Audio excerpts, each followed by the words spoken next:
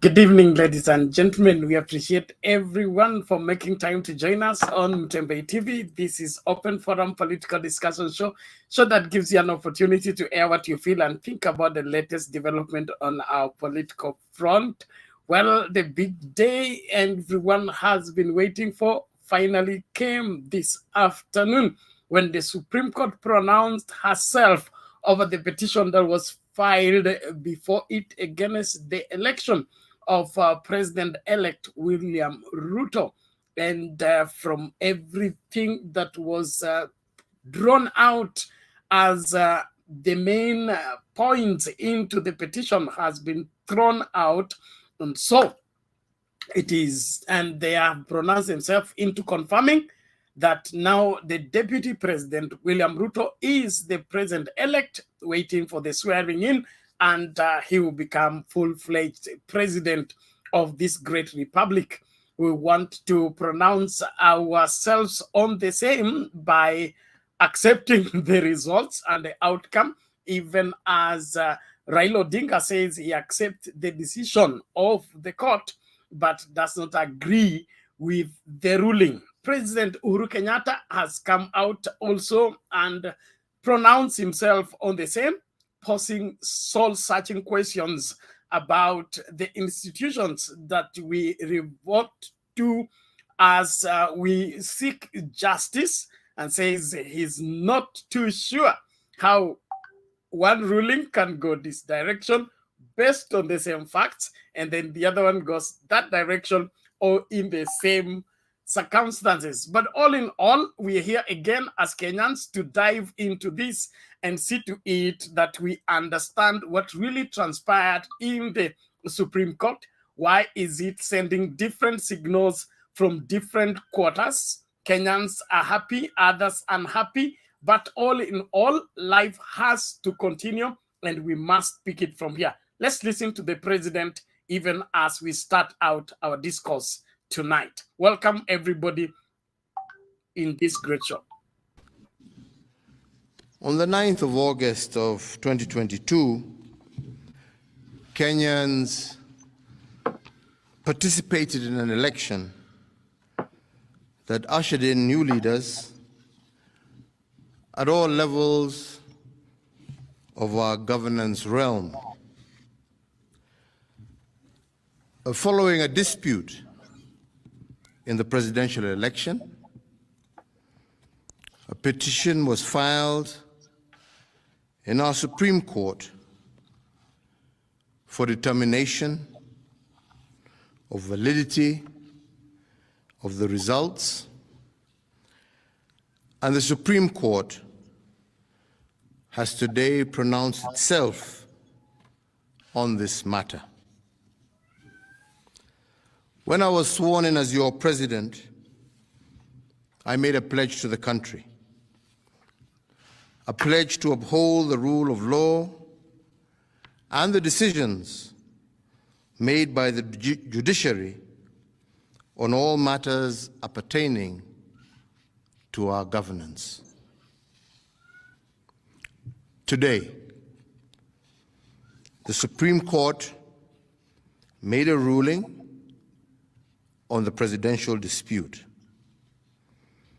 upholding the results announced by the Independent Electoral and Boundaries Commission on the 15th of August, 2022. And in keeping to the pledge that I made to uphold the rule of law when I took the oath of office, I commit to executing the orders of this court to the letter. The process of handing over is in progress through the Assumption of Office Committee, which actually has already begun its work as of August 10th, 2022. And indeed, it is my intention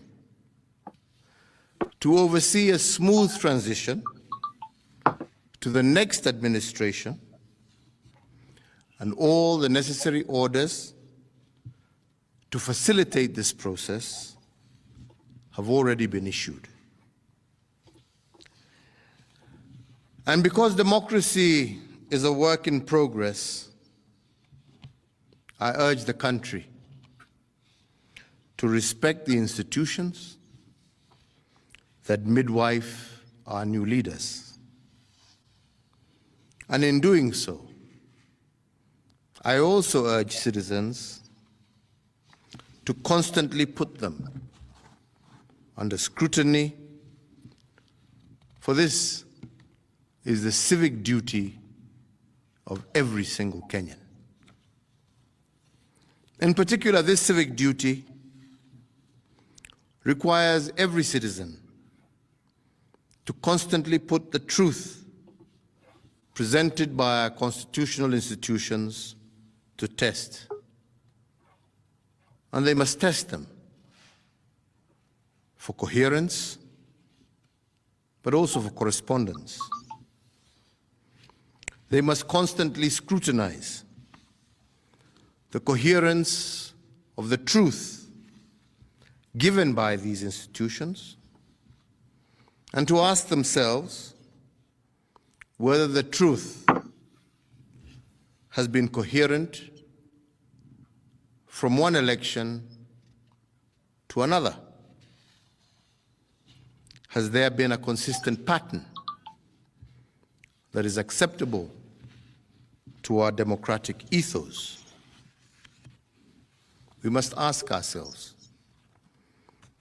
is it about numbers or is it about process?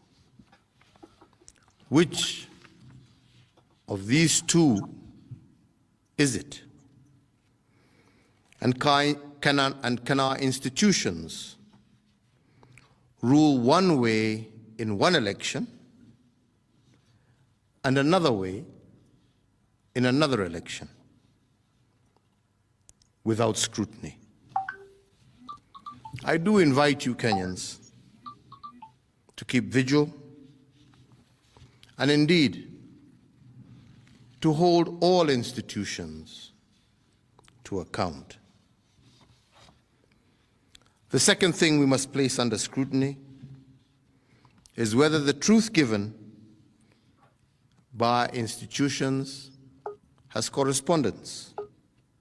That is, do the truths given by our institutions correspond with what is observable by the citizen? True beliefs and true judgments must correspond to the actual state of affairs.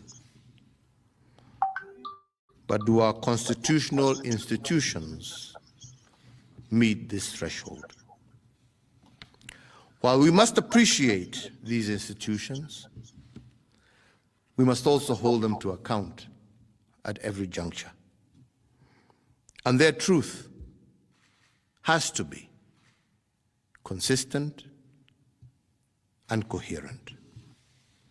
This is the only way we will build our democracy. I want to take this opportunity to thank every single Kenyan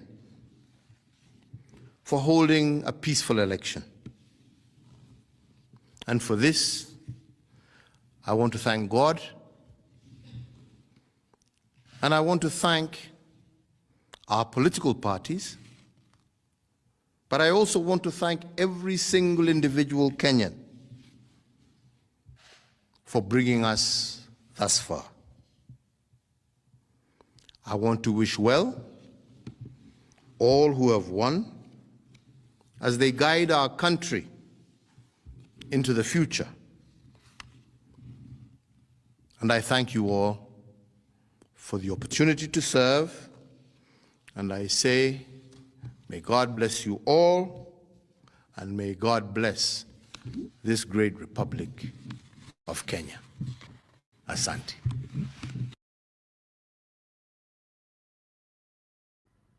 Well, ladies and gentlemen, we appreciate you for making time to join us on Mtembei TV. That is President Uhuru Kenyatta with his remark after the ruling from the Supreme Court. I want to appreciate everybody for making time to join us on Mtembei TV. We will soon be opening the floor for everyone to air what they feel and think about the whole ruling. And we want to appreciate everyone to see to it that every Kenyan is taken care of, even as we usher in a new government from the election manenos. Well, I want to play the speech by by the president-elect William Ruto, even before I open the floor for everybody. And please, when you come into the studio, and I can't mute your mic, it means you are not well configured. Let me see, there is John Nyakeruri. I'm having problem muting your mic. I think you need to check your configuration. Who else? There is, okay, thank you everybody.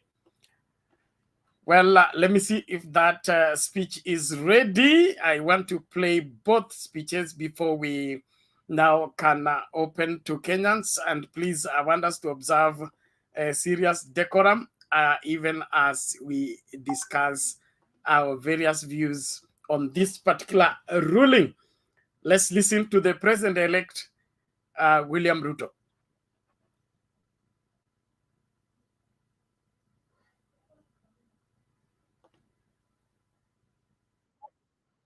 Presidential petitions. Brenda Zeda Radido, KTN News. All right, away from that, President-elect William Ruto has welcomed the Supreme Court ruling that upheld his win. Now, Ruto, who has promised to run an all-inclusive administration, now says he will initiate dialogue with the outgoing President Uhuru Kenyatta of a smooth transition. Now, this amid revelation by Ruto that President Kenyatta is yet to reach out to him, even after the IBC declared him the winner of the 2022 presidential election. Our senior political affairs reporter, Jeff Kirui, with those details. Wonderful, wonderful. He's a man who has no doubt made history in Kenya, being the first deputy president to ascend to the presidency through an election.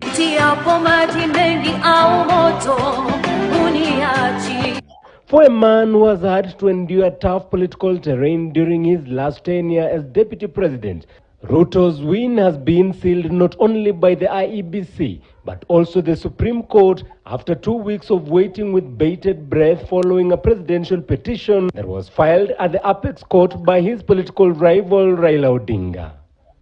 Our electoral and judicial institutions have won, and the Constitution has asserted itself and prevailed. My esteemed competitors now have a credible basis on which to consider the outcome, and we are vindicated by the choice of the people of Kenya. Mine is with a lot of humility to assure you that myself and the team under you, we shall give you the necessary support so that you can pretend over the transformation of this beautiful country. In his maiden speech after his win was upheld by the Supreme Court, Ruto reached out to his opponents, making a commitment to forge unity. Ruto saying he will initiate talks with his predecessor, outgoing President Uhuru Kenyatta.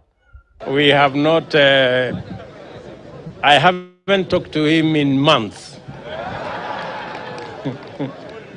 But shortly I will be putting a call to him so that we can have a conversation on the process of transition. He worked hard in his, in his own way, but the people of Kenya have made a decision. And we have absolutely no issue with the democratic choices of any Kenyan. And I want to urge all our colleagues in this struggle those who have been persecuted, those who have wounds. Please, let this victory heal all our wounds. And let us get to work.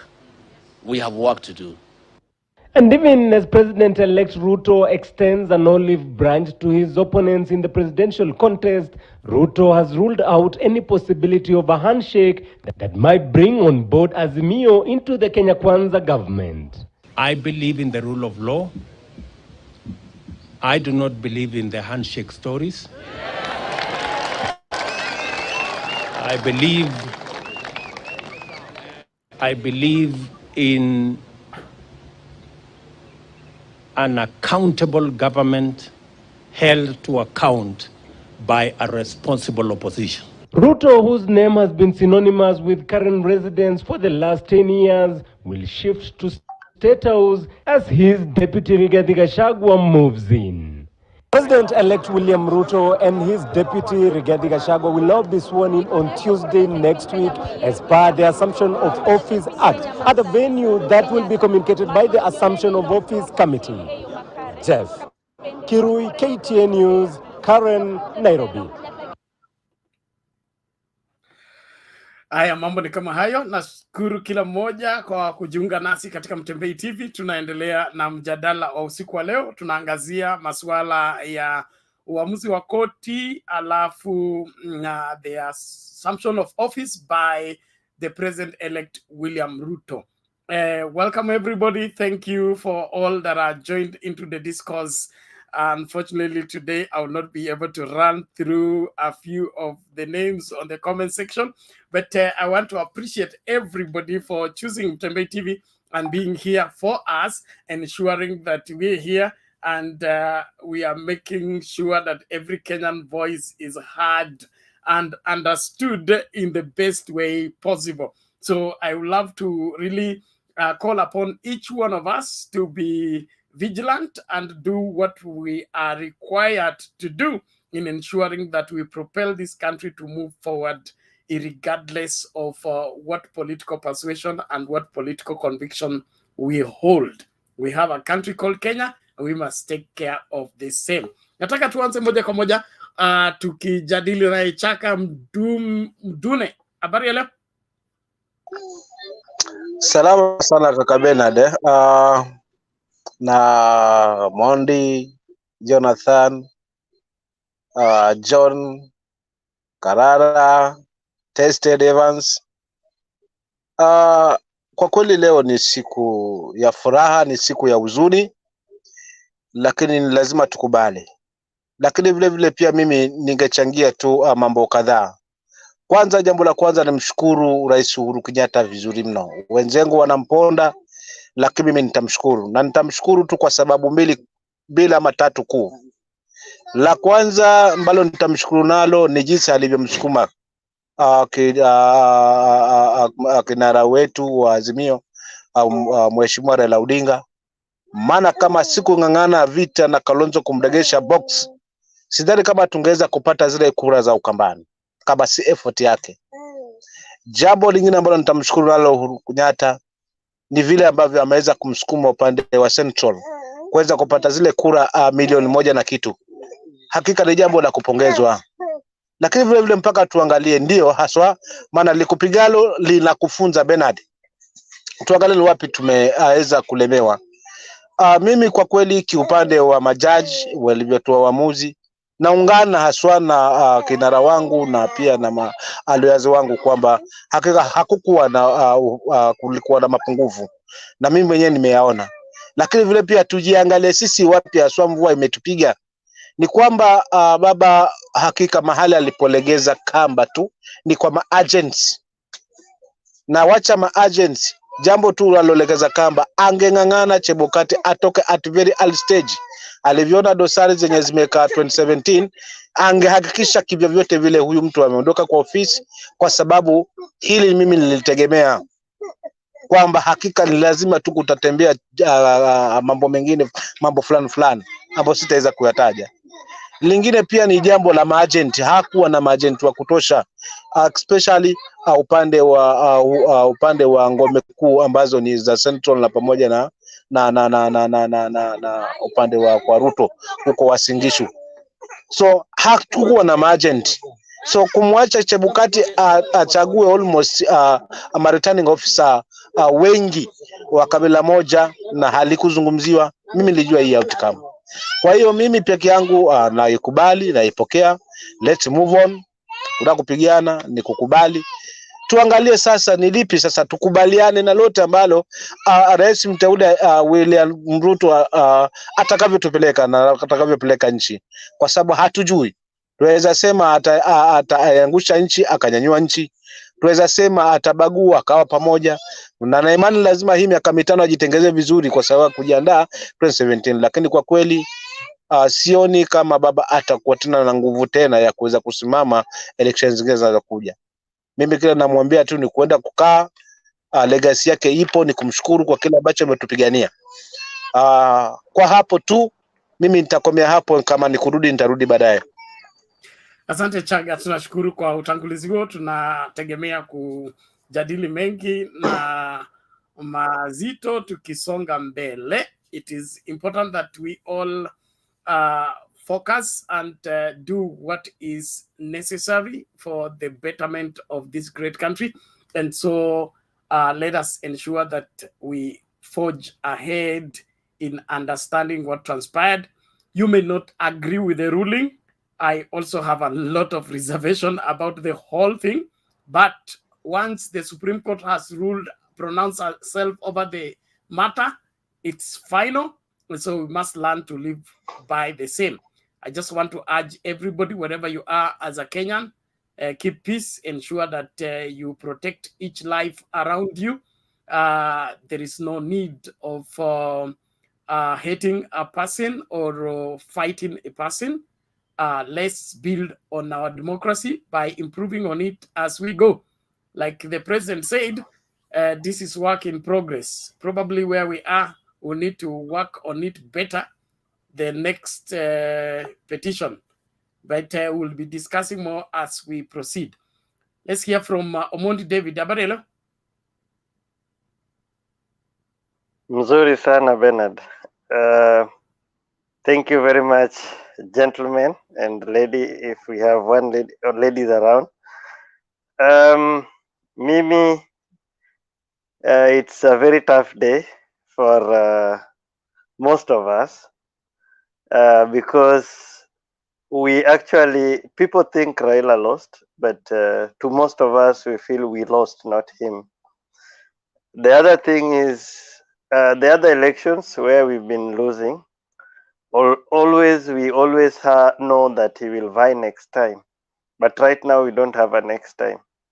And he has left us in the hands of very unscrupulous people, because look at the facts. This guy actually alikuwa amesema alijipanga, but he bought all the state agencies. He bought the Supreme Court. Maybe he paid them long back. He finished with Chebukati long back. So Uhuru and Raila were waiting for whatever was going to come, but the guy knew everything. Judges walikuwa wamemaliziwa kitambo, yao iko kwa account.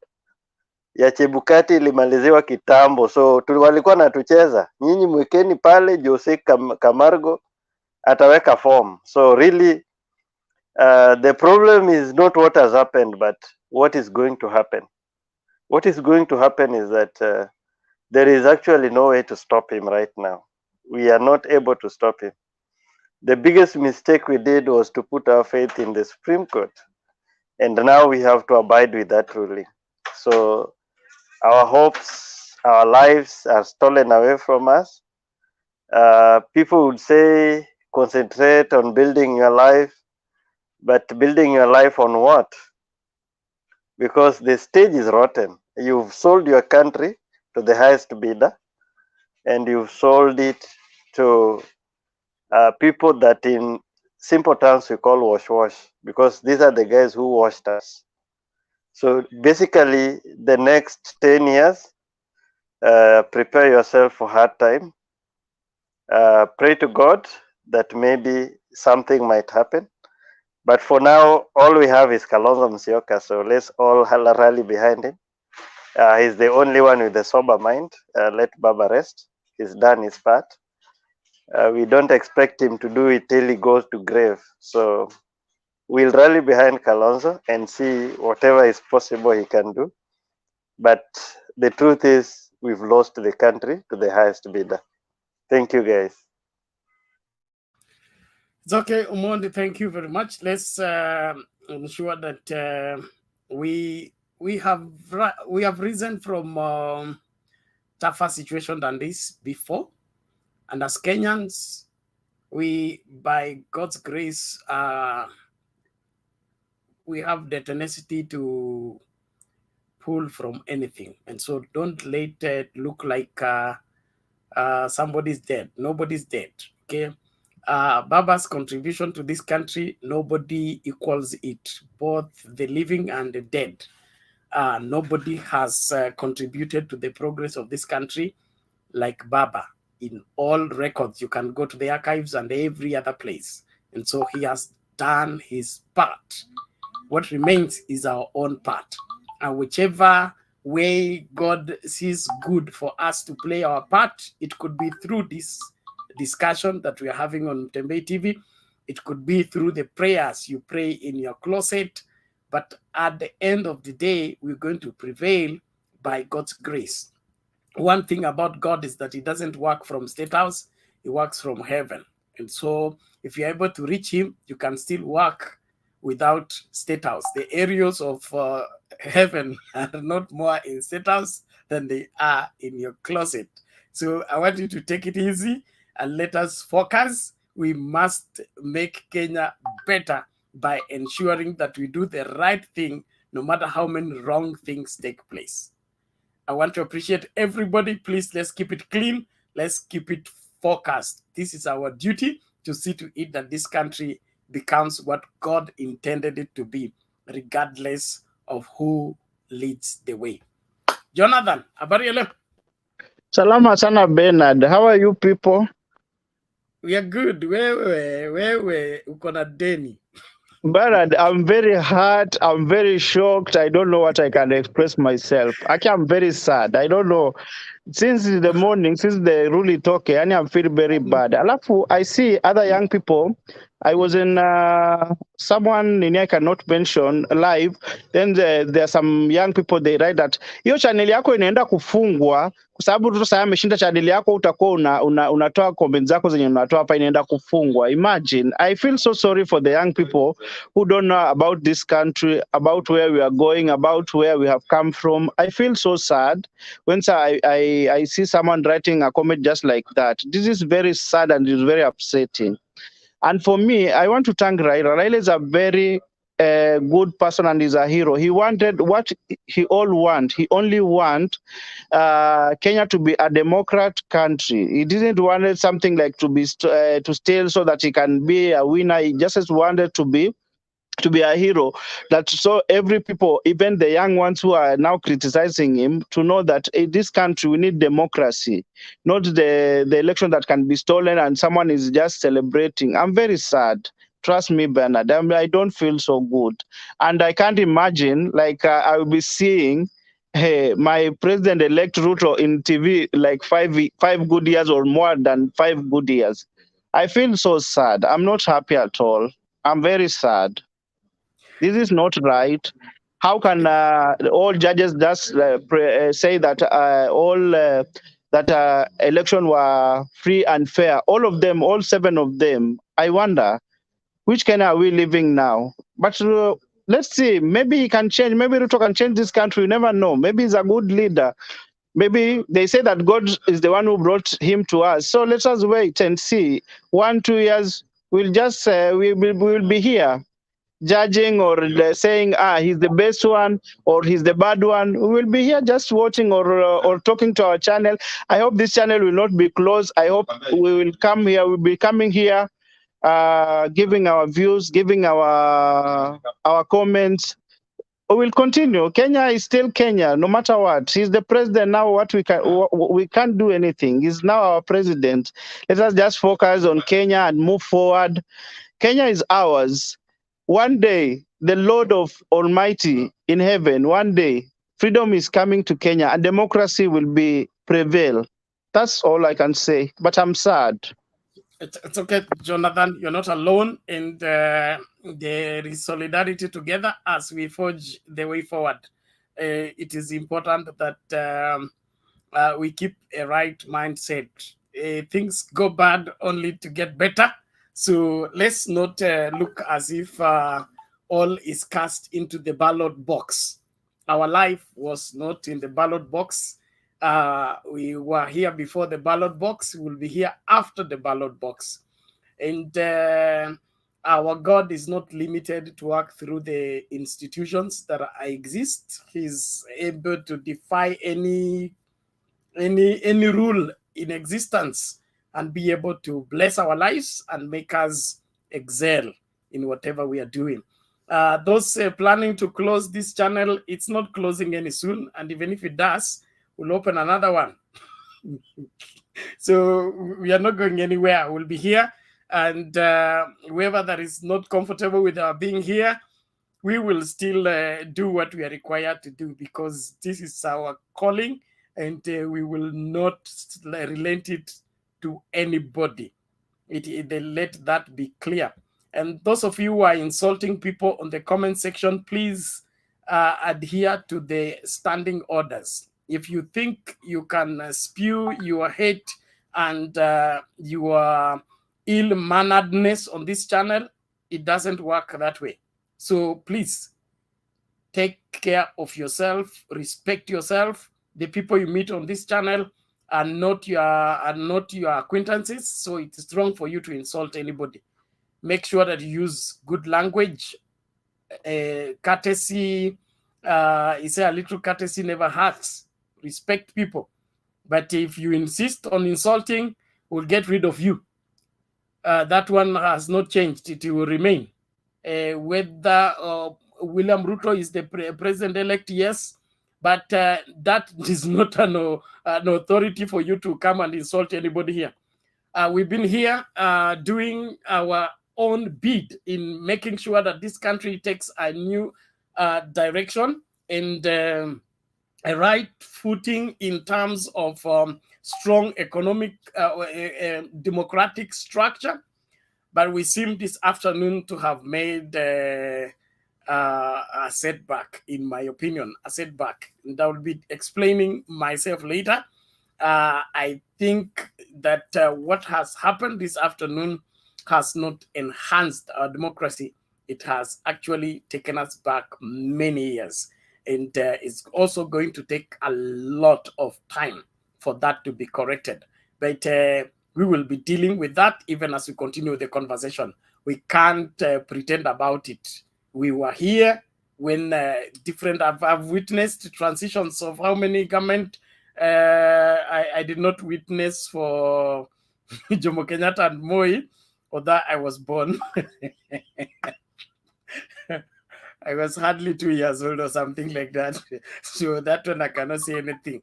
But Moi, Kibaki, I witnessed that. Kibaki, Uhuru, I have witnessed that. And now Uhuru, Ruto, I have witnessed that. And so we'll compare and contrast all that so that we be on understanding. Have we made a giant step forward, or we have retreated ourselves to where we were in 2007? That's what I guess has happened this afternoon, because I don't see anybody going to the Supreme Court.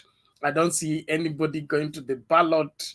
The communities and the Kenyan people who feel sidelined and blocked from the presidency may just give up on voting and give up on contesting. And when that happens, we are worse off than we were in 2007. In 2007, we had chaos because nobody had trust in the courts. And we have just dug ourselves back into that same place. I don't know how we are going to get out of there, but we pray for the best. Tested Evans. Habari leo. Nzuri Bernard and the panelists, good evening, all of you.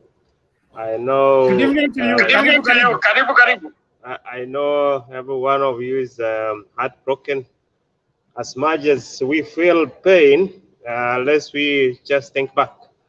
Yesterday, those guys who were there, you remember we said that the Bramba was behind us. And that is the truth. You know, I was just trying to think what the charges did today. I realized that these guys, they were having a grudge with the president. I think they were just paying back. They didn't even check the petition which was put up on their table. Their aim was actually to punish the president. This case, our election, or whatever was put on that table, it was nothing to them. They were just punishing the president. This war is between the president and them. It's not about, actually the people who lost is the Kenyans.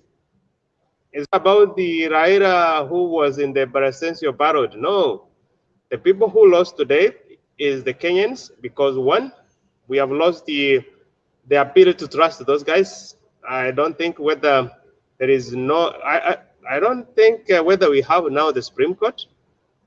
It's either now we, you know, before I used to think that when we have ladies managing some institutions, they can be much fairer and make better decisions. I was so embarrassed when they just do whatever they did, and I couldn't just feel that these guys, they can take that feeling, you know, the feeling, how they were speaking. I could see the feeling that this is not about judgment. It's like we are paying back. What the president did, maybe failed to approve their judges before, they were doing it back. Secondly, now what is remaining in Kenya that we're going to trust? Because the judiciary is gone. The IBC is gone. The executive, now it's gone.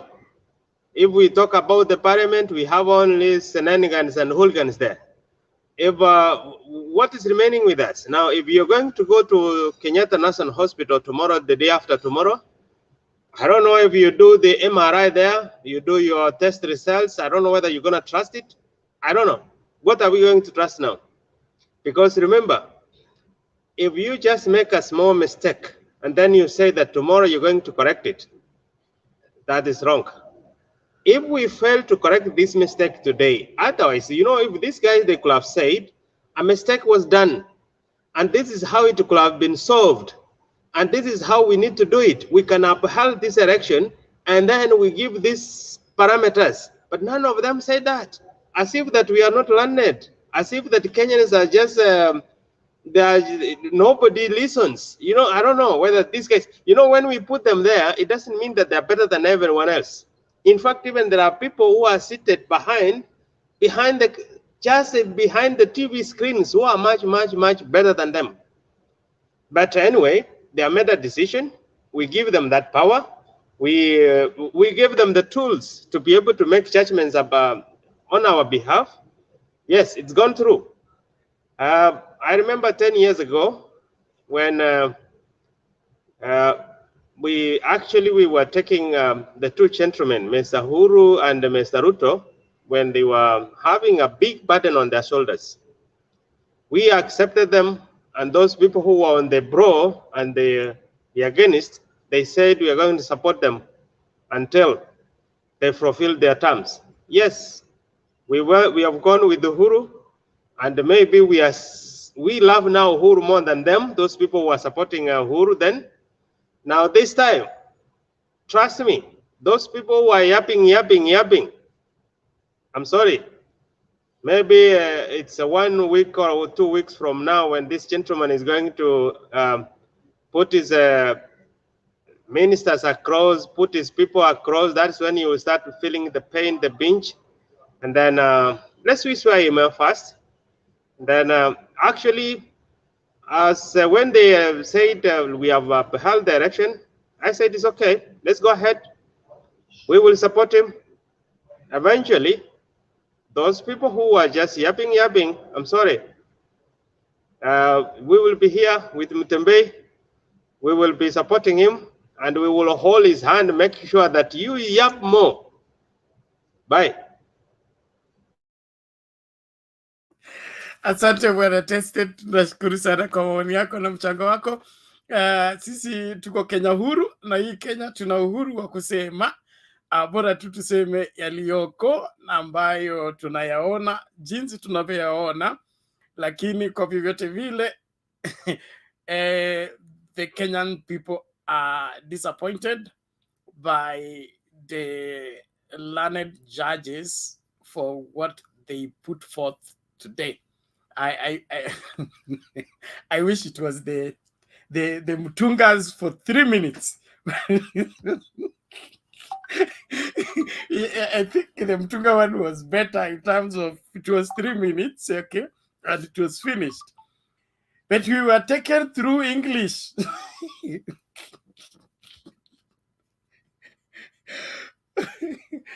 And our English class ended without nothing substantial in terms of reasons why every petition is dismissed. I'm not a lawyer, I'm not a judge, I'm just a Bible teacher, okay? But when judging matters, you don't look at them the way they are demonstrated. But we trust there is always something, there is always a reason behind everything. And so that reason could be for our betterment and our advancement. We may not just know. But all in all, let us forge ahead. Let's observe our dignity as Kenyan people. Don't let anything stop you from being a proud Kenyan. Do your bit. Let those who want to run down this country do theirs, but we'll do what is right because it is right, and that makes us feel great because we did it the right way. We went and voted the right way. We went and chose the right leaders, and whatever happened thereafter, whoever caused it, he will carry it on their own head, on their own shoulders. But as for us, we will be proud that we did our part in history. We have been here every day for the past 11 months, talking to Kenyans and showing them what is good and what is right. We did our part, and we should be proud of that. Whatever else that happens thereafter, tunaweza kunawa mikono. But all in all, karibu kila mmoja. Nashukuru kwa wale ambao mnaendelea kukaribishana. Tuendelee kujumuika katika Mtembei TV. Hapa utapata nafasi ya kusema yote ambayo yako moyoni mwako, bora tu isiwe matusi na isiwe propaganda. Tukue tu kwa ukweli, haswa kwa nchi yetu na future ambayo tulionayo. Dada Roda, habari ya leo? Niseme mzuri. Karibu. Anyway, habari zenu, majina siwezi taja majina yote, just receive. Leo I have been so sad, I have been crying. My heart have been so sad. Yeah, but now I'm coming better. But still, I don't know when it will come back. Maybe it'll take a month or years for me to recover. It was, I get so disappointment today in the court, how our justice represent. It's so sad. They are taking back far, and God has been so great to us for those 10 years. We have seen a lot of fruits. Why they want to destroy what God has been blessing us? Anyway, I didn't see any democracy today in our country, and justice and fair. That's what I saw.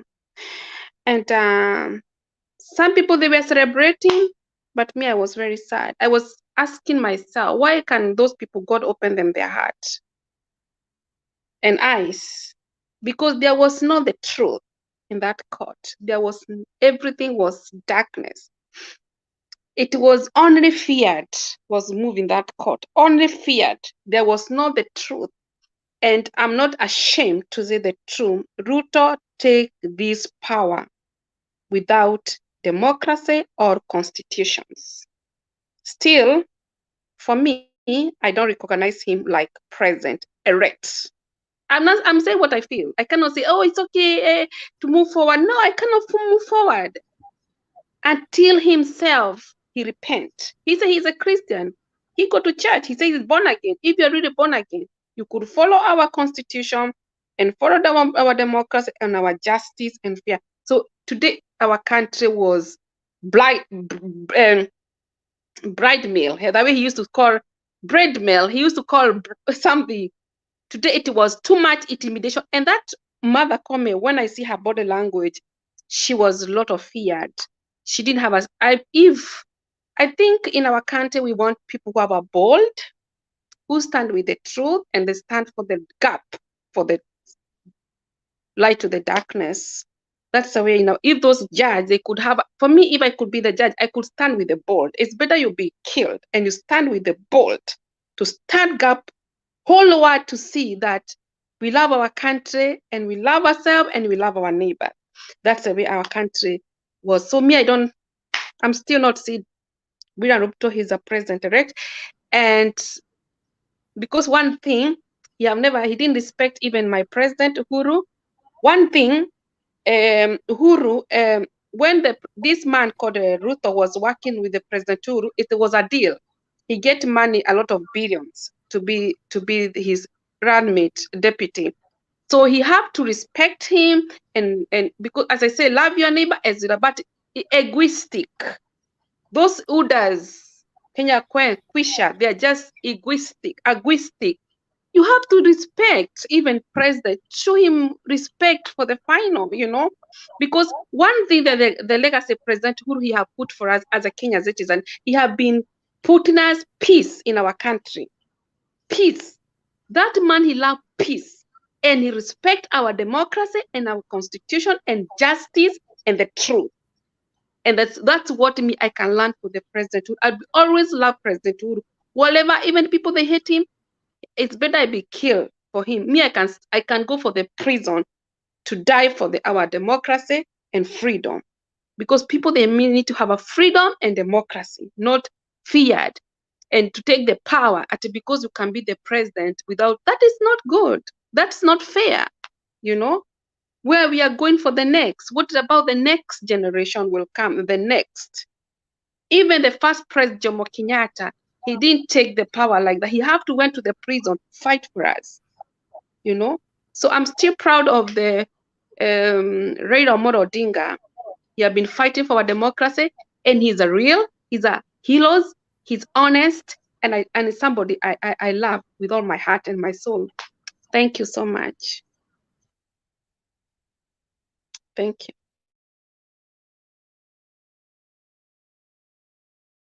Asante sana dada Roda kwa maoni hayo. Tunashukuru, tutaendelea katika vita hii mpaka tupate haki ambayo tunaweza kuwa sisi hatutaienjoy, lakini watoto wetu wataienjoy.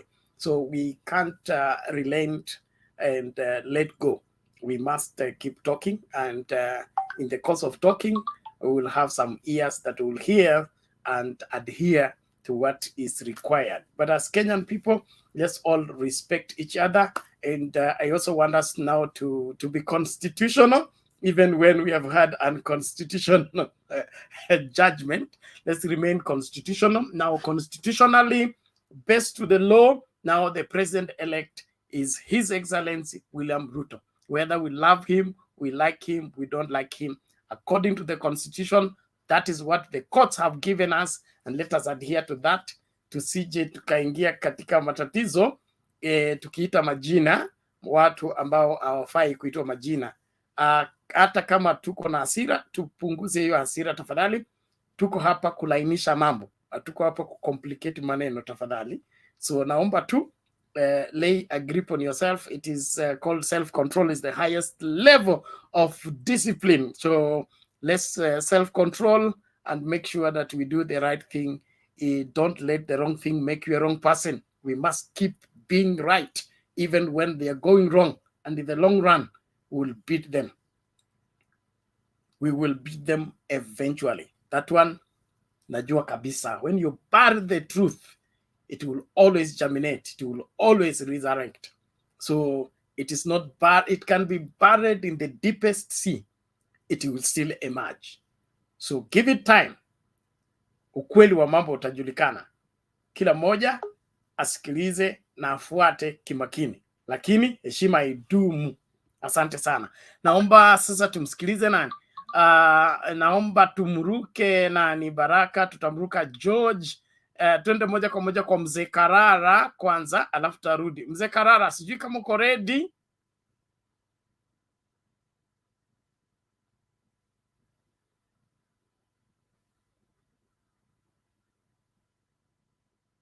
Okay, he seems not to be ready. Let's listen to Baraka Odongo. Abarela?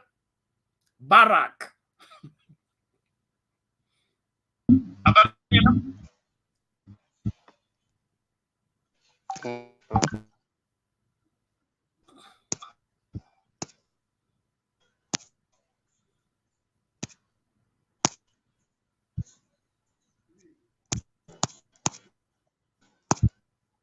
You click once, not twice, just once. You are still mute. Yes. Still mute. Yes. That's okay. That's okay. Go ahead. Go ahead. Hello, everyone. Hello to you. How are you? Hello to you. How are you?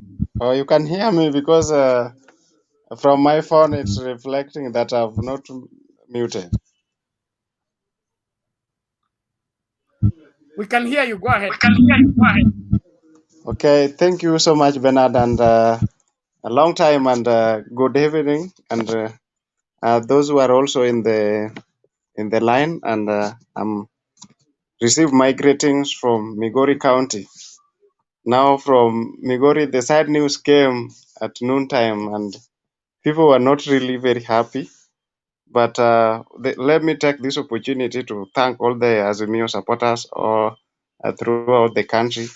We thank you for your support, and I also want to thank our who was our flag bearer, Raila Odinga, for the spirit he have given us to us. He really fought for us well, and us as Azimio supporters, we should just give our thumbs high because we stood for what is right. And we are really sad over here. Since noon, people are not moving very well. People are very sick inside and outside. So, and we are also waiting for RAILAs to give us direction. Maybe it will be tomorrow. We are still waiting. But it's not over until it's over. And we are waiting for the next course. Thank you so much, Bernard. I hope we'll talk more tomorrow because I started speaking, but now I'm getting so much. Yes, thank you so much. Bye. Take it easy, bro. Take it easy, bro. Take it easy. We've been here before.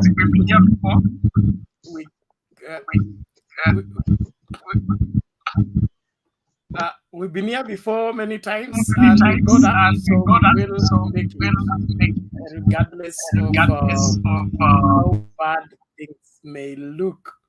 Now, kuna watu hapa wananichokoza, wanataka niseme kitu. Ni kina nani hawa? Wanasema what something I need to respond to. No, yes, they are saying that I was bitter yesterday. Bitter with who? I have always stood for what is right, and I will always do that. Even if we go for another election right now, I will not support William Ruto because I don't trust him as a person. Okay? His track record has not convinced me otherwise. And I've not pretended about it ever. I will not pretend about it. So going back to the ballot now, I will still not vote for him, just like I did not vote for him. And if given a choice between William Ruto and Raila Odinga, I will pick Raila Odinga anytime with my eyes closed, open, or anything.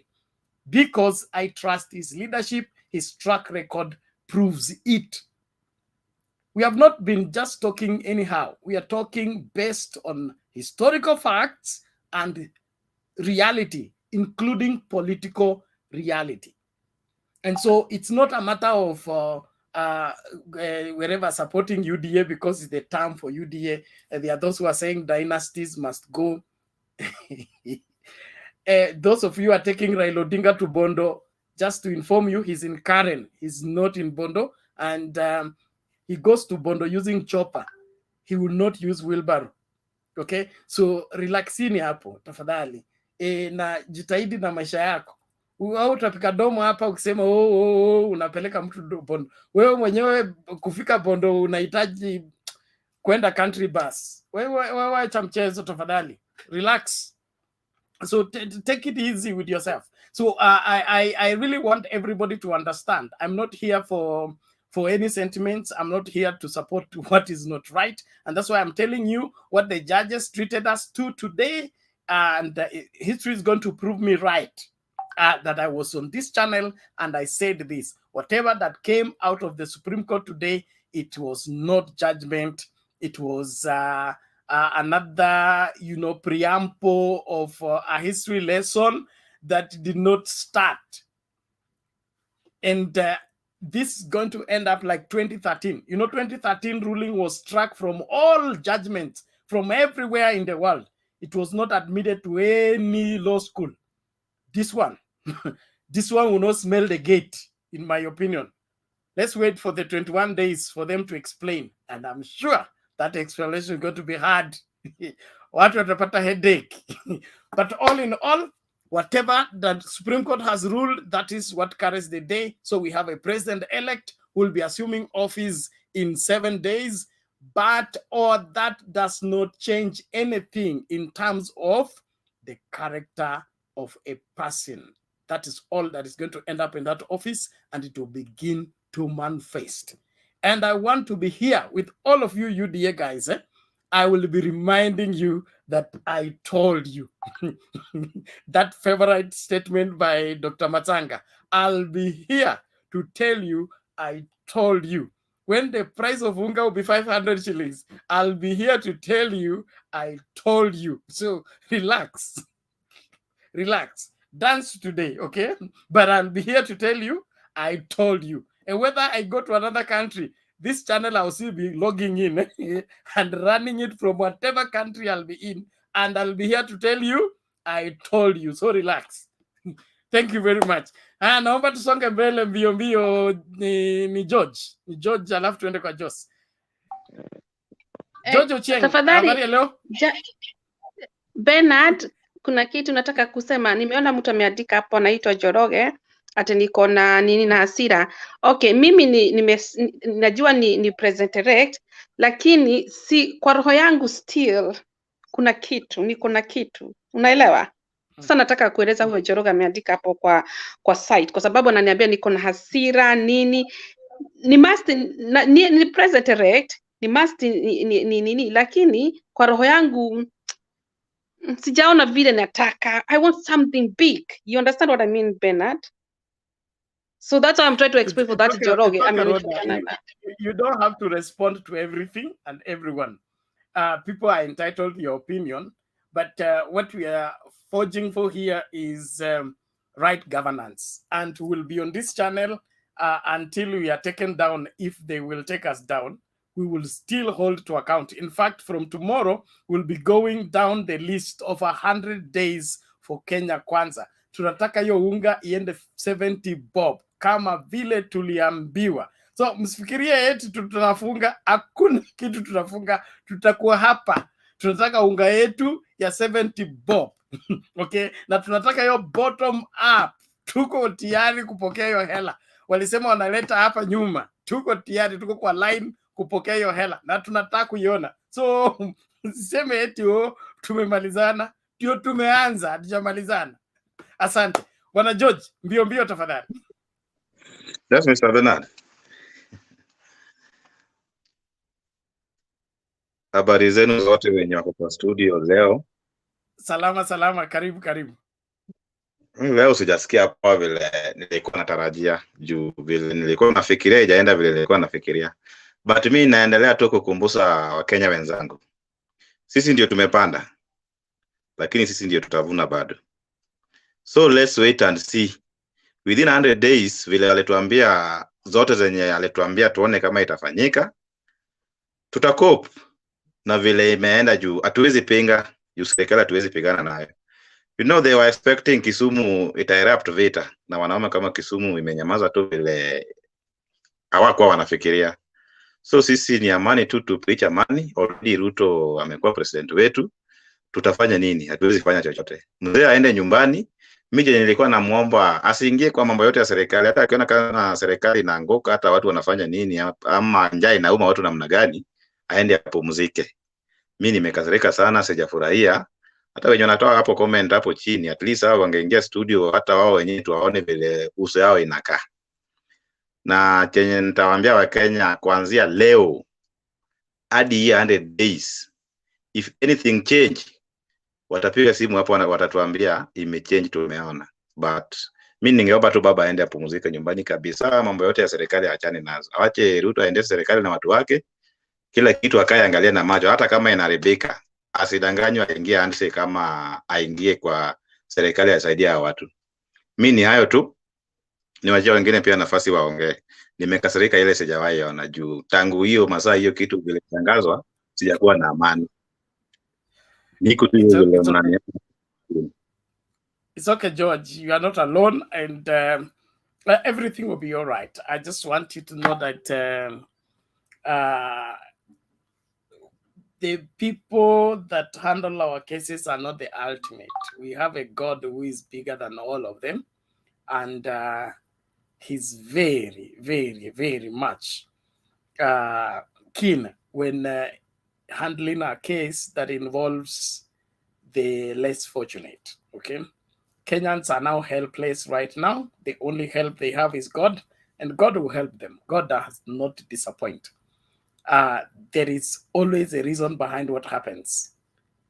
Don't let this thing look like it's the end of the world. It is not the end of the world. We are going to come out of this.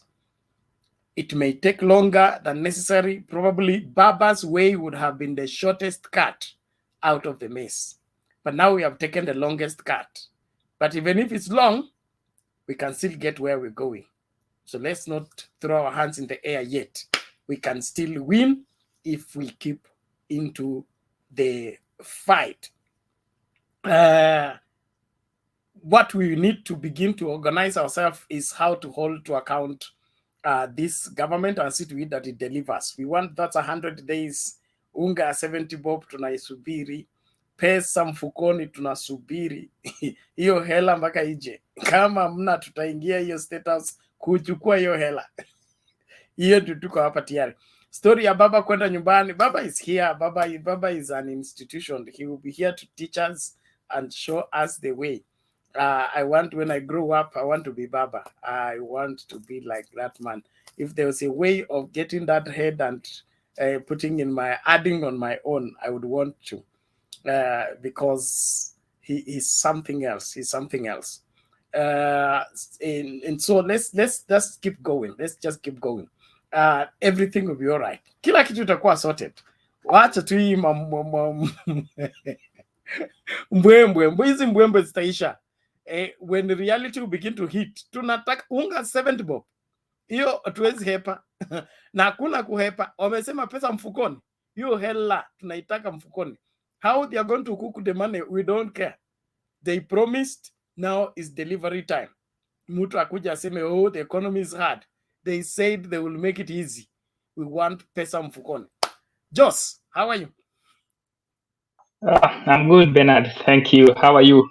I hope kila mtu ako poa. Well. What happened? Kenya Power does not work there. Hii ni mudi ya kumon the day, you know. Sasa tuko morning. Anyways, wacha tu niagiri na wewe, Bernard, that hii time vitu haikwenda our way, and it's really sad, and it was emotional for most of the, I think, supporters wa Baba. Unajua sisi supporters wa Baba si tu wale ati ukitingishwa pesa unafuata. Sisi tuna support Baba because tunajua what he stands for. Ni mtu kesho kuto utaona ana smile, he's happy, you know, compared na wengine wenye tunawajua. On to my points today, I think last week Mwilu alisema, Deputy Chief Justice alisema they will deliver justice to all Kenyans. Na mimi nilikuwa na expect that justice itakuwa kwa Kenya wote, si kwa some section of Kenyans, because I think in this case imekuwa justice to some of the Kenyans, but for the rest, of course there's nothing we can do. Maybe tu tutaumia kipolepole, lakini sisi kama justice, sisi na justice tuko mbali. Next, maybe I think this is part of the process, you know. Bernard umesema, I think in the long run we are heading somewhere, and maybe this time haikuwa yetu, but who knows. I think it's not the end of the world, you know. Unajua jua haijacha ku rise na kuset, so things still zitaendelea na tuta keep on speaking na kufanya what you're supposed to do. Maybe niseme 2 points, maybe 2 points and then nimalizie. I think for the guys who are UDA, I think I see some of them in the comment section. You know, sisi tuko downside, tuko down kabisa, tuko pande, tuko side si time ya campaign ama tuko down, and then some of you guys kukuja kwanza tunajua mmeshinda, si ndio? You should celebrate. We are happy for you, but at least you should understand our position that sisi ni watu pia tunaumia pole pole, so you should at least try to encourage us na try to kutuita pia sisi tuwajoin pamoja. Yeah, and lastly Bernard, I think for me I'm a little bit discouraged na my hope imedim kiasi, sababu kama Raila alikuwa na numbers Kenya mzima everywhere, so maybe I'm just wondering what will happen to the next guy, because it is unlikely that Raila will run 2027, be it ni Kalonzo. Kama Kalonzo ataplay fair, and I don't think Kalonzo has a match numbers za Raila, what will happen then? So I think our courts may let down. I think that's all for now, Bernard. Thank you. Okay, thank you very much. We appreciate it, and let's not define democracy in personalities.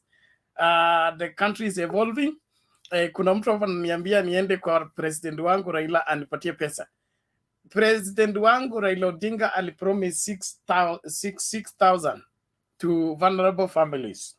He promised free education. He promised free health care. He promised revamped economy. He promised industrialization. Okay? You have said that is not good. What you want is bottom up. What is bottom up?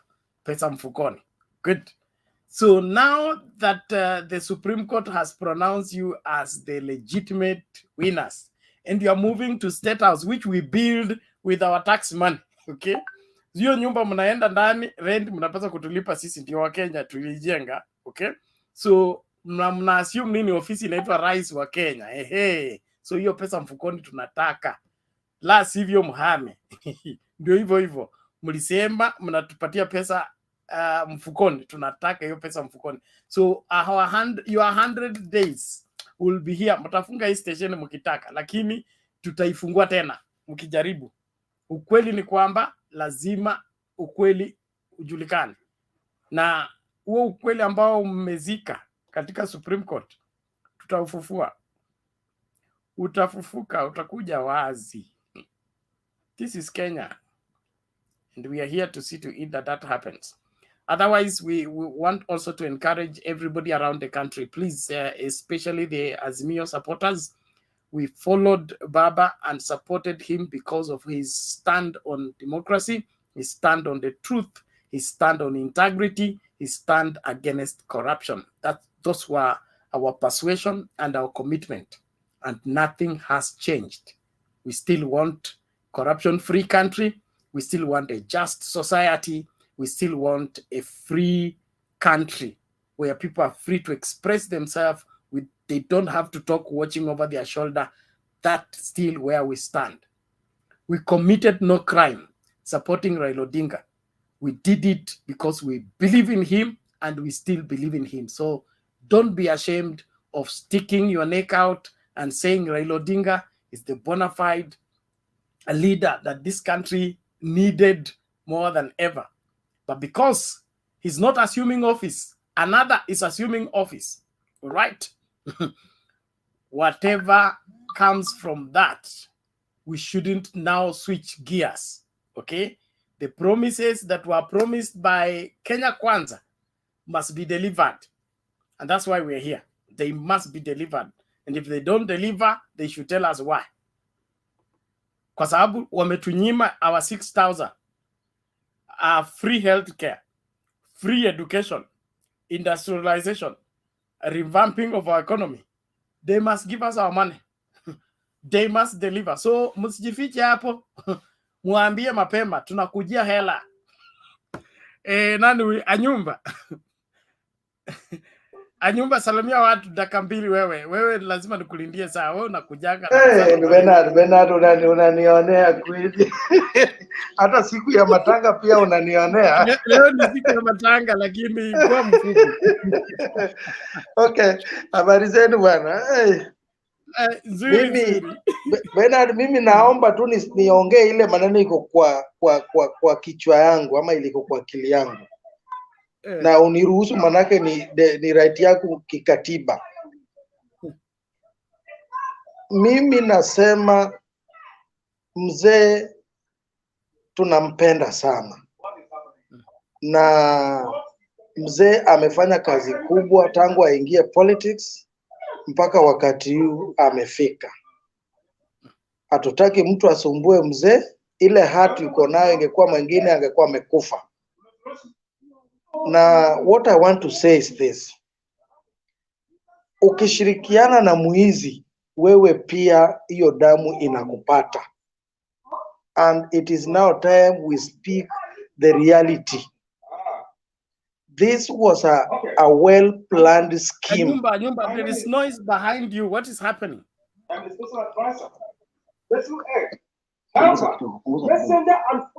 Sawa, napunguza Bernard, napunguza. So this was a well-planned scheme, and I am sorry, Rhoda, maybe you might not get my point properly, but let us call a spade a spade. 2002, we voted for Kibaki, 100%. 2007, the Rift Valley people, they voted for us, RAILA ODINGA. That is true.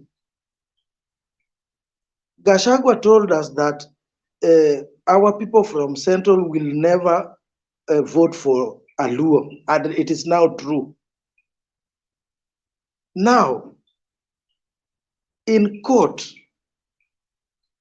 to be sure, there was no judgment, even if you don't love someone. All of you 7, no one did not see even a single comma to say this was wrong. All of them 7 said yes. So this thing, it was well-planned scheme long time ago by Uhuru Kenyatta. And I don't fear, and I will say this: Uhuru Kenyatta did not want Raila Odinga to be president. That is true, and it has come out. Everybody knows.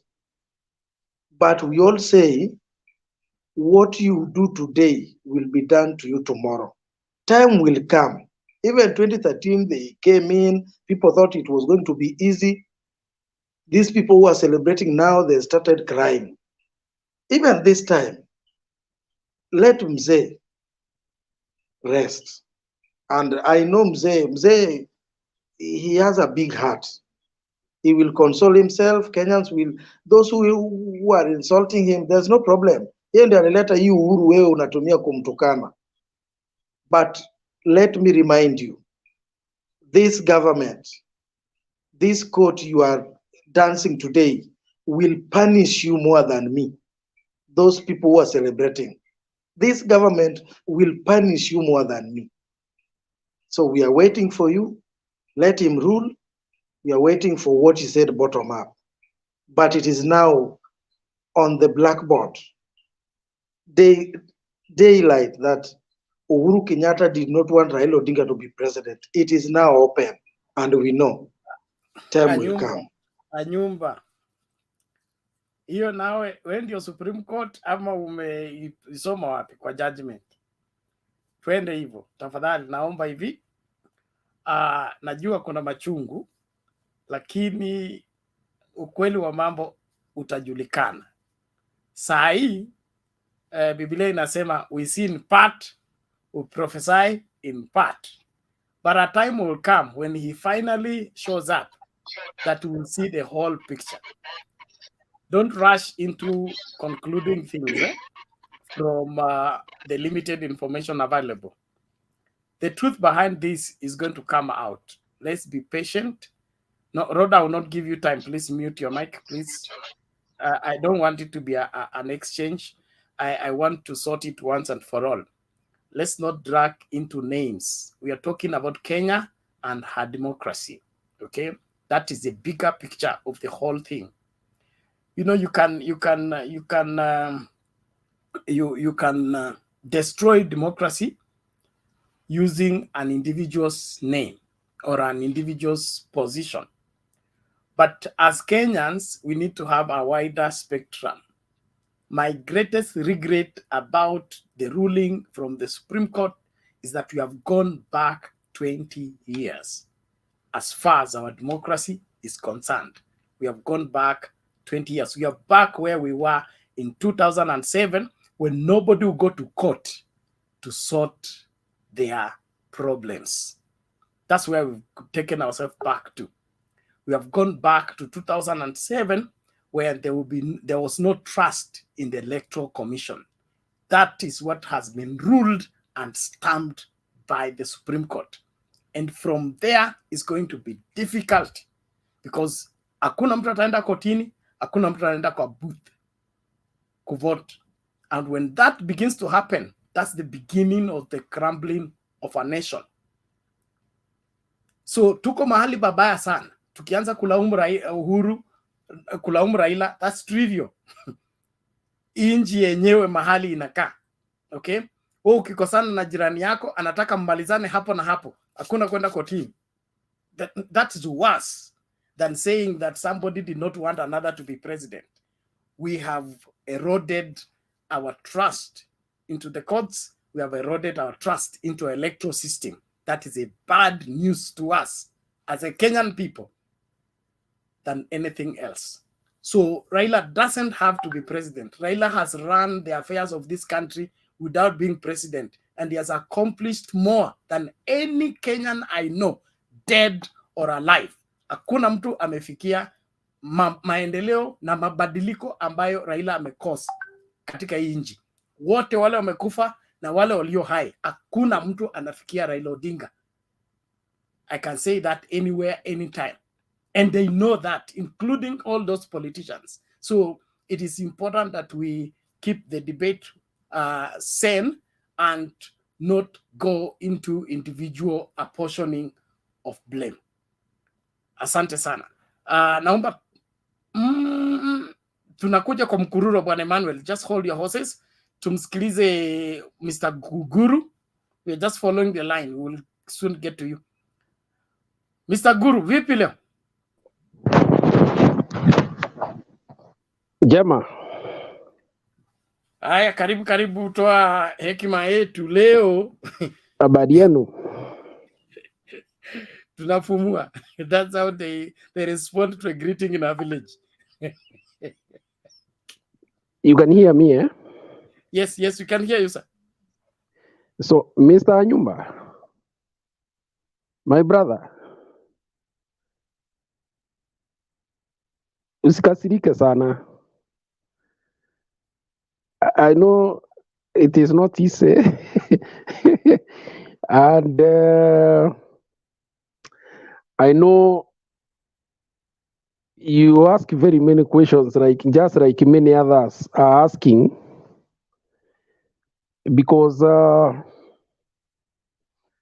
there are things that still do not seem to have straight answers. But I can tell you to rest assured that for the first time, Raila Odinga got nearly more than 1 million votes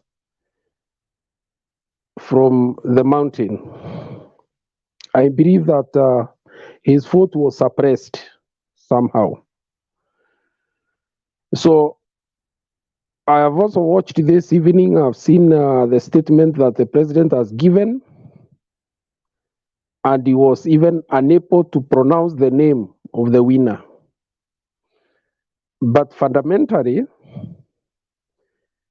he has asked the Kenyan public, and this is a serious matter like the one that Bernard is bringing up, the coherence and consistency of the decisions that are made by our courts. His win was nullified on the account of processes. Now we hear it is about numbers. So he asked, which is which? And called on Kenyans to start having vigilance on the public institutions like the Supreme Court and asking the right questions.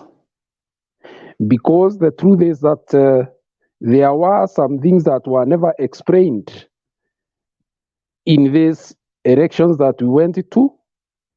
One of them being that the chairman of the Electoral Commission published 2 sets of books on which to write the results.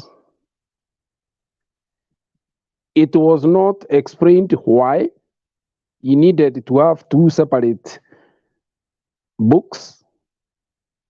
It was not explained where those books went in some of the boxes that were opened up. The court did not help us to understand what it was about. But what we are told is that those books were part of the strategy of stealing the last general elections. And it is part of the process. So I understand very well where the president is coming from. That when you leave the communities with such questions, they start wondering, like Bernard is saying, do we move to court next time?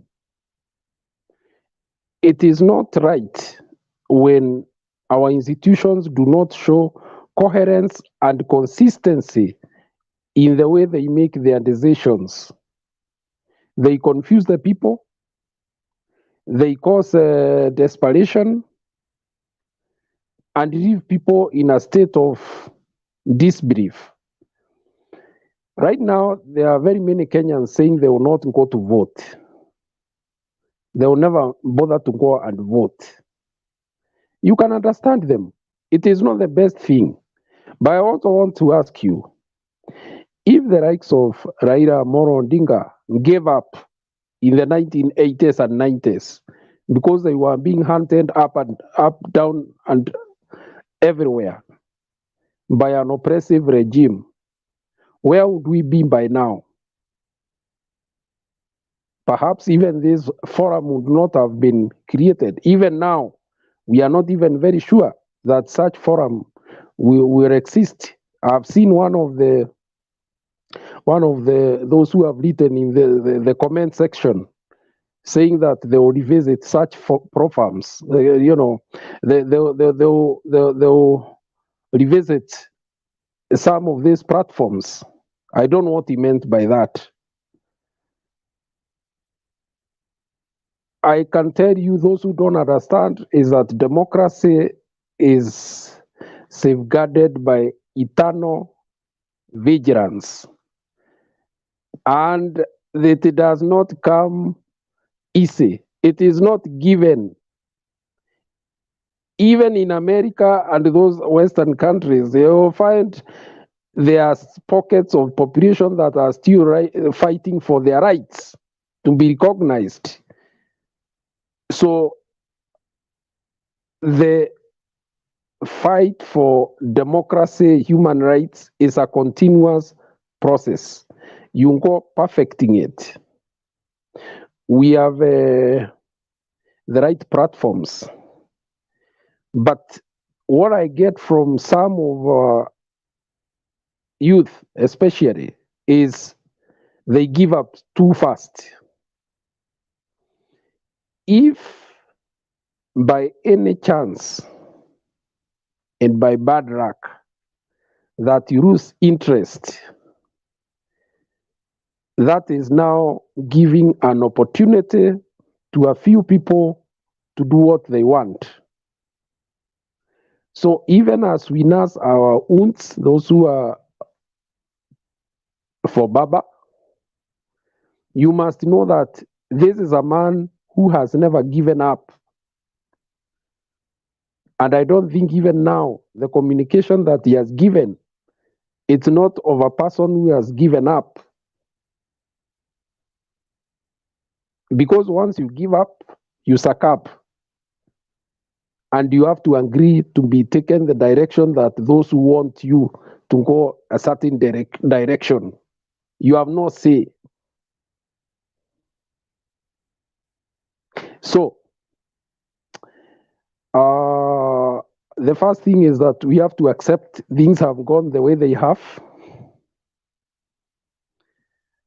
Number two, like Bernard has said, it is eternal vigilance. The incoming president has promised that he is going to give people space, although it is not him who gives, it is the constitution. So for us, like Bernard has said, what remains now is to put the government on its toes. They have to give what they promised. Already the kind of expectations, especially from our Mount Kenya region, Rhoda, you may not know, the youth are saying that a lot of time is being wasted.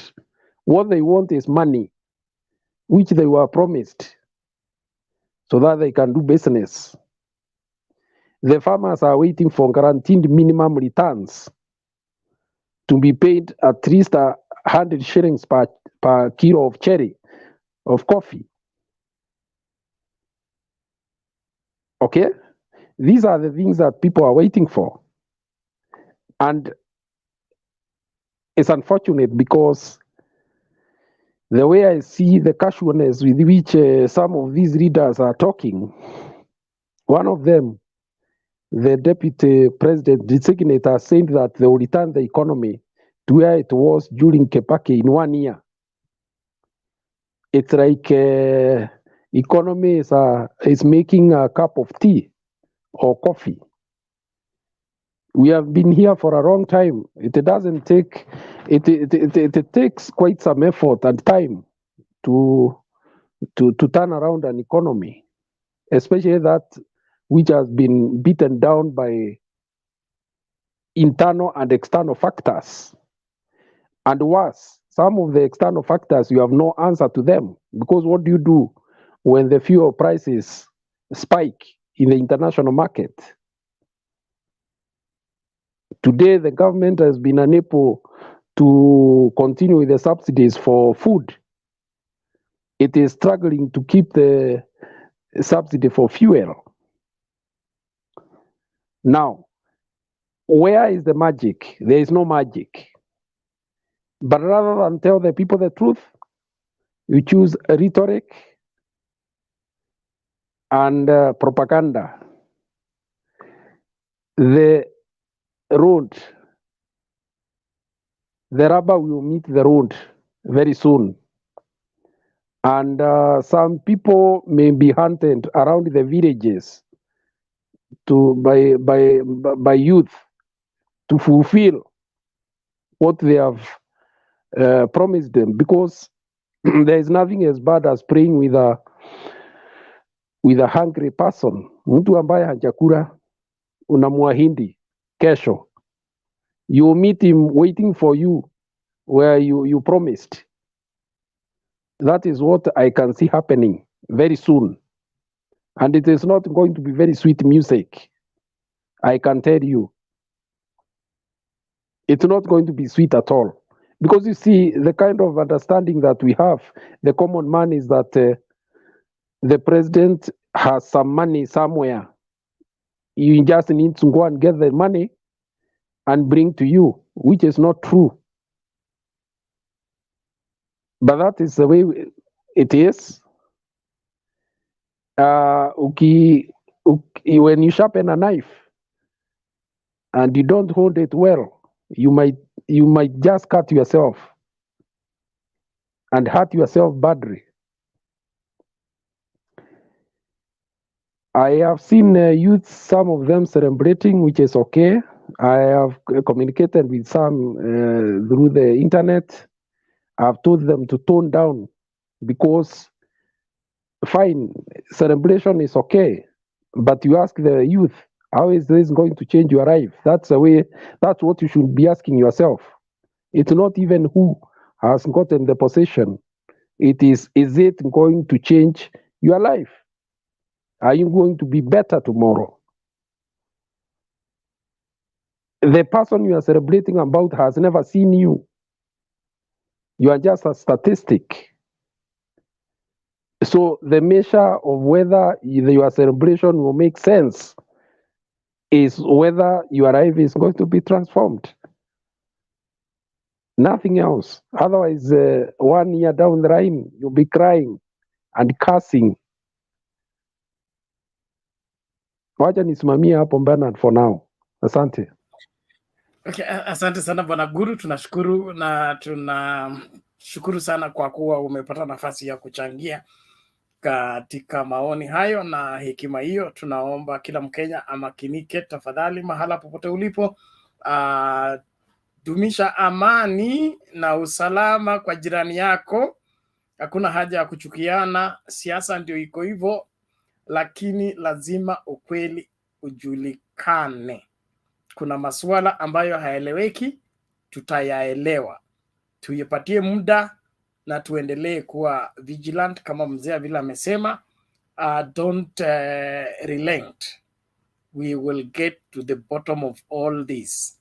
Whatever transpired is going to emerge one of these fine days. Even if it takes the longest time, we will eventually get there. There is something about this country that has persisted for a long time, but we will get to the end of the same. So I want everybody, wherever you are, please let us maintain peace. Let us watch out one for another. We are in this together, and it has to work out for our good. It has to work out for our good. Some of the things that God does are not logical. Some of them don't make sense. And that's why he asks us to trust him. Trust is only necessary when tracing is impossible. Okay, when you can't trace, that is when you can trust. We don't know what God is up to with all this mess. IBC, now Supreme Court, now there is swearing in. Whatever God is up to, we will come to it later. For now, let's trust him. One thing I know is that God is not going to throw us to the dogs. He's not going to do that. He loves us and he wants the best of us. And so let's keep hope alive and let's remain focused. Let's build our future. But pesa zetu tunakujia. Pesa zetu tunakujia. Zote za mfukoni, za sokoni, zote zile tuliahidiwa, lazima tupewe. Na hakuna kukwepa sahi. Hakuna. After swearing in 7 days, tunapanga foleni. Kama ni State House Road, tutakaa Uhuru Park, tuletewe hela. So, jitahidini tu hapo. Tunakujia hela. Mlisema kuna hela na tutaiweka mfukoni. Hiyo nitaendelea kuwakumbusha. Na kumaliza tu swearing in ni Tuesday ama ni Monday. Kumaliza tu hivi Wednesday tuko Uhuru Park. Hela yetu. haki yetu tupewe. Vijana, wazee, wamama, mama mboga, mama mkokoteni, all of them, pesa yetu tutakujia. Emmanuel, vipi lakini?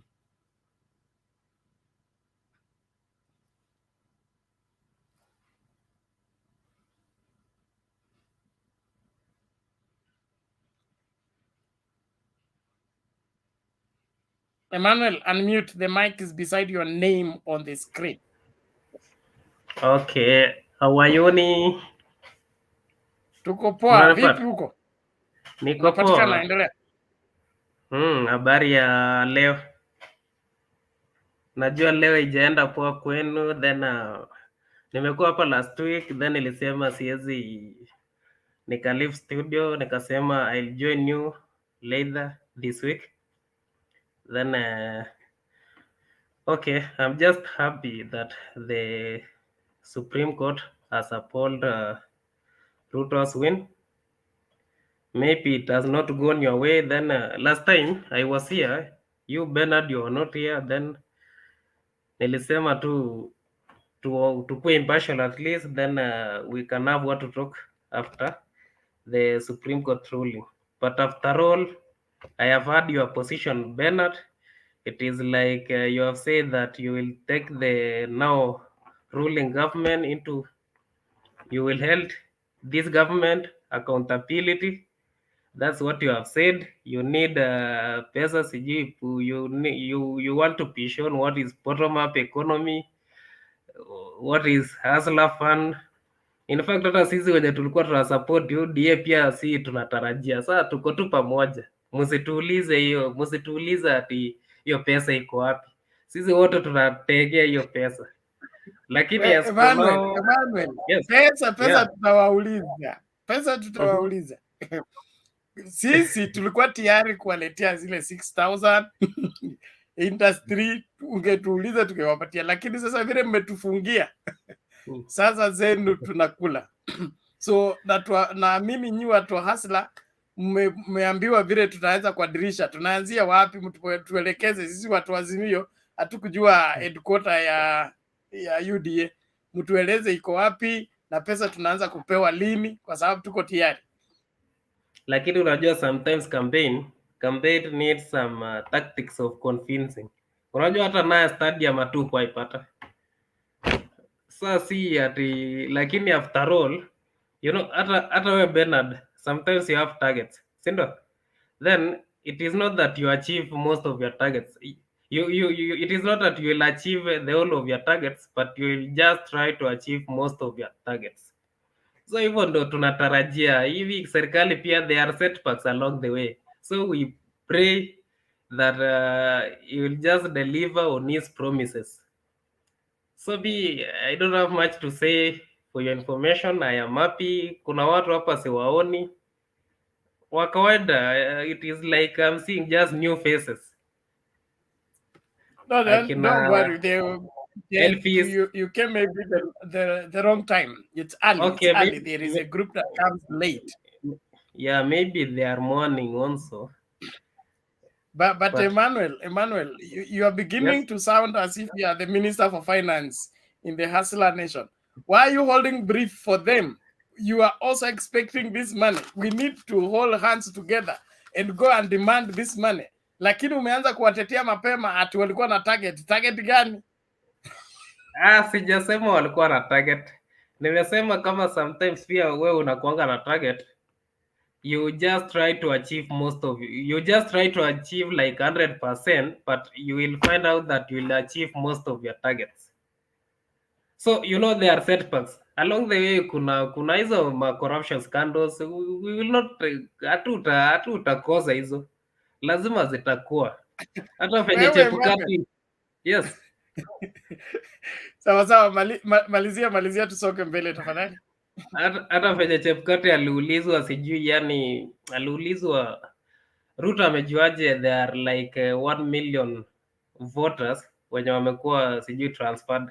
Then akasema as you are running an organization like this, some things like that you don't expect ikosekane. So vitu zingine lazima tu zitakuwa, but we expect that. But I believe in Ruto's administration. That's why I voted for Ruto. And for Azimio, it was just kila mtu najua, hata Bena tulikuwa unajua hii kesi hakuna mahali inaenda juu hiyo show, hiyo poto lilikuwa kosa. Hata wewe nikikuuliza kitu ya kwanza, Chebukati alisema media, kila mtu just organize yourself and be at the polling station. Sasa mpaka media nani kila mtu alikuwa available at the polling station. Sasa mnataka okay, achana na imeisha. We now have the 5th president and we have to move on. Thank you, Mr. Bernard. Emmanuel, thank you for your submission. I will respond to you as I leave. I move to the next person. We are here looking at the merits and the demerits of the case. Okay, I am yet to be told, okay, how Gladys Wanga got 400,000 votes in Homa Bay, and Anyang' Nyong'o got 400,000 votes in Kisumu. And in both places, Raila Odinga got 200,000. In the history of voting, ever had something like that? You are just specific in, is it Homa Bay? Homa Bay and Kisumu. I'm just giving you two sides. Yes. And then if we could have gone with that example, don't you think we could have dismissed this petition long time ago? That's exactly what I'm telling you, is that Chebukati and his polling station and his public portal and all that game. Tunakwenda kujua mbivu na mbichi. Ngoja tu tufanye forensic audit. Lakini story ya kesi tumemaliza leo. Tuko na the 5th president of the Republic of Kenya is His Excellency William Ruto, na tunakujia pesa ya hasla. Tunakujia hiyo hela. So mwambie afungue mifuko. Okay, pesa mfukoni. Hiyo tunakujia.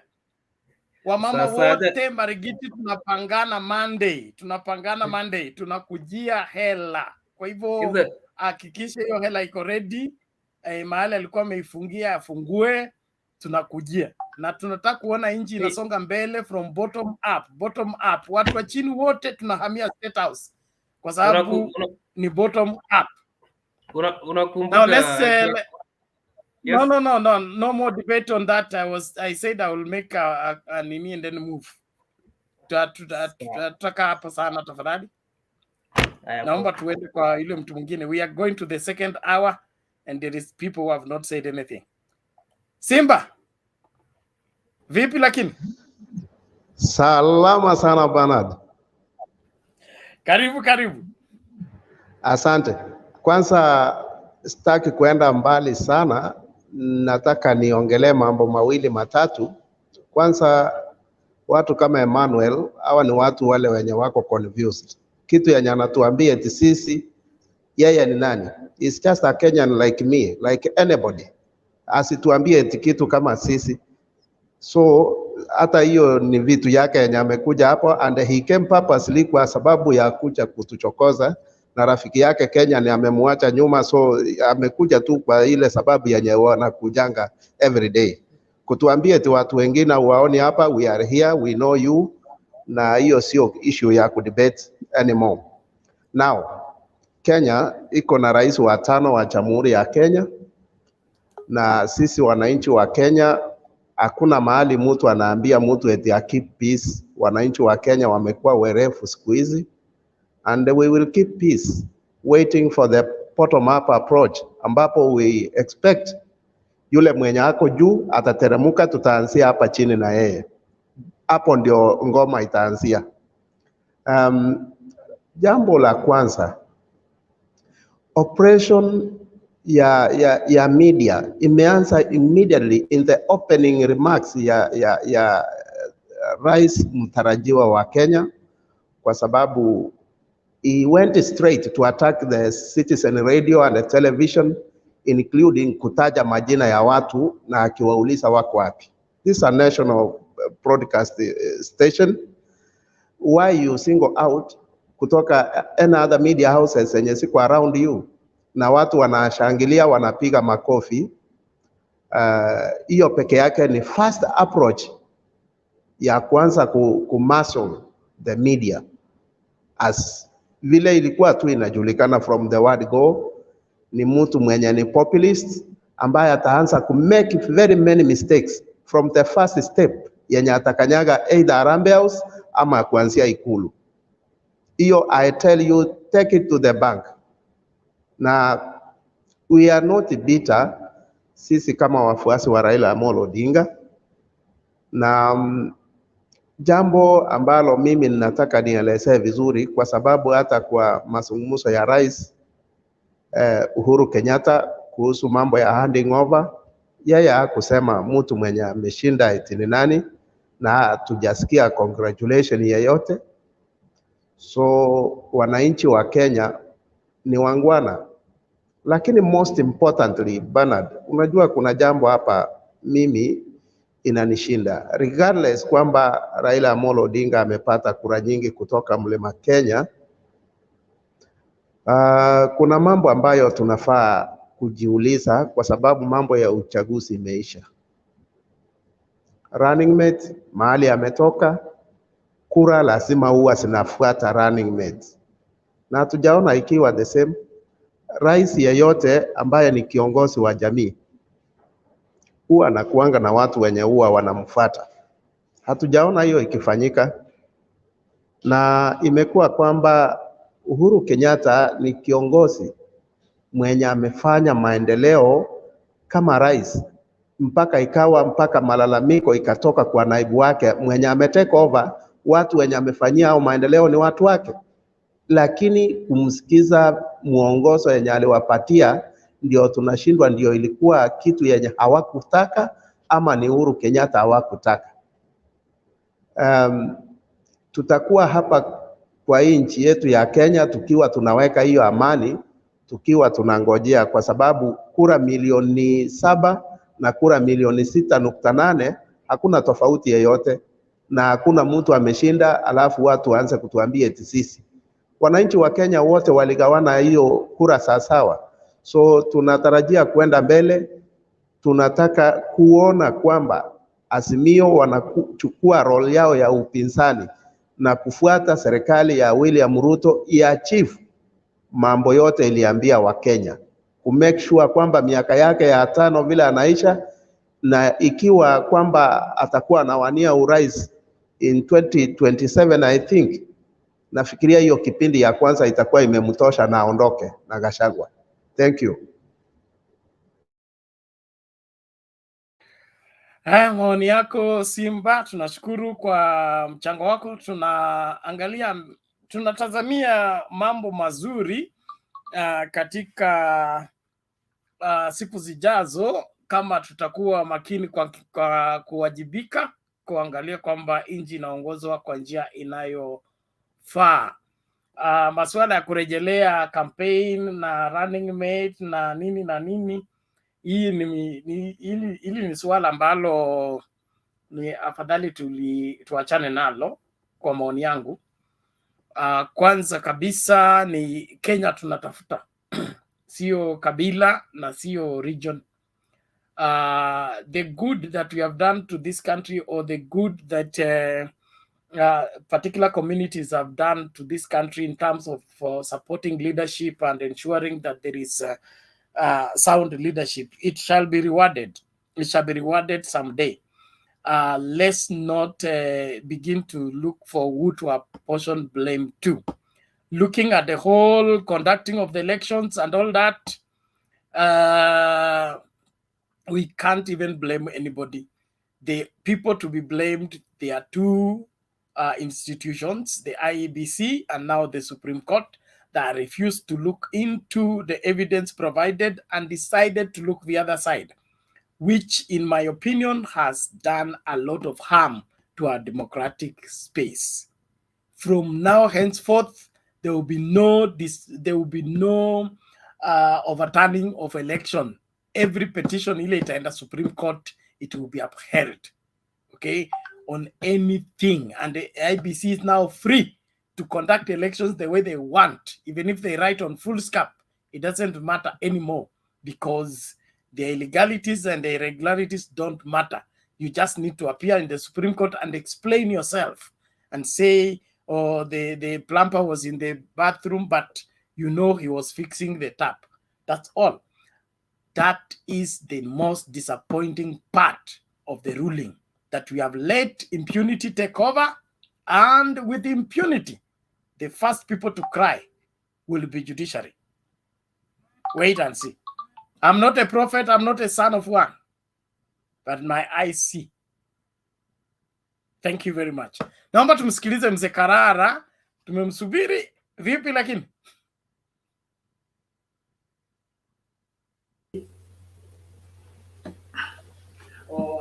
Mnanisikiza?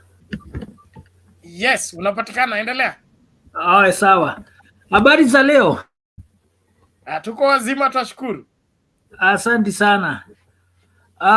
My take is first quote a scripture in the book of John chapter 18 and verse 38.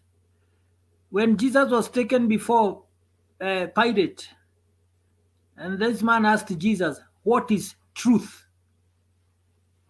Unanisikiza bado? Yes, you're okay, sir. Continue. Okay, thank you. What is truth? Today I'm happy as a Kenyan because, one, truth, democracy, constitution has been raped or defiled by the Supreme Court. What we saw on 15th was our constitution, our democracy, and the truth. But today, we see it was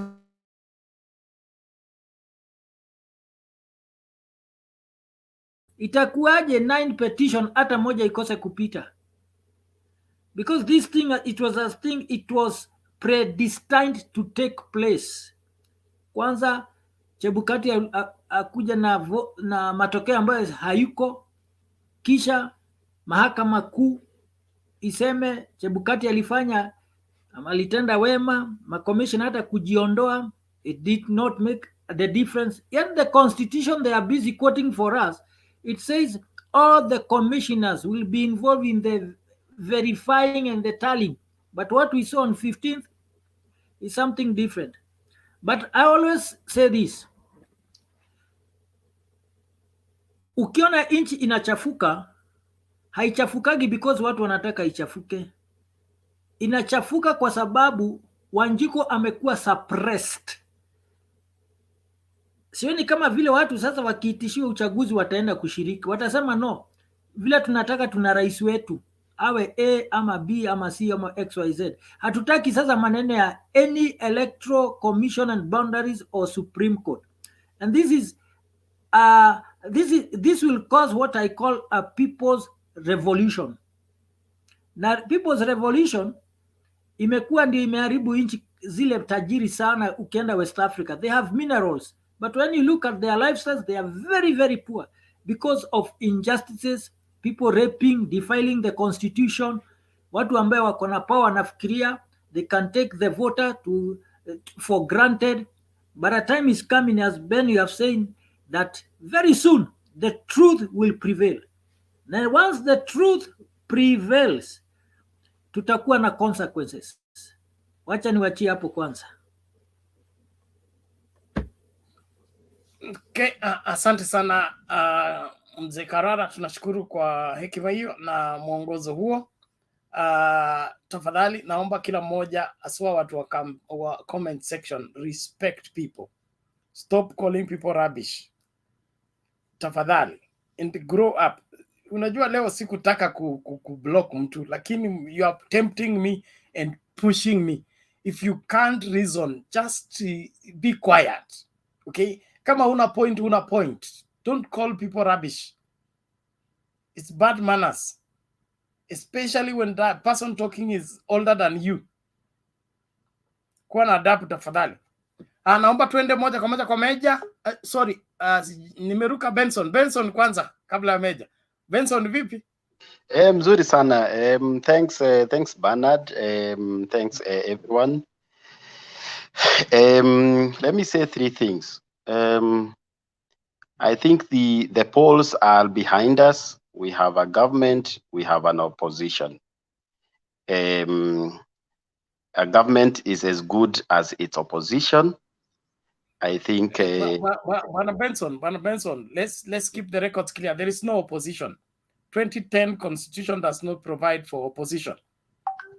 We have the majority and the minority. Okay. Thanks for correcting my word. Yeah, there's minority and there's majority. One is to check the others and the excesses of the government. So I think it is quickly reorganizing how both teams play their roles. Number two, we know Raila as a Pan-Africanism. We know him as a nationalist. We know his over 30 years of trying to democratize Kenya. And I know he will come out of this and become a nationalist. He will rise above the polls, and I'm very sure it will surprise us, all of us. He will take his rightful position. Sometimes a man doesn't have to sit in the highest seat when the environment doesn't favor him, but you can still become a leader even when you are outside the government. And I'm very sure that Raila will get to the next level of eminence. It might not be opposition. It might be the level of eminence where even Gajaguas and others will bow into the eminence of Raila ODINGA. And I want to please everyone who supported Raila that this man have a lot of other bullets that we haven't seen. We haven't seen his eminence, and I think that is a position I think he's going to occupy. Number three, I want to talk about this show. Somebody's talking about Citizen. I see this alternative media. I look at Mutembeis, I look at Bitox, I look at the others taking their rightful position. So Bernard, as we continue with the discussion and as we reflect about 2022, is we take this to the next level. Let's come here and discuss issues at strategic level. Let's avoid abuses and innuendos that doesn't help us, because this is our channel. This is where we come to air our views. Let's the emotions of the polls slows down, so that in the next 5 years we can hold Gachagua accountable and Ruto accountable. This channel can play a bigger role. This is the next Citizen, but we cannot become the next Citizen if we allow ourselves to be abusing each other and using very strong words. We have a country to finally, there's a country called Kenya. Whoever have been declared winner, whoever have been declared the loser, as Karara is saying, the difference, whatever difference, there are 7 million Kenyans. We have to pray for this country. We have to pray for the leaders. We have to pray for the outgoing president, so that we see a better Kenya. And finally, a young democracy, a growing jurisprudence. Let's be magnanimous as we move into future. It is our country. We can't throw it into the dogs. We have to ask ourselves. And I like what the judges said. There is a lot of surgery that need to be done to our independence commissions, and not just IBC. It can be the one for the national cohesion. It can be Judicial Service Commission, because they are the one responsible for the judges we are complaining. So as we move into future, is to become more useful in our debates. It's to contribute to the betterment of the country we call Kenya. That's where we know, that's where we belong. It doesn't matter who is at the seat. We find out in a later day, when the emotions are over, we can discuss what went wrong, what worked in future. But for now, we have a country to keep together. Thanks, Bernard, for keeping us here, even when we had opposing feelings, so that we can discuss issues that affect our country. Thank you, Bernard. Okay. Asante sana Benson, tunashukuru kwa hayo na tutaendelea. Hii nchini yetu, we are the main stakeholders. Au waliochaguliwa ni stewards au ni caretaker. Sisi ndio landlord. So kama shareholders wa Kenya Commercial Bank, wakati CEO ana misbehave, tunafuta yeye kazi kwa sababu yeye anatufanyia kazi. Every Kenyan around the world, you need to understand you are the main stakeholders of this country, and don't let anybody you have hired come and call shots. We have power to hire and fire. Let's do that. If we can't use the other constitutional measures, the constitution gives us excess doors that we can use. One of it is picketing, demonstrating, resisting. Now, I know there are people who don't want, when they hear that, they feel like it's breaking the law. It's not breaking the law. The constitution spells it out. But we only resort to that when every other thing has given us a deaf ear. So far we have used 2 avenues, and the other remaining that we can put to deploy. What I want us to watch out as young Kenyans especially, let's respect elders. Raila Odinga is not your age mate. Don't be quick in carrying his name on your lips negatively. You are calling on yourself curses you will never be able to wash yourself from. Respect elders. Honor him, if not for anything, what he has made this country become just for you. We would have never come where we are if we did not have the likes of Raila Odinga. And I've said here before that when you read into history books, people like Harry Thuku, James Kishuru, the freedom fighters, the freedom fighters, they were not old people. They were youth, some 27, 29, 33. They knew they needed to fight to keep a country. My problem with the 33 of nowadays, they just worried about the food to eat and where to sleep. Okay, let me not start that, because it makes me very sad that you are approaching 40 or you're 45, and all you're worried about is the food you eat and where you sleep. And unataka tukuachie uongozi, hutuongoze kwenda kulala. So please, let's be reasonable. Let's be reasonable. Let's do what is right, and we begin by honoring the people that have done their very best for the welfare of this great country. If you don't honor anybody, you cannot be honorable. If you don't acknowledge other people's honors, you cancel your own honors. Let's be patriotic. Let's be truthful. Let us be faithful, especially for the soldiers that have gone ahead of us. We are soldiering on, doing what is right for this country, and we will hold to account all that are assuming office, from the MCA to the governor, to the senator, to the member of parliament. It is our duty as Kenyans to hold them to account. So don't look like you're defeated. The Supreme Court has raped and did this and that. No, we are still the stakeholders. We will hire, fire. We will use any means, especially wa governors, okay? Wale magavana wanataka sasa kwenda, kazi yao ya kwanza ni kwenda abroad. for benchmarking. We have had devolution. We are now entering the third phase, and you still want to go and benchmark by spending our taxpayers' money. Utarudi. Ukienda hiyo ngambo benchmarking, just continue benchmarking. Don't come back here.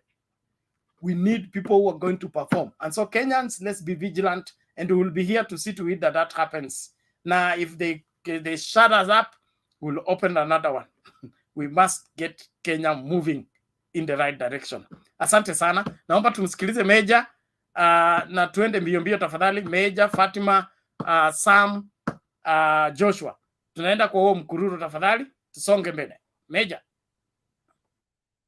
Asante sana Bwana Bernard na wenzangu. Okay, Bernard, kwanza nikurekebishe mwanzo. Umesema kuhusu sisi ma landlords. Landlords tumekuwa underrated bwana.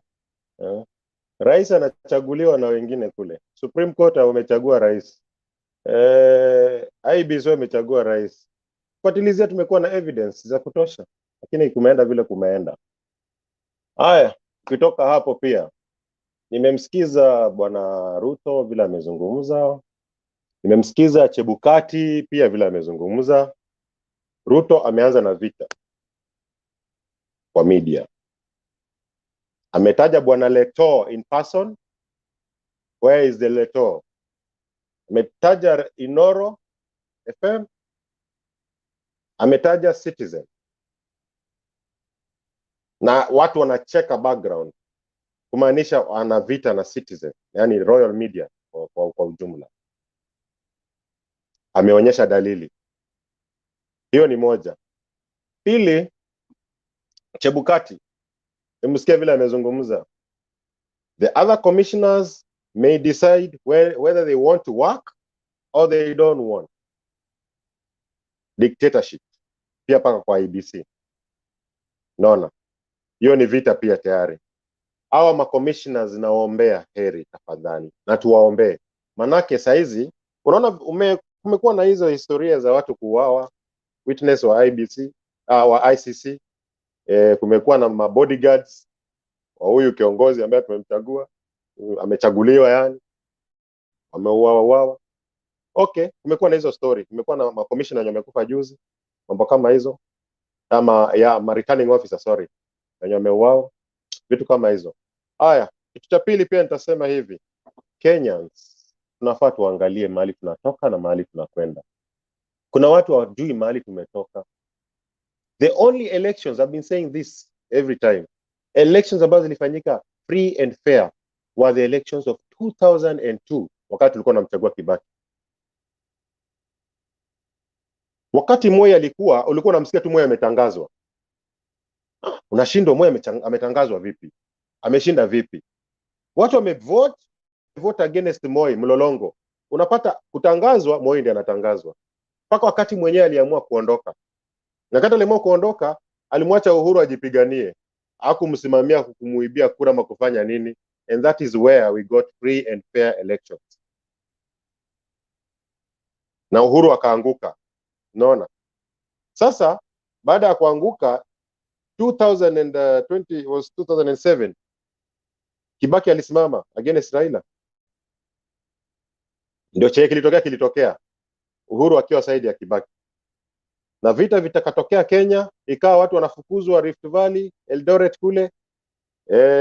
Wanafukuza watu wakienda, na wale ambao walifukuzwa nina marafiki wengi sana. Walikuwa wanasema huyu jamaa tumtaki. Kile tulijionea Eldoret. Na atafanya hivyo. Manake wale watu wanataka watu warudi kwao kule kwenye walitoka zamani, ancestors home. Wanataka hivyo, na hivyo ita happen slowly.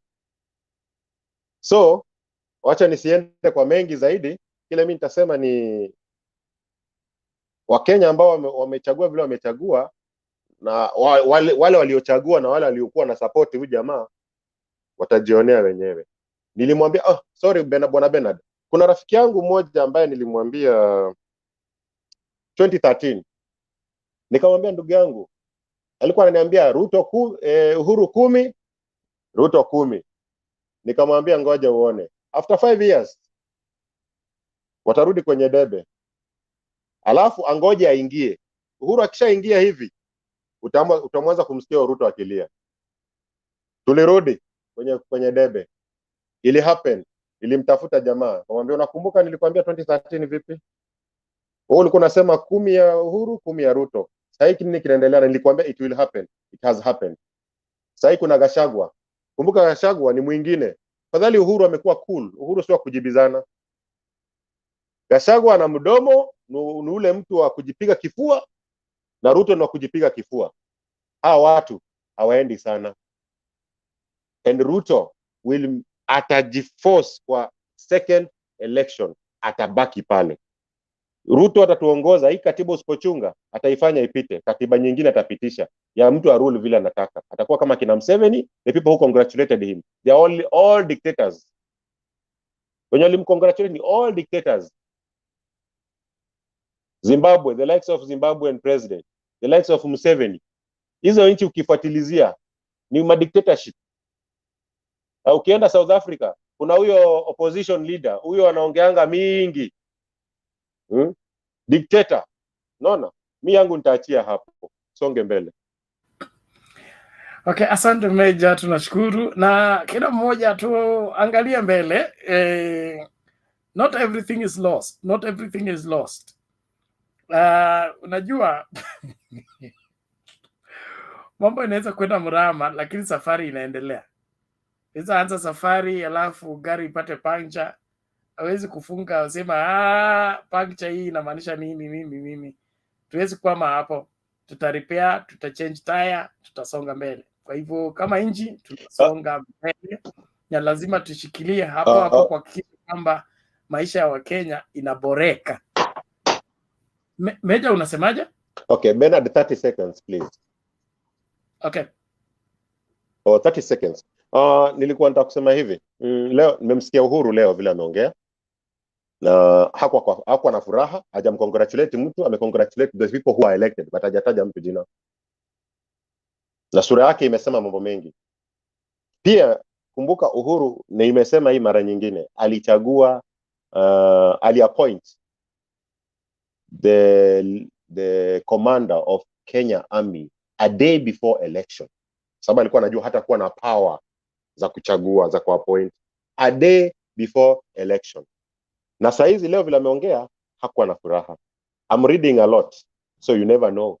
So Wakenya na Raila ametuambia tutulie, they will still fight for our democratic rights. Hapo tu, kuachia hapo. Endeleeni. Asante bwana Bernard. Achia hapo, songa tena, achia hapo. Naona kule mnaenda. Lakini tunashukuru. Wakenya wote tujumuike pamoja. Hii ni nchi yetu, naendelea kuwahimiza. So kama tumepata puncture, tutatafuta taa nyingine, safari tunaendelea. Maisha ya kila Mkenya lazima yaboreke. Kuwe na nani State House, kusikue na nani State House, lazima maisha ya kila Mkenya yaboreke. Na yataboreka tu wakati tutakuwa imara, vigilant, kuhakikisha kwamba hatutumiwi na vibaya na viongozi ambao tumewapatia majukumu ya kuongoza.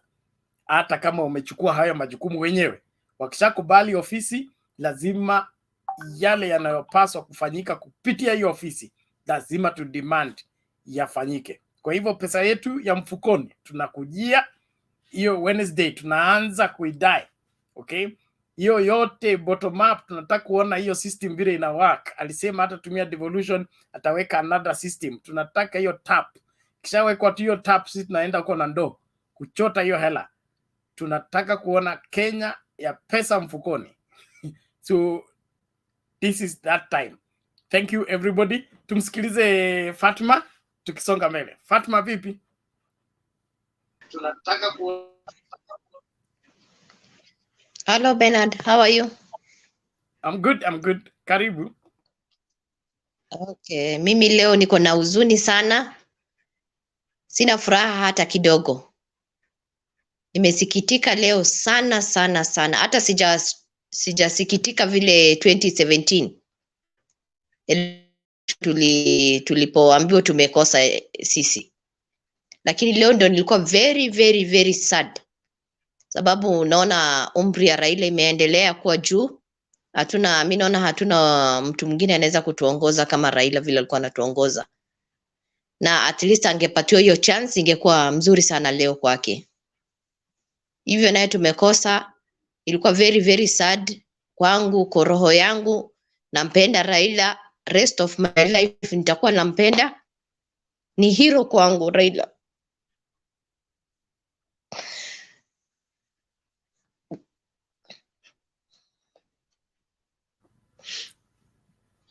Yes, Fatma, it's okay. It's okay, Fatma.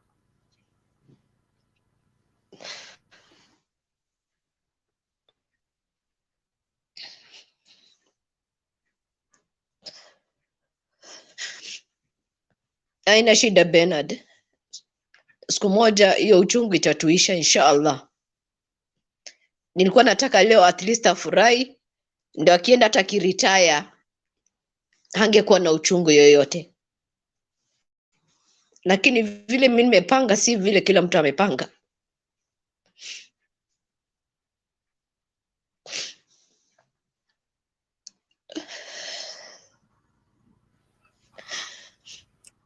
Take it easy, Fatma. Just relax. Mungu haja tuacha. Mungu hawezi kutuacha sisi. Kiongozi wetu amepewa nafasi katika maisha yetu kwa kusudi fulani, na hilo kusudi litakwenda kutimia kwa vyovyote vile. Na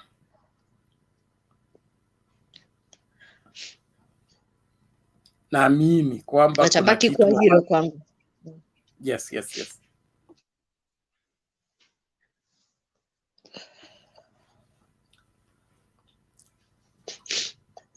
So apatie tu mtu mwingine, nitaongea baadaye. Okay, thank you Fatma, and take it easy please, take it easy. We'll sort out this. Haijafika mahali ambapo imekosekana kabisa. Najua kuna njia, penye nia pako na njia, Waswahili wanasema. Lakini kama Wakenya, haswa wale ambao wamevunjika moyo, wale ambao wanaona a dark future, I want us to relax first. Hatuwezi fanya decision when you are not seeing the road clearly. When you are driving na umefika kona, you don't decide to overtake. You must see the road clearly before you overtake. Tumefika hiyo kona na lazima tuende polepole, tuchunguze mambo, alafu tutajua cha kufanya. Kwa vyovyote vile, Mungu awache mcha wake, tutapona kwa haya yote, na siku moja hii nchi itakuwa huru, na tutachagua viongozi na tuwaapisha wa viongozi kwa furaha na mbwembwe, sio kuchaguliwa. Mazungumzo ya Chebukati na timu yake hawako juu ya Mungu. Saa hiyo naweza ona wamekwepa kisu, wamekwepa kamba, wameruka kila kitu. But the God of heaven, who is the judge of all, he will handle them for us. So let's take it easy. Sema lakini. Psalm 254. Kenya.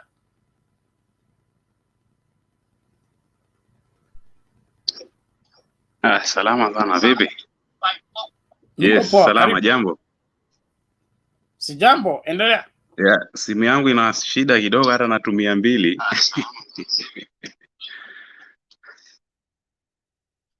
Sasa leo tuna huzuni ule ambao huwezi kusemeka. Hata ukimwona Fatma anahuzunika ni jambo kubwa la kutisha. Unajua, mi napenda kusikiza wazee. Sisi unajua vijana wa kuzaliwa 90s hapa hatuelewi kitu. Hizi ni zero tu. Ni vile mmesema tunafikiria ugali, kula, kulala na kesho kuamka kwenda kucheza mpira. Sasa kuna kitu ambacho sisi wa Kenya hatujui, na hiki kitu kinatokana na nchi moja inaitwa USA. Wakati tulikuwa tunaelekea kuhesabiwa kura, tulipewa advisory ya Kisumu kuwa msiende Kisumu, kutakuwa na fujo namna hii. Tukapuuzilia, tukasema hawa mbona wanatuingilia, wanasema nini. Lakini hapana, hilo jambo limejirudia tena wakati huu koti inaenda kuannounce ama kufanya verdict yao. US pia ikasema bado kuna kutokwenda Kisumu, kunaweza kutokea fujo fulani. Lakini mimi naona kuwa hawa watu ndio wametuamulia rais wetu ni nani. Kwa sababu ukimwangalia mtu kama Uhuru si kwamba alikuwa hana power ya kutumia hiyo deep state yenye walikuwa wanasema tuko na deep state. Uhuru alikuwa na uwezo wa kutumia hiyo deep state. Lakini Uhuru alipokuwa leo na alipokuwa anazungumza speech yake, anaonekana naye pia mahali amefinyiliwa. Na hiyo nguvu ambayo imemfinyilia si nguvu ya kiraisi.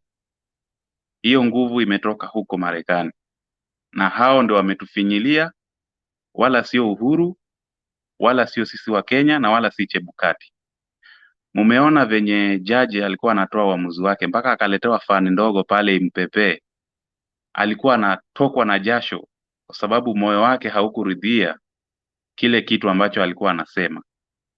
Sasa sisi hatuongozwi na mtu mwingine, bali tunaongozwa na mtu wa Amerika, na huyo mtu wa Amerika amemweka mtu kama Ruto kama puppet wake, kwa sababu Ruto anaridhia mawazo yao.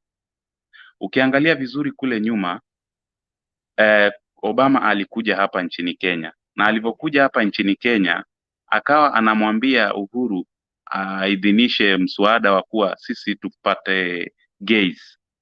Uhuru akamwambia machoni pake, akamwambia hiyo haiwezekani, na hiyo ilikuwa ni first 5 terms back.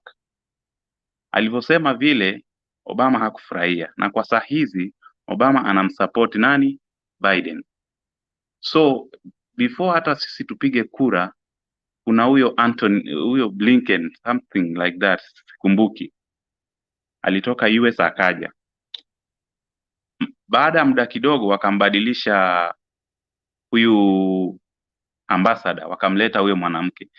Huyo mwanamke anajuaje kuwa Kisumu kuna vita, na yeye ndiye amekuja tu jana hata haelewi mambo ya nchi.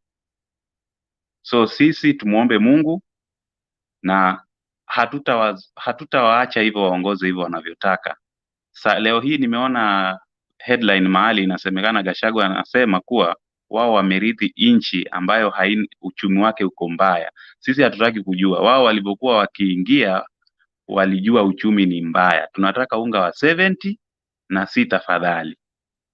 Sina mengi kwa leo, nitasema hayo, lakini kuna muda unakuja, we are going to put them accountable.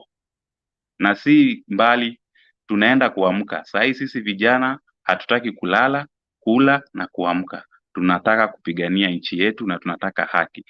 Maana tukiendelea hivi, hakuna mtu ataamka kwenda kupiga kura hata siku moja. Maana huwezi piga kura ambayo unajua hii inakwenda tu mahali popote penye hata sijui itaenda wapi.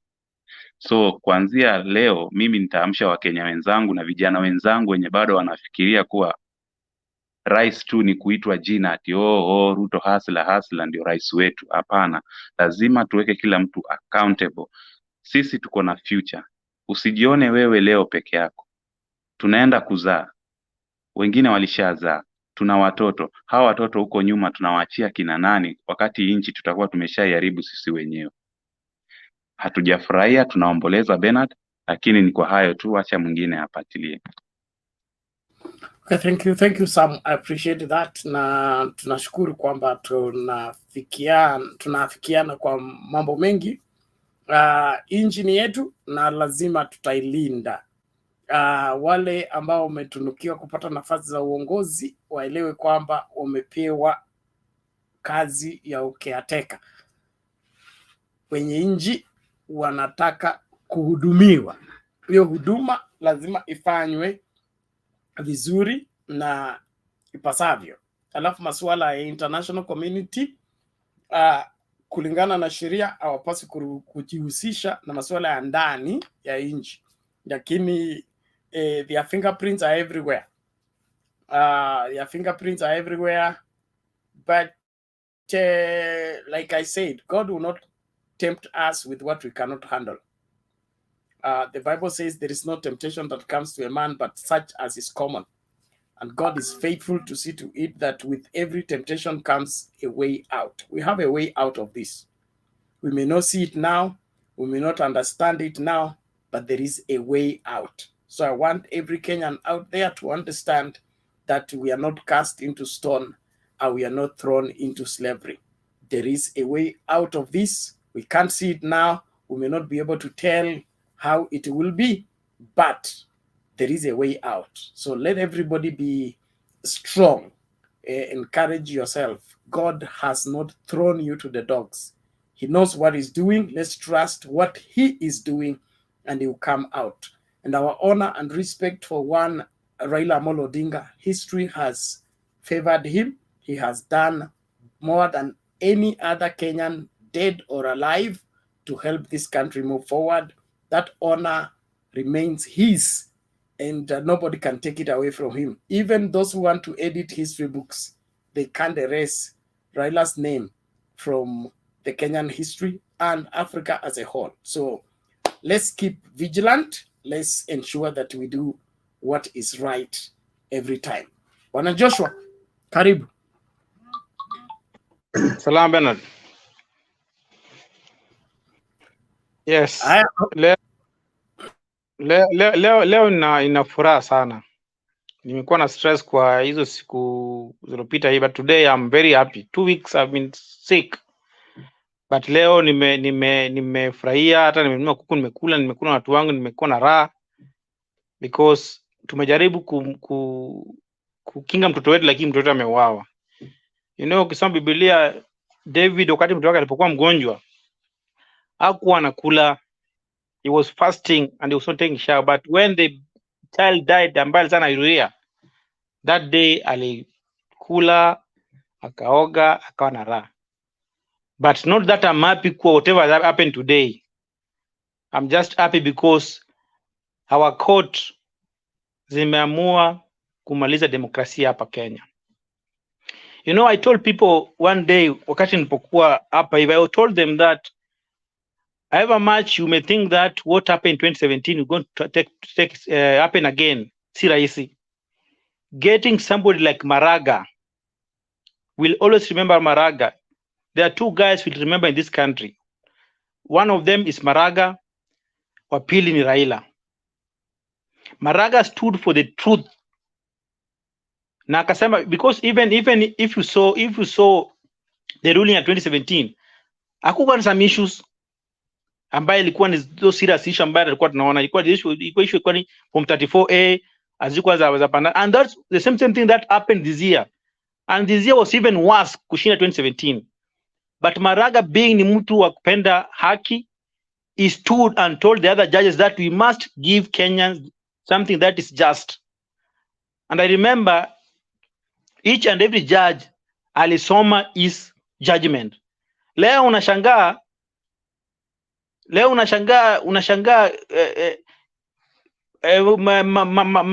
Martha Koome anasoma ruling, and imagine out of 9 points haiwezi kuwa hata IBC, I mean hakuna hata moja ambaye iliruka. Then we have one of the best electoral system in Kenya. If everything, those points walipita zote, and some of them walikuwa wanasema kuna evidence, zingine wanasema ziko fake. Everything that was there, even things that we saw hata tuliona na macho yetu wenyewe kwa wenyewe, they were claiming that they were fake. So to me, I think that this is the worst judgment ever, and will ever remain the history of Kenya. The worst judgment ambayo imefanyika. Even 2013 was even better, ile ya Mtunga. But this one is even worse because we saw what happened. Tuliangalia, we saw how the commission iligawanyika katikati.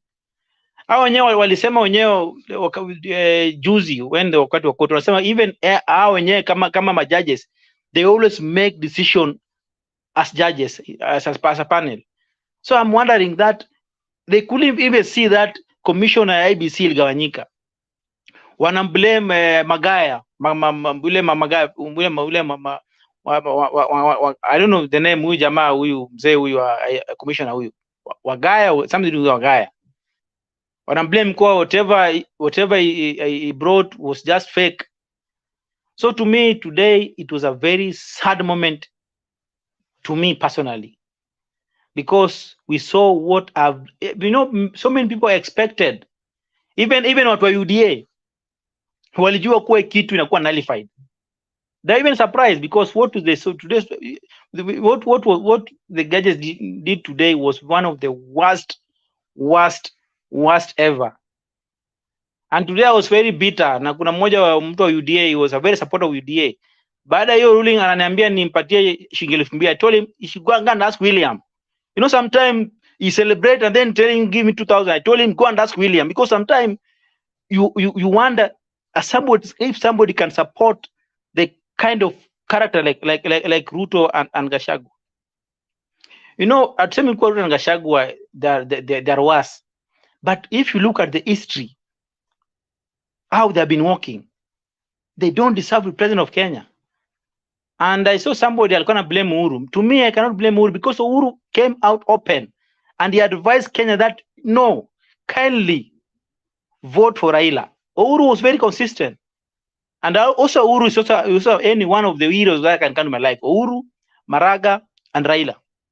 Because Uhuru said the truth that this year, Ruto, amnikuwa naye, lakini it's not the right person to lead this country. But unfortunately, kuna watu walipigia kura. So we are left with it's 5 years. But to me, I'm saying Raila endi popote. Raila hajakufa. Raila bana miaka 5 in 2027. We need that Raila to come back. Ile watu wanasema kuwa Raila amekuwa mzee. Ameweza kuwa mzee wapi? We want to push Raila to come back 2027. Raila must be a president of Kenya. So Raila hajakufa. Even Biden is around 83 years. Na anaongoza US. So 2027 tumtaka Raila kuja rudi tena. We are going to push. We are going to ensure that Raila amerudi tena. We are going to ensure that Raila is relevant in the politics of Kenya, because Raila is the one who's going to make this country straight. So 2027, we need Raila back. Hata kama atakuwa 83 years. Hiyo miaka yake hiyo. Wacha Kenya make history kuwa elect the oldest president in Africa. But we need him back. He's not dead. So Mama Fatuma, 2027 Raila yuko kwa debe na Martha Karua. So let's just remain united. The problem kuwa our leaders they are very cheap. I'm sure by tomorrow utapata kuwa some of the Azimio leaders wataruka waenda Kenya Kwanza because ya tumbo yao and other things. So most of them, they are on a principle. But if they could remain united the way they were this time, then I'm telling you, Ruto will not deliver. And the force ambayo itakuwa 2027, Ruto hata mwenyewe hata manage. So to me, my fellow Azimians, Raila 2027 is still our presidential candidate, and we expect him to remain strong. You know, sometimes mzee wamemfanyia madharau sana. You know you cannot do mzee kama huyu 2007, 2013, 2017, 2022, and then mwambie ende Bondo. So we still need mzee back. That he must. We need him back 2027 as Mame. Bwana Joshua. Our president. Thank you very much. Let's talk about today.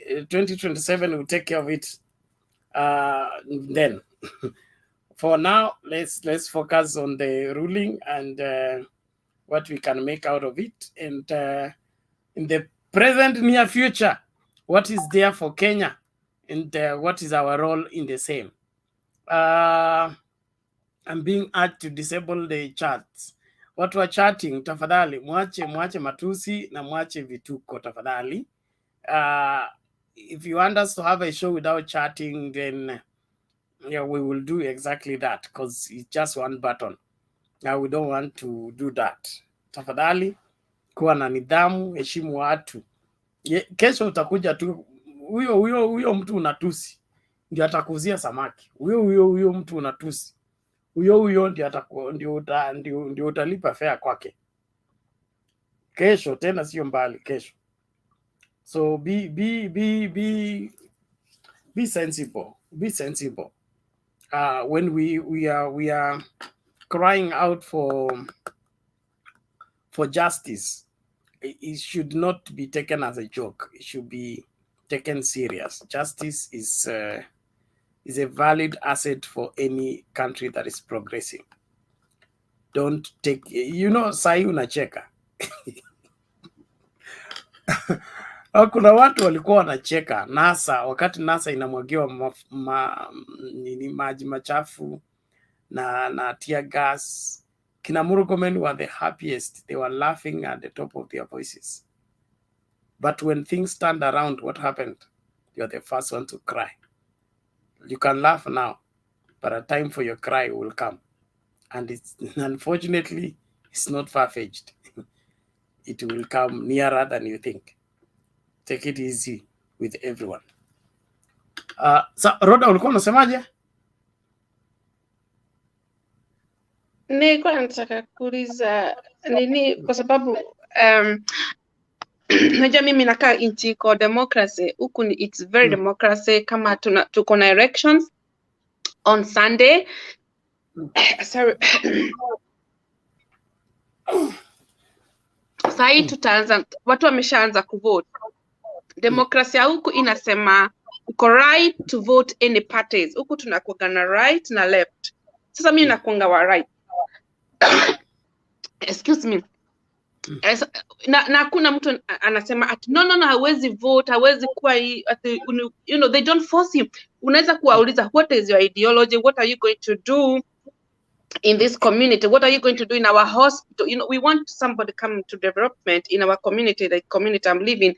So that's why we vote. So this country I have run what is democracy and justice and fair. Even when you go to the court, I have been in the court last year. And when I'm in the court, you have to speak the truth. You cannot try to hide something. You have to speak according to the law, because court za huku zinakuanga ni government wana rule. Hawezi hata lawyer una meet na yeye first, anakueleza vile utaongea nini na nini atakufaitia kesi ile uko nayo.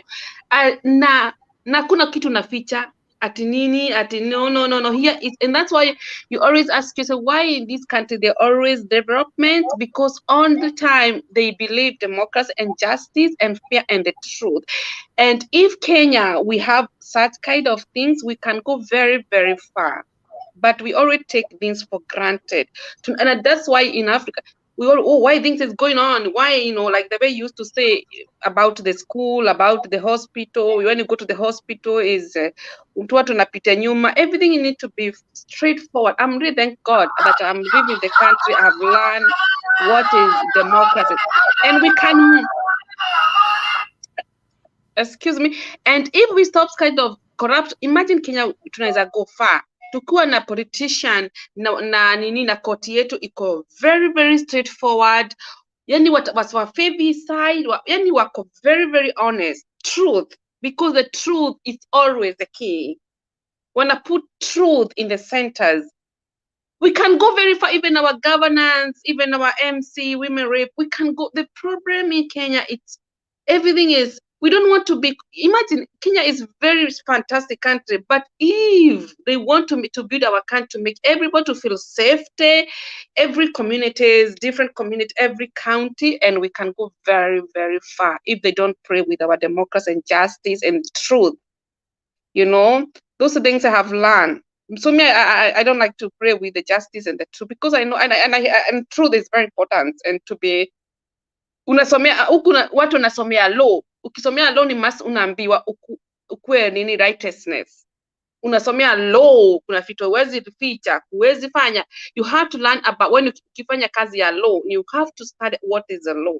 I don't know how a judge wamesoma what is the law, what is the things, because walipata makaratasi yote from 34B walitewa na nini na lawyer Soweto. Nilikuwa naona everything, it was evidence. Ni vile they didn't have a ball to stand for us, because we want to be happy, not to be this side and this, and then we can move forward in our country. That's what I want to say.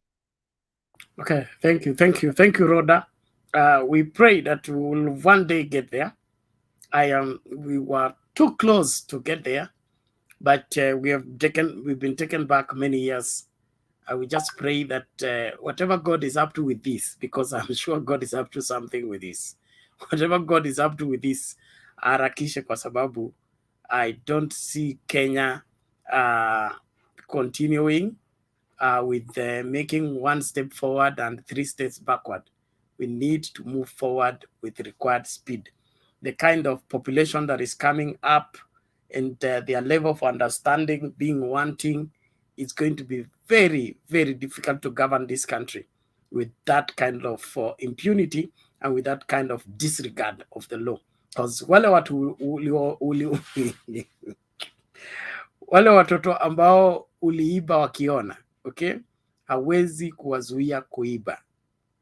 Hicho ndio kitu ambacho watu hawaelewi.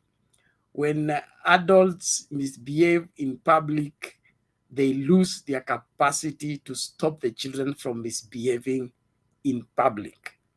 So whatever we are doing, we think we are getting away with it. It is not going anywhere. It's going to live with us here. And I'm glad that I'll be here to tell you that I told you. Thank you very much. Let's listen to Tom as we proceed. But okay, just before Tom comes in, let's play a video at least to break the monotony and flow. Play one video.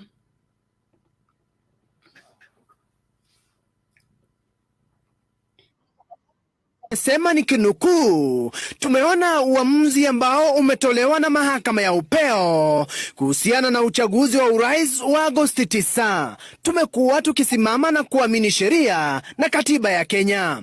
Odinga aidha anasema kuwa tunaheshimu uamuzi wa mahakama ya juu hata ingawa hatukubaliani vikali na uamuzi huo uliotolewa leo. Kulingana na mgombea urais wa Azimio Raila Odinga na mgombea mwenza Martha Karua, mawakili wao waliwasilisha ushahidi wa kutosha na ukweli ulikuwa upande wao. Hata hivyo, wajaji kulingana na Odinga waliona vinginevyo. Odinga akiendelea kusema kuwa ni ajabu sana kuwa majaji hawakukubaliana nasi kwa maswali yote 9 na hata wakati mwingine kutia chumvi katika matamshi wanapokosoa madai yetu. Mwisho wa nukuu.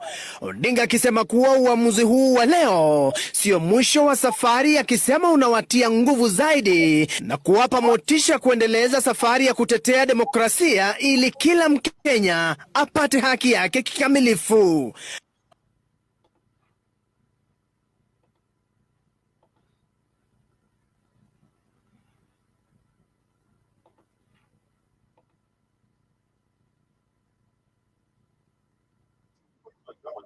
One candidate in a constituency in Nairobi moved around on a Sunday morning to every restaurant in that constituency. And everyone he found in that restaurant on that day, they give them 200 shillings, others 500. To every butchery, they find you queuing to get a kilo of meat, they give you 200, and so on. That can't be their own money, obviously, as it were. And if you followed the guy and you tracked their record, you discover they're one of the people that Kinoti is actually following up. But until Kinoti gathers enough information, some of the information we have is from intelligence. And my judge friends who are in the room tell me intelligence is not evidence. You see, so the question is, and then you are faced with this thing of you are using evidence you have acquired from illegal sources. So I don't know how we will win, because you see, we have intelligence, this is what's happening. We have intelligence, this is the kind of guy we are dealing with. I turn up at, before my friend judge, he says this is evidence obtained from illegal sources. And then there's nothing I can do. This fellow continues to bribe people around. And as I said, honestly speaking, and I'm saying this as a responsible public servant, if we are not careful, it is going to become very, very difficult to manage, especially elective institutions in this country. So the question is, how are we going to manage the governance of the country as we move forward? Because this campaign finance law, you will take it to Parliament. Who is going to amend it? The same wash-wash guys who have arrived there. And so on. Note that wash-wash culture is what actually got them into Parliament in the first place. It's a debate. We just need to find out what to do. But the truth of the matter is that we notice these things, we see these things, And you are the ones who keep telling us all the time, intelligence is not evidence. Okay, or it's evidence obtained through illegal means.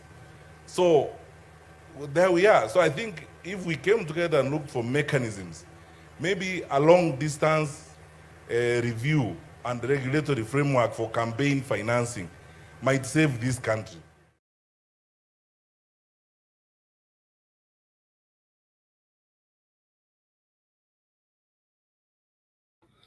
Bwana Tom, karibu.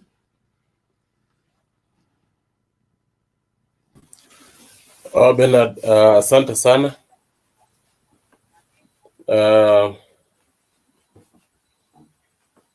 There's what we call accept and move on, which we can accept today, but it is so sad. It is so sad, and whatever we have witnessed, democracy hakuna Kenya. Hata watu wakiongea democracy hakuna. Sababu even the old judges we have in the Supreme Court ni wale tu.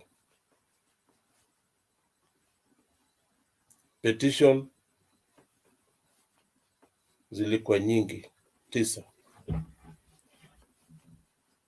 Wenye walipeleka hizo zote ni wajinga. Zilipelekwa na lawyers, wale wamesoma law pia. Kitu inaonekana vizuri wazi tena.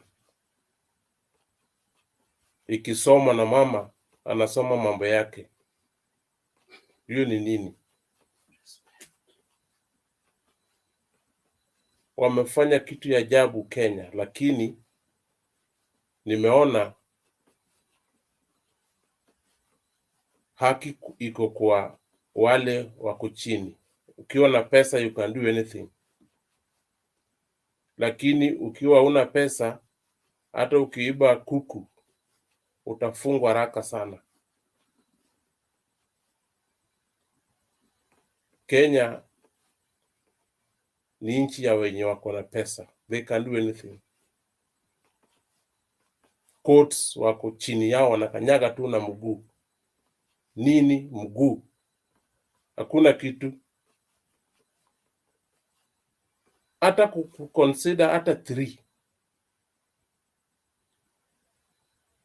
Badala ya hata 5, hata 3 peke yake. Kwani wao watu walikuwa na uongo wote? Ikisomwa inasoma vitu zingine, alafu wana summarize. Hakuna kitu imeonekana.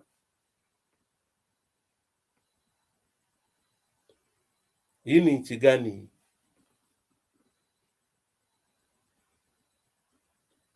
Kuwa president ni kitu sawa. Hata tuoni ubaya kwa William Ruto kuwa president of this country.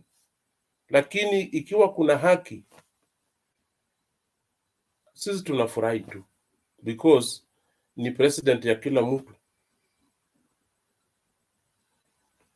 Mzee Raila anapigania nchi yake kama kitu ingine. Na Kenyans bado haoni. Angalieni huyu mzee amestruggle kweli.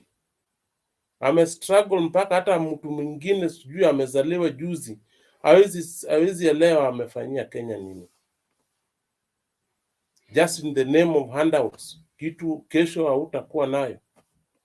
Umepewa kitu kidogo leo, kesho what will happen?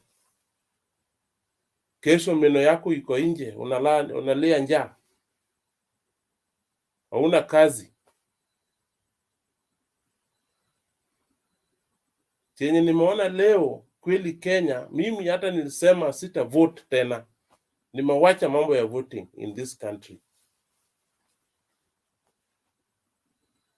Sababu chenye nimeona na court, hiyo inaitwa Supreme Court, hakuna kitu. Kwani watu walikuwa naenda huko kufanya nini? Si watu walikuwa wanaenda huko kutafuta haki, na hiyo haki hakuna.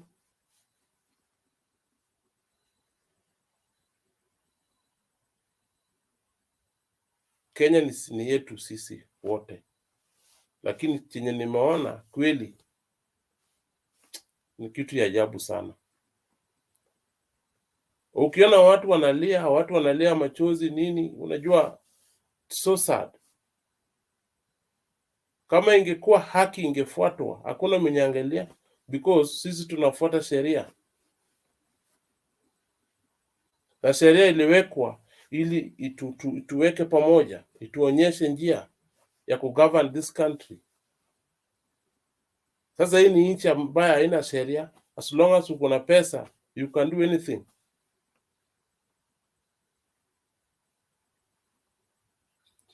Ruling aina hiyo hata nimestuka nayo kabisa wakati nilikuwa nasikia. Ilikuwa ruling mbaya sana, tena ilikuwa speedy. Karatasi inasoma inawekwa kando, karatasi inasoma inawekwa kando. What is this?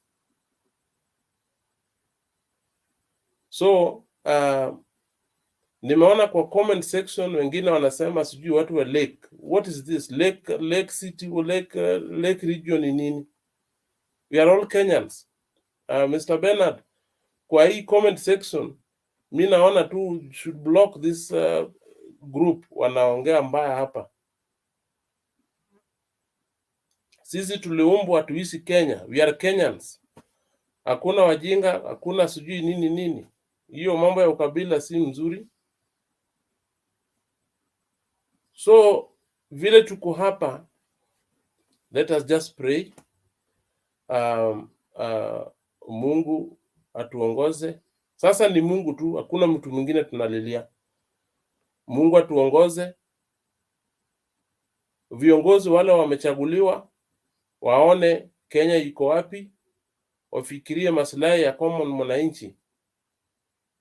Hiyo tu, hakuna kitu ingine we need from them. Lakini we should learn from whatever we have seen. It's a big lesson to us Kenyans. So mi sina mengi, wacha tuachie Mungu tu. Asante sana Bwana Bernard. Sawa, asante Tom, tunashukuru kwa mchango wako na maoni yako. We are sharing into the disappointment. You are not alone. The majority of Kenyan people are disappointed, and but all in all, we have to pick up the pieces and get back to rebuilding our nation.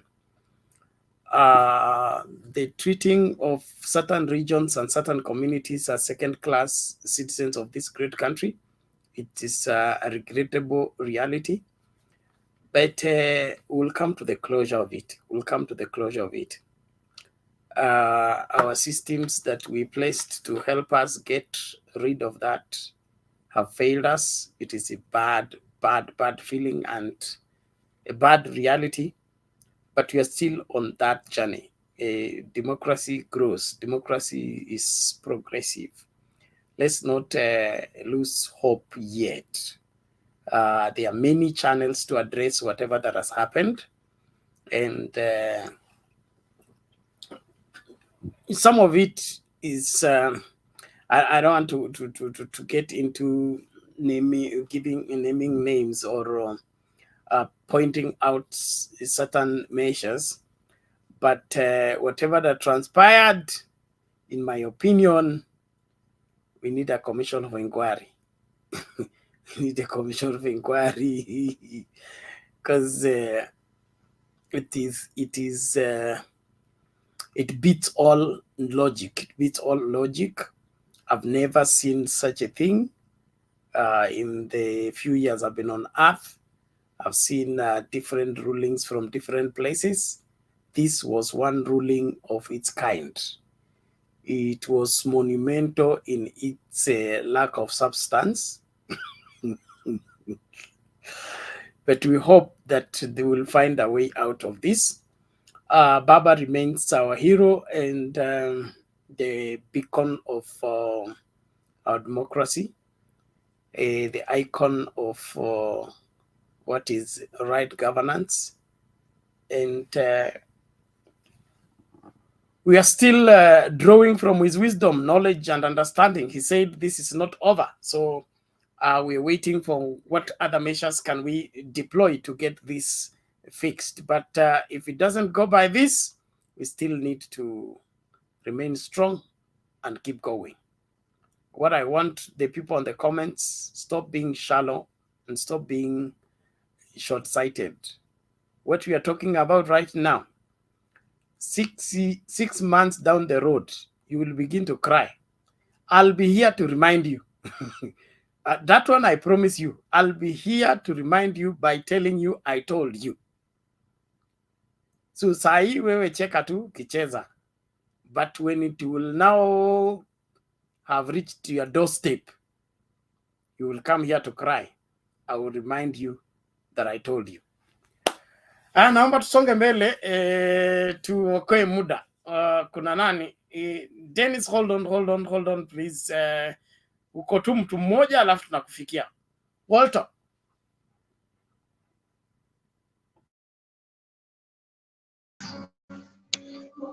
How are you everyone? Nawasalimia leo. I hope mko salama. Iko kelele uko na ngoma huko. Ngoma italeta kizaza, please switch it off. Oh, nimezima. Habari zenyu nyote? Tuko poa, endelea. Okay, hata mimi niko poa. Hata kama ninahuzunika kidogo, kuna mambo mengine ambayo hata yahitaji elimu. Ukikaa chini utafakari, uangalie. Ni sawa, sitaingilia sana, lakini today I'm very disappointed, and I know people are talking, but the truth is, and I can say and I can't fear, there were no justice there. There were no justice. It's very painful because of our future, the future of our children, the future of the generation that is coming. But I know God is there. It's the high time that Kenyans, we should wake up. We should wake up because we are sleeping and we are still sleeping. And I'm not trying to incite anyone. Number one, I can remember, saa zingine ni vizuri kidogo to read the Bible. Wakati Yesu mwana wa Mungu alianza kuhukumiwa hapa ulimwenguni,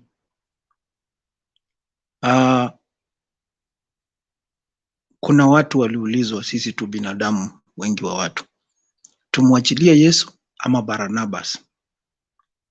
Wakasema Barnabas. Kui mwenyewe akasema hapana, huyu mtu mimi sijaona makosa yake. Lakini sisi wanadamu tulisema tunataka Barnabas. This spirit is still there. Kuanzia hata Cain na Abel, the spirit is still there. Sai naona watoto wetu, our brothers, age from 15 years kwenda juu, waliingia from wakati hii freedom imekuwa mingi sana after 202, after Kibaki kuelektiwa. Watoto wetu wengi waliharibika, wakajiunga na gangs, ndugu zetu. Ikafika pahali sahi hata wasichana wenyewe wamejiunga na gangs pamoja na vijana, hadi pahali niko. Lakini sisi kama wazazi, majirani, wazee ambao wangeongea kuhusu hiyo maneno, walinyamaza na tukanyamaza. Na hii hapo ndio tumeanza hii nchi kuielekeza pahali pabaya. Tunafaa tuamke, kwa sababu hata watoto wetu wanaona venye mambo inaendelea. Wale wako mashuleni wanaona venye mambo inaendelea. Kwa hivyo hata hao watakuwa wakifanya the same system, it will continue. If we cannot change, this one will continue today, tomorrow, kesho kutwa. Now, Mi nakumbuka niliingia kwa siasa, na niliingia kwa siasa nikitafuta kiti ya MCA, na kenye kilituma niingie kwa siasa ni kwa sababu kuna pahali nilikuwa nafanya kwa Kenya unyamaza, nilikuwa nafanya kazi, na nilikuwa nafanya kazi actually nitataja, nilikuwa nafanya kazi UN, na nilinyanyaswa na fedha zangu mingi sana zilikatalia huko, hadi wa leo sikuwahi patiwa na kupata justice. Nikaenda kwa human right, nikaenda wapi, nikazunguka, nikawachana na hiyo pesa, kaachia Mungu, juu Mungu najua yuko. So hii unyanyasaji, wale watu wana pesa wanaendelea kunyanyasa wale watu ambao wajiwezi hadi sai. Hata wale watu wako kwa jela na siwatetei, wengi wao ni innocent. Because if we have judges like this, seriously, hiyo jela kweli wale watu wako innocent? Kama unaona mtu wa nchi ya nje amekuja akaingia kwa sava akafanya nini, and I'm not trying to incite anyone, ni kitu ilionekana na ikaonyeshwa mpaka mara ya kwanza wakakubali ni kweli, mpaka wanasoma hiyo jina. But leo hakuna kosa yoyote ilipatikana. Mi number one, na mimi ni wa Azimio and I will never change. Namba moja, mimi na salute Raila na namsalute, na nasema ni sawa wenye wanacheka, ni sawa wenye wamekuja. Hata leo kuna wamekuja kwangu ati wanasherekea, you hurt me, you beat me, unagonga geti yangu, unafanya nini? There is no, aina shida. Kesho utanihitaji nikusaidia. I want you to remember we are all Kenyans. We are all Kenyans, na we are not going anywhere. We are here to stay. I was born in Kenya, I will die in Kenya. So namba moja, ningeomba sana wenye wanaona ni wa hiyo mrengo ingine, tuheshimiane. Mimi wacha kunitusi juu mmeshinda, ama kutusi watu wengine juu mmeshinda, ama kuwa nini. Ni sawa, tukatai mmeshinda kinyume venye kumeenda, but heshima idumu, kwa sababu kesho iko inchi huanza kuwaka moto na kutokotea kidogo kidogo. Viazi moja ambayo imeoza kwa gunia katikati ama chini huozesha gunia mzima ya viazi. Kwa hivyo tafadhali, ningependa hawa watu wa hiyo mrengo mwingine, hata kama mnaendelea, sisi hatuna shida na hiyo, lakini tukae na heshima na tuheshimiane. Kesho utanihitaji, mimi pia nitakuhitaji, na ningeomba tuwe vigilant, tupendane, lakini tujaribu tuamke. Kwa leo sina mengi, ni hayo tu nitasema, na Mungu awabariki nyinyi wote. Asanteni. Okay, asante Walter, tunashukuru kwa hayo, na let's keep the focus, take the responsibility to mambo tutayarekebisha. Hakuna refu lisilokuwa na ncha.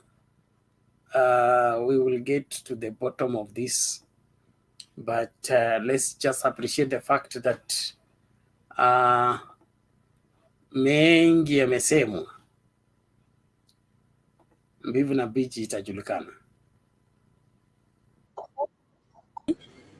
Kwani Nairobi hakuna wafasi wa Ruto? Yaani hakuna mali sherehe inafanyika surely. Kai mwadhani. Nairobi, watu wa Nairobi kwani hamjui kusherekea? Yaani watu wa Nairobi kweli hawajui kusherekea watu wa Nairobi? Ama Ruto hana wafasi Nairobi? Kai mwadhani. Hii ni hao ni normal, ni kama hata hakuna kitu inaendelea. Yaani Nairobi kuko normal, hakuna hata kitu inaendelea. Si mungepiga tu hata kanduruka moja tu. Ama mnataka kusema Ruto hana wafasi? Hai. Hamufanyi vizuri, sherekeeni tu hata kama ameshindwa. Hata mimi ni mtu wa baba lakini nasherekea.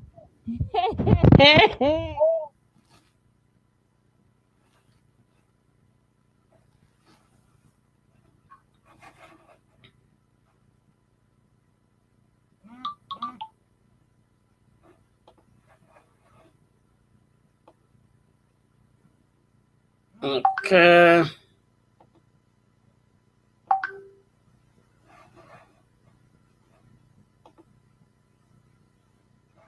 Okay, naomba tumsikie Dennis.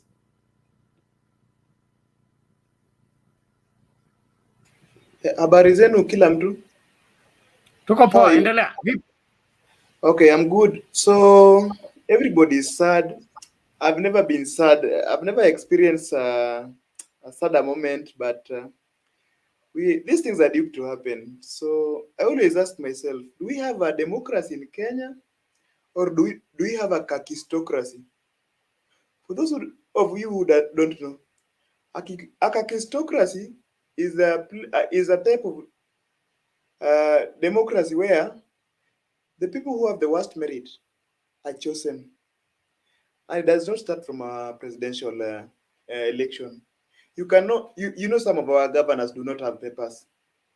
So most of them were even chosen because of their beauty and their looks and the way they appeal. So 2 days down the line, you can see where they're taking their unveiling of, I'm not, that they're trying to unveil the way things are going to happen. And then they go to benchmark in another county. That is only 2 days after voting. Now, what Bernard is saying, Bernard is giving us 6 weeks down the line. Bernard, that is very long. With this kakistocratic state, remember, by the way, I know these campaigns brushed people, both from the other sides, the wrongs. There were some comments that were brushing each side. Then I'm wondering, there's this young man, George Kinoti. There's this diligent man, Fred Matiang'i. There's this gentleman, Francis Atwoli. All these people are serving at their various capacities. I'm wondering what is going to happen to these guys in the next 1 week. I'm just left wondering. And you may think that we are moving on. If Stephen Leto, just a reporter who was a hustler and trying to report, the presidential elect has that vendetta that he mentions this name. This guy is now a subject of target. There are areas of Kenya where I'm sure if this reporter is seen reporting from, you just know how this country is fragile like glass. Then you mention a reporter who is also trying to find his hustle. I thought these were elections, and in election we were a democratic state. Everybody had to choose his own side. Even if they were not choosing their sides, surely somebody was doing his due diligent job. And already somebody is mentioning to you that now I'm here. The vendetta that is there within these people. Anyway, people have been mentioning heroes. My number one hero is Uhuru Kenyatta. Number one, why? This is somebody who led this country, and he was on a mission to unite, to reconcile, reconstruct, and cement our nation to something that was going to last forever. Nationhood. You know, we don't have nationhood in Kenya, because whenever we go to vote, the idea of the notion of nationhood, it vanishes, and we remain in our tribal cocoons. One that has ever helped us from 1963 to date. By the way, Bernard, from the region where you're coming from, I just wish that there were people who were born in 1963 from your region. Does it mean that people from your region, that person is now over 60-something years, he does not even hope. He has no hope that there will be a president that will ascend from that community. Is it that we other communities, we don't lack any merit? We don't lack we should never be nowhere near leadership position. Is it so? I don't know where we had Kenya so much as other communities that we should not belong. Then where did this spirit come from? Whereby the losers are deemed as devil worshippers and the winners are deemed as God. In this world where Barabbas was chosen and Jesus Christ himself was disregarded by democracy. Democracy is the will of the majority. The majority at the day of Jesus and Barnabas, they chose Barnabas. I thought democracy is where the majority have their way and the minority have their way. The minority are demonized. Okay, we said it's good. Let us be calm. Kisumu is calm. I think Kisumu has really embarrassed the US Embassy. All of you will agree with me. Kisumu has embarrassed. Yeah? It has embarrassed those people who are thinking that our region is polarized. And you know what? Everybody should get back to business. And youths, don't give up on voting. Mr. Tom Jakadete, you're a gentleman I'm looking up to. Me, I've only voted in 2 elections. Painful that they have all been, never gone my way. But I'm still willing to vote. Remember the governors, there are even MCS, everybody, one of them is important. Even if we were not to vote, remember that we have to be gentlemen. There are patriots who have stood with democracy, there are patriots who have fought, and they come from other minority traits. By the way, if it were from the bottom of my heart, if there's one day that somebody that I can ever vote for free of charge, Senator Mutula Kilonzo Jr., because that guy, he's always passionate about whatever he pushes for. If I were to have a split vote, yeah, there are people, gentlemen like Oparanya, somebody who builds a hospital that the national government envies until the national government asks him to so that the roles can be transferred from county government hospital into a national government parastatal. Now that is somebody who can work. Tell me, if you stop voting today, will you get the like of such governors? Again, we have to re-strategize. So Uhuru is a hero for trying to bring peace and trying to build a nationhood. Sorry, it was never be. And I thank Bernard for saying one thing. Bernard is always very particular. One day, there's a generation. There's a generation that always insults the fathers. It is written in Proverbs. I've been reading the Bible. We were also readers of the Bible. And by the way, do people know that King David, he ascended on the throne after 40 years? Yes, he slayed Goliath at the age of 12, at that teenager age. But that guy had to suffer and wait. So we can also wait. It's not our time today. But I also thank my heroes and also these are Azimio supporters who are from the Mount Kenya region. These guys who, they are as little as they were, as their numbers were, they've known the way that one day Kenya also benefits from other tribes. Me, as for myself, I know that my last name, you know, Bernard, I'm very black, and everybody can know that I'm a Ndugu. Yeah, I know I'm not going to get a job for the next 10 years in this government. That is for sure. Dennis, okay. Thank you.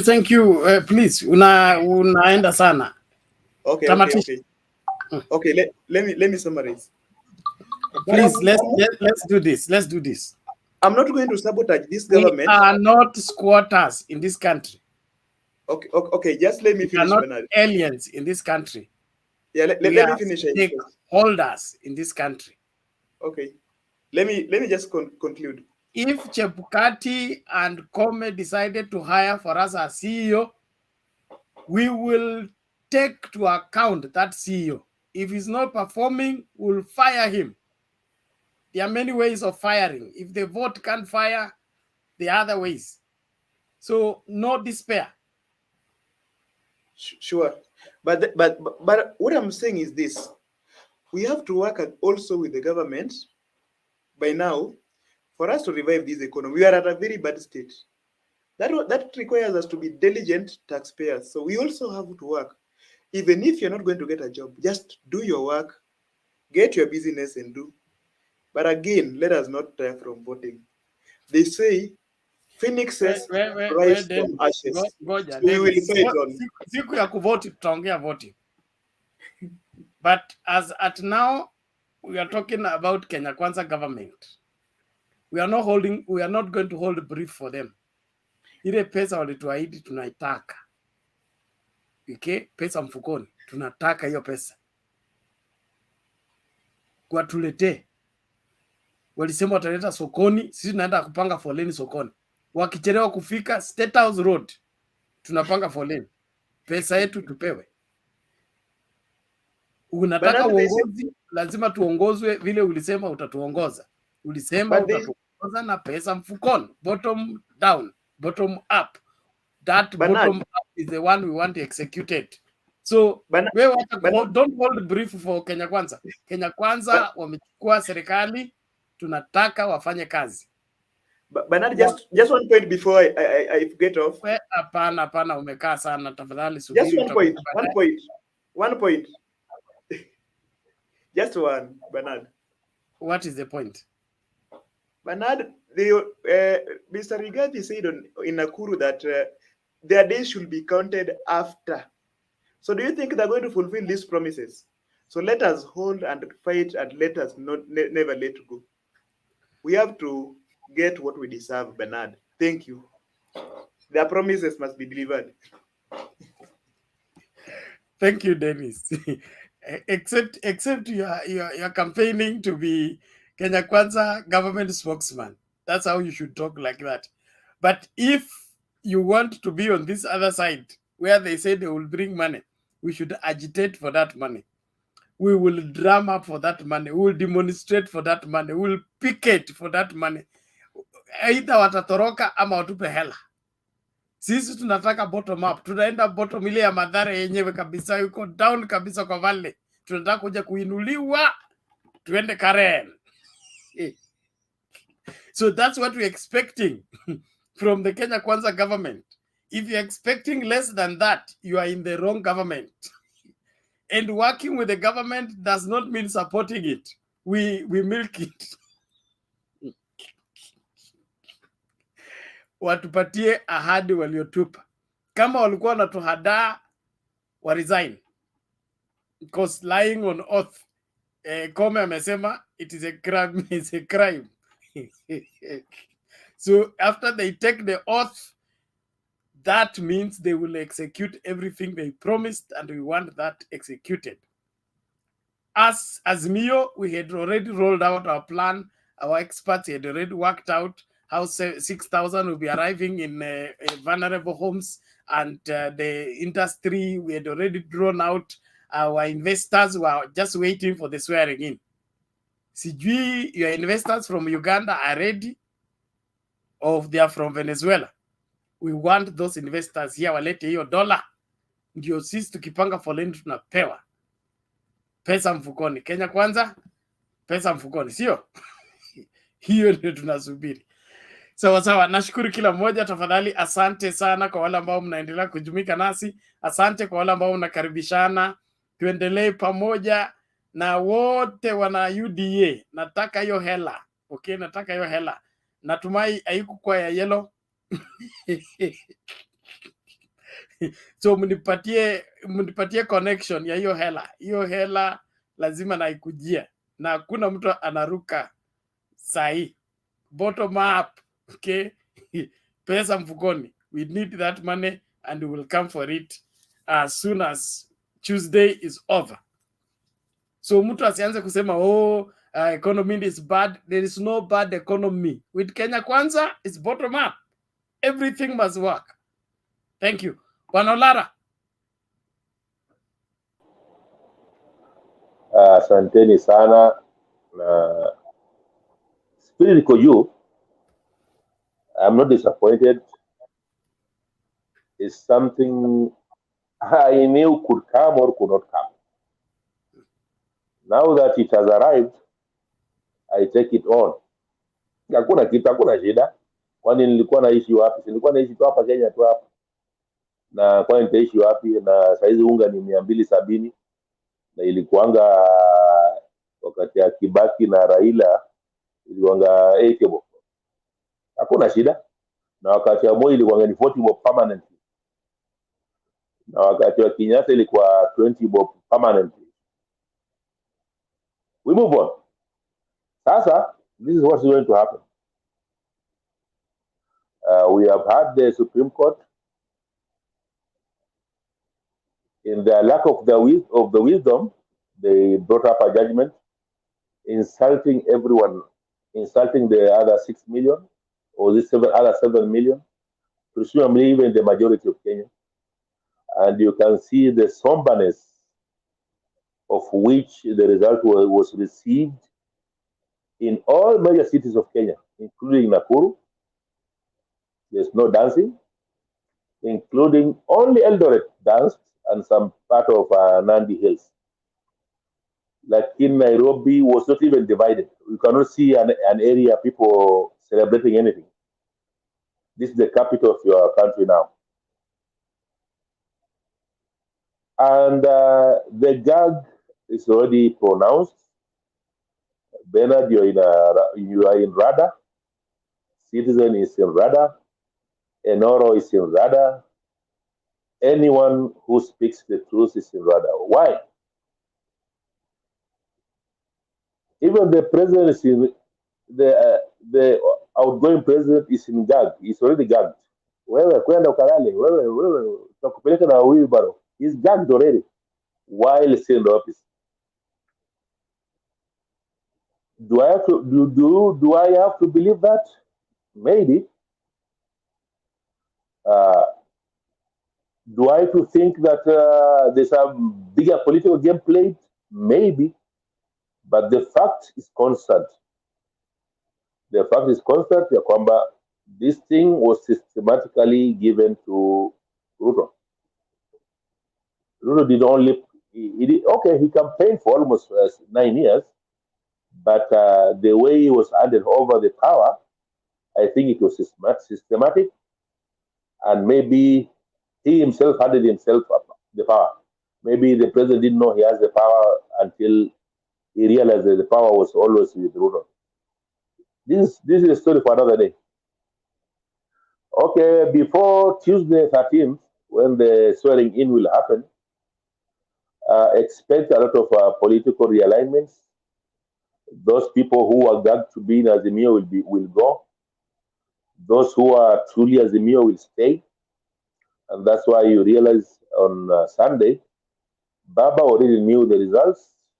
He brought the last bit of his diehards closer to him, right to left, but he left a governor without MCA. That one will deal with it accordingly after some time, because I think Meru, they voted almost from 40-something MCAs to, I think it's almost 35. And this reality is going to come in after the all by-elections are happening. So the thing is, Ruto is not going to have, as he called Raila to check out on him, he called his days now to be counted. Because if you see Nairobi dormant as it is, Nairobi is dormant. There's not, as if it's just another Monday. People are tired from the weekend. They're just going around their own daily course. So what will happen is, I'm expecting ilo mapambano, mavutano, vile Ruto amesema anataka mavutano, ataipata pale parliament, and the tickering, but this time asiwe mtu, siye mwenyewe amesema baba afanye kazi yake kama opposition. No, we will work. Tutafanya kazi overtime. Anataka kulipwa. Kama anataka kutulipa atulipe. Kama anataka kulipa baba msaidie kununua paraphernalia ya kufanya demonstrations. We are there. And we are going to take it because both of them, Rigathi and Ruto, they like those scarf, walikuwa kama watu wa barabarani tu, any policies made on the street. Tutapatiana. Ni polisi msinulize saizi. Polisi watakuja kuuliza hiyo pesa yao 50% raise, watakuja. Na polisi watakuja wanataka better housing, watakuja. Polisi watamsumbua. because raising the standard of police is going to take almost half of the welfare to go there, because they are in deplorable situation now, because mtu analala kwenye mabati, analala kwenye nyasi, na wengine wanalala kwenye mtaro. Some police in some other areas wanalala kwenye mtaro for the whole time that they are working. Then when they come home, they will wanalala kwenye kitanda. Mtu ako saizi sehemu kama Pokot, polisi analala kwenye mtaro, kwenye handaki, anachimba shimo, analala hapo. There's no proper housing with proper security to even secure them. Not very far off. Hata hapo tu wasiingishwa, before we go to Nandi Hills, kuna a lot of insecurity there. And I hope this time round, and we are going to hold them accountable. Walete hiyo. Alafu Kimwaror na Aror, hiyo pesa wamesema ni 7 billion ipotea, warudishe hiyo pesa nyingine ambayo ilikuwa iko, warudishe hapo. And we are moving forward. Wamesema wanataka kuleta fertilizer immediately.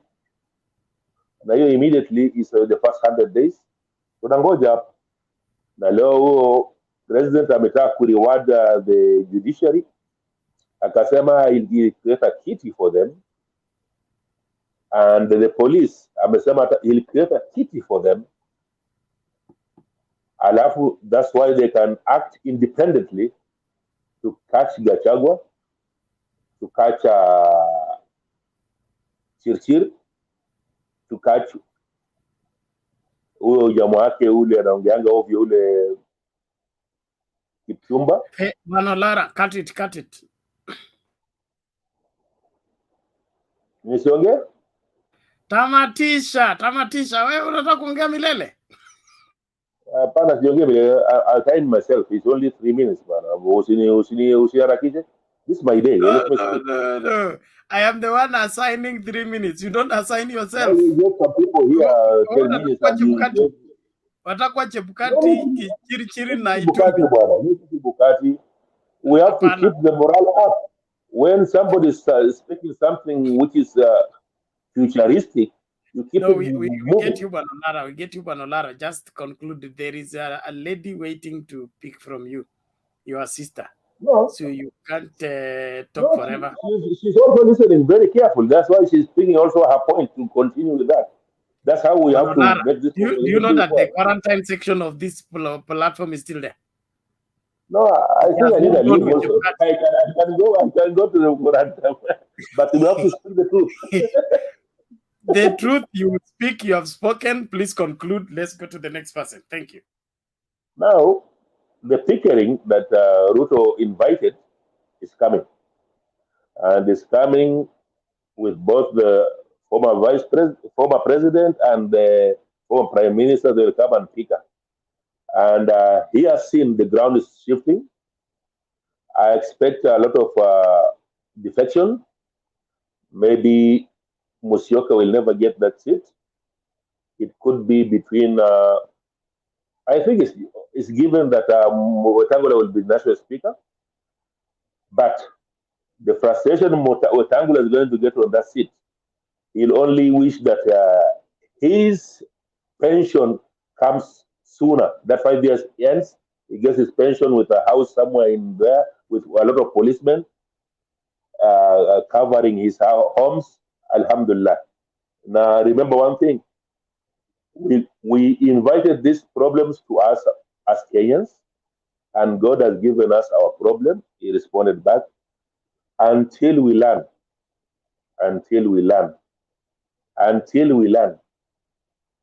we will just have our lessons given back to us. Asanteni sana. Musisema tuombewa Kenya pana. Kenyans needs to have their spoon of, they have to have the pinch. You learn through that pinch is even better. You see, sometimes your parents punch you or pinch you. Thank you, Barbara. You will speak another time. Thank you. Thank you.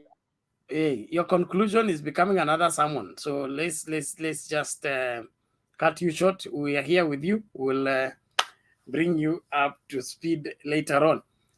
My own sister, Christine, how are you? I'm good, Bernard. How are you? I'm well, faring on after the shock. Yeah, I'm happy to see you and the panelists. I didn't even know you'll open the channel today. And it is just commendable, Bernard, the work that you're doing. I know I'm not in a position to make a decision, but I would just suggest at this time, people are hurting. You know, you might see us here. It's only that different people handle emotions differently. I saw earlier a lady that could not even speak. She started crying. So I would just kindly advise, Bernard, I know you are a man of God. Sometimes you try to be fair, but this time we don't need hurting statements or hurting comments. If somebody, we will discuss, we will post-analyze what happened today. If somebody feels that he wants to come to the studio to mock Azimio supporters, we've all known that majority of the participants and viewers in this channel are Azimio people. Personally, I'm hurting and I won't shy and I won't lie about it. And given another chance, I will still vote for RAILA. RAILA created institution. The way you create yourself is the way you're gonna calm down.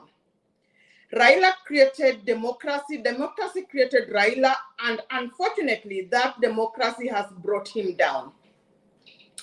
Ruto, we know what has created Ruto since YK92.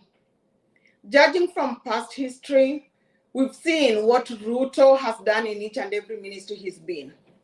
So let us not think that now he's gonna act different. If he were to act different, it would have started today from his statement. He knows very well, let's take the figures to be true. He knows very well 6.9 and 7.1, it's almost the same. That was a narrow escape. But now, when you start attacking the small people, the journalists, they had to do their job, you know? They had to do their job and report what they are witnessing. When he starts exposing that he's not talked to the president for the outgoing president for months, you know, those are not qualities of leaders. Today, I'd expected Ruto's statement to be that of, yes, I'm happy, but at the same time, I feel like embracing even those that did not agree with my principles, you know, I'm gonna serve you all. That was the first statement we would have expected him to make. So I'm just worried, but I don't want to focus about it. I want to take care of myself first because my mental health matters a lot. So at this moment, I want to take care of my mental health. I want to urge all those people in the studio and listening in the comment section, if we know each other, let us reach out. People have really been impacted by this judge's decision. I don't want to say I will respect whatever they said, but I can tell Martha Kome's language was that of Ruto's, the way Ruto talks. Those terms Martha Kome was using was so uncalled for, so unprofessional. I expected her to take her role as a Chief Justice, her role as a mother too, because mothers, we are always, wanasemanga uchungu wa mwana ajuaye ni mama. So as much as he was condemning the petitioners, he should know those petitioners were representing 6.9 people. These 6.9 people are hurting. So when you start telling us hot air, all those funny statements, those are not professional terms to use in such courts, such a high-level court. And I remember themselves, they posed a question, why did tallying of results stop at certain point without an explanation? When calm was restored, why didn't you announce the result from the 27 counties? So now when you're telling us that among all these things, the process was fair, now what do you want us to believe? When Julie Soweto was making the presentation of showing how Camargo, the Jose Camargo guy came, I had her rights when she quoted that I want the judiciary staff to click on his computer and go to the IEBC portal. And I saw the cursor moving through the IEBC portal as she was giving direction. But now when you tell us that those are forged documents, surely you are destroying somebody's credential. Just because somebody was articulate, presented her points well, and God gave her favor at that moment, and we are, you know, he's getting many supporters and many clients. Now you want to destroy her credentials at that moment. I just felt, however, how much the judgment was to be fair according to them, it was a harsh judgment considering the people that were expecting a contrary result. I preferred the Mutunga one. It was 5 minutes and we were done. It was pain, but it was short-lived pain with no mockery languages. About people celebrating, yes, it is their right. They have a right to celebrate, but if RAILA, this thing could have even been nullified, people been given a second chance, I believe the whole world would have known that Kenya is in a celebratory mood. But at this point, we are waiting for RAILA's written his statement. We've seen it. We are just waiting for his verbal word on the direction that he will give us. We are all law-abiding citizens, but at the end of the day, we have our commander, who is RAILA. Finally, as I finish, about that point of people saying that Uhuru played RAILA and all those sort of things, those are speculations. I believe even from today, if Bernard, I know you are privy to some information, the court called Uhuru a few minutes before the judges went to give their verdict. And if you saw earlier, RAILA was leaving his current residence heading towards the court, but he never arrived at the court. It's alleged, which I tend to believe, that it is Uhuru, after getting this call from the Supreme Court, who told RAILA not to go, you know. From his statement, Uhuru did not even come to the public press to make that statement. It was a recorded statement. And those who know how to read body language, I think we should not victimize Uhuru. I just think the first 5 years, as Ruto used to say, huyu kazi yake ni kulewa, mimi ndio naendesha serikali. Alikuwa naendesha serikali, and he did his assignment well using Gladys Bosholei. So at this moment, whatever has happened, it's unfortunate, but I know God never fails. He's God in good and in bad times. He will give us peace that surpasses all human understanding. And whoever used God to gain some favors that did not belong to him, God will soon give us a sign. Thank you all and be blessed. Okay, thank you very much, Christine. We appreciate it, and we take responsibility. This is not the time to apportion blame. We as Kenyan people, we have been here many times, and we have risen and fought another day. We will not give up. We must keep vigilant. Somebody may come and take over your home and tell you, ukitaka enda kotini. Unaweza kwenda huko kotini ukapoteza. But the home is yours.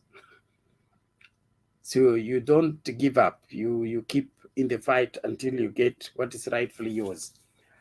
I don't think Uhuru is to blame. Although there are some things that were done wrongly. There are things were done wrongly. You don't wait for such a matter to be dealt with at the National Tallying Center. The kind of monkey we are dealing with needed to be dealt with from the forest, not at the end of the game. I used to play volleyball in high school. And when you're playing volleyball, you will always look for what we used to call Kalahari Desert. There will always be a weak person in the opponent team. And then when you mark that weak person, you make sure that every time you send the ball, it lands right where the weak person is. Akistuka hivi, you have scored. There are some things that the government and the rest of us did not work on in good time. And that is probably why we find ourselves where we were. We had too much faith in the Supreme Court. We never knew that the Supreme Court is not what it is. We thought the mamas are going to to be under pressure to perform better than Maraga. My English teacher was called Mrs. Sakwa. She told us, when you're writing an official letter, don't write dear sir stroke madam. See, just write dear sir. Because when a lady receives the letter and she reads dear sir, she feels she's being respected. But when you say stroke madam, you see you are not sure what you're talking about. So there our too much faith in one place. It messed us, but Kome has a lot of explaining to do. A failure to that good explanation. There are other options. There are other options. There are other options. Only that they are tough. They are tough. They're going to make this country halt to a stop. That's what I fear about those other measures. They are still constitutional, but they are dire. And with the kind of minds that are being sworn in on Tuesday, they will fight until the last person. But if that route is taken, mtayaona yale yasiyoonekana. Sasa naomba hivi, Kiptum utasubiri tu kidogo tumalize na kina dada. Unajua Supreme Court iko na dada president, dada deputy. So if you mistreat dadas, utafikishwa huko. Umeona ile judgment? Wanasoma tu tena wanapita wanasema hiyo ni hot air, hiyo ingine ni cool air, hiyo ingine out of offside. Yaani hata wangoje tuulize swali. Mungu atatusaidia. Let's listen to Ruth Akinyi first, then we'll come back to Kiptu. Ruth, how are you? I'm fine, thank you. Niaje Bernard? Niko poa, nashukuru. Karibu. Hata mimi niko poa. Nashukuru Mungu kwa kuingia hapa. Huwa nakuanga tu mashabiki na watch tu hapo kando. Jota TV yangu ya nyumba sikuwa naona kulingana na usuni yenye nilikuwa nayo. So nyinyi ndio mlikuwa mnanipatia hope na nimewashukuru sana kwa hiyo. So mimi kenye imeniuma sana vile nimeona kesi imeenda leo. Haijanifurahisha hata kidogo. So nimeona wanyonge hawana haki. Mimi niko upande wa wanyonge. Na nimeona hatujafanyiwa vile tulikuwa tunafikiria. Bado tutashukuru tu juu sisi wote ni wa Kenya. Hakuna wenye wataletewa unga ya bei kidogo kwa nyumba. Kila mtu ataenda tu kwa duka na hiyo pesa yake, hata kama itakuwa ngiri moja, sisi wote tutanunua hivyo na tukue tayari kufanya hivyo. Alafu kenye imenibo sana vile mama mwenzangu alikuwa anaongea. Hajanifurahisha. Mimi nilikuwa nafikiria ni mama mwenye atatetea wamama na atetee wa Kenya kulingana wakati alikuwa anachaguliwa vile alikuwa anafanyiwa interview. Baadhi alikuwa anaonekana mama wa nguvu sana. Na leo nimekuwa disappoint by the way. Na bado tutashukuru tu. Wacha tushukuru Ruto juu amefaulu, amekuwa president, but mimi president wangu ni Raila hata kama ako nje. Bado nitasidi kukua na yeye huko nje. Nampenda tu hivyo tu, naona tu ni msee mwenye hekima, msee mwenye anaona mbali, msee mwenye anatujali sisi wa Kenya, lakini sisi vile anatujali sisi ndio tumekuwa sijui aje. Na wengine nilikuwa nasikia wakisema Wajaluo hawakupiga kura. Tulipiga kura. Mimi naishi sehemu za Kikuyuni huku na tulijitokeza tukapiga kura. Na kenye niliona nilishangaa nao baadaye. So hii kitu ilikuwa inafanyiwa ukarabati na huku chini. Na wakatuosa kweli kweli tukang'ara, by the way tuling'ara. Na wacha tu tuseme asanti. Mimi vile walikuwa wamenyang'anya mtu wetu, mi bado nilifurahi tu. Imagine mi ulia kama mtu ni mgonjwa na kisaa kufa mi siliangi. So nilikuwa nalia wakati Raila alikuwa anateseka kutetea, ananyang'anywa huko, naenda kotini huku, bado anafanyiwa tu vile alifanyiwa. So vile leo nilikuwa nangojea tu kitu mzuri tu, angalau nicheke. Mi sijakula leo, niko tu na huzuni tu. Mimi niko kama yule mama mwenye alikuwa analia hapa. Juu imeniingia mpaka sijui naona Raila ni nani kwangu. Ni kama mimi tu ndio nimefanyiwa madharau by the way. But wacha tushukuru na to move on. Na kila mtu awe ni nani mwenye alipiga kura ajitahidi. Tunaendelea kukuwa na maisha ile mangumu sana. Tutalemewa na maisha na watasema Raila must come back. But hata sisi kama Wajaluo, mimi ni Mjaluo, wacha tu niseme hivyo, na si kupenda kusaliwa huko, si kuchagua, nilijikuta. Tunaweza sema Raila pia come back. Kwanza awache tuone vile walikuwa wanasangilia Ruto aingie, tujute pamoja. Na hata kiitwa akuje, mimi hata akiona tu gari inapita na pesa, mimi ningeomba Raila asiongee. Kwa jambo moja, Raila amedharauliwa sana na Raila ndiye amepigania Kenya zaidi. So mimi sijui kwa nini ateseke na Raila ako na pesa yenye anasakula na akae vizuri na jamii yake. So hii kitu yenye wanafanyia huyu mtu si mzuri. Si mzuri kabisa, na mimi siko poa. Na nimeshukuru sana kwa nyinyi kukaa hapa juu. Usingizi tulikosana nayo siku tu Raila alinyang'anywa kura. So baada hata sasa hii mimi ananiangalia tu hivi anipendi. Napata hope kupitia nyinyi. Vile mnaongea inanipea nguvu na jamii yangu. Watoto wangu wamelia, bwanangu pia hapa hata leo hajaenda job. So ni kama tu tumekufiwa. Kitu kama hiyo. Na niko pamoja na wale wa Kenya wenye wameumia.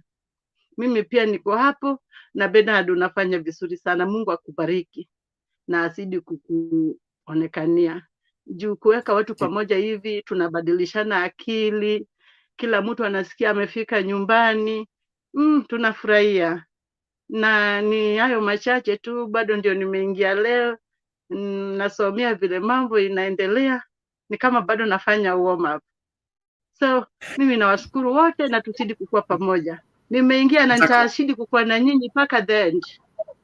Asante, asante sana Ruth, we appreciate that. Na tunaendelea kuvuta pamoja. Mambo yanaweza kuharibika, unasema kuvunjika mwiko sio mwisho wa upishi.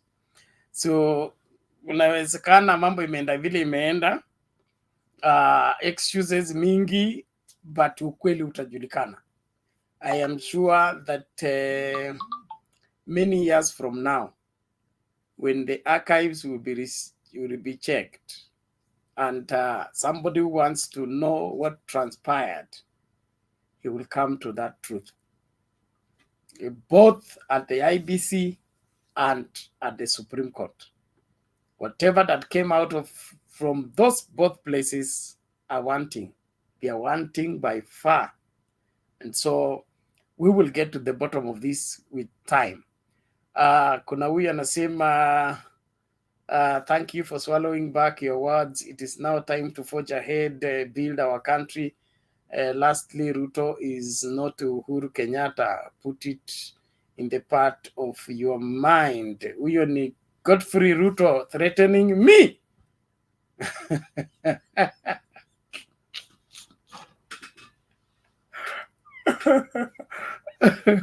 So Ruto is not Uhuru. So you want us to do what? To go and worship him or bow before him? I will still insist, if I'm going to the ballot right now and I have a choice between Ruto and Raila Odinga, I'll vote Raila Odinga 3, 4, 5, 7, 10, a million times. Because in my opinion, William Ruto is not competent to handle the affairs of this country. He will be sworn in, yes. He's president-elect, yes.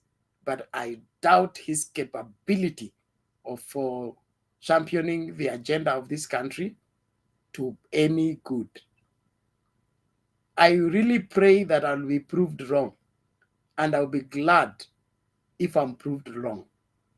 But from all indications, from all statistics, from all historical background checkup, I don't think William Ruto is capable of making this country better than it is. It will just end up being worse than it is. It has no demonic influence behind. It just has incompetent people in office, Chebukati style. I don't want to talk more. Kiptum, habari ya leo?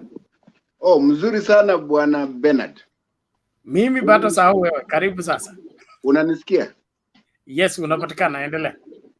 Yeah, first I must thank you very much for the fatherly moderation of this program.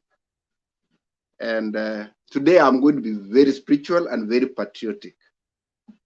And I must say, the words of Christine has really lifted my my spirit, because personally, I must say I'm saved. I love the Lord.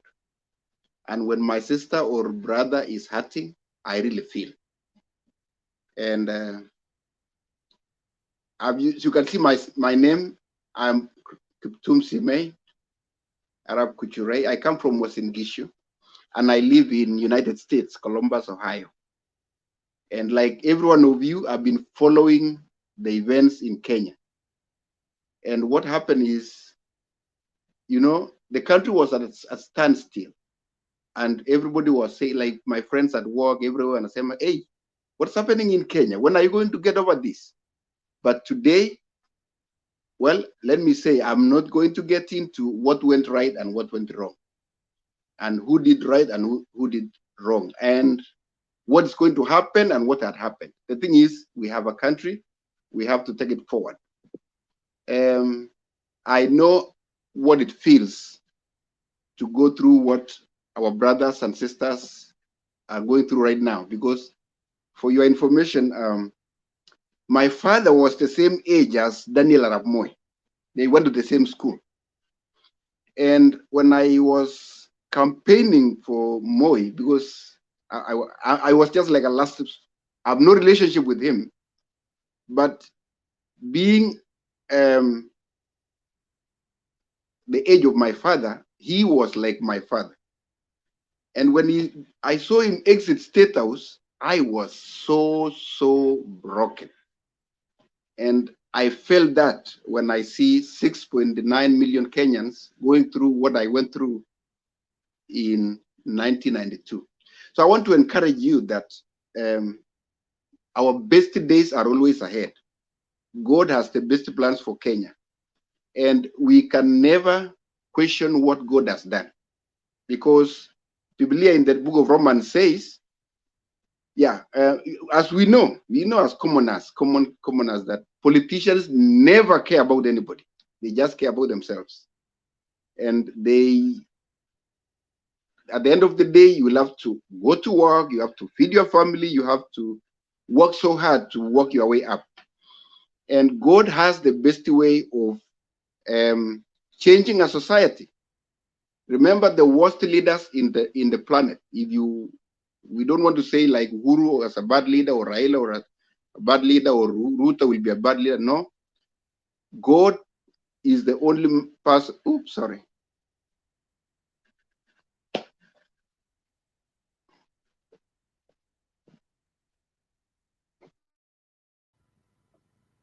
Yes, Kiptum.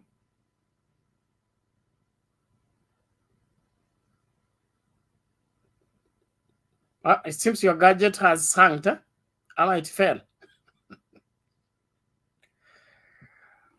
Pole lakini.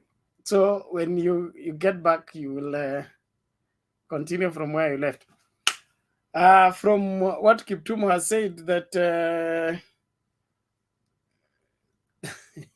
you know, there are many things we do and tell everybody that God has done it. By whichever way, there is always a reason behind every happening, and that reason is what carries the day. So let us focus as a people and still push for what is right. We want to have a process of getting leaders that is predictable, that is reliable, that is verifiable. What we've been treated to is another mysterious process that that can't meet the least threshold of how we need to get leaders. And like it is well reported, half of the country, which in my opinion is the majority, is not happy today. Not happy, and I don't think they will be happy any sooner. But what we need to do as a people is to take home the lesson that has been offered. Then from the lesson, we need also to reach out to one another. Let me just give this counsel because I may be signing out any moment from now. Let us watch out one for another. The Azimio Brigade, please reach out to one another. If you're not in our support WhatsApp groups, you can drop your number in the private chat and we'll be able to add you to our groups. As Mtembei TV, there are several sister groups that we run on WhatsApp where you will get some information that can encourage you, and or you can be cancelled in terms of there are many people who are calling and they are worked up. Please just relax yourself. God does not make a mistake. Not necessarily that what he has picked on is the solution. No. He does not make a mistake. And some of the things that God does don't make sense. And that's why he asks us to trust him. Trusting is not possible when tracing is obvious. Where you will only be required to trust when tracing is impossible. So what we don't understand, what we have no reasons for, what doesn't make sense to us is when we need to trust more. So let us trust God's wisdom. Let's trust God's counsel. He will move us from this dark corner and deliver us to the predetermined end that he has had in his mind all along. So our journey to Canaan, tumepata puncture. Tutachange tire, alafu tutasonga mbele. But we must not cancel the journey. That's all I'm saying. Don't cancel the journey. The journey keeps going. We may get there by Raila Odinga. We may get there by Kalonzo Musyoka. We may get there by Joho. We may get there by whoever. Tutabadilisha taya, lakini safari itaendelea. Tusichoke na tusigive up. We have children. Our children's children are banking on us. They're banking on us. Don't let them down. Kome and team have done so. Chebukati have done so, but we shouldn't add to that folly. I'm not a lawyer. I'm not a judge. I don't know much of that jungle, but I judge matters. I'm a pastor. Kuna kesi mingi zinaletwa kwa desk. Lazima uangalie mbivu na mbichi. And then you judge them accurately. Lakini ile tumesomewa leo. Nangoja which school will admit that. I wait which bench is going to admit that. I wait. Kama ya Mtunga ilikataliwa 2013. Hii sioni ikipita kwa gate. But that is all I can say for now. Nani amekuja, Kenyan amekuja. Naona Mato the prophet is here. Naona Paris na Duke na Pamela. Nathan, wewe tumekuwa na wewe. Sijui kama umeniletea salamu ingine.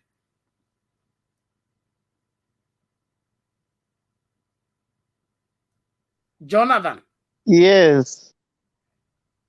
Umekuja na salamu fresh. Unajua nikikuacha hapa kwa mikono ya watu. Hapana, Supreme Court. So lazima nikutetee tu mapema. hapana, Kenya mimi nangoja tunataka tu yani tuendelee tu na amani, Kenya ikwe poa. Tunataka tu tuone venye tutaongozwa. Hiyo tu ndio mimi nasubiri. Asina kitu kingine la kusema, manake ndio hivyo. Hayawi huwa sasa imekuwa. Hakuna kitu yenye tutafanya, Bernard. Sawa, asante Jonathan. We appreciate that. Na tusonge mbele tumsikilize dada Pamela Ofula. How are you? Bernard. Habari zenyu lakini. Tuko hapa tunashukuru. Hakuna siku mbaya kama hii. The worst day ever. But hapa hata hakuna cha but. The only thing naweza sema, yeye hata si leo nasemanga God has a reason for everything.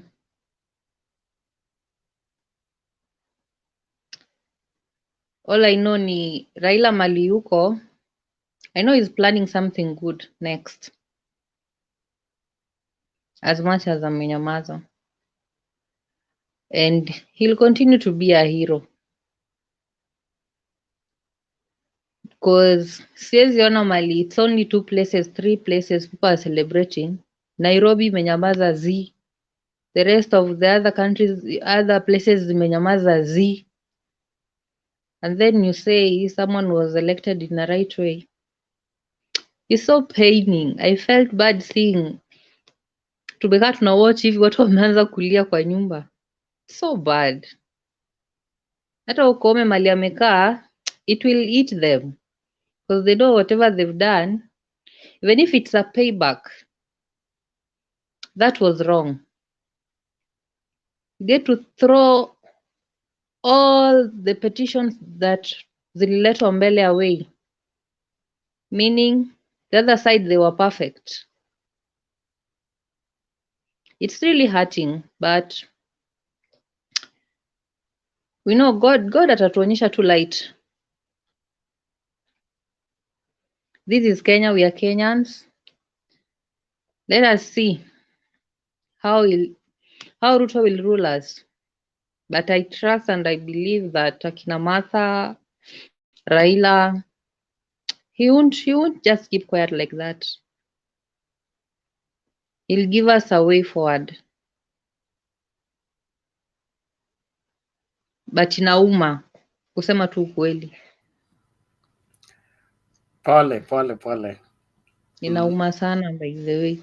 Mi mpaka leo hata I was like, you get to call me, najua ulikuwa na support UDA. I'm like, usijaribu hata kunipigia simu.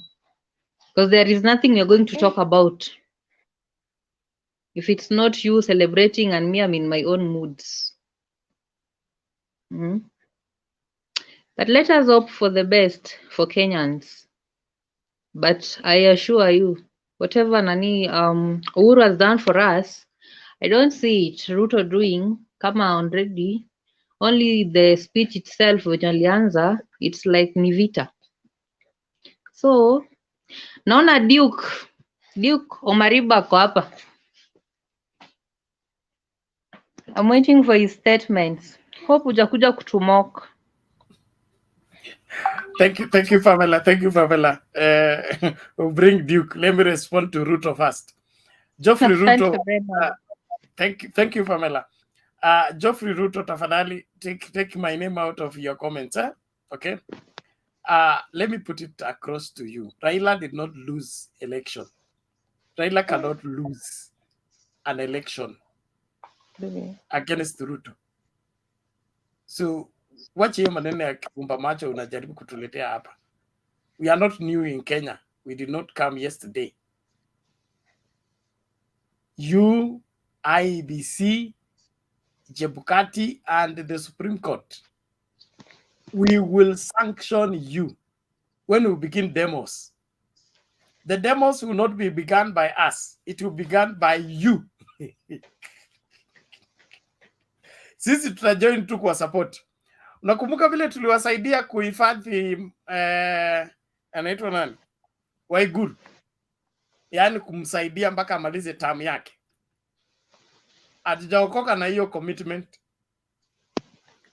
The moment things begin to go mrama, mnaanza kusema Ruto must go. We will say no, he's not going. He's not going. Sio uchawi, ni maombi. Tutakuwa hapa. Hiyo na kupromise. We will protect him for you until he delivers whatever you put him in office to do. That one I promise you. So, usituletee hapa. But we will still walk on the streets of Nairobi with our head high because Raila did not lose an election. He did not. And you know that. Haya, bwana Njiru, habari ya leo? Jema kabisa bwana Bernard, how are you? I'm okay, I'm okay. I'm happy you're coming around. Yeah, you know, I have to come and encourage my brothers and sisters here. I've been undergoing a very extensive therapy, and today I'm strong, and I would like to tell people the reason why I'm strong. You know, no matter what happens in life,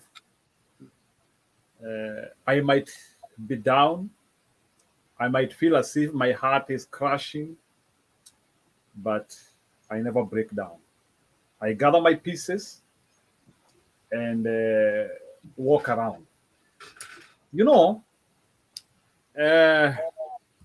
my issues started becoming difficult from the time when the certificate was issued, and I started seeing some black smoke in our direction, and there was a culmination of very many events which were happening, and to me things were not ending up, and I just saw a very determined journey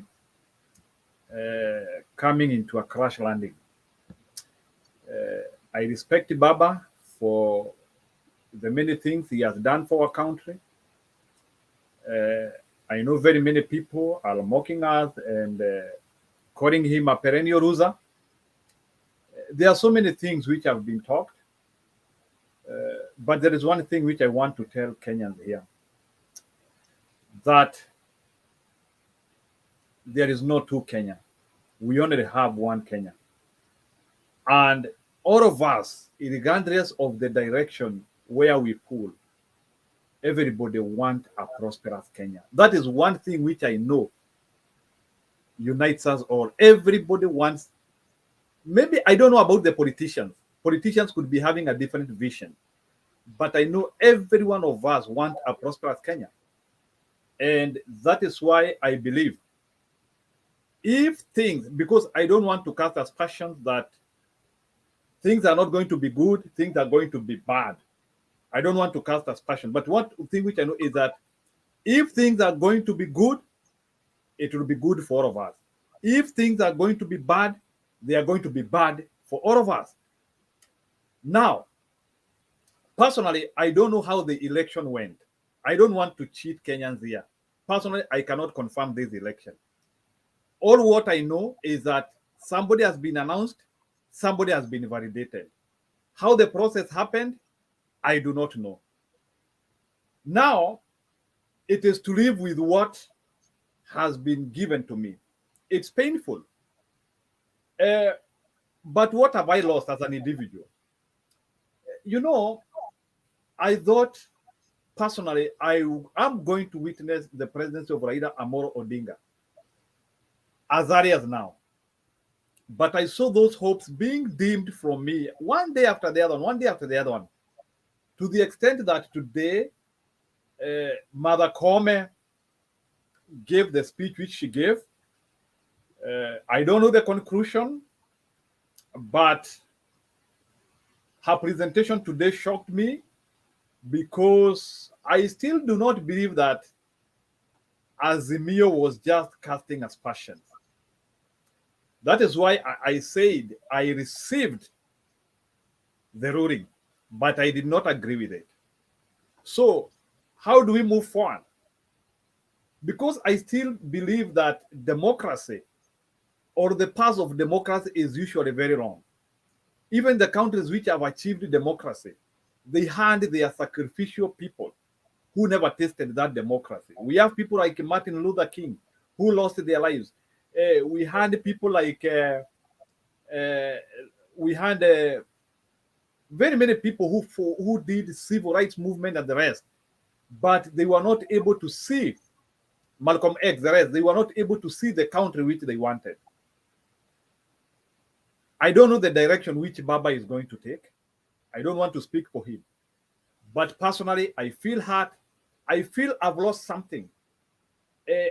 I had seen this was a time in which I had to see the vision which he had seen coming. But there is one thing which I want to comment to Kenyans here. Looking at the Baba manifesto, there are two things which I want to outline there. He had talked of social agenda and one county product and integrity. Those were the key things which were coming out.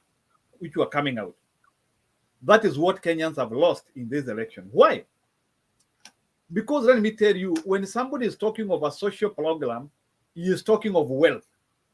A country cannot be able to give its citizens money if it is not building wealth. So that was a commitment that Baba had promised, that he is going to build wealth so that he can give our people. And I can tell you, any enemy within or outside will never support wealth. Some of the things which have been circulating around, I cast a lot of aspersions that the vision and the dream of Kenya was systematically and strategically dimmed by powers beyond us. How somebody wants to decode that, somebody can try to decode that. But I am not going to quit Azimio. I am not going to quit on Baba. I don't know his next plan for Kenya.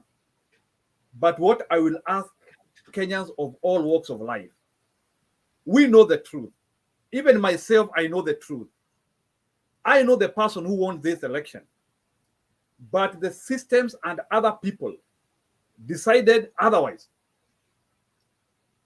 Even in the Bible, we know that people have not received justice. Even in the Bible.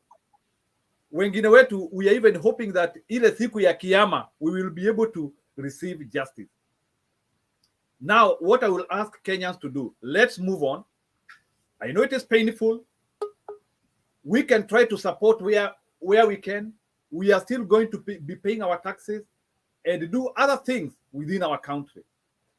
I don't want to be pessimistic. I want to wish whoever was announced well. Let him govern this country. I wish him well. He is going to bring the country together.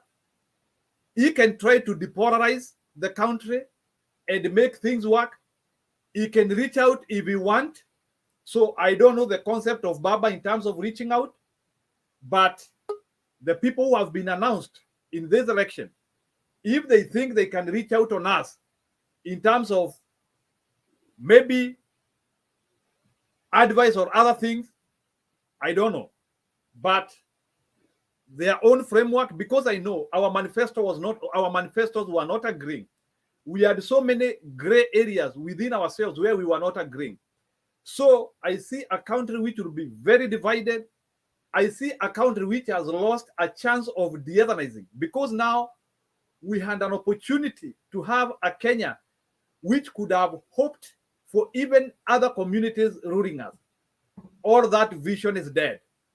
I don't know how now we are now going to actualize the system of having Kenyans of the things where we say that Kenyans of all walk of life, Kenyans, regardless of your race, regardless of your tribe, we have an equal share in this country. I disagree.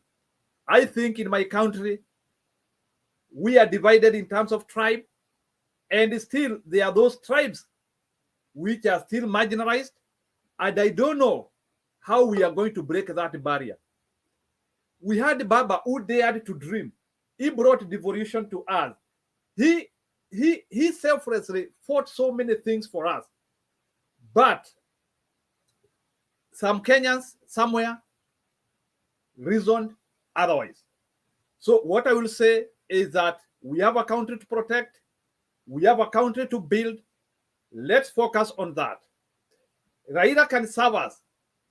Being a president or not being a president, I know his voice has been a voice of reason. I know we hoped to see his presidency in our lifetime. We know age has catched up with him. We might not see his presidency, but whatever he said to us, whatever he dreamed for us, should not exit our ears. We could get a man who can come and actualize those voices. And I believe that the voices of Baba might echo, might incarnate with another human being. It is still a long walk to glory. I hope our country will still continue in the democratization process. There is a lot of frustration, but I do not know that Kenyan who will be able to bridge that gap. I do not know how Kenya is going to come and unite on one purpose. I hope whoever was announced can be able to unite the country. I hope us as Kenyans, we can be able to do all the best and still continue the process of democratization. Otherwise, I feel a bit not having strength, but I have hope for Kenya. I do not have hope for politicians. I have hope for Kenya. I still believe that. How about a Kenyan? You have a long way here.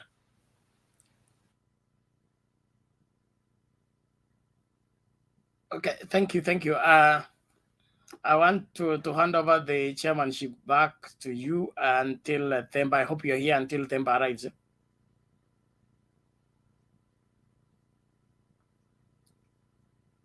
Wananjiru. I don't know Themba is arriving at what time, but I can always hold, no problem. People can continue talking here and we can listen to one another. I hope the other day I got some attack from virus. I don't know who threw it. I hope I will not be attacked. the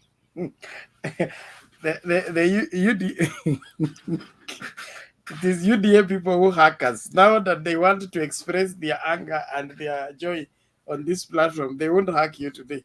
You see, today I've had a smooth flow of the show. Hakuna mtu amenizimia.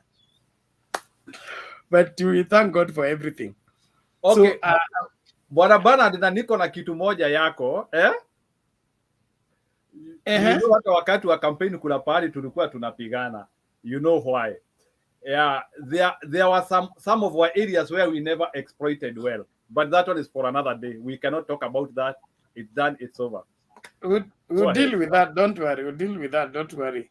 And we are here to make Kenya better. We will make Kenya better. So I want you to take the lineup. We'll give priority to Paris. Okay. After that, we go to Duke, and then come to Mato, alafu Sakwa. I hope you have noted that. From Paris is Duke, then Martin, and then Sakwa. I will leave you to move further. Wengine wenu tafadhali, let's be strong, let's do what is right, and let's believe in what is right. Usiache waongo na wakora wakufanya uchukie ukweli na haki.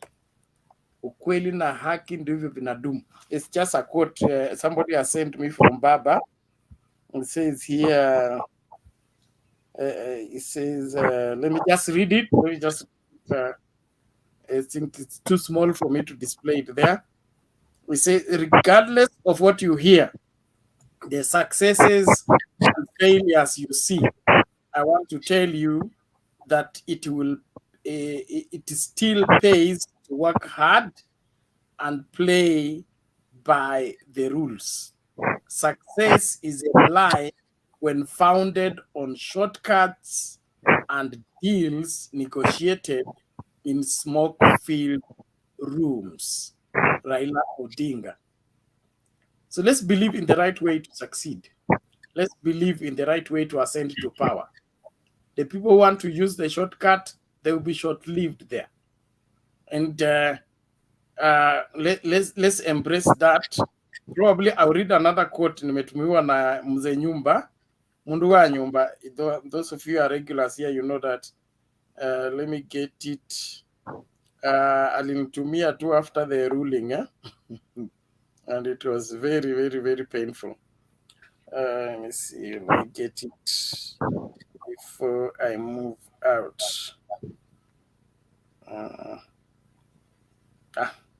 Sipati sasa hivi sitaki kuweka sana. So Paris, karibu peana maoni yako, alafu Njiru, you are in charge now. Bernard Nabii kabla wa- uende. Asante sana Bernard. It has been a day as it has been, but let's thank God we are alive and we pray for Baba. We are still strong, we are still his soldiers, and we soldier with him alone.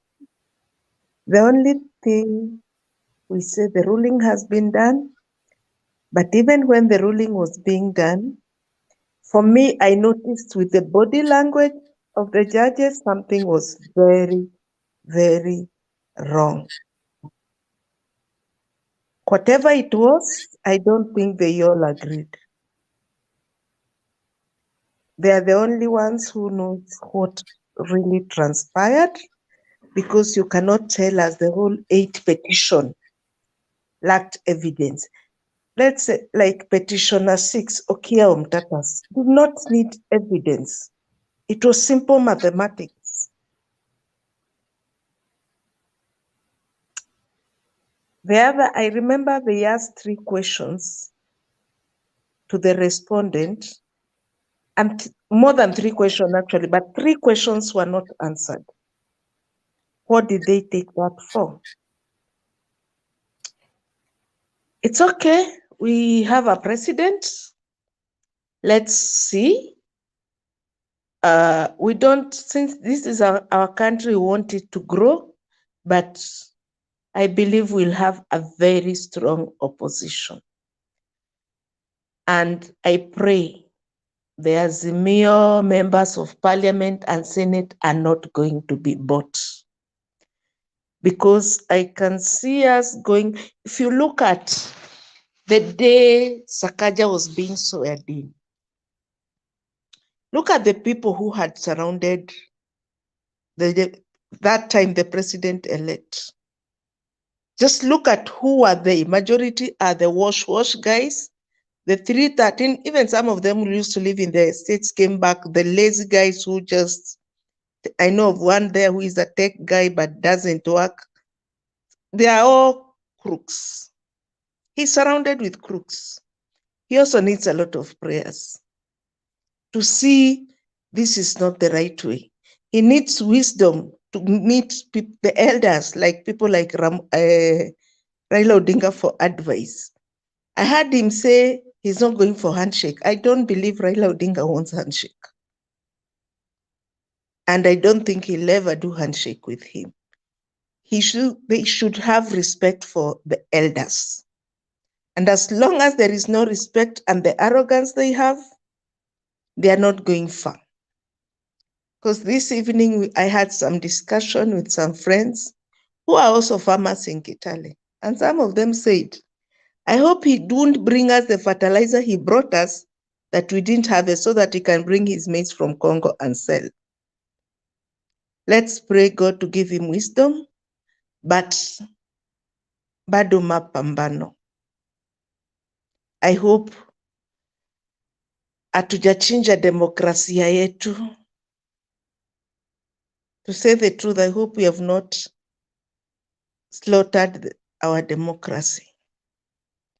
And the justice in this country, we just need to, I'm very emotional since I've not moved out of the house because I was actually not happy up to this minute. But through talking and with this forum and other people, I saw even people calling from as far as Nigeria. They are not happy. They are associating him with their former vice president who ran away from Kenya to Dubai, from Nigeria to Dubai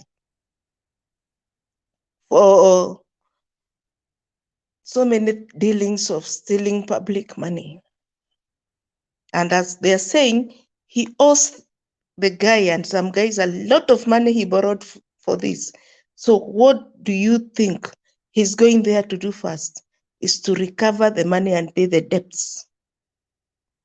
But let's pray for him. God to give him wisdom, to get good advice, to disassociate with himself and clean his image.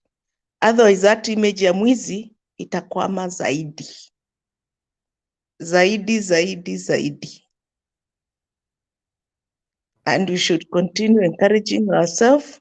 The only thing we do as Kenyans is we keep check.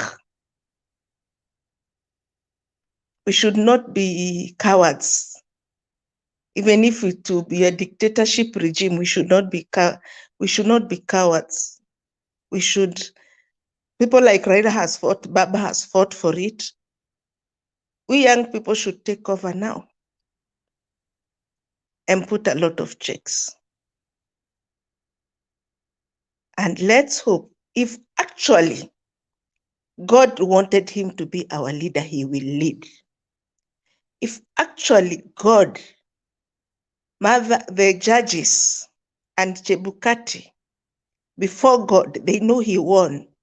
Otherwise, God's wrath is the worst. And 2 years will not end. We will see things happening.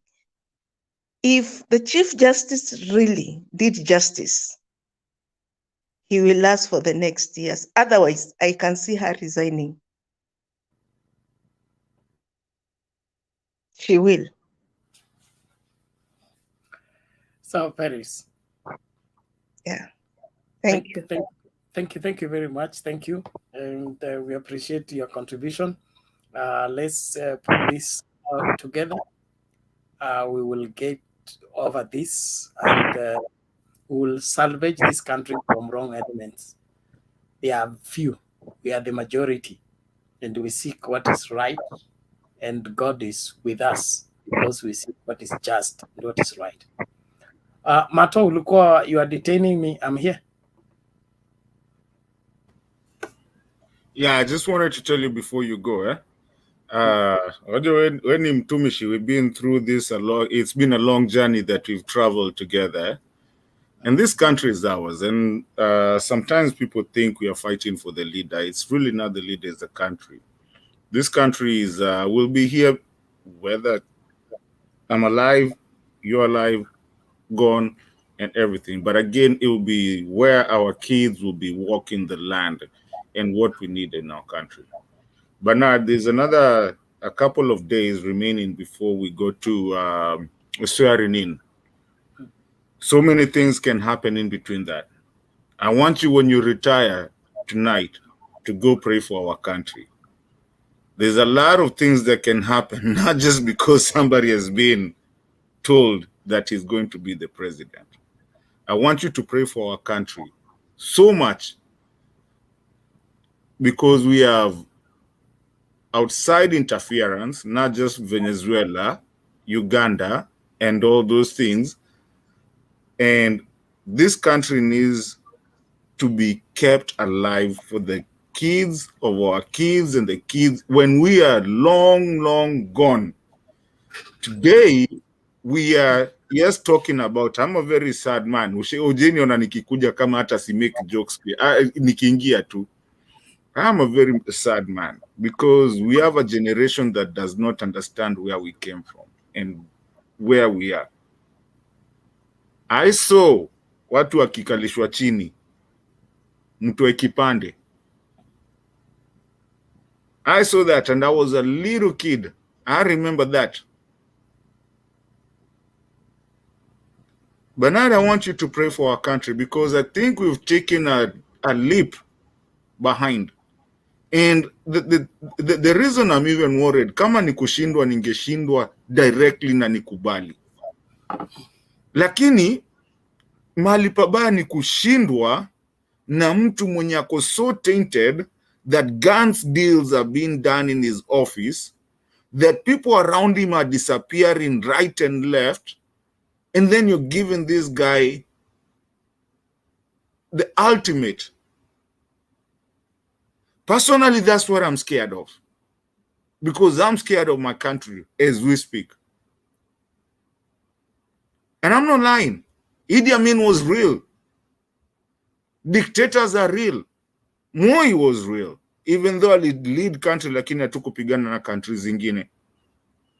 First of all, there was espionage done by other countries into our country. And the guy is already talking about media personalities that he's going to affect. Ladies and gentlemen, I am so sad today because of what we've lost. We've lost a leader who has fought for this country. People don't understand what multipartyism is, what it took to take out section, section 2 of the Constitution, you know, so that people can gather, even this medias, watu waweze kuongea kama sisi. Now, if you hear somebody on his even speech yake ya kwanza, he's talking about identifying a reporter, not even a TV station.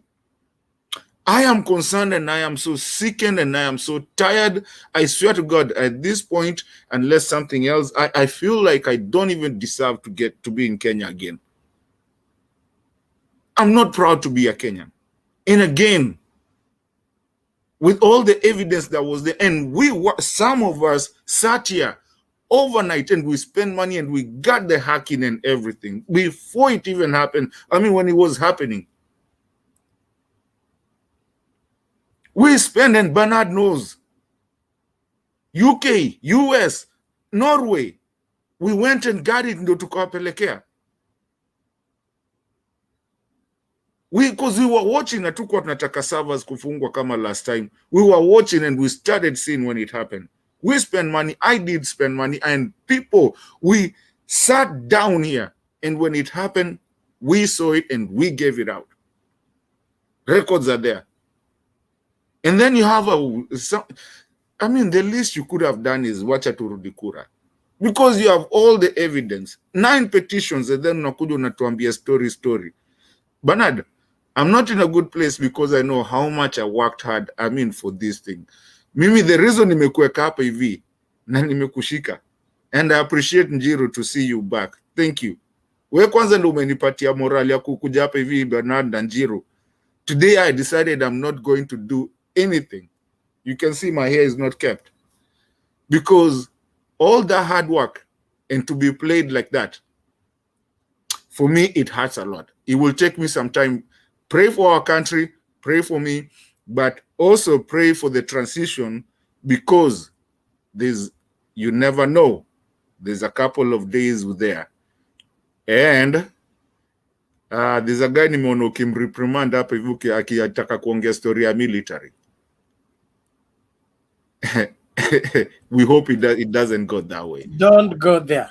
Don't go there. All right, thank you, sir. Njiru, thank you to see you. Everybody, thank you. I just wanted to say that before Bernard goes. And I'm going to take heart. I'm going to leave you guys. Today is not my best day. I'm always a guy here na kujanga kucheka na nini, but today, maybe tupatane kesho.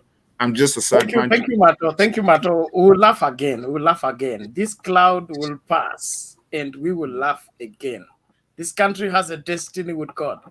Nobody can take it any other place. So let's keep our faith alive. God is working in the dark room. When he's through, atakuja na picha na itakuwa safi. So let him develop the negative. Asante sana.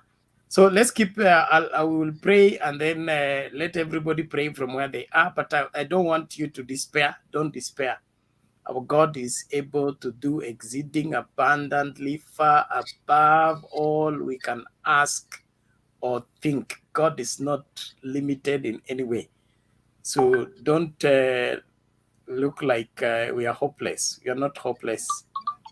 There is a God who sees what is done in the dark. Whatever transpired behind the bench, whatever transpired in the servers and everywhere, God has seen all of it. And the truth will come out. Let's just ensure that we stay safe. We do what is required every time. My greatest prayer is we shouldn't get our children to believe in a lie, that they have to be thieves, they have to swindle, they have to cut short in order to become something. Let's get back to the right path to greatness, which is following the right way. Asante sana. So, Bwana Njiru, you are in charge. You will bring Duke and then Sakwa, and then, of course, Utaruka Edward, eh? Okay. Okay. Oh, I Upatie wanted Fiona kwanza, Edward akuwe wa mwisho. Wow. I wanted Yeah. tu kuongezea tu kitu moja hapo tu kwa Matu, just a slight thing ili tulete news. Please let's be modest. Let's be modest. Don't spill the beans. There's some information we have that should not go Yeah, there. no. I really want us to do that. So if somebody begins to share something that is very sensitive, knock them out. Sitaki kuamushwa ati nini. So unajua sasa we are marked. They want to pull down this channel. It's one of their hottest enemy. So please let everybody be modest. Ukiona umelemewa sana, just sign out, utakuja kesho. So sawa. Let's be modest. Let's do what is right. We will redeem this country. This country is not out of grip yet. Yeah, no problem. Yeah, Bwana, the one thing which I want to tell Kenyans here is that we cannot lose hope. We are not the only country which is having issues. That is one thing which I want to tell people here. I always say when we are comparing Kenya as if we are worst off, there are countries like Uganda who have not seen regime change for 36 years. We have countries like North Korea.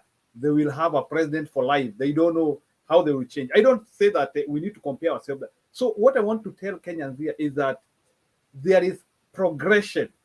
Even if it is in a snail speed, there is progression.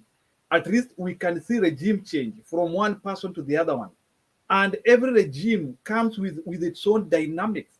So what I would like to tell Kenyans here is, even as we feel despair, as we feel helplessness, let's also have that courage that also that our country is divided, but also the other division could also be having something to offer. So let's not just wholesomely blanket everything. So I would like for us to still have that hope that God is bigger than anything. And despite what has happened, at least there is something which is uniting us.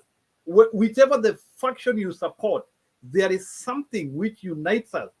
There is that mankind and that hope. And I still believe, even these people who are supporting Tangatanga or the UDA people, there is still some level of sanity they would still want in their group. So that's why I still feel that let's have that hope and still hope that our country is not extremely consumed. We are still somewhere. So let's have that. Duke, go ahead.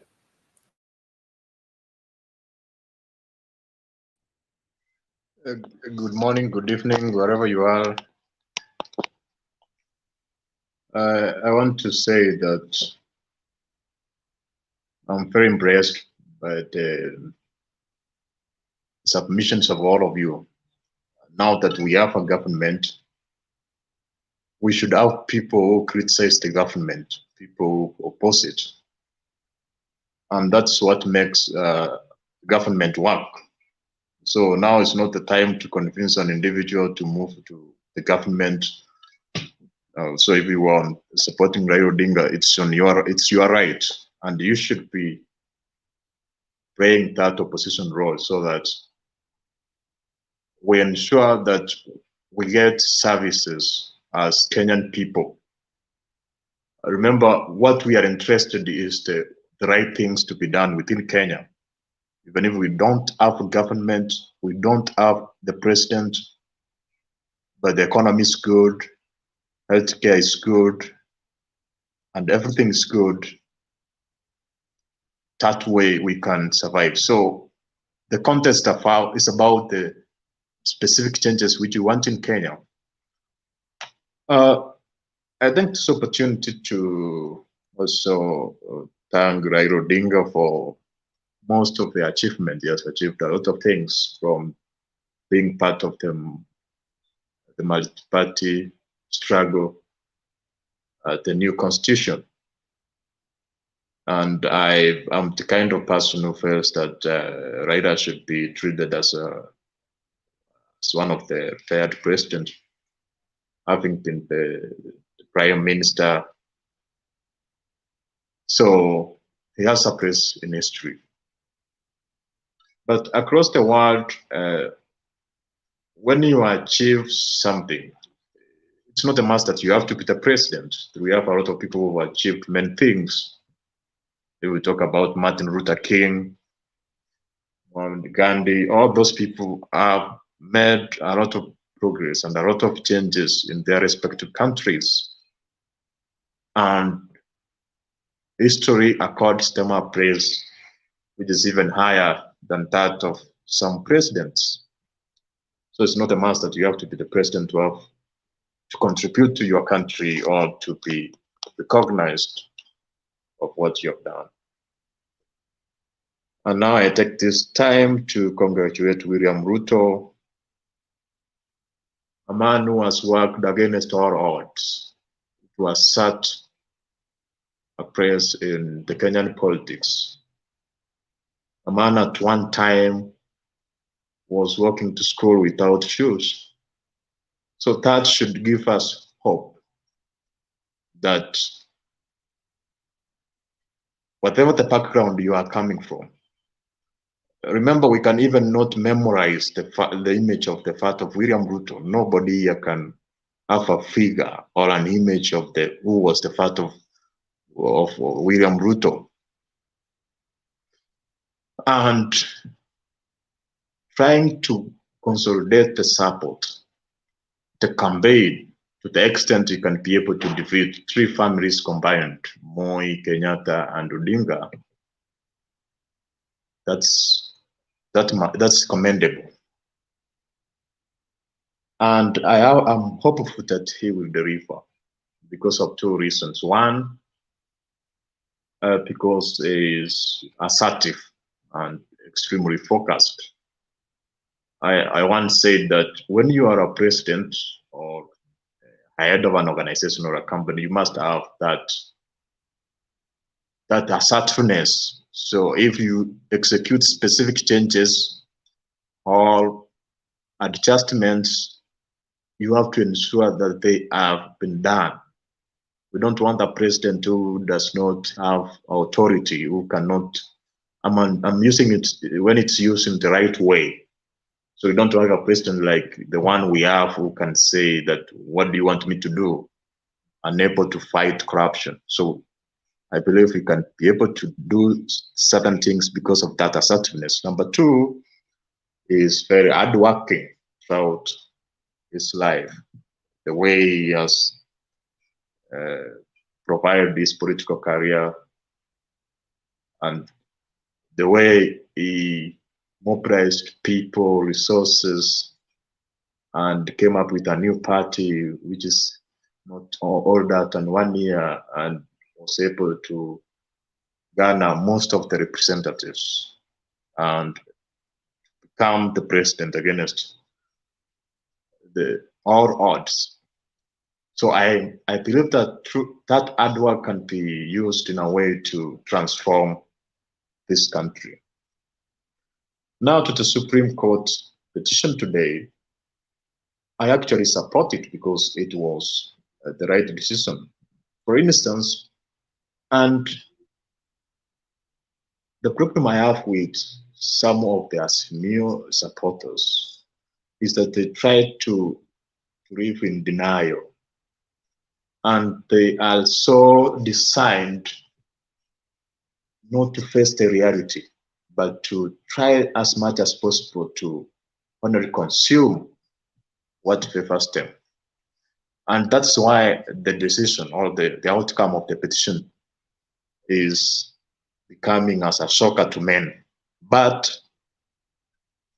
those who are open-minded, those who critically analyze the evidence which was submitted before the Supreme Court, they knew the outcome.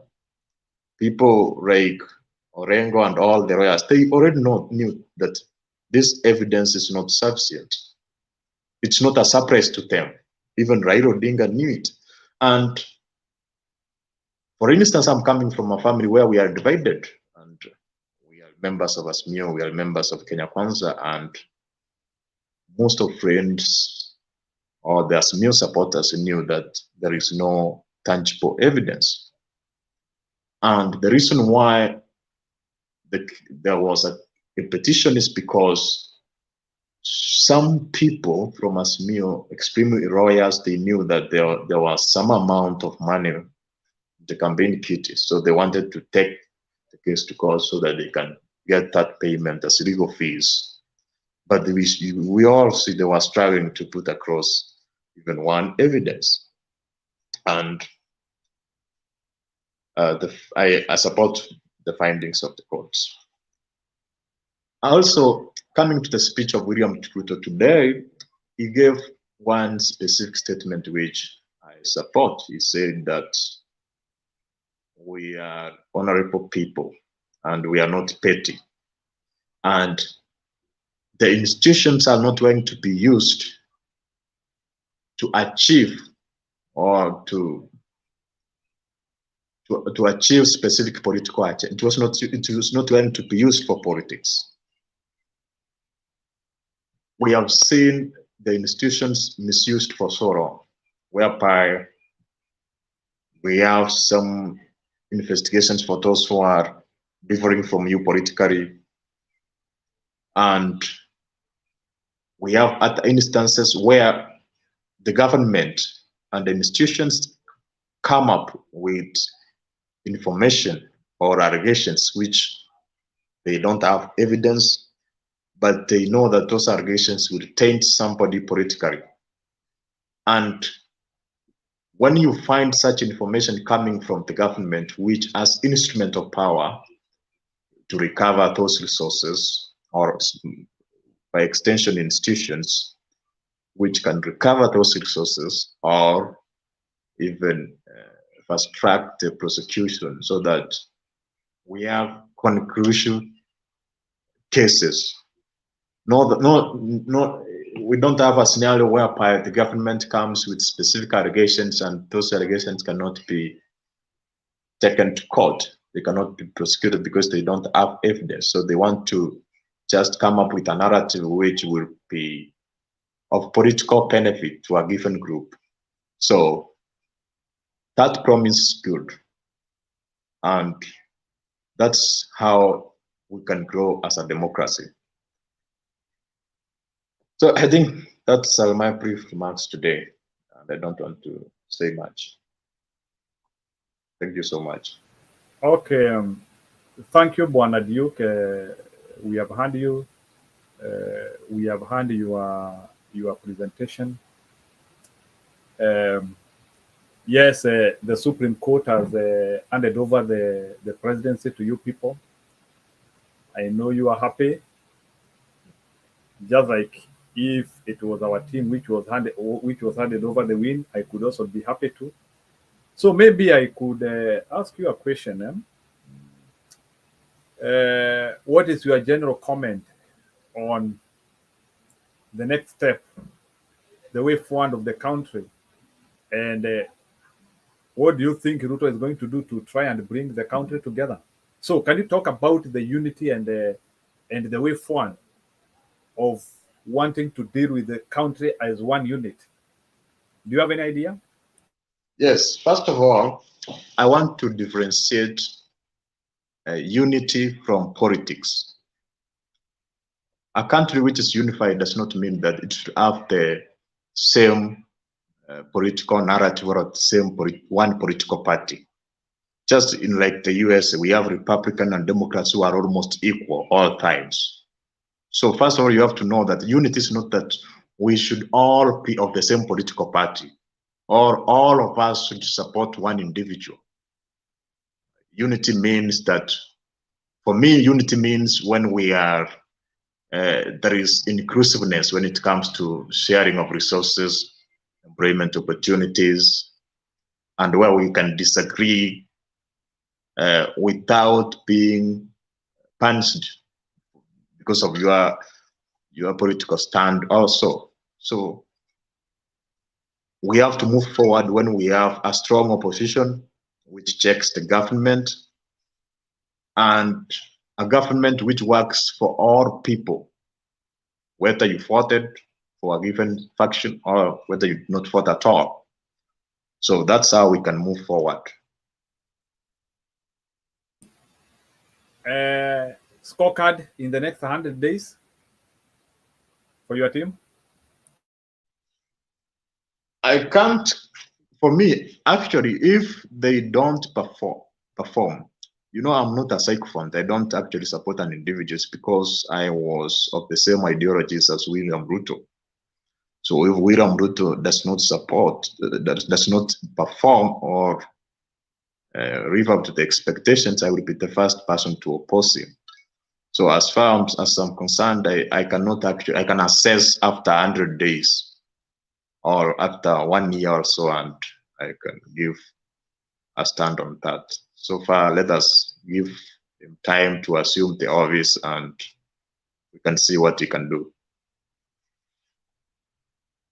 Okay, you are still in a blast. I hope you saw your manifesto, and there were quite a number of things they said that they are going to do, bringing the cost of living down. I don't know, hustler fund. There are so many things. So I know the Kenyans of goodwill and the people of Ostrix will be watching on that. So some of us, we can only watch and hope that they will be able to achieve those things. If they will be able to achieve good life for Kenyans, I believe every Kenyan wants that. Okay, thank you, Bwana Duke, and we hope to continue debating in a civilized manner, regardless of what happened in Kenya. We are separated by opinion, but there are other things which bring us together. That's what I would say. So, Bwana Sakwa, are you there? Yes, niko. Go ahead.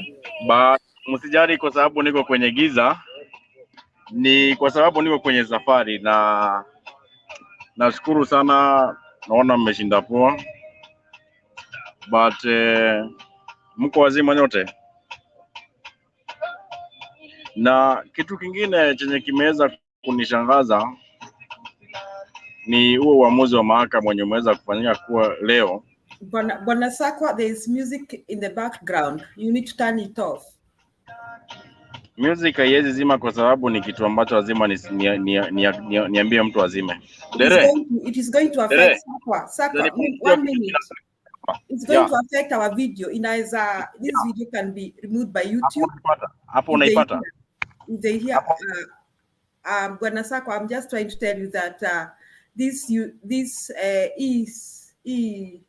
show can be thrown away by YouTube because of that music. Okay. Na hapo sasa unaipata? Now you're okay. Okay.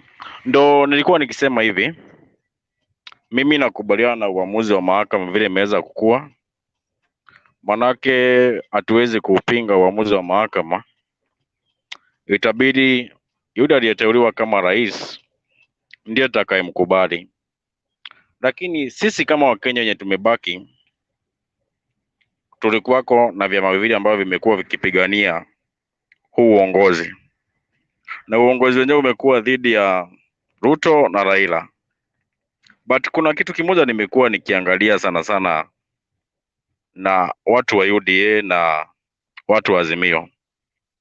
Ndio kila mtu, kama umekuwa upande wa UDA ndio umeweza kufurahia ushindi kwamba umeweza kurudi upande wa UDA.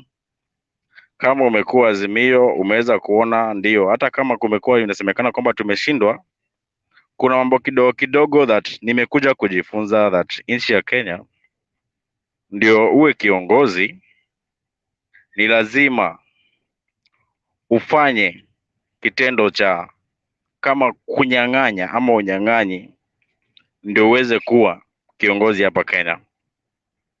Na ndio niweze kusema hivyo, inaonyesha kuwa Kenya sio nchi yenye huru na haki.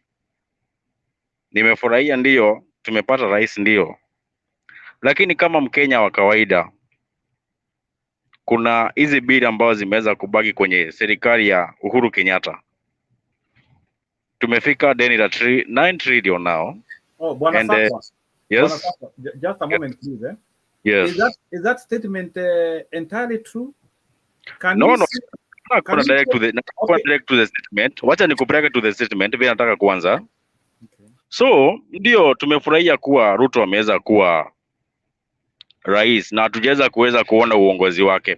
Je, katika hii miaka mitano kama nchi tutakuwa wapi? Hivyo ningependa tu kuuliza watu wa UDA na pamoja na watu wa Azimio, because ushindi kama ushaenda, ndio tutakubali matokeo vile yameweza kukua. So sina mengi ya kusema, manake niko kwenye safari. Okay, so what I wanted you to clarify is that yes, yeah, we could be feeling aggrieved and in pain, but personally I don't entirely believe with you that ati ukue kiongozi Kenya ati lazima ukue ati lazima ufanye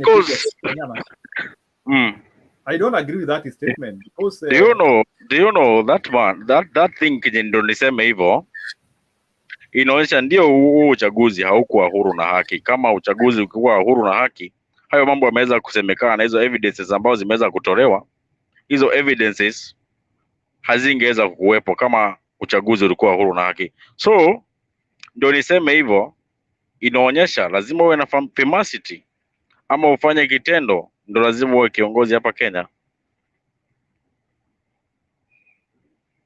Okay, anyway, that one is your opinion. I still believe we have several Kenyans who maybe got the leadership. So, but ningependa Kibaki, I don't know. Kuna kitu alifanya? Maybe kufanya, but unaona hii nini kuanzia 2013 till 2022 mahali tumeweza kufikia. That seems that kuanzia time that hiyo ndio inaonyesha kuwa nchi iliweza kukuwa na mabadiliko mpaka mahali tumeweza kufikia. Manake ningependa tu kuuliza swali, wabunge wote ambao wameweza kuchaguliwa, ni mswada upi pale bungeni watakosa kuupitisha kutoka kwenye serikali yenyewe? So all the serikali ambayo inaweza kuja kuwa saa hizi itakuwa order from above, inaweza kupita direct bila kupingwa na mtu yote. But the question is, nimesikia mtu akisema about Kalonzo mara sijui nani, ndo ningependa kuuliza ni nani atakayekuwa mpinzani atakayempinga Ruto?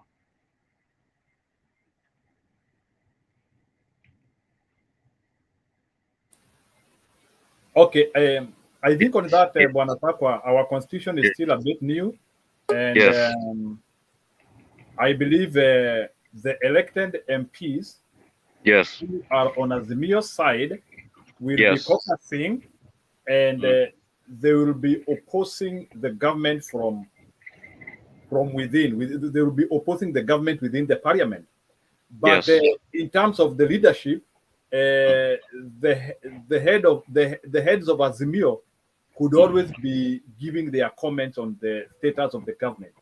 So yes. it's a bit of a combined opposition, whereby the parliament, who are having direct mandate to check the government, they will be the key people who will be opposing the government. Then the Azimio leadership, Raila Odinga, Martha Karua, and the rest, the fraternity, maybe like the team which we had composed for the Azimio, I think they will always be giving their comment in a relaxed way, maybe to try and advise their parliamentarians. But I don't think that it will be extremely an active position, because remember that the people who are playing serious politics are the ones who are in the parliament. And now our stakeholders who have formed the Azimio, they are not in the parliament. Remember before the constitution, we used to have the official position. We no longer now have that. So yes, you can oppose, but you are like offering advice to your parliamentarians. Like you tell them, caucus, let's do this in a relaxed way. Because I think once maybe you have not been declared a winner of an election, I think the Kenyan concept is like they want you to act like a statesman, whereby you are like checking the government in a relaxed way, trying to advise your parliamentarians, and they try to push for those reforms. I think that is our concept. I don't know, any comment on it? Yeah, ningependa tena nikuulize swali lingine. Tumeweza kutoka kwa mwaka wa 2013 mpaka 2017 na upinzani ulikuwa uko juu sana. Na wakati upinzani ulikuwa uko juu sana, tumekuja tukapiga campaign tena 2017 na tukapata rais kwamba ni Uhuru. Na katika hii serikali ambayo imeweza kuwepo ya Uhuru, serikali ya pili, upinzani umeweza kuonekana kwamba umedidimia sana. Na je, kama katika wabunge ambao umeweza kusema wabunge wenyewe wako sawa na wataweza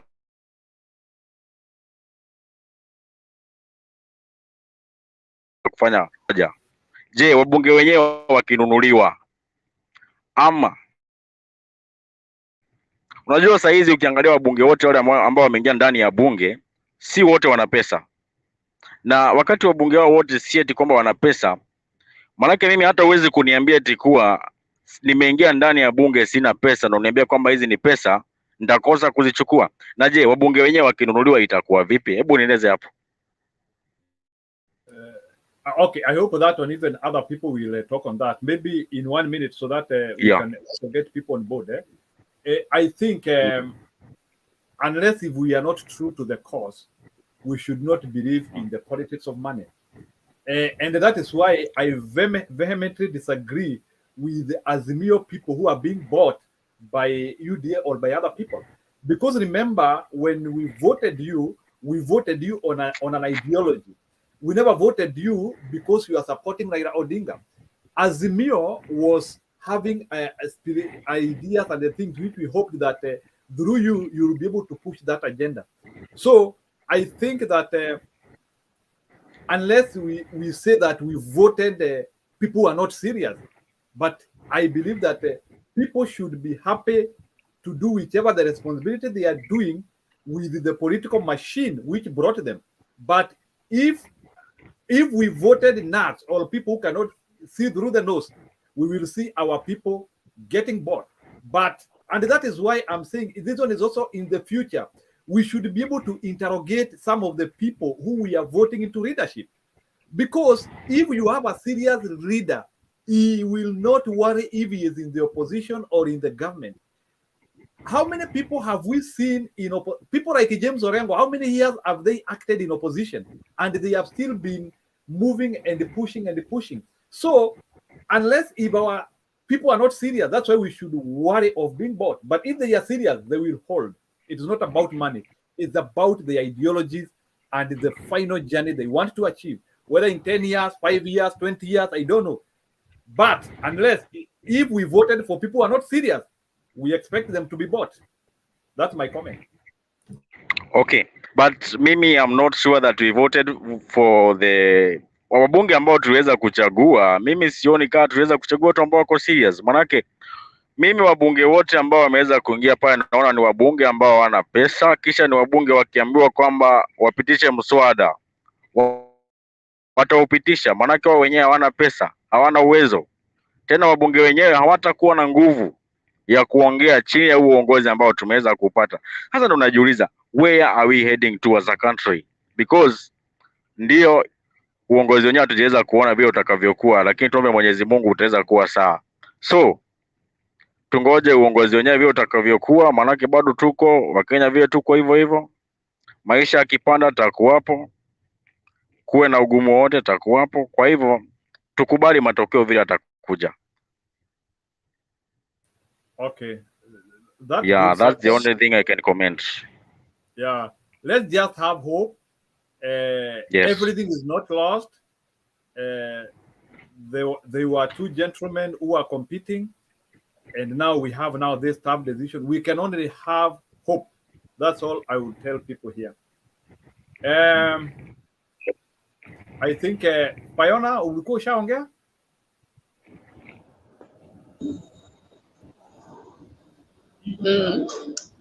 Hope mko poa. Mimi yangu ni machache. Okay, mimi ni mgeni huku but nimekuwa nikiwafuatia sana through comments. Na the comments I go through sometimes zina hurt sana, but tujipe tu moyo because hii ni kama ni kitu ilikuwa imepangwa kutoka kitambo mpaka kufikia sasa hivi. Juwezi sema yani all the 9 petitions hakuna yenye ilikuwa na maana. Na how comes jana on a Sunday Ruto aliongea kwa church eti hope Uhuru utakuja kufanya truth. How? Na ilifika time juu wakitangaza Ruto alikuwa kwake kwa nyumba, akasherekea, wakaomba, ndio wakatoka wakienda huko. Hiyo si ya maana. Ya maana ni ile mbona tuwe tukifanya kitu ni kama kupeleka mtoto shule akisoma akipata foundation unasema ile shule nilipeleka mtoto si nzuri. Ni kama venye wamekuwa wakifanya Raila. Shida ikitokea ndio waliona wacha aenda atafute handshake, ailete katiba pamoja, akijua kitu anafanya nyuma. Kwangu mimi haijanitoka na sioni kama itanitoka, lakini tumuombe tu. I want to just remark it's very painful to lose elections or to have a leader who you did not desire. You know, there was a time when I was watching the election. I was watching the concession speech of Hillary Clinton. I watched the concession speech of the before Theresa May. There was another guy who was removed. I think Gordon Brown. I watched their concession speech, and elections are attacking. Kitu kingine ya maana ni Raila, ni ukweli hiyo free education ingekuwa. I remember wakiwa na Kibaki, nilitumia vitabu za free education, nilitumia set na zile vitu wasichana wanatumianga tulipewangwa shule. Mostly like mimi natoka kijiji yetu. Kuna wale watu wenye wako na watoto lakini hawana uwezo wa kuwapeleka shule. Hata kununua penseli ni shida, unaona? Lakini watu wakatupilia mbali juu. Nimekuja kuamini kama una pesa huwezi zaidika. Hayo ndio nilikuwa nayo. Asante kwa muda wenu. Okay. Thank you, Fiona. Let's take heart. Our country is still there. In Kenya, our people are still there. The only thing we can have is hope for our country. I don't think, to me, in my thinking, leaders come and go. No matter how cruel a leader can be, no matter how fearful we might fear a leader, after a particular time T, they will come and pass. There is a question which I've always been asking myself, because I think sometimes it's also always good to be honest to the true cause.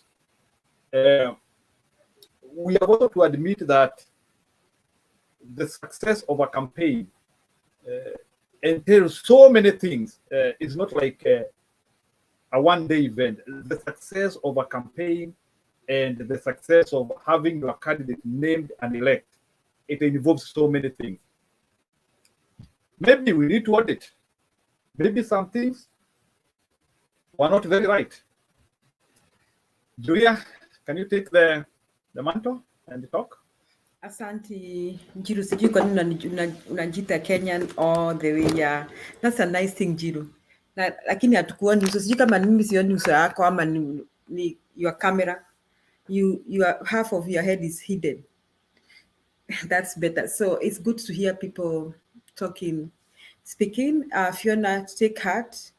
I thought I had something you say that maybe implying that Uhuru alicheza Raila. I don't think Uhuru alicheza Raila.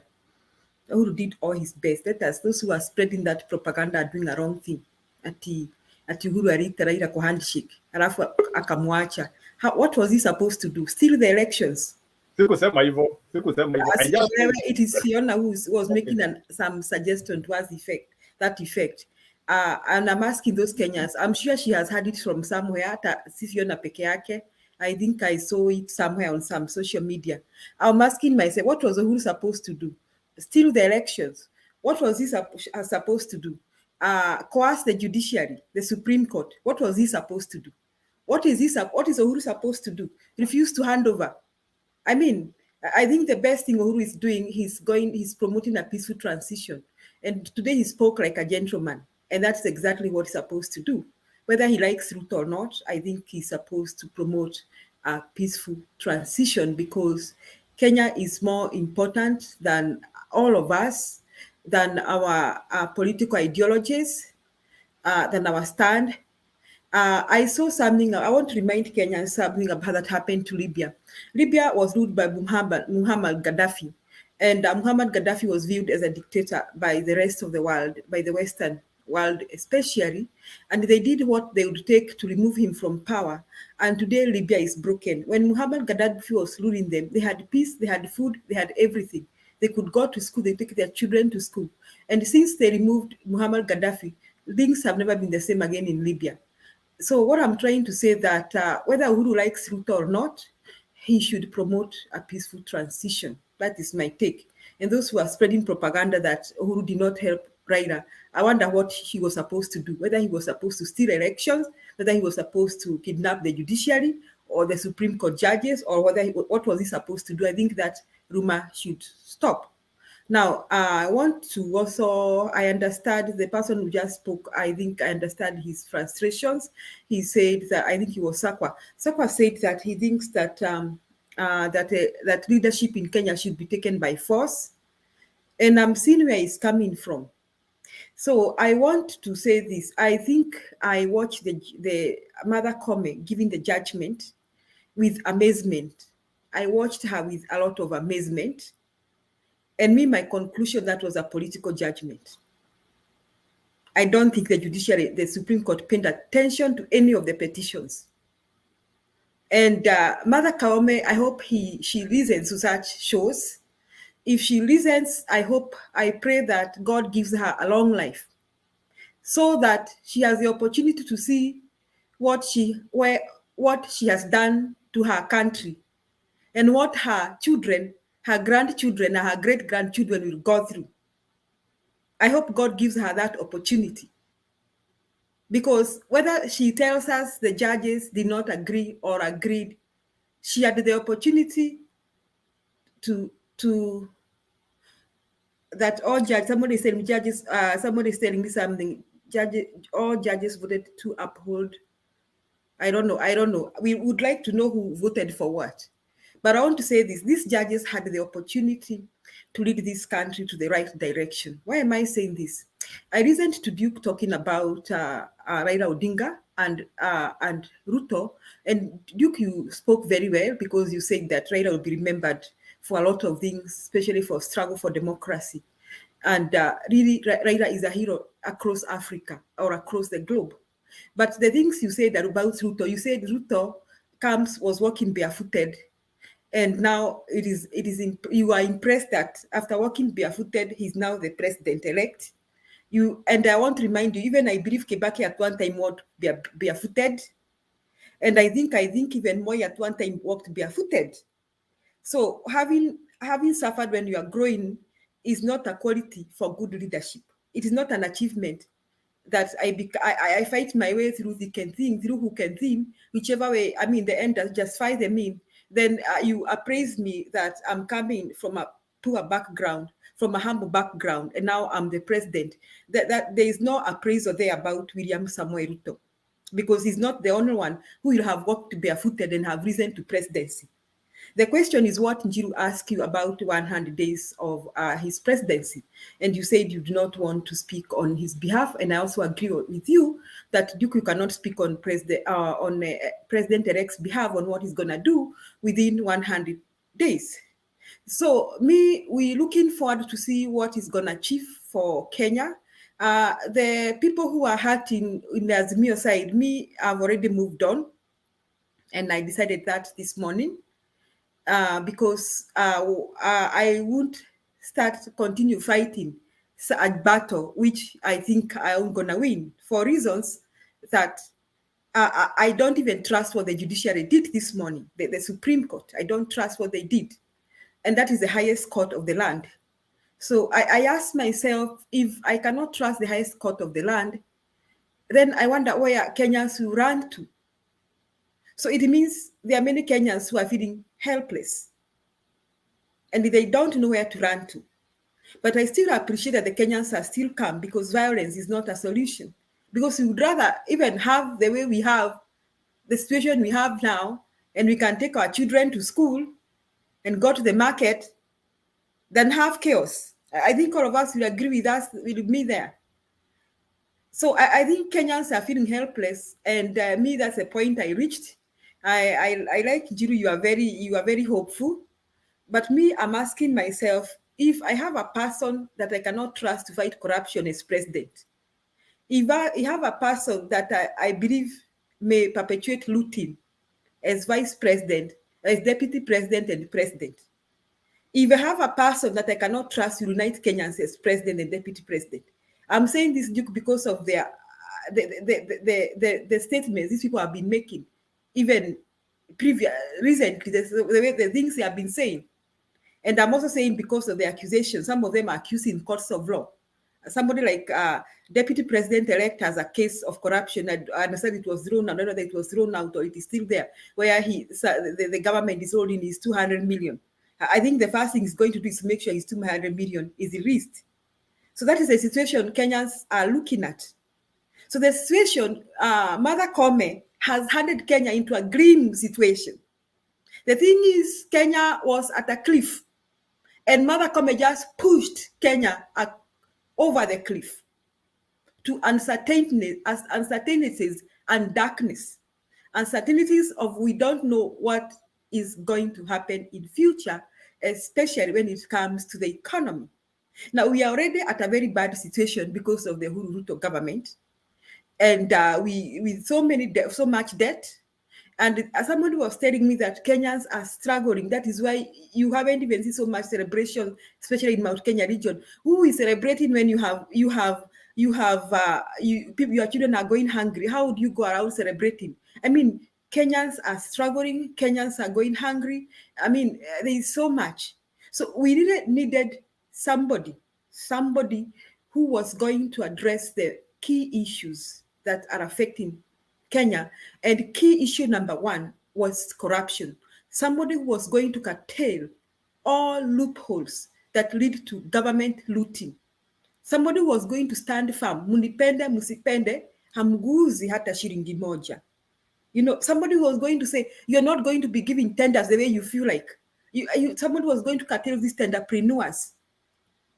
Somebody was going to say, do as you see me do, not as I say. You see, do as you see me do, not as I say. That's a kind of a person. That is why some of us were fighting for Baba so much. Because I think so far, it is only Baba and Mother that we trusted so much. Even, I want to say that even the politicians in Azimio that I wouldn't trust myself, even though they're in Azimio, that's the truth of the matter, because they are also tainted. But now, I think I'm almost saying, Jiro, I'm sorry, I'm almost saying that hope is gone. I'm almost seeing that. And I don't even know which way forward. So I am seated here as a Kenyan looking at a dark situation unfolding in my motherland. A dark situation where we don't know who will rescue our economy. We don't know how our children will be fed. We don't know how our children will go to school. We don't know whether anybody will do anything about our health services. A bleak situation, a really sad situation. And unfortunately, I don't think there is anything we can do now. So fellow Kenyans, I don't know what you're gonna do. Lakini maisha itakuwa ngumu. Prepare for hard times ahead. Really hard times ahead. To wind up, I want to say, before Kibaki came to power, I think I had been employed as a teacher shortly, and I think I had worked for a few years. Na mshahara yetu ilikuwa inakuja tarehe 8. Somebody reminded me that the pay for civil servants could come on 8th, 15th. Sometimes some people are not paid. But when Kibaki came, I don't know what happened. Civil servants began to receive their pay in time. So Kenyans, you need to prepare for hard times, because the choice of leaders reflect who we are. If the Supreme Court sat and morally they sat and they were comfortable that we should uphold this election, it means that is who they are, and they are okay with those kind of characters. That however much they try to convince us, hatukuwa na evidence, hatukuwa na nini, that is what they are. They are okay with corrupt leadership. They are okay. Mother Combe will never change my mind. Even if she was dissenting or not dissenting, she's the captain of that ship. She's okay with corrupt leadership. She's okay. She's okay. She's okay with what happened with the electoral process. She's okay with what Chebukati did. So she upheld the behavior of Chebukati. She upheld all the things that happened with the electoral commission during this election. They are okay with that. And unfortunately, as Kenyans, there's nothing we can do. And me, I told myself today, I'm not planning even to argue about it, or not that I don't care, but the truth is, there's nothing I can do about it. Sasa mimi maisha yangu, nimeamua leo, maisha yangu iendelee. Let Kenyans do what they do with their rogue leaders. I think after 5 years or even 10 years, we are looking, Kenyans, behold, we are looking at 10 years of Ruto reign. We are looking of 10 years for Gachagua reign. I'm just preparing. Unajua kuna maneno mengine ya accept, because you see, you just have to accept life. You know, you just live like when the Libyans lived with Gaddafi, and they were okay. He was like a king, and just imagine huyu mtu haendi pahali. So you just accept that you are going to have a Ruto reign for 10 years. Why I'm saying 10 years is because there's nothing you'll do. Even if he rigs the election after the 5 years, there's nothing you'll do, because you'll not do anything. When you go to the Supreme Court, there's nothing. That is how hopeless the situation is. There's nothing you'll do. Then after 5 years, he'll be done.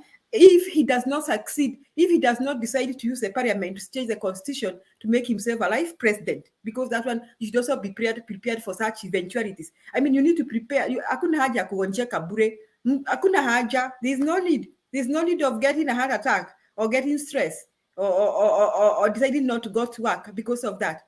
Prepare yourself for that. And after 10 years, that if Ruto doesn't change the constitution, we'll have Gachagua another 10 years. Just prepare yourself, Kenyans. And then after Gachagua, we may have Kindiki Kizure, and maybe the next thing we may have Waiguru. And then just prepare yourself. Those are the candidates that may become your president. And if you take my attitude, you'll have peace. It's a don't care attitude. Yes, I'm sure it's not, people don't like it. It's a don't care attitude. But the truth is, I decided I will not allow myself to be stressed by what happened today, because the Supreme Court told us that is what they think. Those are their values. The values in the Electoral Commission are their values. The values of corruption are their values. That is what they think is important for Kenya, and that's hapo ndio walitupeleka leo. Sasa mimi naona nyinyi wote mnasikia mumehuzunika sana. Hakuna haja. Nenda mufanye kama King David. When King David's child died, he had a feast. So sasa nenda ukule nyama choma na ugali, na kesho you start a new day and you say ni maisha yangu na watoto wangu. Asante, Jiru. Okay. Thank you, Madam Julia. You know the reason why I want to tell you you have some hope. Eh? You know, this 7 million, and I put it in quote, this 7 million which Chebukati announced, that one is our insurance. Yeah, in case their government does not perform, that is the group which will come and tell us what is happening. So you should not worry. The fact that they have a big group on their side, that group is the one which will keep those people on check. How will they do, Jiru? Jiru, I want to disagree with you. How will they? Let me ask you. Today we saw a Supreme Court, 7 educated judges dismissing all those allegations. You see, if I was in their shoes and I'm not on any side, I would have said, there are questions that I can't answer. The best thing is to facilitate another election. That's what I would have done. But those 7 Supreme Court judges... Julie, those judges, they are morons. They are not educated. They are stupid. Okay, naomba mtulie. Naomba wacha nimalize nijibu Jiru. Naomba mtulie. I know where you are feeling sad. I know. I understand you people are hurting. But you people, Jiru, there is nothing this 7 million will do. This 7 million believe that stealing is right. If he robs a bank is right. These people 7 million believe that if I take your land away from you is right. It's okay. This 7 million don't even see with somebody like Mutesh kunyang'anywa shamba. It's okay. That is what the 7 million they'll do, Jiru. The only sad thing they will suffer is other Kenyans suffer. Unaona? Sasa waliambiwa watatoa pesa mashinani ile 50 billion. Wacha tugoje your 50 billion. You see the biggest challenge that Kenyans have is to make sure our children go to school without paying fee, and we can go to the hospital without paying. And then we have food on our table. That's the biggest challenge we have. So these 7 million did not see that come, but they are okay. They are okay with this. They're just okay. So there's nothing watafanya. Hakuna kitu watafanya. We will have, there's nothing, Jiru, there's nothing. Kenya, prepare for hard times. Okay, Ndato, you can respond.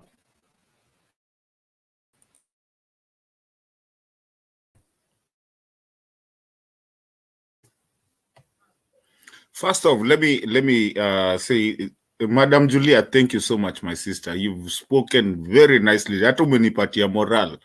I really appreciate. We've been in this journey for a long time na kila mtu.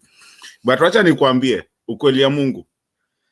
You know, before elections, I had been saying we need a country that siendi kufanya deals. There's a time I was called by a friend, nifanye deal, yeah, because I'm far away from the country, so that nipatage, when you go to ukenda kufanya luggage zako, and this is live, it's true story.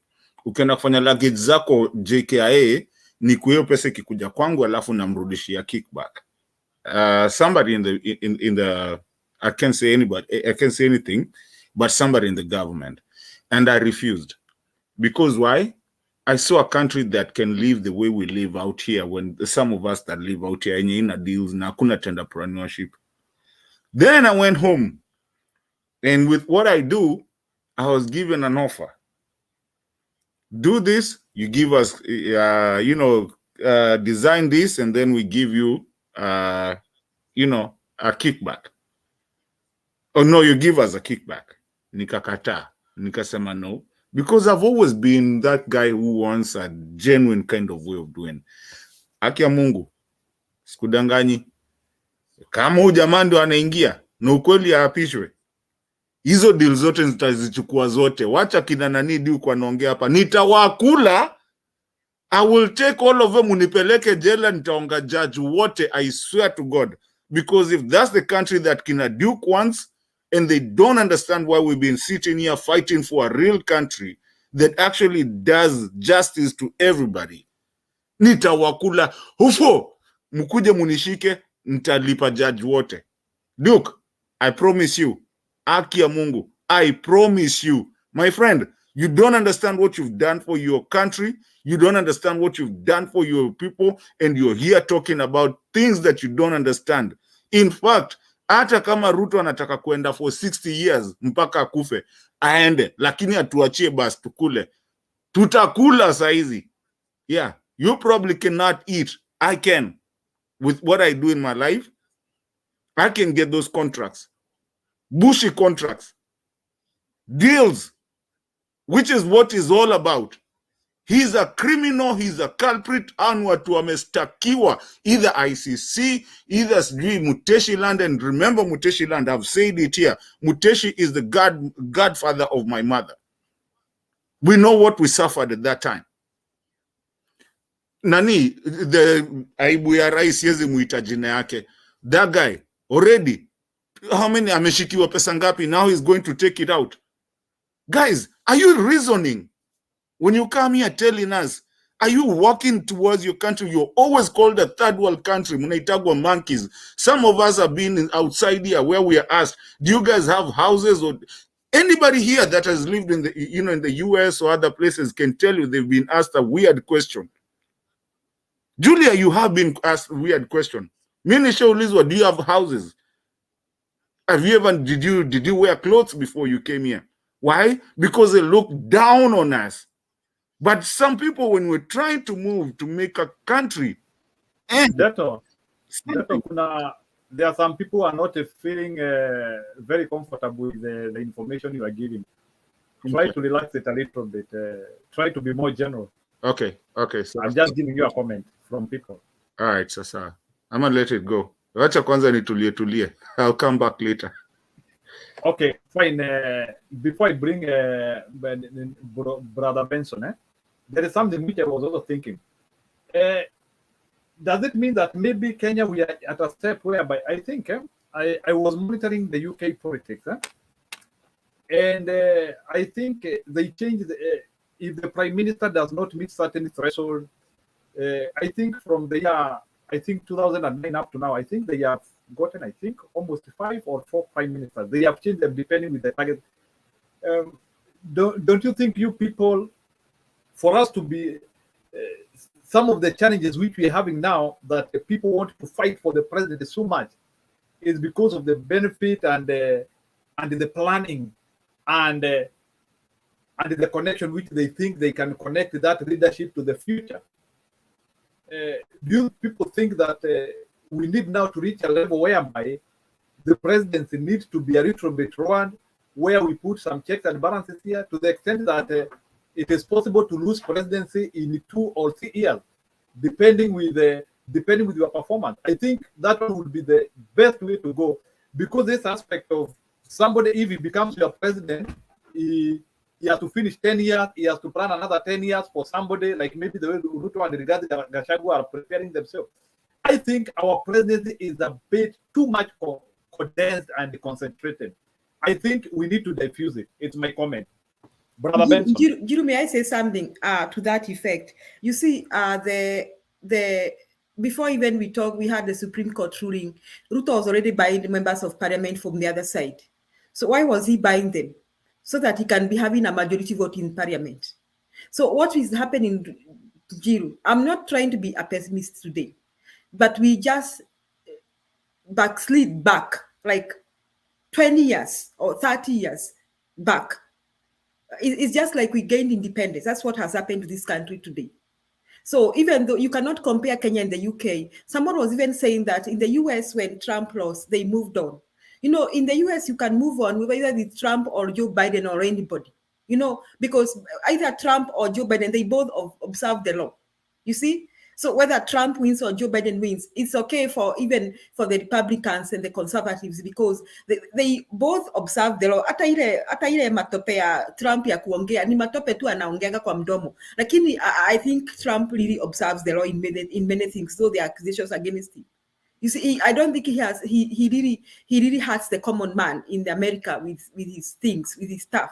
So what I'm trying to say in Kenya is the other way around. We just those who are here feeling bad that we don't like this government. Me, you don't even have to judge me or to feel bad anything about me. Time will tell. I think we can all wait here. I think we may gather here maybe 2 years from now, all of us now on one side to clear, because it will affect all of us.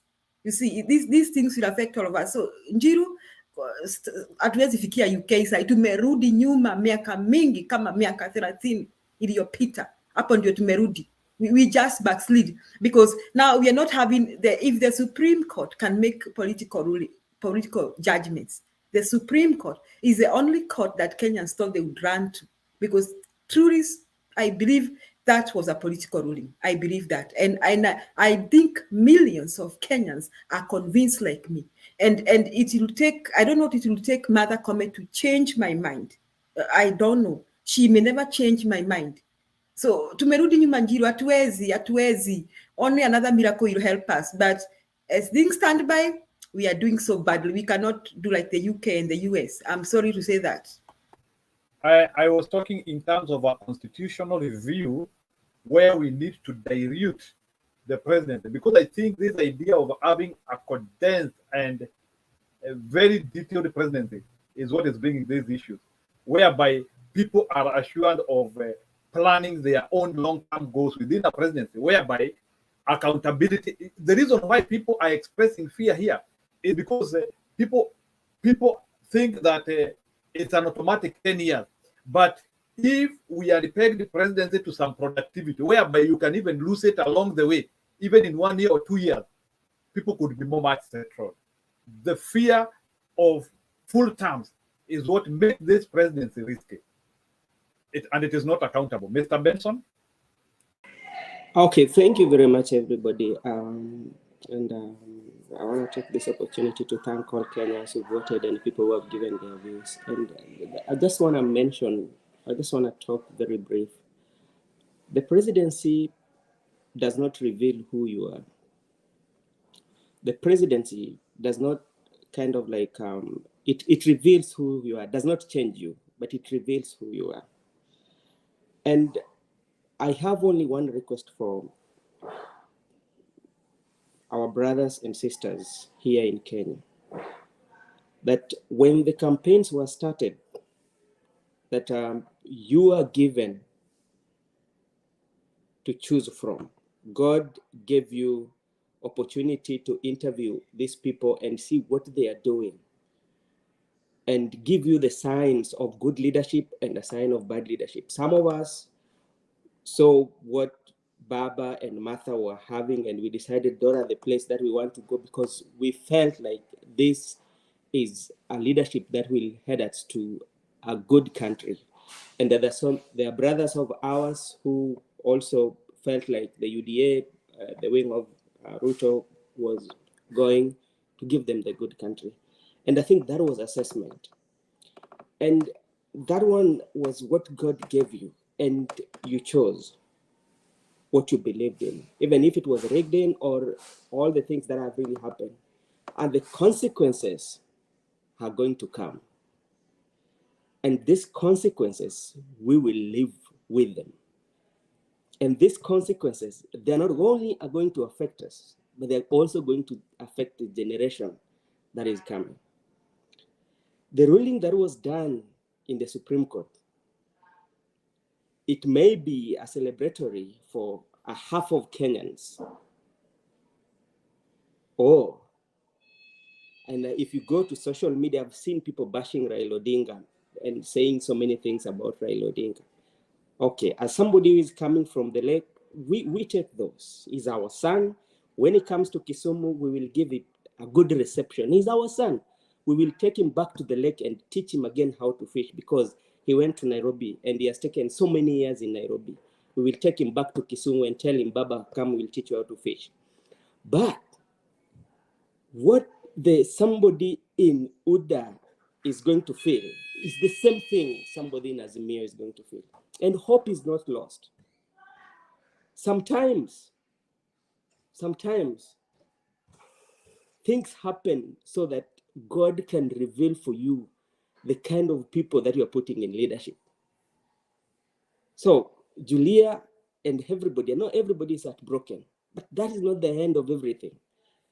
Sometimes we are going to see if indeed, sometimes God might prove us wrong by being Ruto being in the presidency, and things might change around. Let's wait and see. Sometimes. So let's hope for the best for our country. Let us not give up on the country because of something that's really happened. Our country still has a long way to go. We can talk in this platform, give good views. People will listen to us. And if people listen to us, one time, I tell you, that when the country will rise up, they will start marching and they will take their country back. That is the only thing I can tell you. At one point, we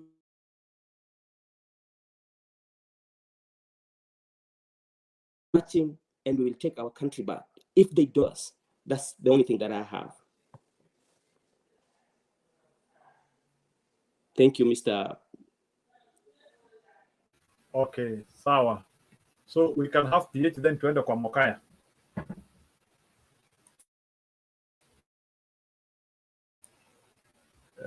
Ni PH ya maji ama ina light nose? PH. Kenya na hivi. Wengine wote nawasalimia. Kuna wale naona wamefunjika moyo wengi hapa. Ile kitu naweza waambia tu ni wajikaze. Ile kitu yenye Supreme Court imerule leo, a normal human being ulikuwa expect such a kind of a ruling. The ruling ilikuwa kama tatu. Either walikuwa wanalifa hiyo kitu ama washikilie win ya Ruto ama wanalifa na wapanish Chebukati. So amongst the three, some people expected maybe inaweza angukia hapo. Ile kitu naweza waambia ishafanyika. So ile kitu tufanye, we just accept.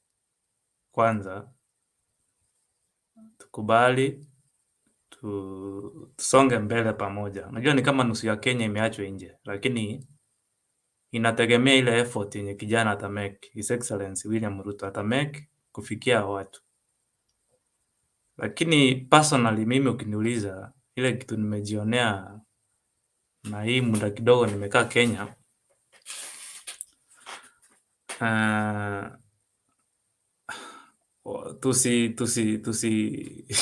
tusirushe mawe mapema.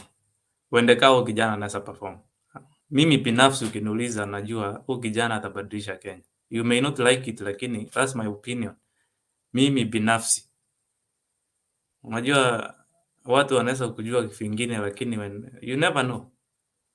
Mimi nikiangalia kijana naona ni kijana mwenye atapiga kazi sana. So what I'm expecting within the 100 days.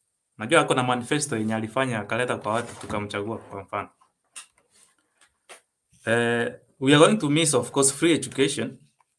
Ile yenye ilikuwa kwa manifesto ya baba and the baba care. Hizo mbili ndio zilinifurahisha from the other side. But the president mwenye ako sahi hayuko hajafungwa mikono ku adapt such kind of good ideas. Anaweza si accommodate, bora afanyie Wakenya kazi. Hiyo kitu ya muhimu ni kufanyia Wakenya kazi. I don't see him revenging so much. Sioni akirevenge kitu. But ninaona you may not like it, but atakuwa kiongozi mmoja mwenye atadeal na corruption into zero. Nimeona vile ameongea leo na I believe, let's hope atafanya kazi. About kuna jamaa hapa amesema parliament itakuwa ikipewa order from above. Hakuna kitu kama hiyo. An example ni BBI ilikuja with the full force ya government plus the handshake thing. MCA waliipitisha within seconds, parliament within seconds, senate within seconds. But wananchi wengi walikataa hiyo kitu na hii kusail through. Nacheki. So si tumempa kazi. Huyu jamaa ni kiateka tu. Hakuna kitu atafanya ati sasa order from above ati atakuwa kimanipulate, intimidate our MPs parliament kupitisha vitu. That's why nikifanya mimi analysis personally nimekuwa nikiona vile nafikia viongozi wengi sana Kenya from different areas. Vita from Mombasa, Garissa, wapi, Kisumu. Au kwa nafanya au viongozi alikuwa anafikia wengi si ati wako parliament. So walikuwa wanaenda kumsaidia kupitisha nini parliament. Alikuwa na nia anataka kufika viongozi wote ngome nne za Kenya. Hata najua akienda kuchagua serikali yake the CS, you may be shocked that akichukua somebody like Oparanya apewe kazi. Ile kitu nataka ni inclusive. Hii fear waje tutoke. Let's give him time. Tungoje the 100 days tupime. Tuone Kenya atakuwa anafanya. Lakini I believe, I have hope. Huyu kijana atafanya kazi. And this corruption thing najua ndio watu wengi wanafikiria sasa Ruto atafanyaje corruption. Na wendeka watu wanamuona one guy is very corrupt. Of course amekuwa na challenges kwa life yake akipanda juu kisiasa. At one point pia nilikuwa na hiyo issue lakini let's wait and see. About the ruling ya Supreme Court. Me I'm not going to condemn those judges. Hakuna judge mwenye anakodem hata mmoja. Because nilisikiza hiyo kitu ya ile petition ya Azimio part. We had time also kusikiza the respondent. The judges saw it fit kukata hiyo kesi namna hiyo. So let's accept. Ile kitu ya muhimu ni kukubali na kupea kijana nafasi ya kufanya kazi. Wacha yeye mwenyewe ajiangushe kwa kuchafua hiyo nafasi wa Kenya wamempea. Sioni Ruto akiwa amepewa nafasi na koti ya kuongoza Kenya. I'm very confident. Kuna Wakenya kiasi portion wenye tulifuatia Ruto. Si Supreme Court imefanya Ruto aongoze. Ingekuwa Supreme Court inaweza fanya Ruto aongoze, then president yako na usawishi mkubwa pia Uhuru angefanya Raila aongoze. Ni opinion ya Wakenya kiasi tulikuwa nayo yenye tulipigia Ruto kura. Tunaomba tupewe nafasi tu. we show you guys what we are made of. Thank you. Okay, PH nimekusikia. Swali moja tu kwako. Yes, sir. Can you try to, I always like doing some follow-up here and there. So, and engaging somebody in a separate discussion, if you allow me to ask you. So, can you try to tell me, why do you think Azimio people are worried, in an honest opinion, without going to Mr. Ruto, what he might do, but tell me, according to your own view, now you have said that some of you voted for Ruto and you believe that he is going to perform. Why do you think Azimio people are worried and it's not a good day for them today and they don't feel good of what the government might do? Is it possible for you to analyze for me now? Kulingana na mimi, niko na sababu mingi sana naona Azimio wako worried. Kuna mic iko on, sijui mic yako. One reason why Azimio are worried, najua Azimio wameweka kuna kitu imekuwa instilled kwao ya kwamba huyu jamaa ni mwizi, ataenda kuiba mali ya Wakenya. Hiyo ni moja, according na mimi. Ya pili, kuna kitu Azimio wako naye ya kwamba huyu jamaa anaweza revenge. Wako na ile uoga ya kwamba kijana kuna ile roho ya kurevenge. Ati sasa wale watu wenye wamemkosea anaenda kurevenge. So ya kwanza ni ya kudestabilize economy through corruption. Kitu ingine, kitu yenye niko sure nayo, mkubali mkatae, ile kitu niko sure naye, Azimio awange kuwa na wasiwasi na huyu kijana, assuming mzee alikuwa na uwezo wa kusimama tena uchaguzi mwingine. Let's say assuming mzee alikuwa 60 years sasa hivi. Najua Azimio wako worried juu wanaona sasa ile vile wanapenda baba, yani baba sasa a stand any chance ya kuwa rais.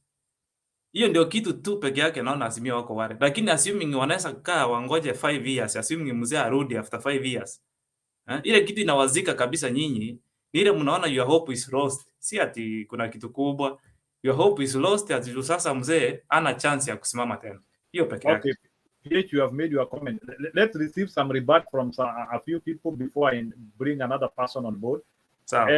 Matuna usiongee mingi, just you can do a comment in 2 minutes. No, patia Fiona kwanza, aliinua mkono before mimi. Nipatia Fiona alafu nitakuja after Fiona.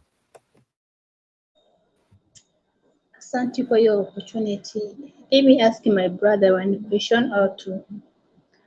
Umesema kuna confidence Ruto atafanya kila kitu. Let me take you back. 2017.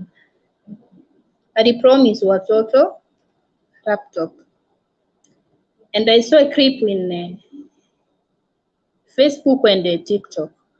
Kuna mtoto alimpata kwa kampeni akamuuliza mbona ulitudanganya laptop? Eti huyu mtoto alipatikana kama ameuliwa. The second thing is Ruto anaongea leo hii, kesho ataongea hii. Kitu kingine Ruto venye amekaa hapo, akitoka ni mtoto wake ataacha. Kutoka saa hii mpaka maybe kama mwenye atatangulia kukufa ama atabaki. Hakuna mtu mwingine atashikilia huko. Kama atafanya venye amesema, tuachie Mungu. Lakini wacha kusema eti wana Azimio, wana wote.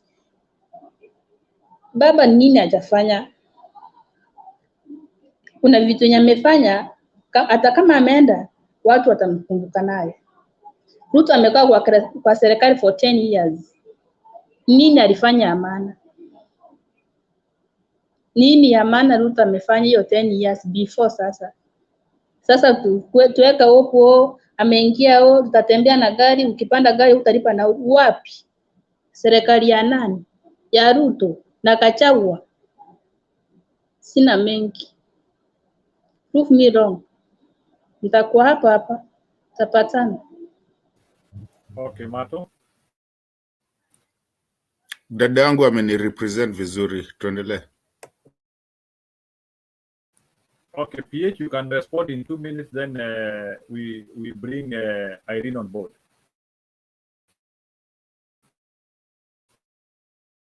Ile kitu tu nawaambia, unajua shida yenu ni kukufa roho mapema. Now you want to tell me you wanted us like hakuna mwenye anakataa Raila hajafanya kazi. Raila amefanya kazi kubwa sana. I know. Lakini you expected us to reward Raila bila kuenda uchaguzi? You never wanted us to go vote tupate winner ndiye achukue president. You wanted us to reward him minus sisi kwenda kwa uchaguzi.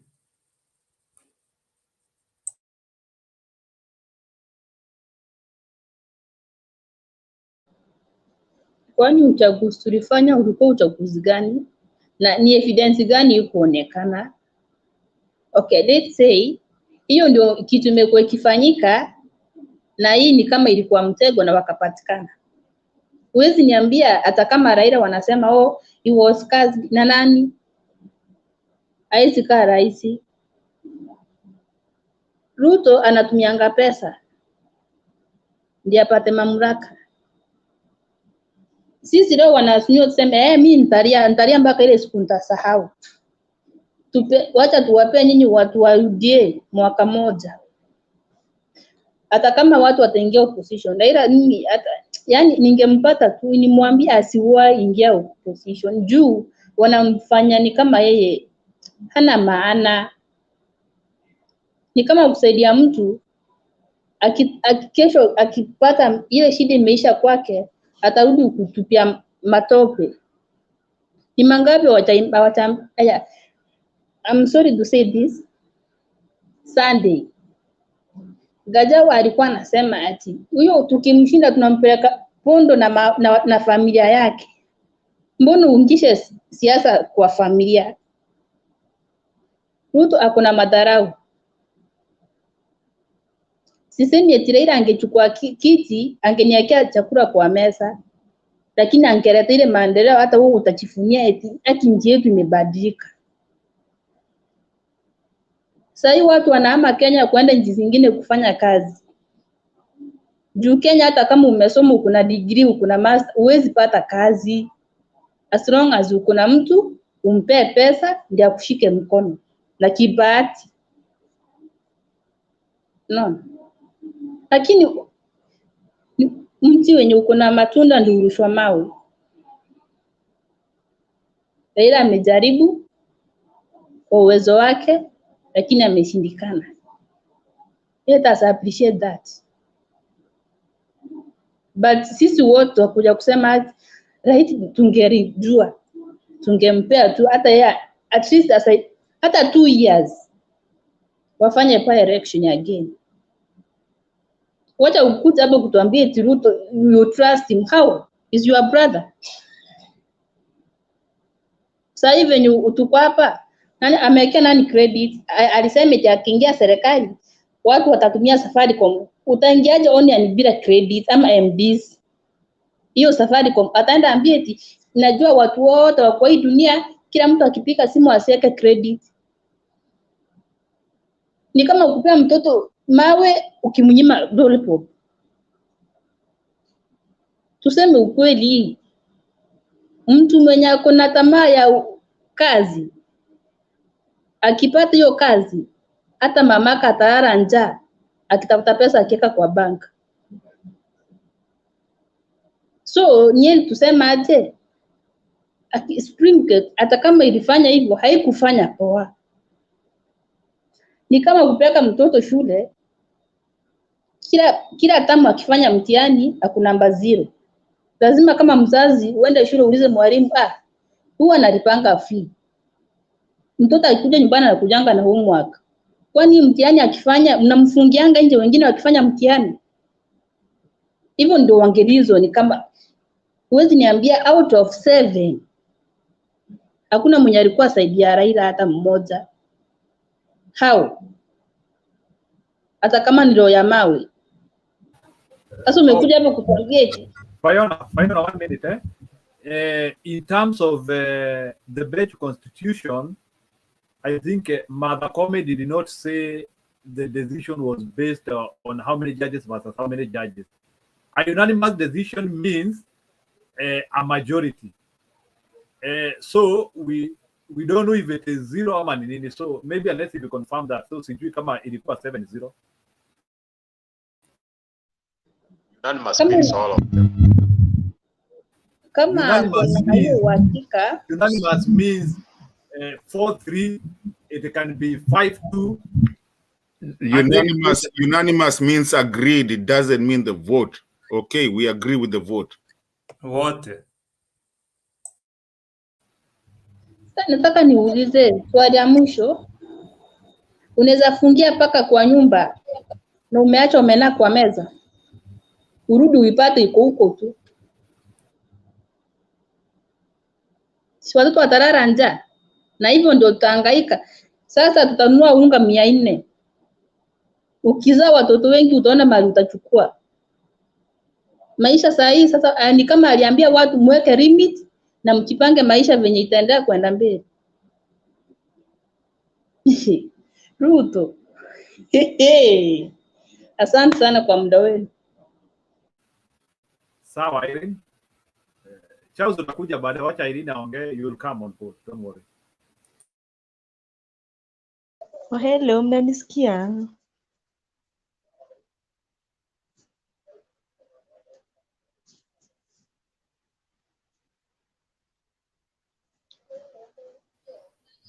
Tunakusikia Irene, ongea. Yeah, go ahead please. What I can say is I've been a Baba supporter since 2007 and kila siku tu ni heartbreaks, but for today it was very painful. Lakini ati baba ataikuwa president.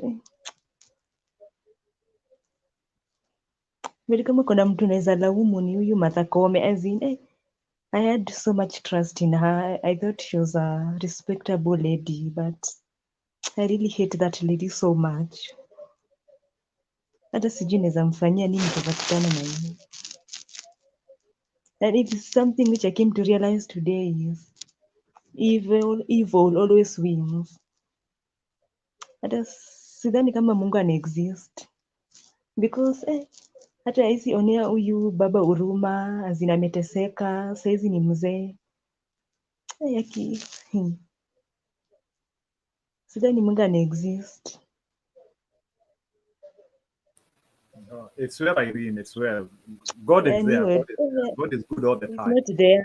Me leo nimekuwa this. I don't believe in God by the way. No.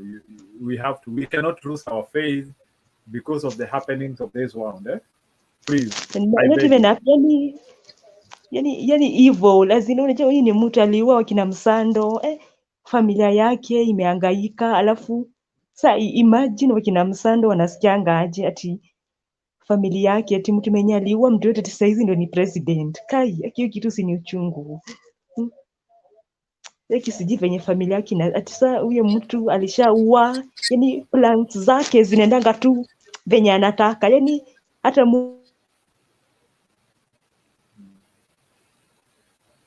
fanyika alisema atakuwa president na amekuwa president, hata Mungu haezi mkatazi aje. Wacha tu. Sawa, Irene, take some small rest. You'll be well. God is good. God is good, I believe. God does not change with the personalities. God is good. Odwal. Mazee, nashukuru kwa hii nafasi. Good evening, good morning to some of you. Mi nimeamka mapema.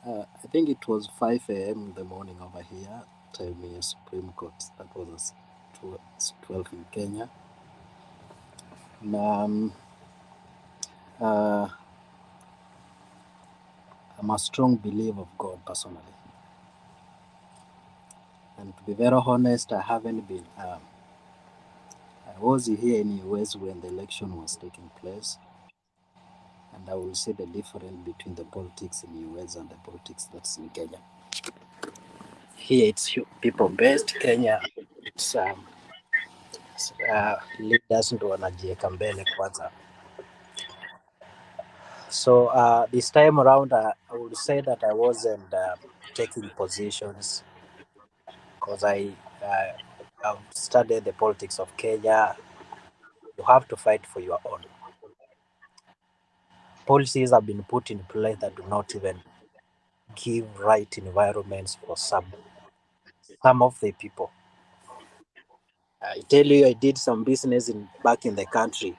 Na nilipanda tu miwa hata hazikuwa ni miwa mingi. It was so crazy. Mimi hizo miwa kuharvestiwa, it took like I had to plead. And even because I'm from Busia, the West Kenya manager, somebody who we come from the same constituency.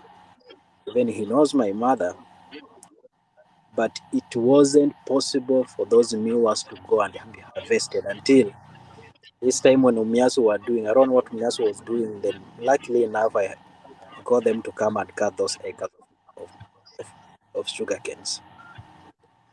Now, because I'm a strong believer of God, I'm a person who believes that hard work pays. I never had an opportunity for somebody to hold me. I had to fight for my own way. I've gone to countries where people work throughout. I've been to Israel. It wasn't easy while I was in Israel. It's crazy. You have to work throughout and almost maybe 16 hours. But when I was following the Supreme Court today, I will be very honest because I wasn't partisan.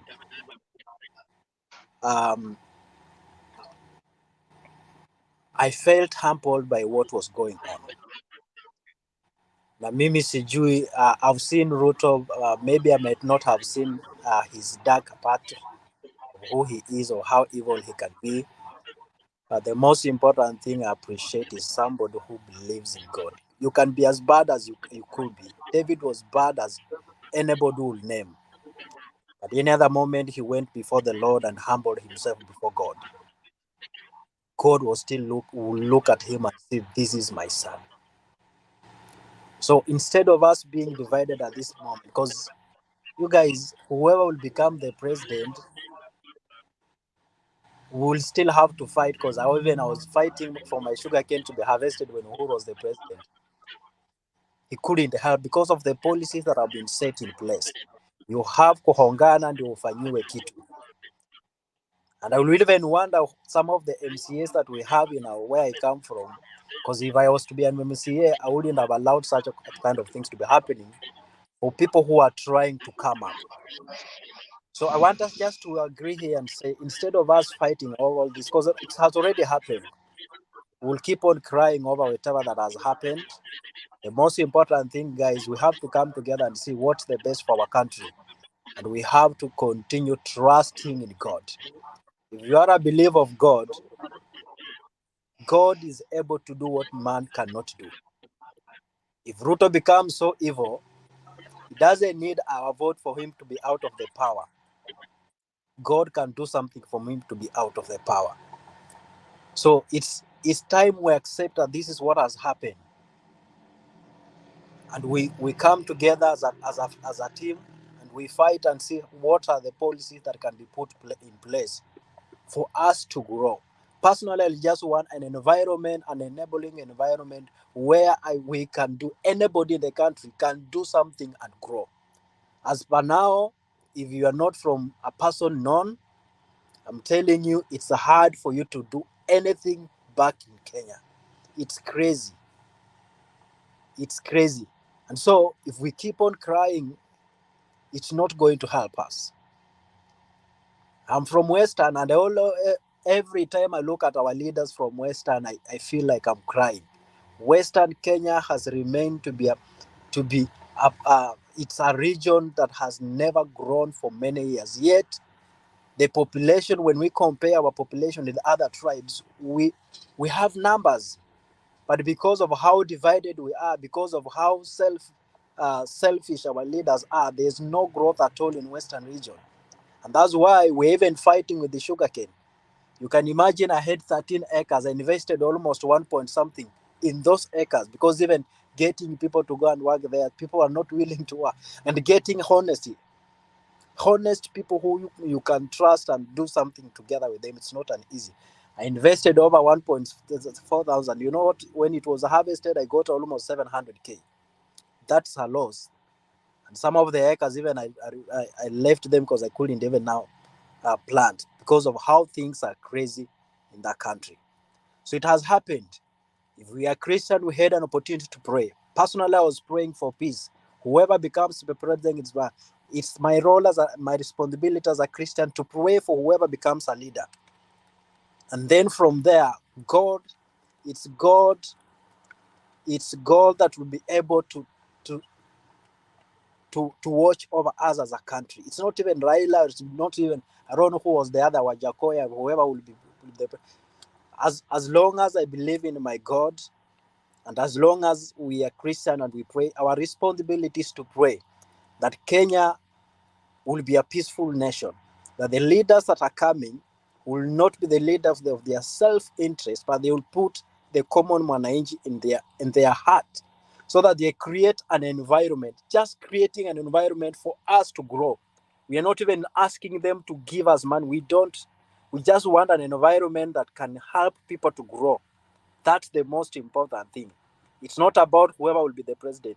Whoever becomes the president, let him create that environment. And I want to believe, personally, I will want to believe and pray. I don't know how evil Ruto is, but I will be praying for him that God can speak to him, because he cannot kneel before God. He cannot kneel before him and exalt and give attributes to God. Then once getting into that leadership, he turns an evil and he starts worshiping the devil. I don't think the God that we believe in can allow that to happen. So to whoever is here, whoever Christian, anybody who is a Christian here, let's continue seeking the Lord, because I know the Lord that we are serving, he hears prayers. Thank you. Okay. Thank you, Bwana Charles. Thank you for talking. Black, go ahead. Kuja utuambie, tell us how do you see about the happenings of today? Are you optimistic? What do you see as the next direction of Kenya? Yeah. Open the box. Open the box. I know you addressed the I don't know. So try to talk to me. Tell me something. I'm getting used to my new country. Kwanza, hello to everybody in the panel. Bwana Duke, PH, mambo vipi? Na watu wote pale popote mlipo. First of all, nataka niseme arambe, na una type UDA. So arambe. Yes. Arambe. Kenya kwanza, Kenya kwanza. Yes. Now, it's a great day kwamba imefanyika vile ambavyo imekuwa, and siasa imepita, the better side won. Apparently there was no case. To me, I felt like it was more of trying to seek evidence more than them having evidence at all. Now, I don't want to poke holes, because I know there are people today, they are not in good moods and they are not feeling happy, and we are sorry for that, but that's part of life. No, sometimes you win some, sometimes you lose some, but at the end of the day, you live to fight another day. That's part of life. No. Hata si hapa mlitupiga, kuna time tulilia. You're happy.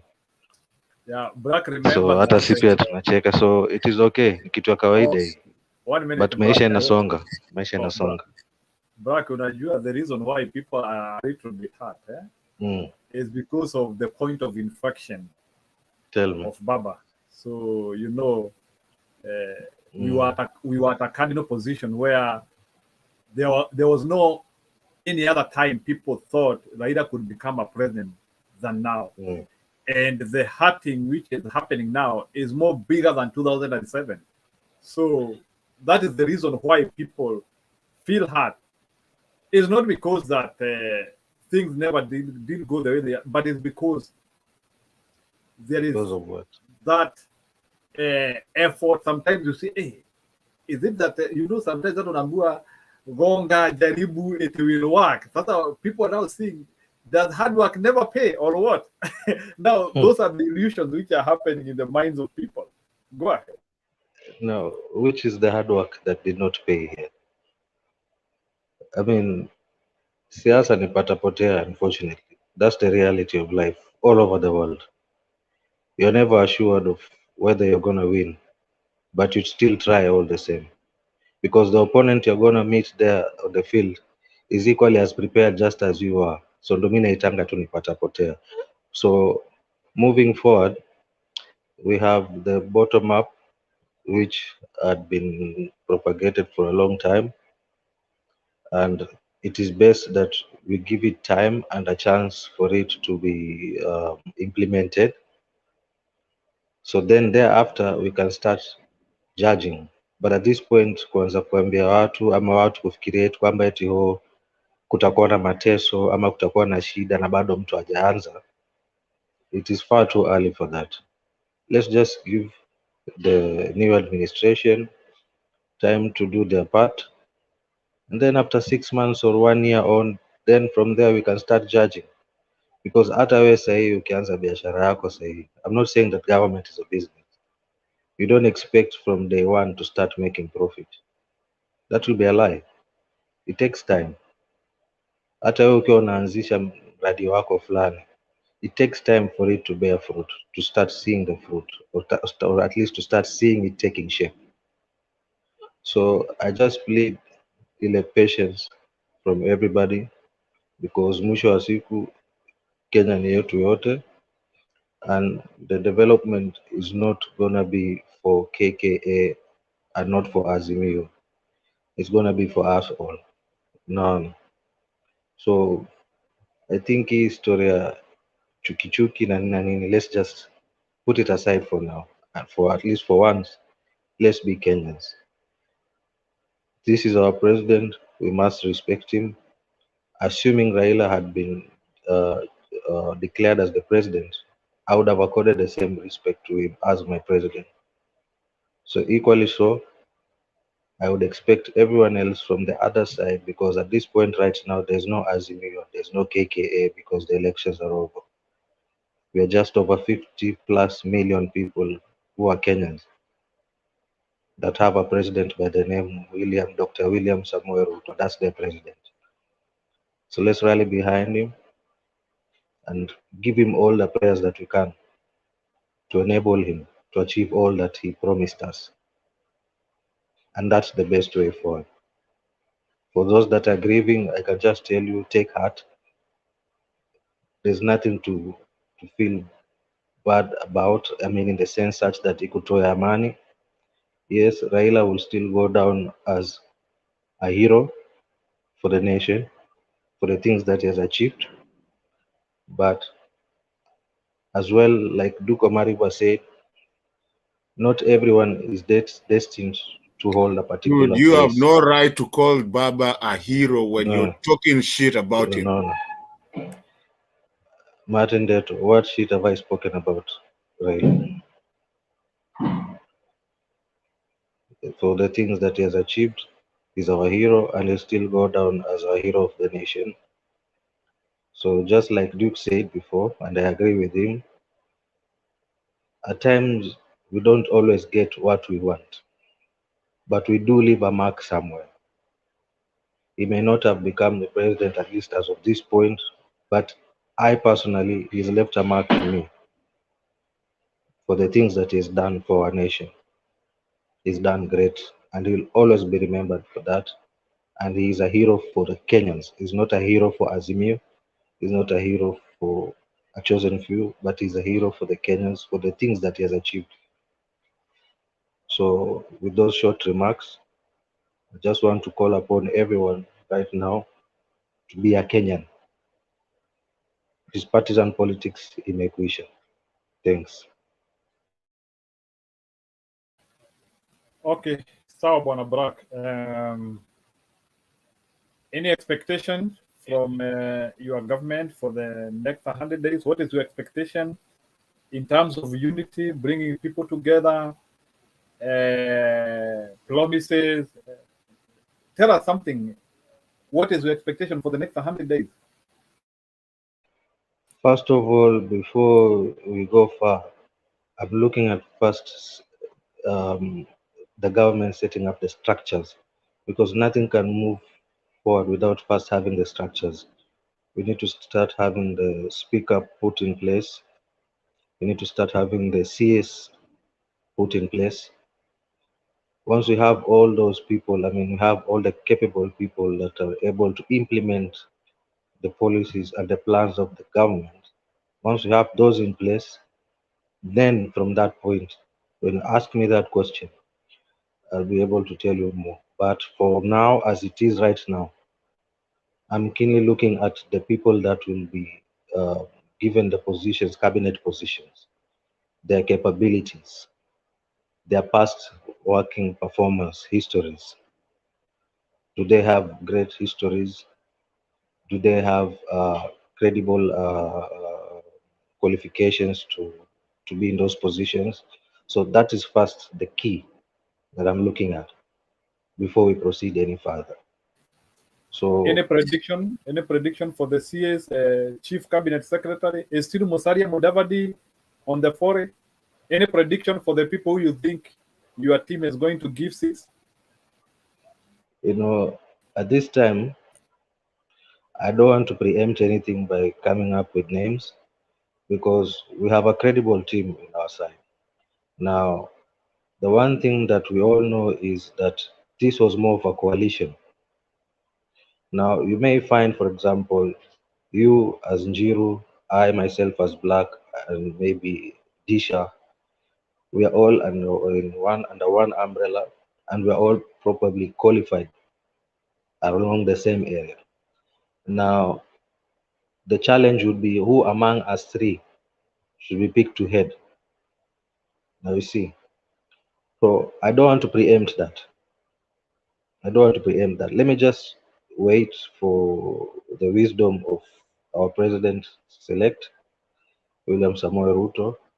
I believe he will make the perfect choices. So at that point, once he has done that, then we can discuss further. So at this point right now, let's talk more of the structure. Let's build the structure, the government structure, the CS, speakers, and all sorts. Then we can move from there. Okay.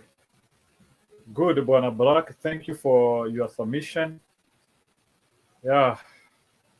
Your team got the big prize. We can just wish them well. We all share in the same country.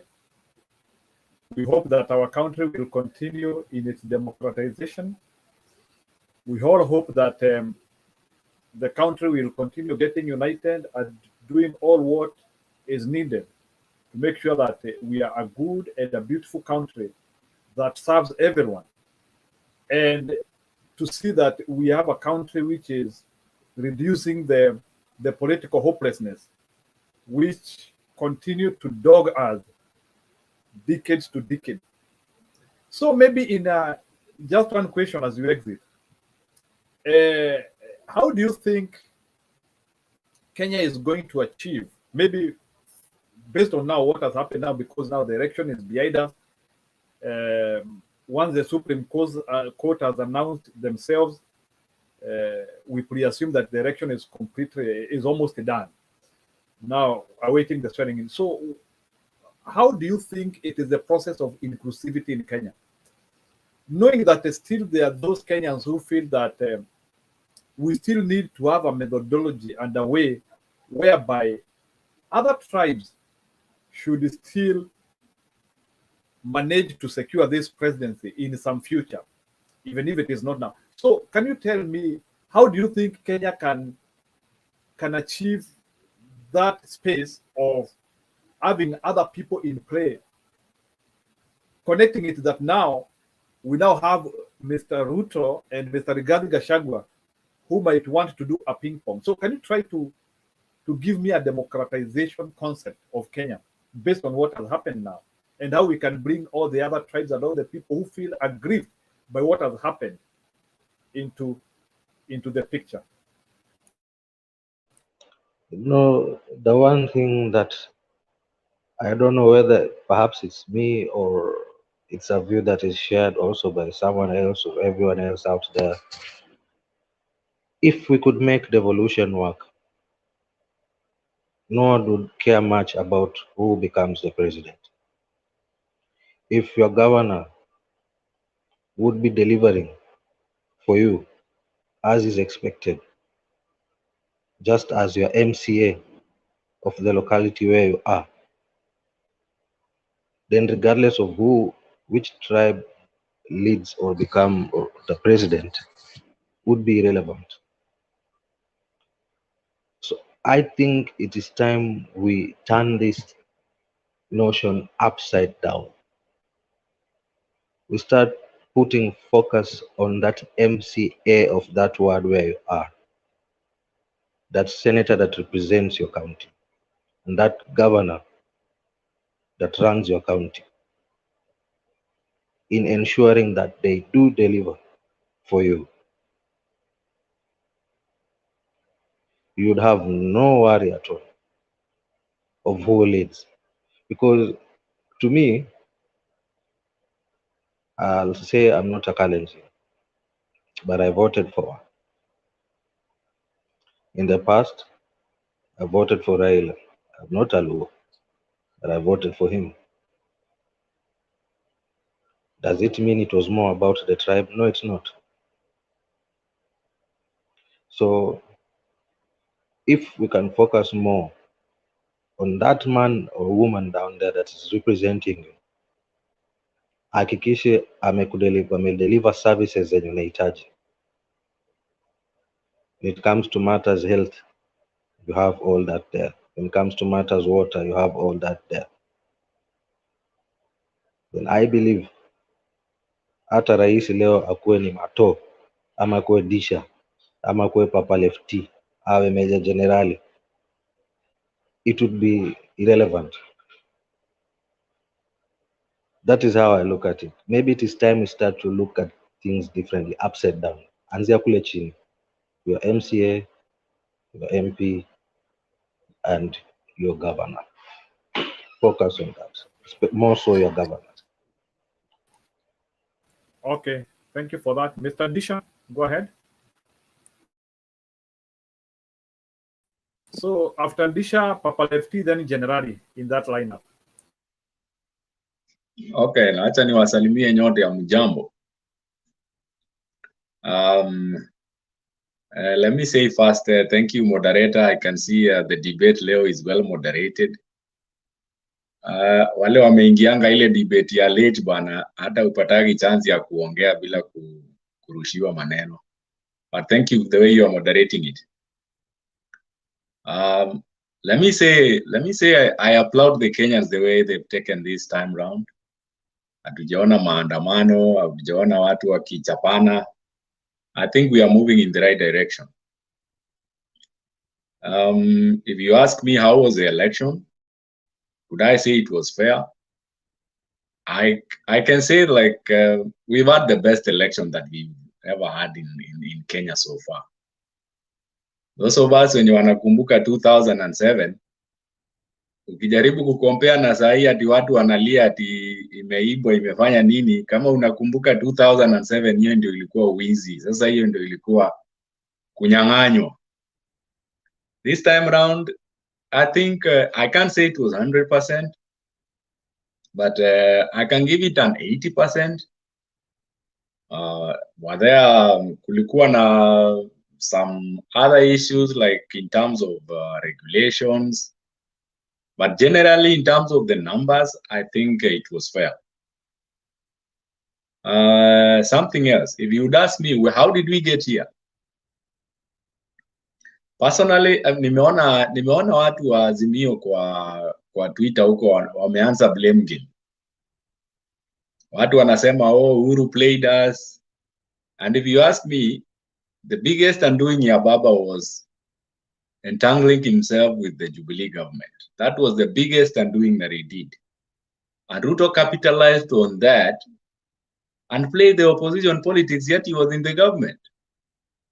Akapata sympathy votes na protest votes. And all along, Raila thought that Uhuru would do something, but he never did. So the biggest undoing for Baba, I don't think personally there was a chance ya Ruto kushinda Raila if Raila angekuwa like the opposition that we only that ile Raila tulikuwa tunajua ile anasimamaga kivyake. But this time around it was it is unfair. He's tried several times. Is mahali hata tumefikia saa hii ndio elections ikuwe transparent hivyo ni Raila. Kama angekuwa ana push every time hata elections hatungekuwa tumefikia hapa. So I would say he's tried his best. Is the reforms zenye tunaenjoy saa hizi ni juu ya baba. Amejaribu, but sometimes life is unfair. But what do you do? Elections pia ni mambo ya numbers. Ni kama vile tunaendaga kuwatch game ya Man U ama Arsenal. Unachapwa, unaenda nyumbani, lakini lazima kuwe na mshindi. So now how do we move from here? Ruto ametuassure a lot of things, and I'm not sure whether he's gonna deliver that, but let's give him a chance. Tuone Kenya anaweza kufanya. But I think ile task Kenya kuna mbele yake kwanza ni assembling the government.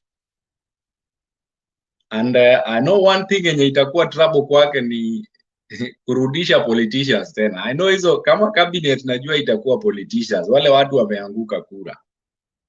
Hiyo ndio kitu moja kwanza najua itaharibu serikali yake. Atajaribu kukimbia Western, angalie Malala alikuwa mtu wangu. Akijaribu kukimbia Coast, huyo alikuwa mtu wangu. Anaangalia watu wa kabila yake ndio hawa. Anaangalia Central, anahitaji watu. Hiyo ndio itakuwa problem kwa government kwanza. But let's hope for the best. And once again wacha niseme mimi Kenya nimefurahia sana ni wa Kenya kutulia. We are growing democratically. Na imeonekana kwamba hakuna mtu anaweza kuama kwa kiti. Wakenya wakiamua unaenda. Wakiamua hawakutaki. So it's a good progress. Hata Ruto naye akienda kucheza hapo 5 years, hakuna vile atarudi. Thank you so much. Yeah, thank you for your presentation. Nimesikia you still have some doubts of the capability of your leader because of you think that he might reward colonies you think. So let's hope that he has people who are listening to you, or you can offer a voice of reasoning to your team. He governs the country in the best way possible. Papa Lefty? Firstly, let me say hi to everyone in the panel.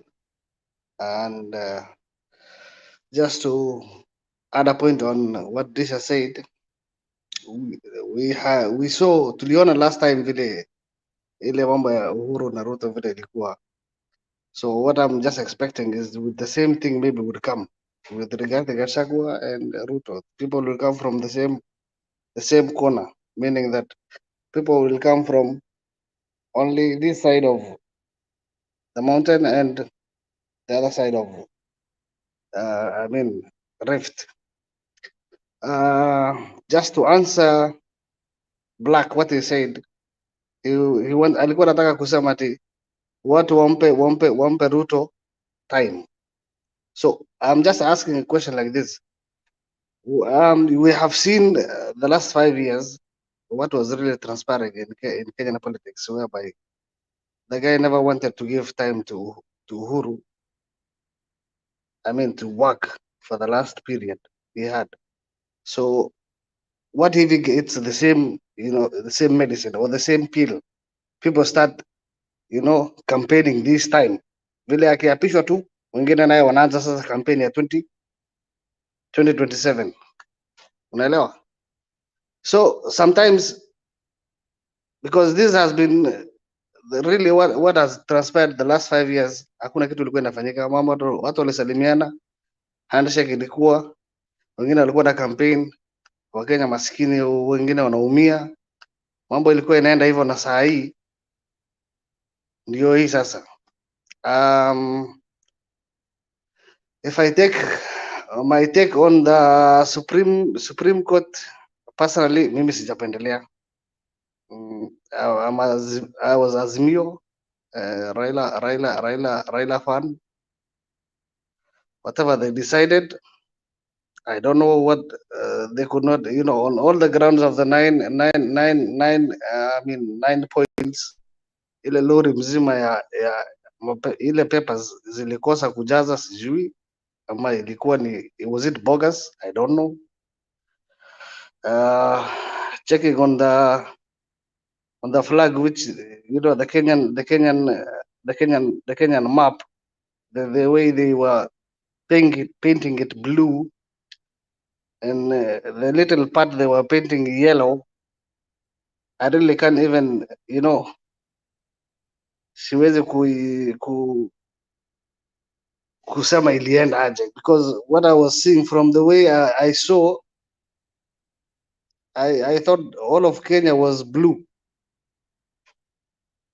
Then Chebukati said the little part became Kenya decided. So then we'll have to live with that.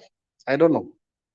We'll have to live with that small part saying Kenya decided. So if that is the Kenya which decides, the small part, on my point of view, I don't simanishi yani ile kura ya wengine haihesabiwi, lakini kulingana na majority ya ile map mimi niliona ilikuwa ni blue.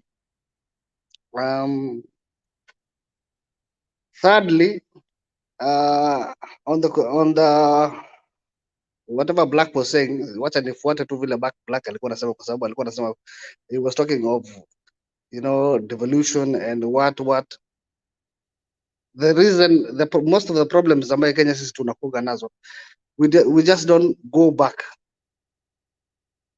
and check what kind of a character of this person is, what does he stand for, what does he fight for. In comparison with Raila and Ruto, when it comes to devolution, I would say he was the pioneer of devolution, and he is the one who brought this devolution to Kenya. Or he was one of those ones who were activating for the devolution to be added in our constitution. And on this other side, you just saw what was happening with BBI when BBI was being added, as devolution was being given more percentages and whatnot. And then what happened? They went to court and they had to flush it down. So with those ones who are saying the MCA will do, or the government, the counties will do, I don't know. Maybe I don't know if Ruto will cut the 15% to 5%. I don't know. Maybe he will take it all. I don't know. Wale wengine watajipanga, na wengine wale wenye kama sisi tutavumilia tu, no problem. We will pay ushuru na wengine kama wengine tutalipa. Wale wenye wanafurahi saa hii wajikaze tu, wasitete na sisi tutawaangalia, because this decisions have consequences, and baadaye wasiwe wa kwanza kuteta waseme Ruto ndio serikali imeleta hivi, kwa sababu when you're given the chance you have to be very foresighted. Unafaa unaangalia ni nani unachagua na ni nani unamleta kwenye serikali. That being said, I don't mean any ill say about him. Tutamwombea Mwenyezi Mungu awe, kwa sababu kwa saa hii he is the president, whether he came alikuja kwa njia yoyote, ama wengine walimchagua kwa ukweli, ama wengine Venezuelans walimchagua, ama ni Wakenya walimchagua, whatever was going on now, what is the president of Kenya is not the president is president for all. Thirdly, before I rest my case, we hope whatever Baba did was doing for all, na wale wenye walimchukia sasa hayuko, na wale walimpenda watabaki wakimpenda. So there's no need, unajua hakuna haja ya kuwa pande mbili. Unajua there are some people who are talking both sides of the mouth, saying Raila was good, he was a hero, and he will go down the lane as a good man, while when he was running and he was fighting for this for whatever he was fighting, they were not with him. So let them waweke hiyo yao kando tu, wakubali, they should triumph na ukweli. I rest my case. Thank you so much. Okay, thank you, Bwana Baba Lefty.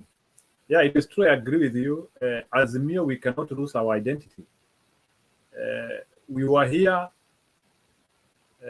for short term, for long term, but we cannot lose our identity. Personally, I remain Azimio. I remain outlined into their policies and into the manifesto which we were having. Whichever the day we are going to implement that manifesto, personally, I know in Kenya we will have free education in some day. We will have that social welfare. We will have one county, one product. All those Azimio. I cannot start even reading the other manifesto. Personally, my manifesto is emboldened in my mind. I cannot lose my manifesto because I know my manifesto will be ever be implemented. I know my leader will give me direction. For now, I give the other team to enjoy their time, to enjoy what they want to do, but I cannot lose my focus. And any elected MP, because I want to advise them here, victory is not seen today. Victory is always seen in the consistency of your decisions. And it is not always the time when you will have short-term gains. At times, you have to connect both the short-term and long-term gains for prosperity. We have to be in this thing.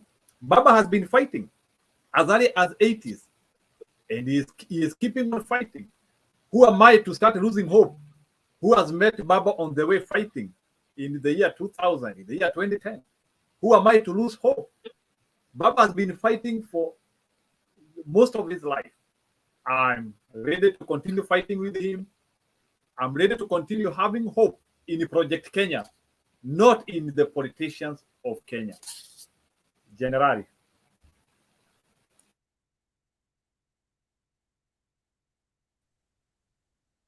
Okay, hamjambo nyote. Hope all are well and in good state. What I will say is I remember what Moi said. Mutanigumbuga. Moi said this during inauguration for Kibaki. And really after some time, we started remembering him.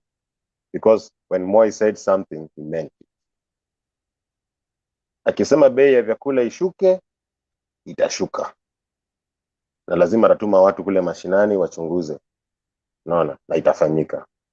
Sikia this gangsters wanaua watu wakiwapora mali yao, akiongea kwenye jukwaa akisema kitu wakati wa any event, anaongea kwa hasira, kesho yake mambo yanaanza kuendeka, unasikia wameangushwa. He was a dictator, but whatever he said, he meant it. When it came to economy, the economy was very good. Naona, ukiangalia rate yetu, now I mean UAE, the rate those days was very good. Now, it's not favoring us in Kenya. It is favoring us in outside the country. Because you send money, you send huge money in Kenya, you feel good. Okay, toke hapo.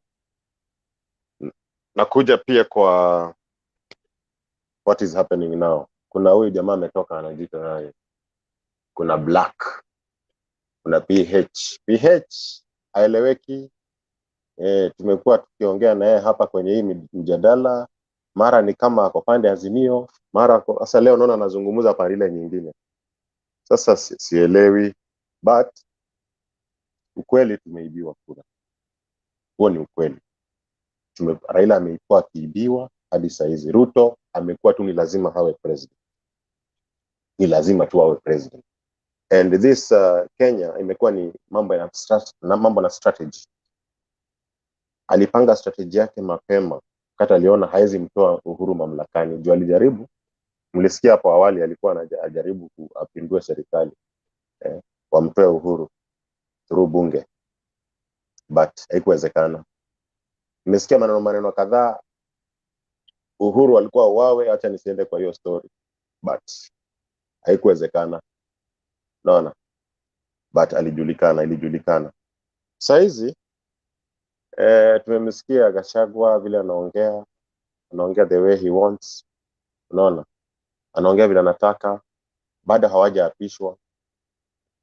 Ruto anaongea kuanzia leo, kwanza vile ameongea Ruto, ameanza kuvamia kushambulia nini media. 4 hours ago I talked here and nimeona nirudi juu ya hawa watu ambao nimesikia wakizungumza hapa. You know, people are immature when it comes to Kenyan politics. Most of the people, they don't know Kenyan politics, or maybe they are ignorant. Saizi hii serikali ya ugatuzi tuna enjoy saizi it's because of this constitution of 2010, no, ambayo Raila alipigania, ambapo Ruto alikuwa the other side, alikuwa anapinga constitution. The governors now are enjoying the fruits of the gubernatorial government because of Raila.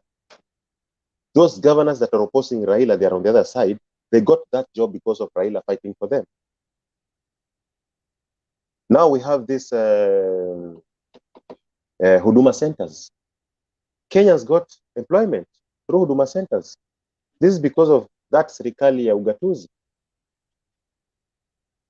No. Before, you could have traveled to Dubai. You could have traveled to Nairobi, Nyayo House, so that you get this passport. Now you can apply your passport from your own constituency and get it from the same place. I will travel Nairobi, ina haja uende Nairobi. Na ambao sasa watu wanaenjoy, hawaoni hizo vitu. No. Haya. Hivi karibuni, before kwanza kuna jamaa nilikuwa, wacha nirudie hii juu nimeiongea before, 3 hours ago, 4 hours ago. I have a friend whom 2013 he was part of those people who are singing Uhuru Kumi, Ruto Kumi. I told him, my friend, this thing is just a strategy. Uhuru is going to do this. You saw what Ruto did in Rift Valley. Eldoret people were chased away from those places, and they were told to go to their ancestral home and leave Eldoret. And what is going to happen with Uhuru?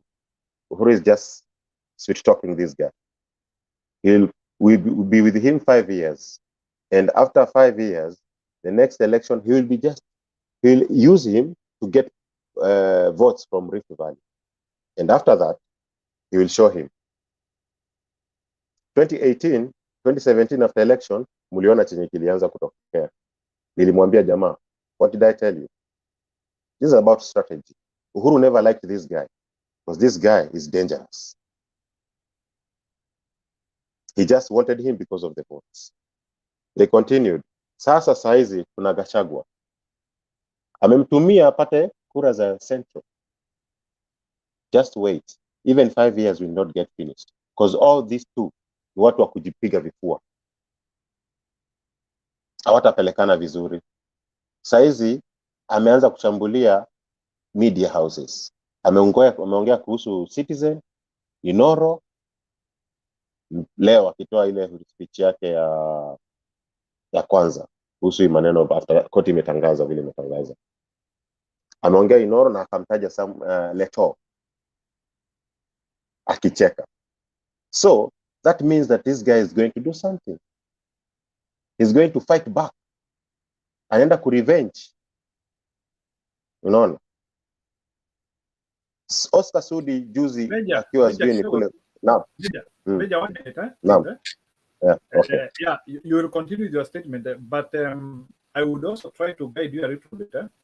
Yes. Maybe in terms of Ruto speed, yes, that one you can do the analysis. But in terms of their relationship with Gachagua, I think it would be a bit early to comment about it now.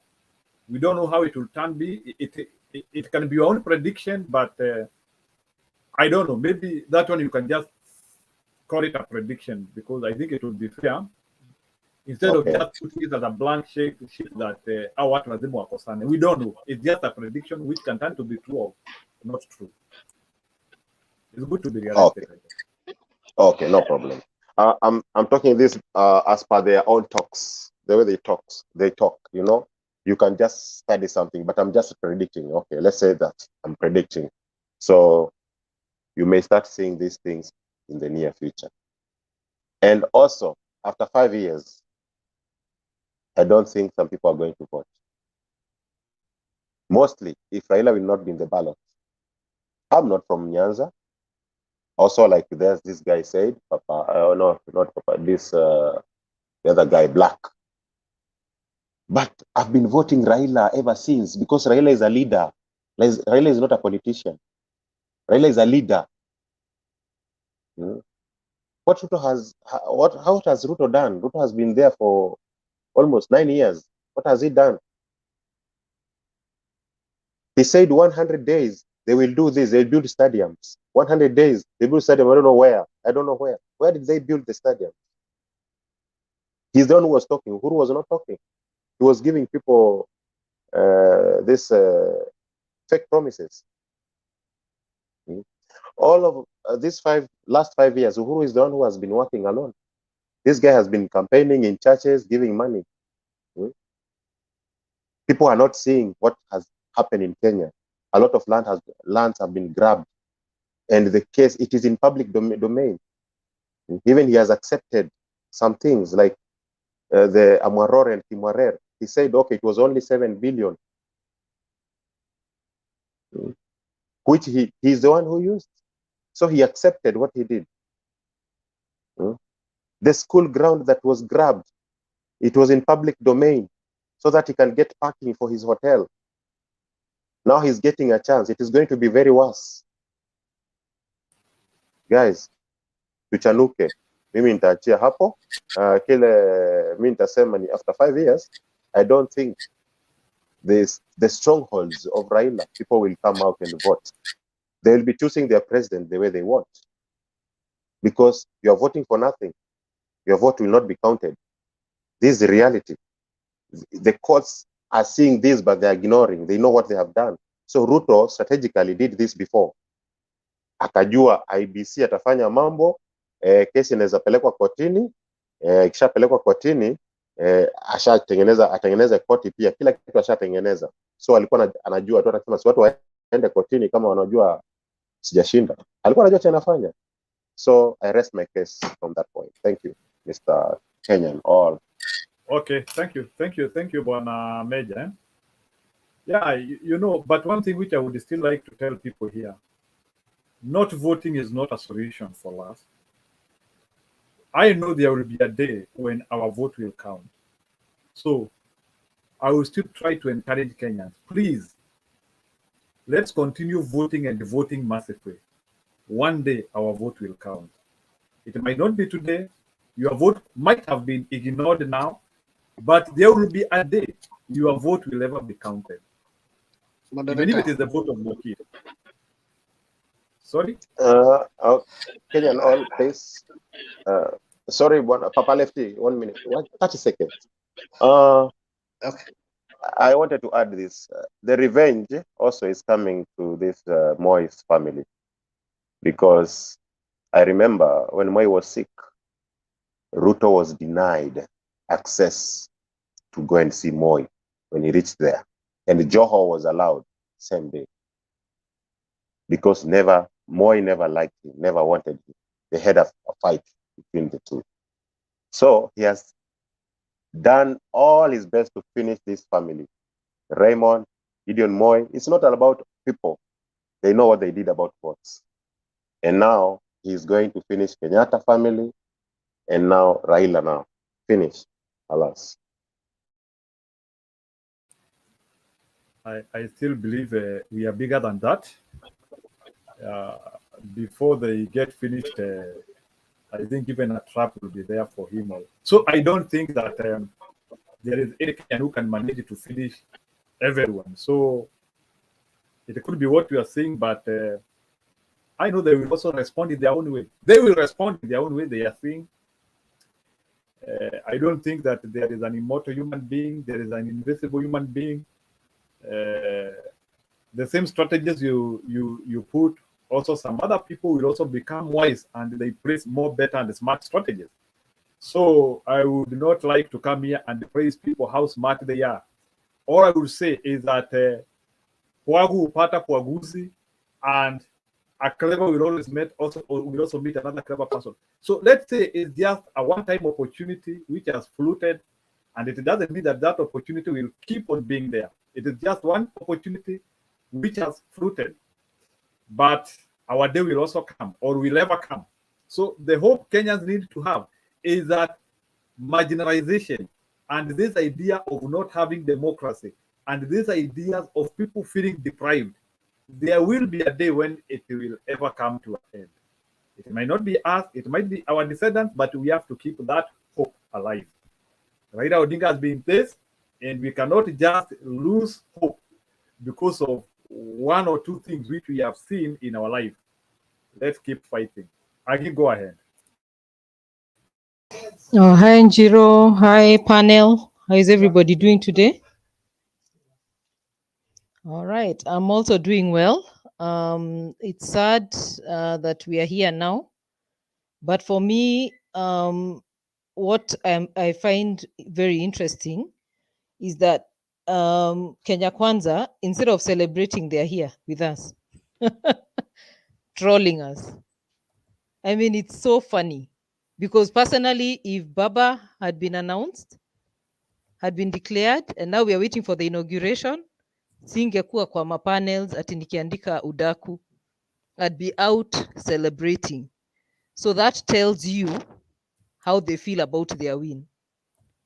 The insecurity is showing, and it's such a shame because had they won the right way, they wouldn't be here trying to convince us.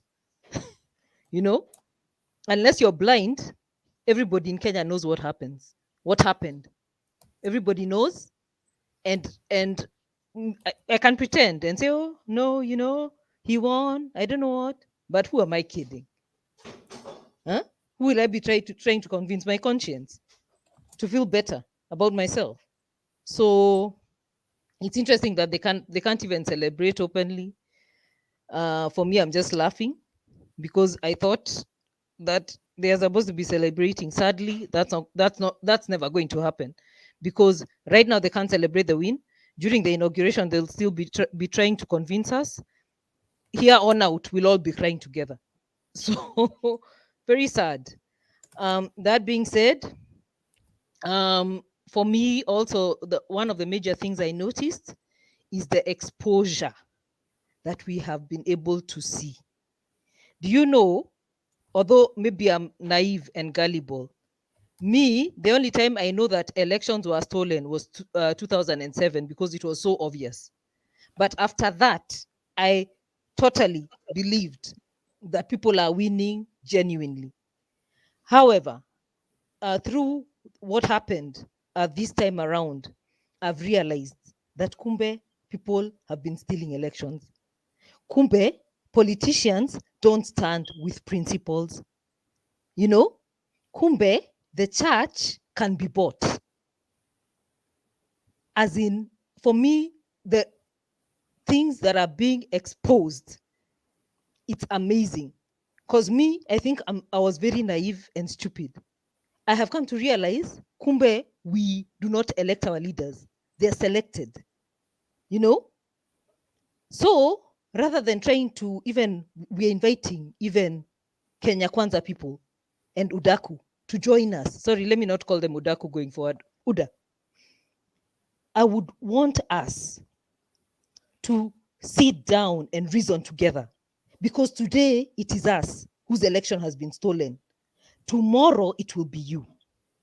So what we need to do in order for us to not have to sit in panels and forums trying to convince people that we won, for the sake of us and for the sake of everybody in Kenya, what we need to do is we need to look at how we can transform our electoral process.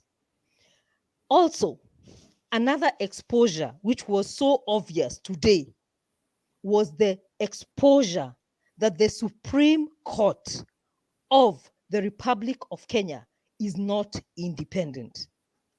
That is very scary. These people, however innocent or learned or whatever they are, they can be bought.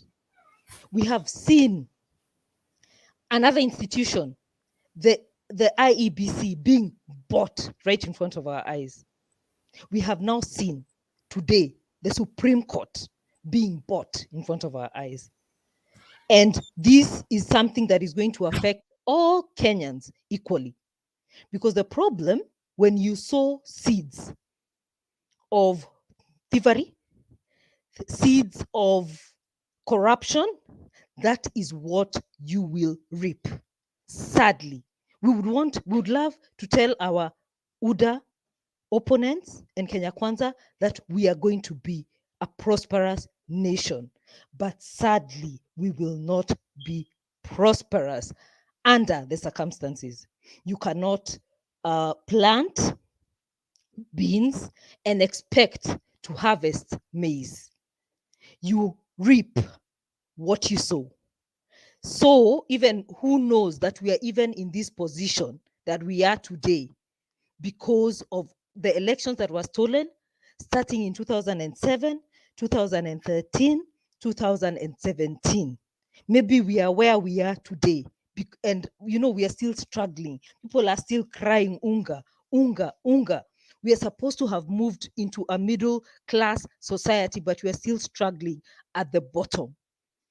And maybe we are where we are because of what we planted knowingly for some people, especially the politicians, and unknowingly for innocent Kenyans who actually wake up very early in the morning to go and line up to vote for our leaders. So the economy, the way it is, the state of the economy, the state of our politics, the state of everything is as a result of what we have planted. So my prayer for Azimio, for UDA, and for Kenya Kwanza is for us to try and make these changes, these improvements to our electoral system, and realize that these independent institutions are not so independent. Because like I said, today it's us who are crying, tomorrow it will be you who will be crying. So let's be sober, and because even UDA and Kenya Kwanza, they are unable to celebrate, and we don't blame you. Even me, if I knew we had cheated, I would not be able to celebrate freely, or even genuinely. It would not come from the heart. So because we are unable to celebrate, and we might, because of our decisions, we might all be crying in 2 to 3 years, 4 years. Why don't we just get together and make the necessary changes for the sake of our country? Please, my people, we need to wake up. We need to wake up. And when things are exposed, we need to recognize them, talk about them. However much it hurts and however much it makes your celebration not really be a real celebration, let's talk. Thank you so much, Njiro, for the opportunity to speak. Angie, thank you so much. That was very powerful. We really appreciate that. Stick around, and it's something that we need to talk about our country. And I like how you brought it up, because sometimes when you get a victory, you go to celebrate. You don't go back talking about those things and then go to other channels and start talking. There's something that people understand, even the ones that are celebrating right now. They understand that something has not been done right. We all know, if you're a Kenyan here to see water. So I believe they do understand, and that's why they are here taunting and messing with everybody instead of being out there. I bet you, kama ingekuwa ni baba leo, hata tungekuwa anywhere looking at everybody will be celebrating. Why? because that's the right thing. Anyways, at this point, Njiro has told me to hold for him for a little bit. I see a hand. Pragmatic.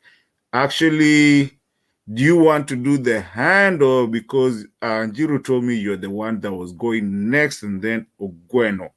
So Pragmatic, do you want to do a hand, or do you want to combine either the hand and your submission? Unaweza fanya zote mbili. So I just want to add something on what Angie has said. Hey, hi guys, Seth, Major, Fiona, Martin, Ogweno, and the rest. You know, I believe Kenya is trying to miss one of their precious chance that they had to save our country. And I remember in the past, we somebody once said, like, Kenya were made not to believe even in the judiciary judgments. It rolls back to those days when Tom Mboya was assassinated, and the killer who killed Tom Mboya confessed that it is me who killed him. He was convicted on the basis of some dubious circumstantial evidences. Then I can remember vividly, he said, "Why do you charge me? What about the big man?" So what happened to our courts today? It's like an insult. It was like something like an insult of they were using that independence. They were trying to cover the face of the IBC is also independent. So independence organization was also trying to cover the face of another independent organization. I guess as much as Kenyans are trying to say, like, I can see the UDA guys are celebrating. They are not even celebrating. They are trying to throw some keyboard words that everything is normal. And I tell you, everything is not normal. I come from Kisumu, but I live in the US now. And the attachment that the belief that we have for Rao since time immemorial, it's something that you can't wish away. And I believe when he's going to retire, he's going to retire with a lot of people. Like somebody said here, I think Ogweno did say here, most people have just cancelled voting. Voting will be a thing in the past in Nyanza. And that is a fact. Because Amalu, we are so passionate about what we do. And when we say no, it's gonna be no. Voting is going to be a past thing in unless something, some disintegration. Kenya is disintegrated, and then we start afresh. But as things stand up now, as much as Ruto has won, but Kenya is currently more divided than Uhuru wanted it to make it at least to be a unified society. You know, Uhuru alijaribu sana. But again, I can remember when Ruto was campaigning with the bottoms up. Ati tutafanya the bottoms up. But I never had him mention something on to do with the devolution. But I believe devolution was supposed to be influencing the rural development. So to me, I thought like, hey, this devolution is just this thing they are trying to corrupt our youth. with the bottom up ideology. Then another complex thing that Ruto has also created for himself is the defiance that he showed on Uhuru. I think Rigathi is going to copy the same exact thing that he did, and with this current inflation yenye tuko nayo sahi, I don't know it is going to be arrested any day soon. I don't know what it's going to be, because after he promised us like within 100 days bei ya unga will be dropped. Itashuka chini. I don't know which means he want to use to drop it, because even here in the US we are feeling the same thing. Hold on. Seth, anybody on the backstage, please take Seth out of this. Take Seth out of this show right now. Njiru, come back here. I don't have my backstage thing. You gotta take Seth out of this, please. Njiru, kama unanisikia, anybody that is out there on the back office. Thank you. Continue. Yeah. So I think he's not aware. He's not aware that he's on camera. Na kama hii inflation yenye imezidi, hata kama sisi tunaifeel huku, we feel it here. So what about Kenya? What measures? How will Ruto fight the inflation? Like bei ya unga, bei ya petroli, you know?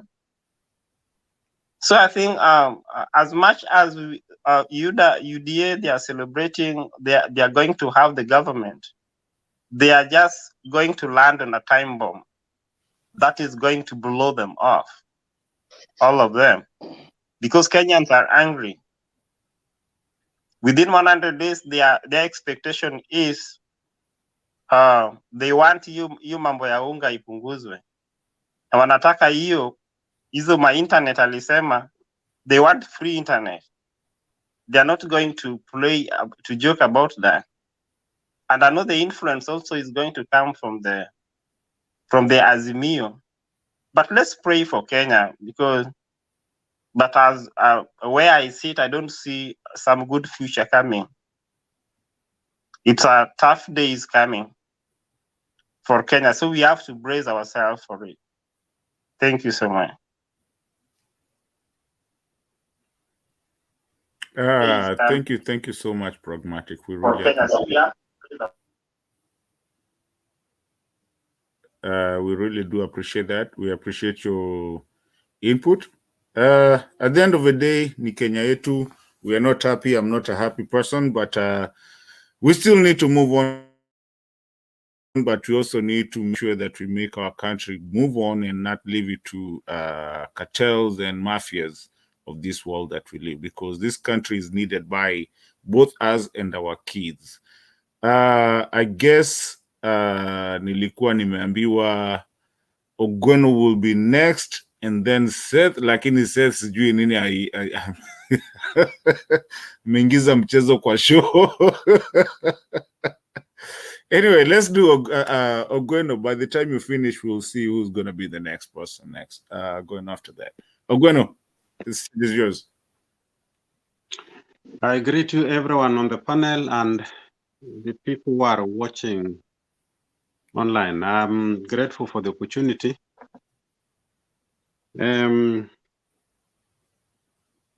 Somebody here talked, was it Charles Woodward, was talking about Ruto being a God-fearing man. And he was talking about him also being a believer and trying to say some things in that line. But I think they are being a believer myself, a committed believer to that. There are a number of things that I've gathered through life about God and how he relates with people. Some people will tell you that God will never give you something that he knows is going to hurt you. I usually tell them that is not correct. That is a populist religion. The God whom I worship will sometimes let you have what you crave for. And even in the Bible, the children of Israel wanted a king, and Samuel told them that, no, I'm your king, you don't need a king. And they said, no, a king we will have. And so God told him the things that the king was going to do against them.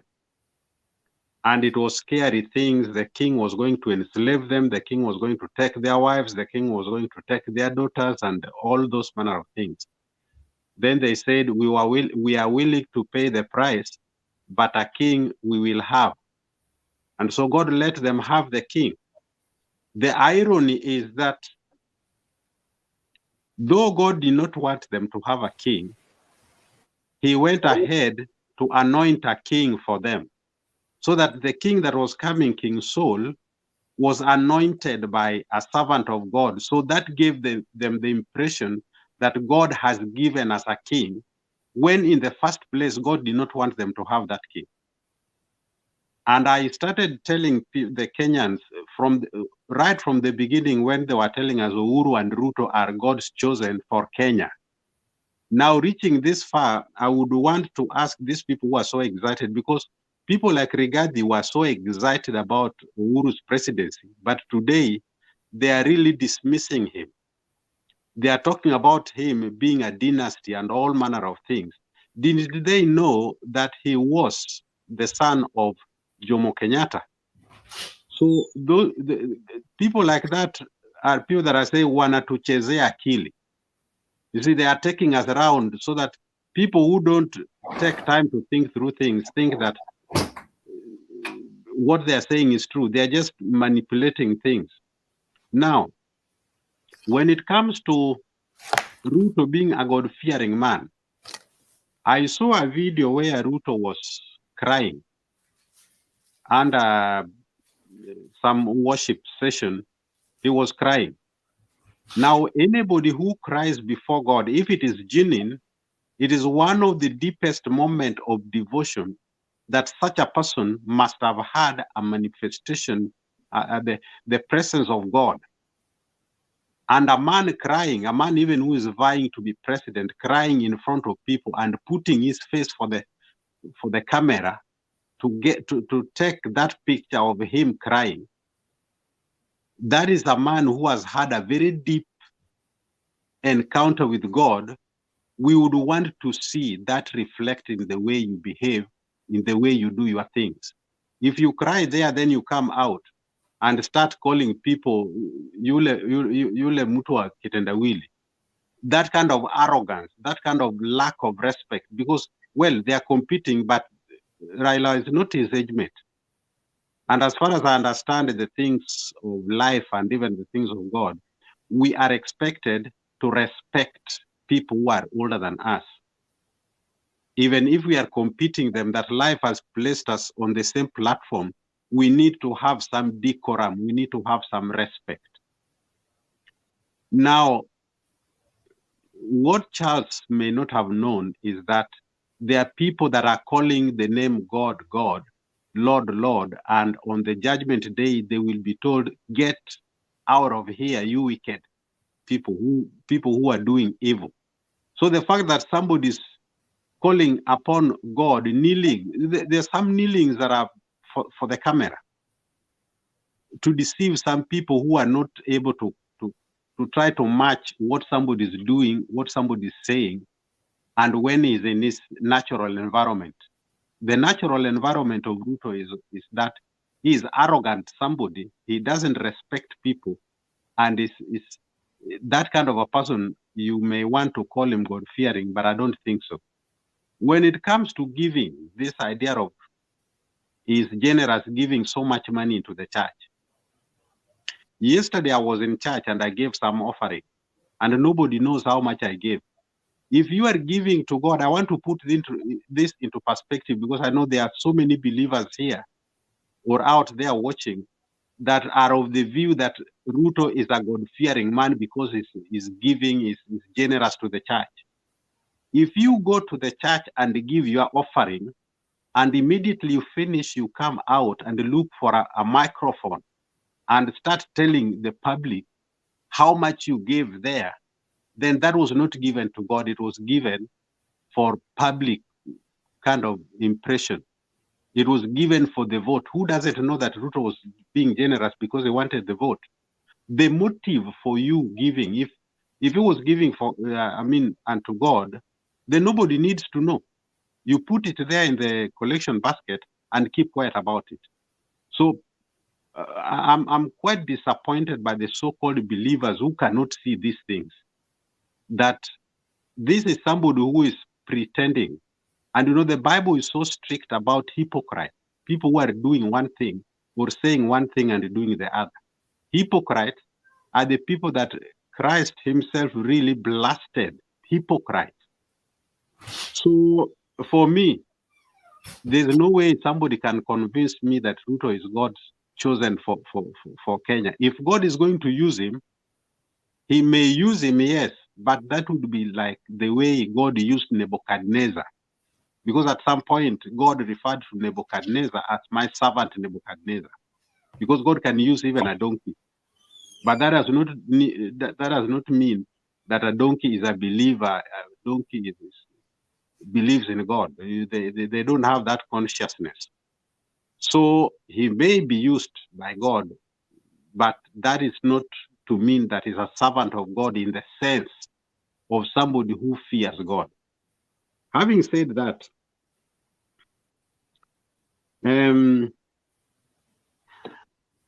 what is so painful about what happened is that I went briefly into the social media in Twitter and seeing what is happening there, and it is so frustrating. It is very distressing. There are people who are deriding, there are people who are making a lot of statements that you just feel being cut. They don't realize that there is a section of Kenya that has been crying every election cycle. They cry. I'm told that now I'm not in Kenya right now, but I'm told that when Ruto was announced to be the winner, there were people who ambao walikuwa wanapiga nduru. They were screaming. And this is not the first time. They have been screaming like that every election cycle. And you want to come to those people and mock them. And then you tell us that it is the same, we belong to the same country, we are brothers. And you mock them when you keep on cutting them and you rub the salt and you keep on doing that.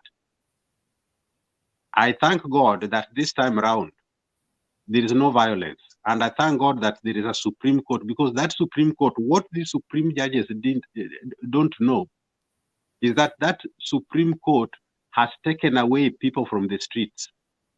If the Supreme Court was not there, that election, like announcement that Ruto has won, for example, people would have poured into the streets to start demonstrating and destroying things.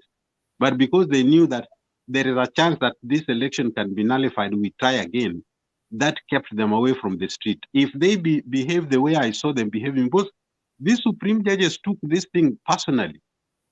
You come with your evidence and then they said it is hot hair. They would have, even if they didn't agree with it, they could have chosen some sober language. You come with, they remind me of Ruto, who went around campaigning saying that those people have no plan. And I hear those people when they are campaigning, they are Azimio people, when they are campaigning, they are telling Kenyans what they are planning to do. And here comes Ruto, how yule mtu akitenda wile hata hana mpango, hana plan. So here you are bringing your evidence, and somebody say there's no evidence. You bring evidence, there is no evidence.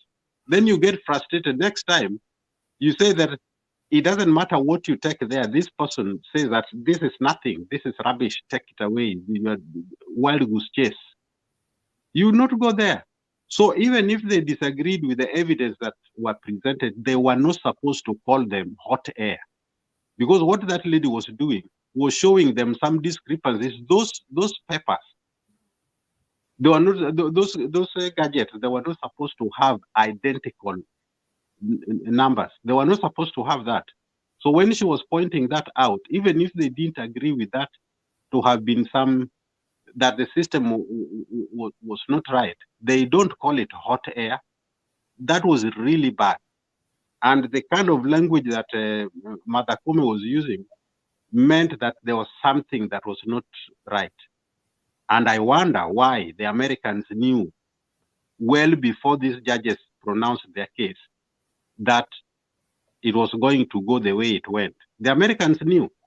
And when Ababu Namwamba came to talk, he thanked the international community. That tells you that there is somebody there is an international community, people who are deciding the election in Kenya. They tell you that those evidence that they have brought just nullify everything. How can it happen that 7 people agree in all of those details and nullify all of them unanimously? It doesn't work like that. There was something wrong. And that is why even the Americans had already known that this thing was going to go the Kenya Kwanza side. And that is why they were sending security. They were advising people not to travel to Kisumu. Ogweno, yes. I'll give you another minute if you need to have another minute. The back office. I want you guys to watch this guy called John Dirango. John Dirango, if you're gonna come over here and start posting something, post it once, or if you can't post it and you're coming here to mess with people's minds, go away on the comment section. You go away. Thank you, back office. Ogweno, I messed with your submission, but I had to take care of that. Please continue. Sorry. Thank you. I was just about to finalize. Finally, I would say that this freedom that these people are telling us is coming. I wonder what kind of freedom it is. When we really needed freedom during those days of Moi, we won't have these kinds of discussions that we are having. And that is the time we needed freedom. That time, people like Ruto were squarely in Kanu, supporting that regime. That is the time we needed some freedom. It was not there. It was not there to help people get the freedom. So these are reverse psychology. They are telling us exactly the opposite of what is coming. And I think I agree with the person who made the observation. Was it, who was that? I've forgotten. Who made the observation that Ruto has already started attacking the media? Because this is president-elect is beginning to point out at some media. He was already reprimanding them because you see, that was a warning that you people were not for me and now I'm the president. So in some ways, saying that I'm going to deal with you, that was to send shivers upon those people, and is not yet sworn. And again, maybe lastly, lastly, where I am right now, we are having a problem with prices of things. Things are really skyrocketing. And I wonder how in Kenya, Ruto is going to isolate the country and bring prices back, because some of those things, they're not just in Kenya, it is everywhere. Well, maybe not everywhere, but in many places.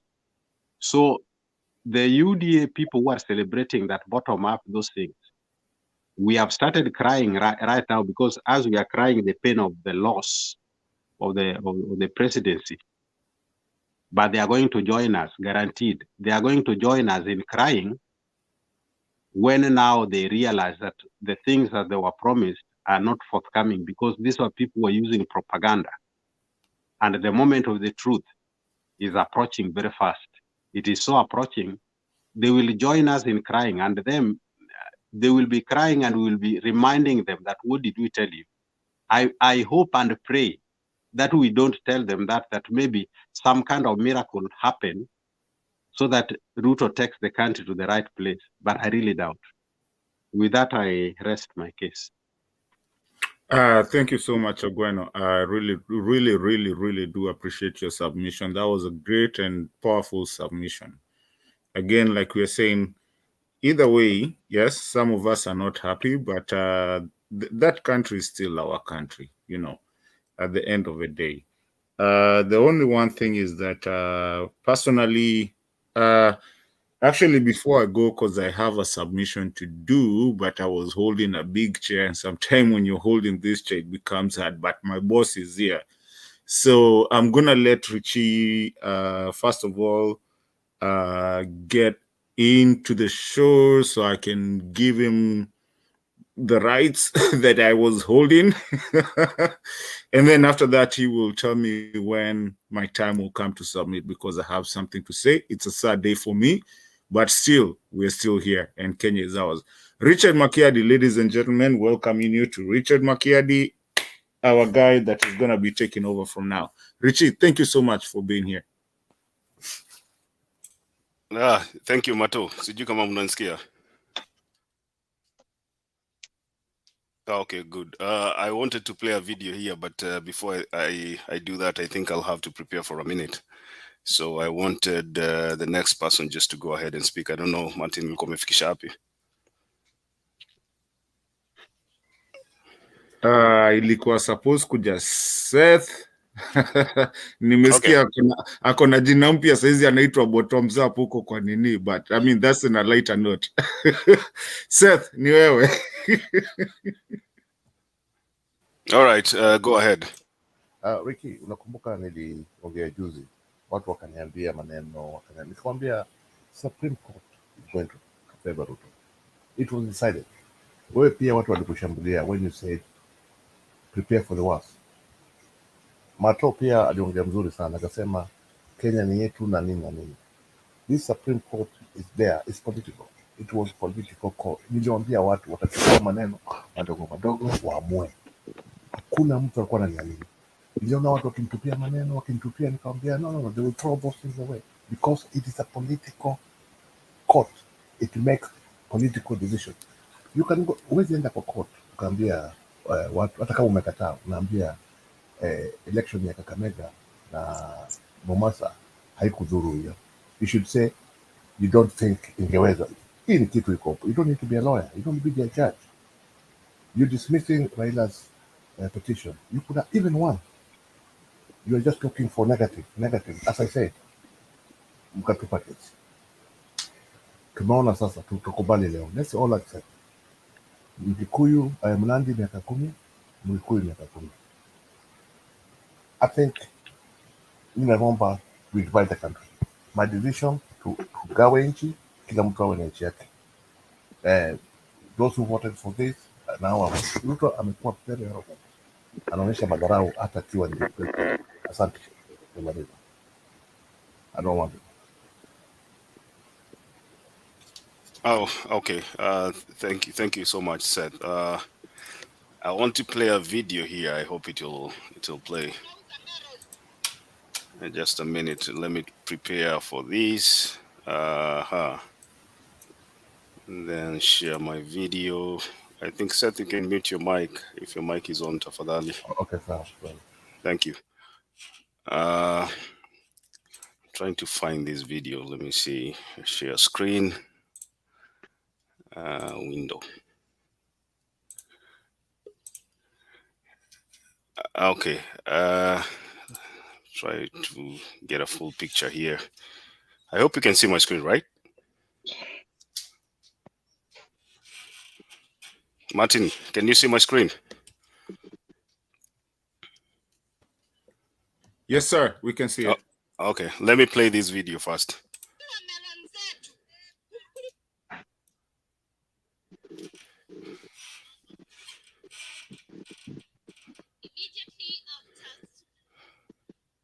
Immediately after Supreme Court ruling of upholding Ruto's victory as the fifth president of Kenya, we saw Nyeri residents, and particularly here in Mathare constituency, they came out in large numbers to celebrate that win. The celebration took over as 2 hours non-stop, and in here, I'll be speaking to a few residents to hear their views concerning this. Karibu sana katika Runinga ATV. Hebu tueleze jina lako na tuambie unahisi vipi kwa ushindi huu wa Ruto.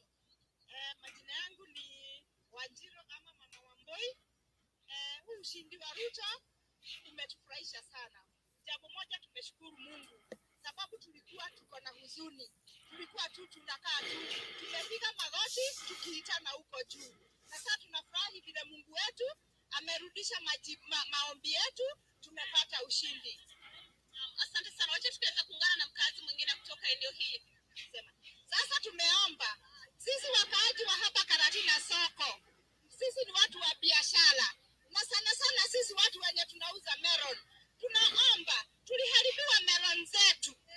Kulikuwa na vita hapa ililetwa hapa na wana politicians na tukaharibiwa melon. Sasa sisi tuko chini sana, tunaomba watukumbuke pia. Bwana Regadi, our deputy, alitupromise akipata hiyo kiti ya deputy atachukua vijana wetu, atawatembeza. Tunawaomba tafadhali watutimizie hao. Pia tunauliza hii NHIF imetufinyiria sisi akina mama wenye tunauza soko, tunapata kitu kidogo sana. Sasa NHIF tunalipishwa 500, tulikuwa tukilipa 160, ikaongezwa mpaka 500. Kuna mtu hata analipa nyumba 500 na inamtinda kulipa. Sasa tunaomba watu waangalilie hiyo NHIF, manake pengine mimi niko na kijana, hao vijana wadogo nataka kumlipia 500, pengine niko na mwingine na sina hiyo nguvu, na ni kukodisha, nimekodisha nyumba, nalipa nyumba na tena nafaa niwalipie hiyo NHIF. Tafadhali serikali tuangalieni hiyo NHIF. I don't think this thing is audible. Asante sana. I'd like to speak to another resident here in Mathera constituency. Habari yako? Salama kabisa. Vipi kwa vile mahakama ya upeo imeweza kutupilia mbali kesi? Sasa wakati huu tumefurahia sana. Tuko na imani na mahakama wetu wa nchi yetu ya Kenya. Venye wametatua hii kesi, tunakubali hiyo ndio ilikuwa maana kubwa ya hiyo kesi juu tuliamuka mapema tukavutia hawa watu na hakika walikuwa washindi wetu. Na sasa tumepatana na viongozi wazuri watutuongoza nchi hii yetu ya Kenya na tunahakika watatufanyia kazi. Tuni vijana vidogo na wanaona bali. Sasa tunafurahia hata kuwa na deputy president kutoka huku kwetu Mathera. Hiyo ndio kitu ya maana tunafurahia na tunajua Abira alikuwa ameendesha hata CDF ya huku Mathera, ndivyo ataendesha yote ya nchi yetu ya Kenya. Sasa tumefurahia kwa hii mahakama, tuna imani na hii mahakama yetu ya Kenya na tunaona tutasonga mbele. Tuhaikuwa na inashikilia upande huu ama wameenda straight to the point na kupata haki yetu leo. Sasa tumefurahia na hatuna hata cha kusema, tumeweka Mungu mbele na viongozi wetu pia ni waombaji. Sasa tumefurahia hiyo maneno, watu wa soko sana sana, na tunajua tutaangaliwa sana. Tuko na watu wengi, viongozi wengi, magavana, MCA wote na ni wa UDA na najua wataendelea mwenendo wenye viongozi watatuweka. Asante sana mom, tulikuona sana ukishangilia wakati mahakama ya upeo iliweza kufikia sio mbali. Tunashangilia sana juu kiti inakuja hapa kwetu, maendeleo itakuja Kenya mzima. Tunafurahi sana juu ya Mheshimiwa Rigathi Gachagua. Tunafurahi. Nataka wafanyie nini? Wafanyie kazi, watuandikie watoto, kazi iendelee. Tunataka kazi iendelee. Mama, tueleze maoni yako. Maoni yangu, nimefurahi sana kwa roho yetu. Na kabisa Ruto anajua watu wa Mount Kenya we've been serious. Tunampenda na tunafurahia hata mahakama ile walifanya hiyo mambo, tukafurahia na hiyo mambo yote, na tunamwambia akiingia huko atukumbuke kwa sababu sisi ni watu wa maana sana na tunampenda na endelee mbele. Asante sana. And of course we saw some Azimio leaders.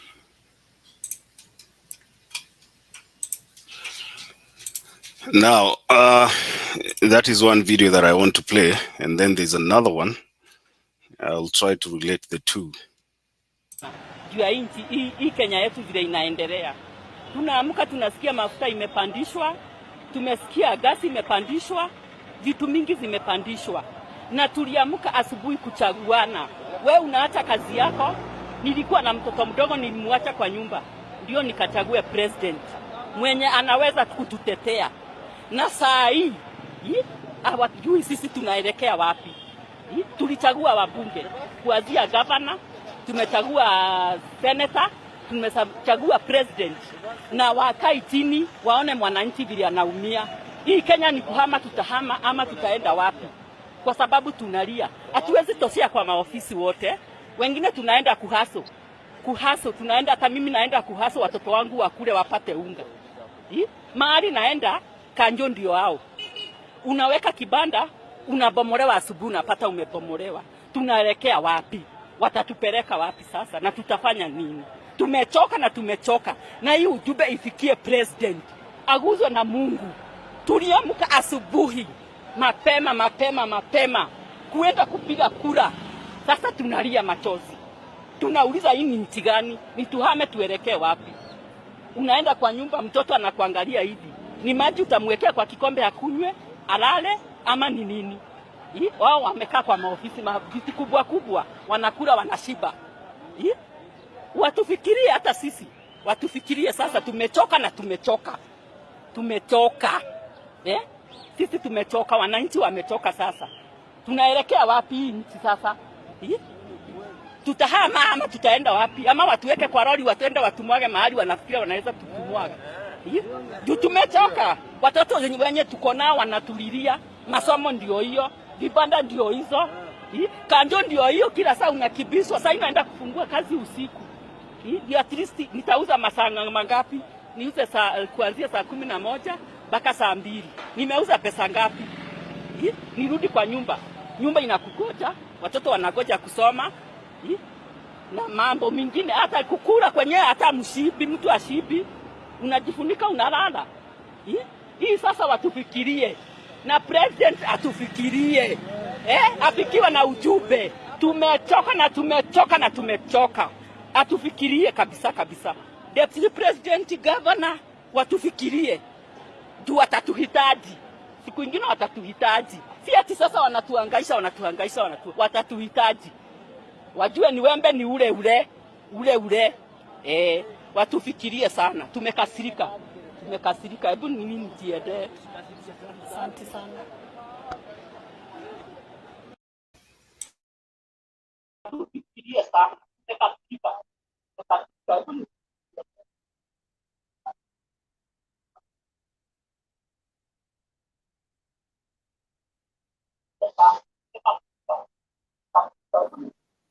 Major General, mute.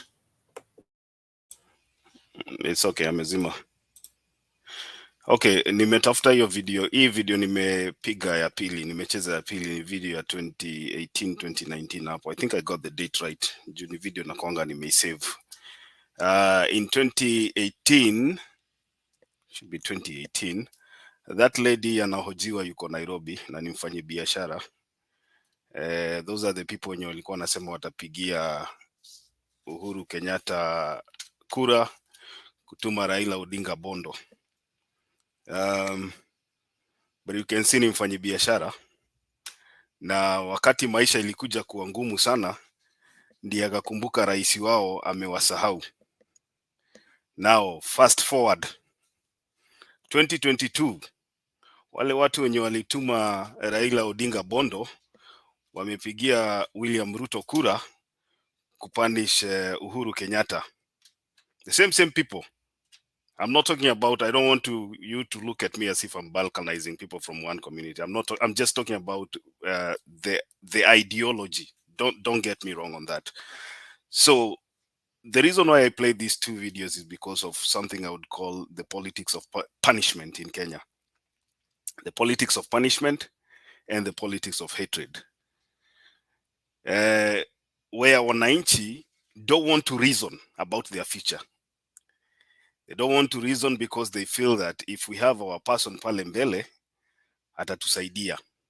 And then they go out and then they vote using their emotions and not using their brains. And then the whole country suffers because of the mistakes of few individuals. So people use some kind of numbers to do a mistake which comes to affect the whole country. And then we go for 10 years, because once somebody gets into power, as long as that person is alive and healthy, I don't think you can defeat a president who wants to go for a second term in Kenya. I don't think so. Itakuwa ngumu unless ameamua tu anataka kuresign ama amechoka na kazi anataka kwenda nyumbani. So we make a mistake. It takes us 10 years to realize that we made a mistake. And then in between the 10 years, somebody comes out, changes himself, anajipaka mafuta kabisa, anashika Biblia. Alafu anakuja anawaambia mimi ndio mwokozi wenu. Mimi ndio ninajua shida zenu. Anakalia wheelbarrow, mnamzungusha Nairobi, anawaambia mimi ni mtu wenu. Mimi ni mtu wa mama mboga, watu wa pikipiki nini. Watu mnatoka asubuhi, mnaona mmepiga kura nyinyi wote. Miaka 10 kitambo ikuje kuisha, mumeanza kulia. Mnaanza kusema na huyu mzee anaitwa Raila Odinga alienda wapi? Alipotelea wapi? Kwa nini Raila ongei? Haya. Raila anakuja anaongea, anasema simnipatie nafasi basi hata mimi niongoze. Mnasema hapana. Nyinyi ni dynasty. Nyinyi ndio watu ambao mmekamata hii nchi kwa miaka mingi. You vote another 10 years for another person. Now I'm looking at Kenyans independence since 64 ama 63 tulipata uchaguzi. Tumekuwa na almost over 58, is it 63 Martin? Tumekuwa na almost 58 years, almost tunaenda kugonga almost 60 years of the same mistake yenye tumekuwa tukifanya. Same mistake. And then we come cry after 10 years and then we do the same mistake. Right now I'm looking at what has happened in Kenya today and I feel sorry for everybody. I mean, it is okay, nimesikia jamaa moja hapa amekuja akasema ako na eka sijui ngapi za miwa. Na the reason why ana support William Ruto ni kwa sababu serikali ya Uhuru Kenyatta ilikataa kumsaidia kukata miwa. That kind of reasoning ndio yenye Kenya tunafikiria saa hii, alafu tunaenda tunapiga ballot. And then we ask ourselves what is wrong with our country. Because the people that have taken power right now, those people that have been confirmed by the Supreme Court to be president and deputy president today or yesterday in Kenya are going to be there for probably the next 20 years. And you have no choice. And there's nothing you can do about that, whether you like it or not. That is the reality. The people who were on the side of Azimio will be sidelined. Those people, ni kama naweza sema wametupwa kwa political dustbin. Kabisa.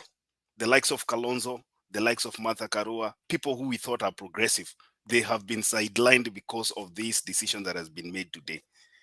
And it was so sad to see the Supreme Court judges. I was looking at that judgment to see, and I was really sweating. Nilikuwa na tension sana, roho yangu ilikuwa inadunda sana. Nilikuwa nafikiria out of the 9 petitions zenye zilikuwa presented before the Supreme Court, at least moja tu itafanya election itakuwa nullified. Number 1 ikapita, judges wakasema wajaona makosa. Number 2 ikapita.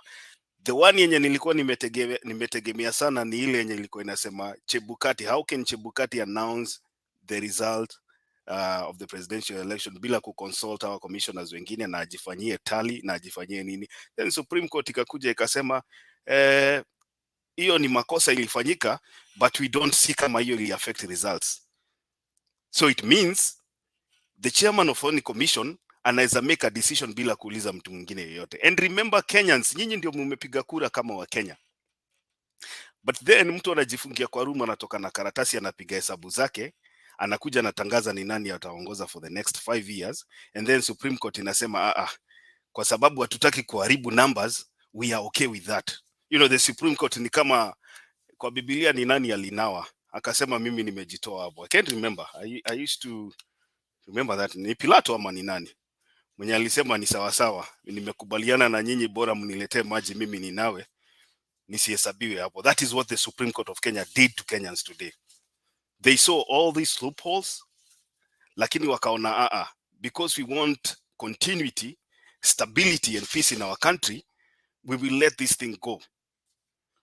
But then after a few years, this person mwenye mmeachilia akachukua hiyo kiti, that person will come for you. Once that person is sworn in, he will capture the legislature, which we have seen right now. I listened to him saying he wants a strong opposition.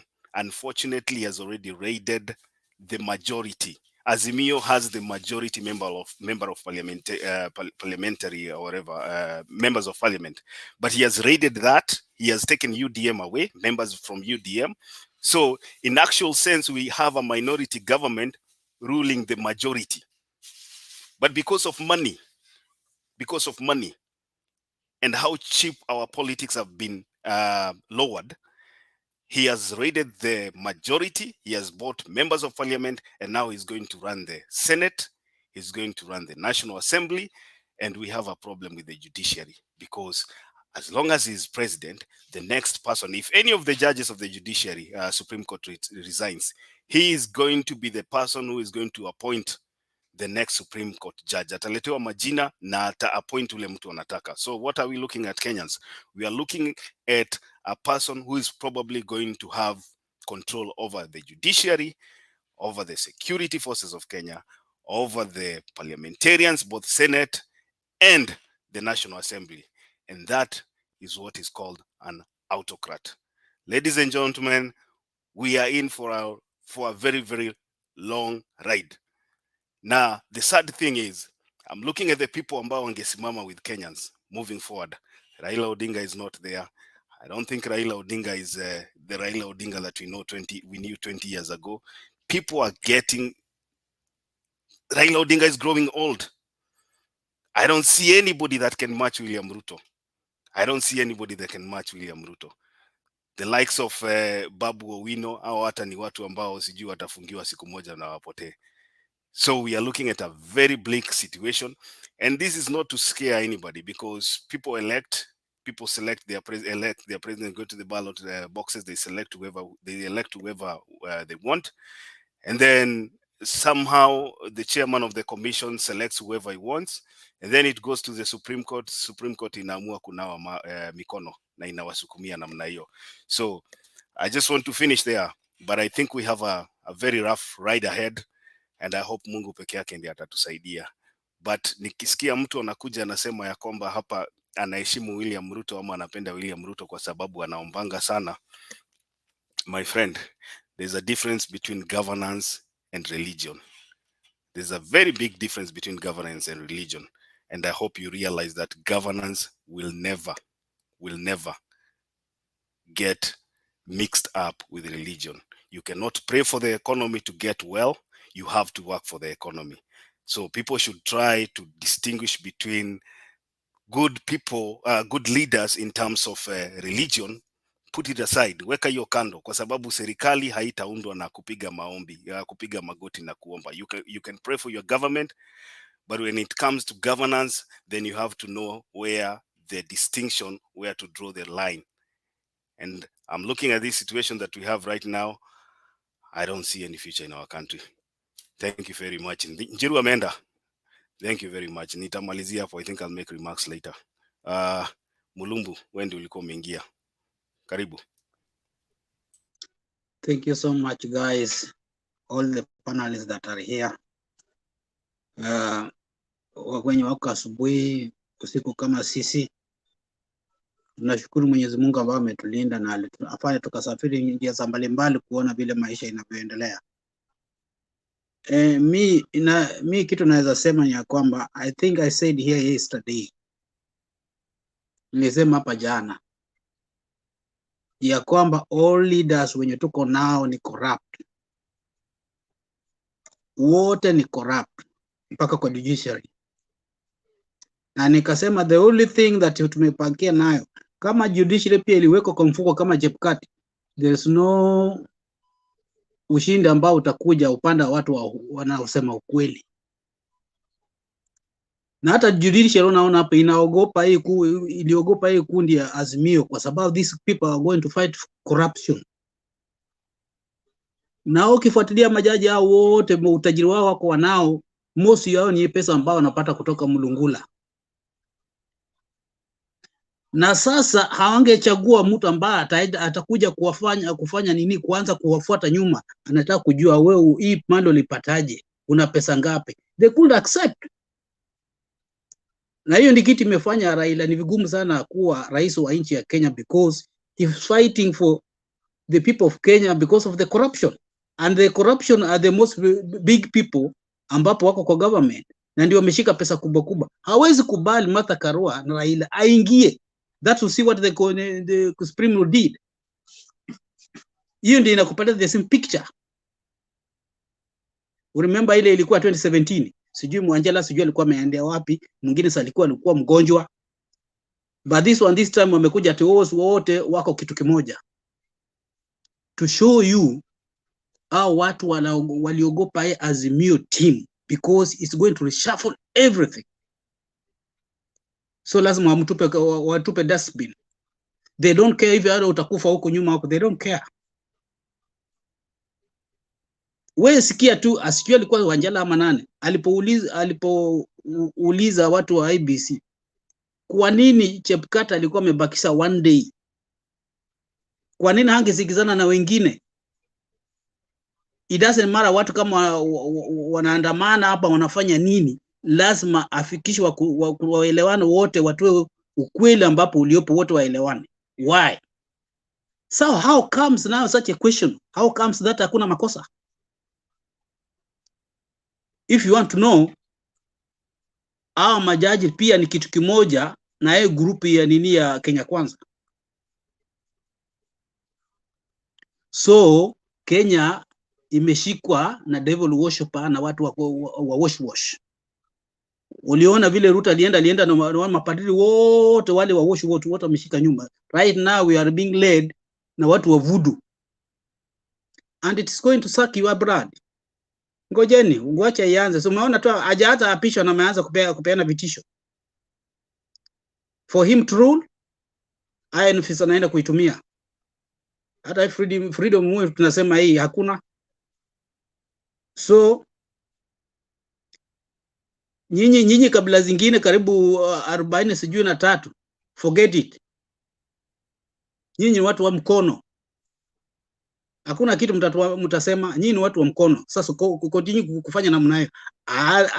Or less bifike siku moja mseme kama mbaya ni mbaya, mnazimisha Kenya inanyamaza, hakuna mtu kutoka nje na hakuna mtu kusafiri.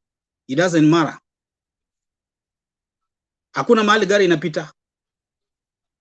Afadhali kufe mara moja kama umesimama kuliko kama umeweka magoti chini. Isiweni Kenya itagutuka, na kama nyinyi mnabiga magoti chini vinakuja hamtaona mpaka Yesu arudi, na ujue Yesu hawezi rudi. Na hakuna kiongozi wa nchi anachaguliwa na Mungu. Nyinyi mnachagua ama mwenyewe anajichagua. Because kura zenu mlienda kuzipiga hazikufaa, walijichagua wenyewe. Basi umepatia watu 7 peke yake, watu 7 pengine walipewa bilioni 14 ama bilioni 20. Ruto na pesa. Wanaangalia hata ukifa hivi, they don't care. So guys, that's what it is. So kubalini muende namna hiyo, na kama mkubali wananchi they have to do something. Lakini wananchi wa Kenya wamekuwa kwa corruption, wakipewa kidogo anakula, anasahau tabu ya jana. Ikifika leo ndio anakuduka kule mtu alipatia kidogo, hakuna kitu ya kula, anaanza kupiga kelele na tayari imepita wakati. So wacha nguruwe jikanga mafuta yake, wacha tuwaweke macho. Thank you. Wacha nipatie Mato dakika. Thank you Mulumbu. Mato, before you leave, I know you want to leave. Just go ahead. A few minutes. Well, thank you, Mr. Richard. I really appreciate, and all the panelists, the comment section, and kila mtu mwenye anasikizaga hii show, na bado tuko na nguvu ya kuja hapa, whether wenye wanatutoment ama wenye watutoment. You know, Richie, personally, the only reason the biggest reason I'm really mad about this is because I know exactly what happened. I was part of it, the calculations and all that. When they did everything, we were there. We know what exactly happened. And we know for a fact, Ruto never won. We know the numbers. We have them. We worked this one, and we know it. And they know we know. And they know they have it, and we give it to them. That's the hardest part. Kuibiwa live kama unaiona. This is the first time I've ever gone inside and really being a part of it. Hizo zingine tunaibiwa, yes, tunaambiwa, oh, mmeibiwa, and something like that. Now, why did we do this? some of us that are out here. We did it so that we can prove, because we really love our countries. Some of us are fathers and everything. Right now, I don't think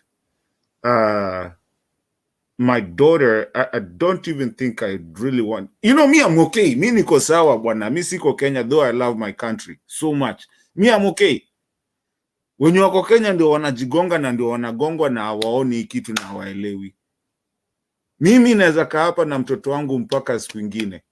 Nyinyi ndio mnagongwa na hamuelewi. And you're not understanding. This Kenya is your country.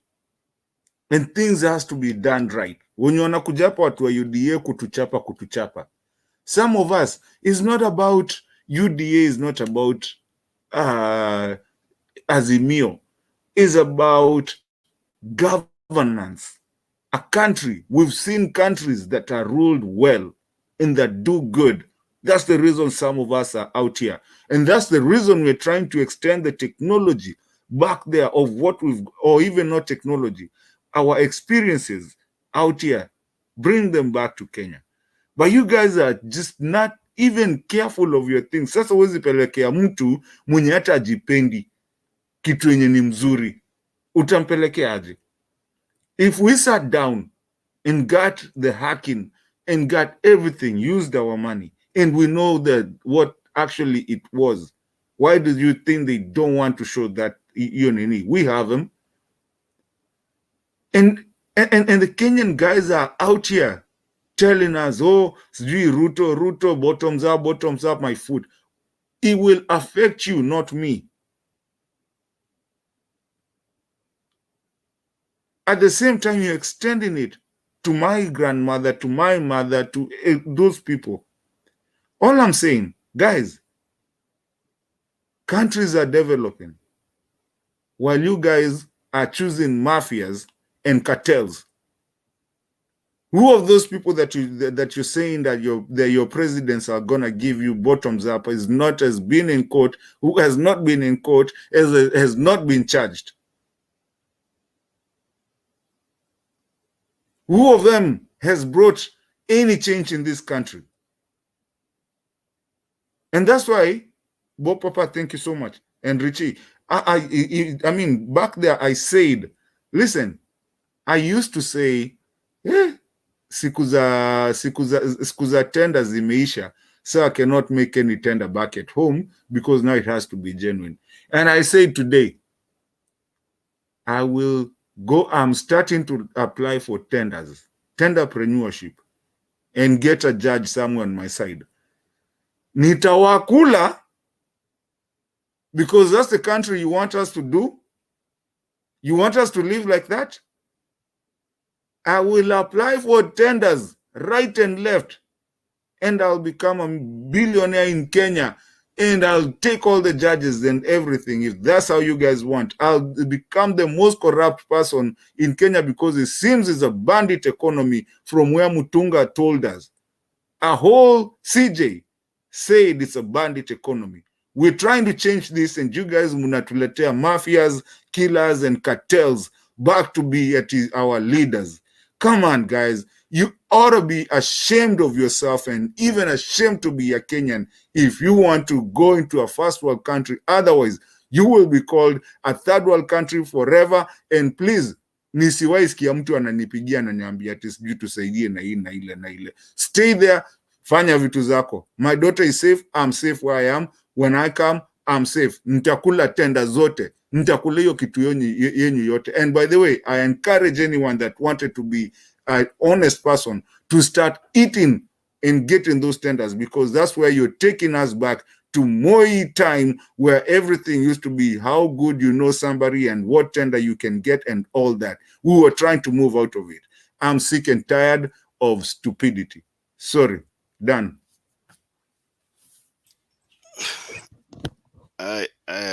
Sante Mato. I don't know, we were moving to nani alikuwa next. Fiona, naona umetuma hapa kwa private chat unataka kuongea. Let me give you a minute.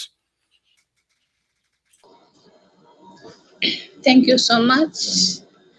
I have no much to say, but and to comment about my brother Take for instance, election day, what did Barasa did? But watu pia walimpigia kura after kuua mtu. Umeua mtu, amekufa, unaenda unatoa bond, unatoka nje.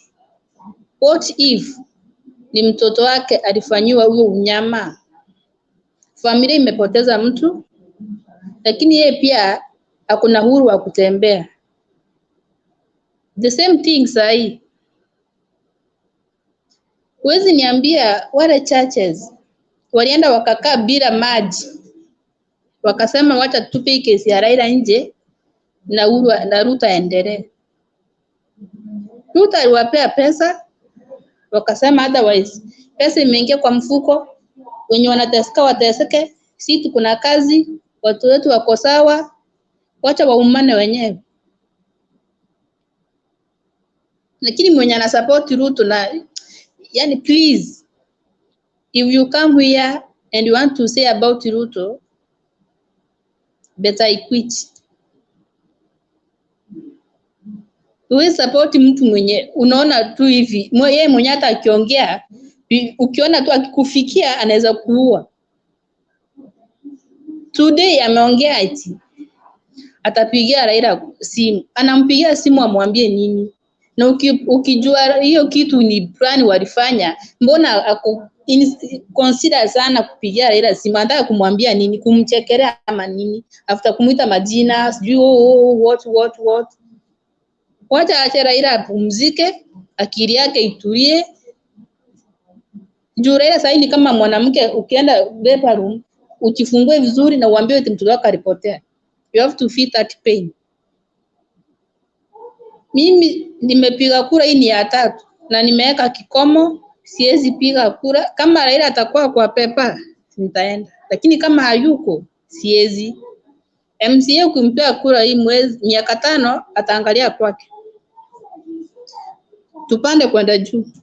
Sasa kama wa chini ndio wako na shida, wale wa juu ndio watakuja kuangalia wa chini. Sina mengi. Asante kwa muda. Asante Fiona. Ngoja nani captain.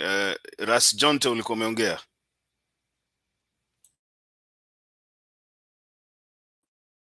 Morning guys.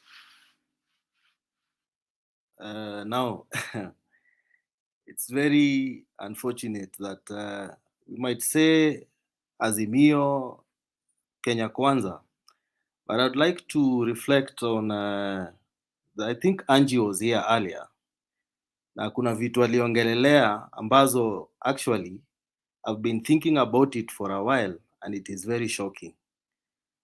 Kwa sisi tuenda tunapiga kura, doesn't matter who you are choosing, but this thing has already been arranged. And then Richie sasa amekam na clip ingine yenye mimi napita na, these are things that I see every day hapa mtaani. Kwa mlichagua mtu because of course tribe na nini, then 5 years down the line maisha yako hata kama una hasolaje mtaani na ujiite hustler haiwezi. As per now Richie amesema as a country it doesn't matter whom we voted for, we're in big trouble, tuko kwa shida. And I don't know how tutai overturn. All I can say is that we should brace ourselves for hard coming times. Najua my challenge with the politicians we have today ni the same leaders. Wanatoka pale, wanaharibu, wanaingia hapa, wanaingia pale, and we are all entertaining them. Tuna entertain tu. For example, angalia kama Waiguru, NYS. Oh, nini, then akatoka. Then what do the citizens of the county do? Wanamchagua kuwa governor. Sasa wewe ukiwa hapa mtaani utafanya nini? Ni watu wamemchagua, amechaguliwa. So kama kuna graft na anything, sasa wewe utafanya nini ukiwa hapa? Anyway, let's continue to talk because talking will bring in ideas na nini, and thanks for your time. Asante Ras Jonte Maridadi, thank you for your remarks. Let me go to Captain.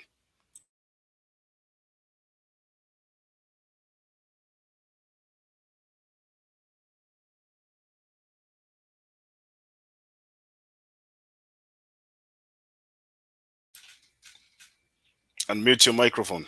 Unmute your mic. Okay, Richie, okay, thank you very much.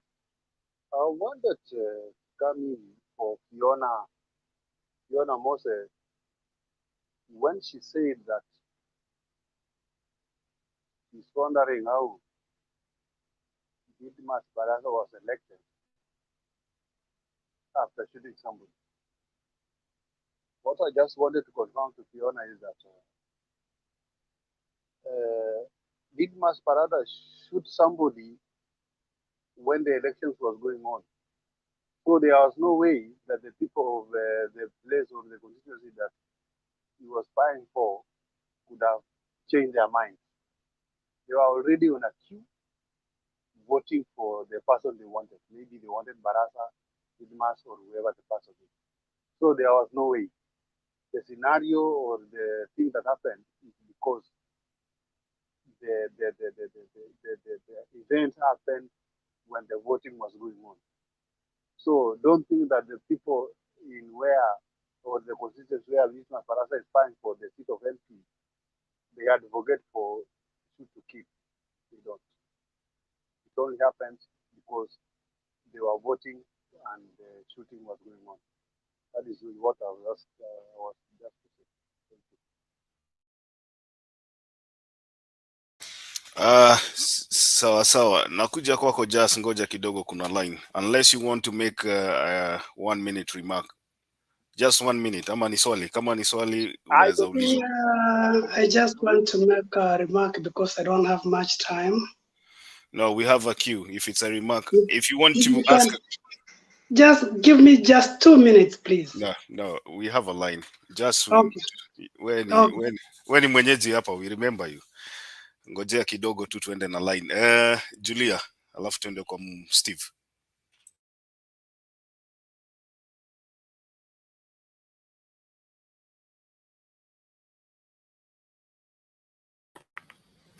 Okay, Asante Makiadi, good to see you and everyone else. I just wanted to, you played a very nice clip, Makiadi. I have spoken earlier here, and maybe I expressed a sense of hopelessness, which I don't think has changed much because of the decisions that Kenyans make. One, you're right when you say that Kenyans make decisions to punish somebody, and there are many people maybe in Mount Kenya region who did that to punish Uhuru. But I really wonder how they are going to punish Uhuru, because Uhuru is going home with a big pension. So he's going to enjoy that pension with his family and his wife and kids. And Kenyans are the ones who have to face the future. Okay. So we are looking at a dark situation. Now, first starting with the Supreme Court decision, for me, I will still maintain this was a political decision that they made. They did not stand above board.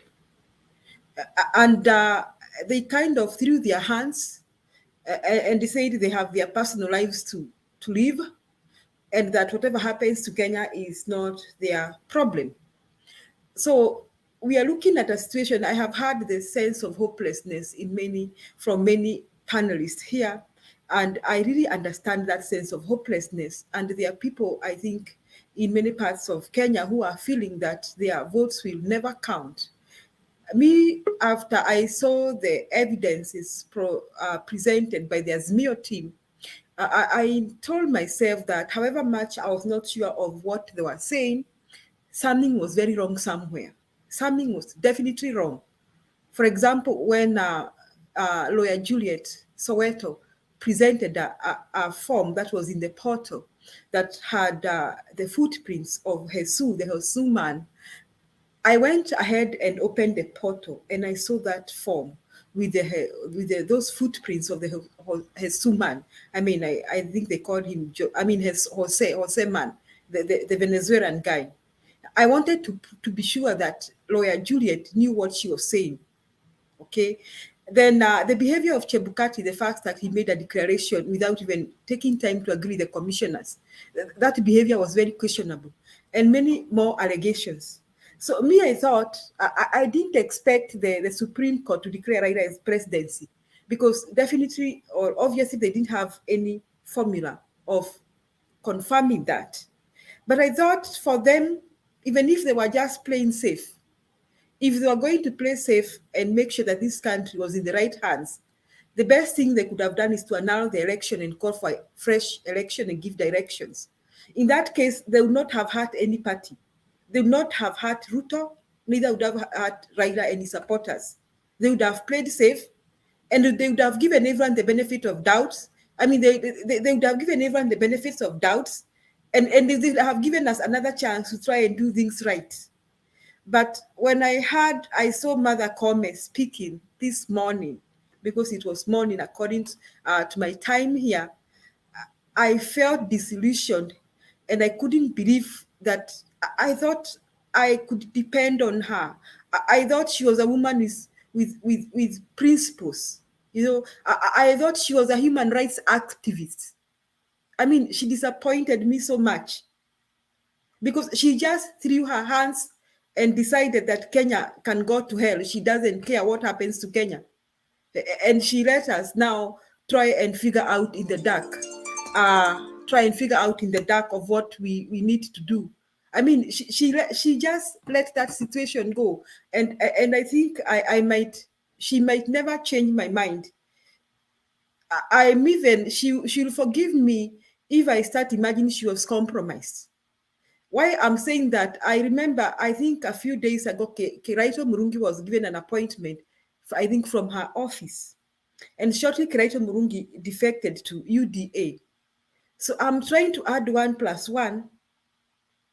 If you're appointing somebody and shortly they defect, I mean, they make their political pronunciations, and then later on, you decide to uphold the election of that party, if she should not blame me if I add 1 + 1, that she was not above board. And even if she would try to tell me that my team decided to do this or that, she will never convince me. So I repeat here and say, I pray that Mother Kome lives for many years, so that God gives her an opportunity to see the dump site that she just dumped our country.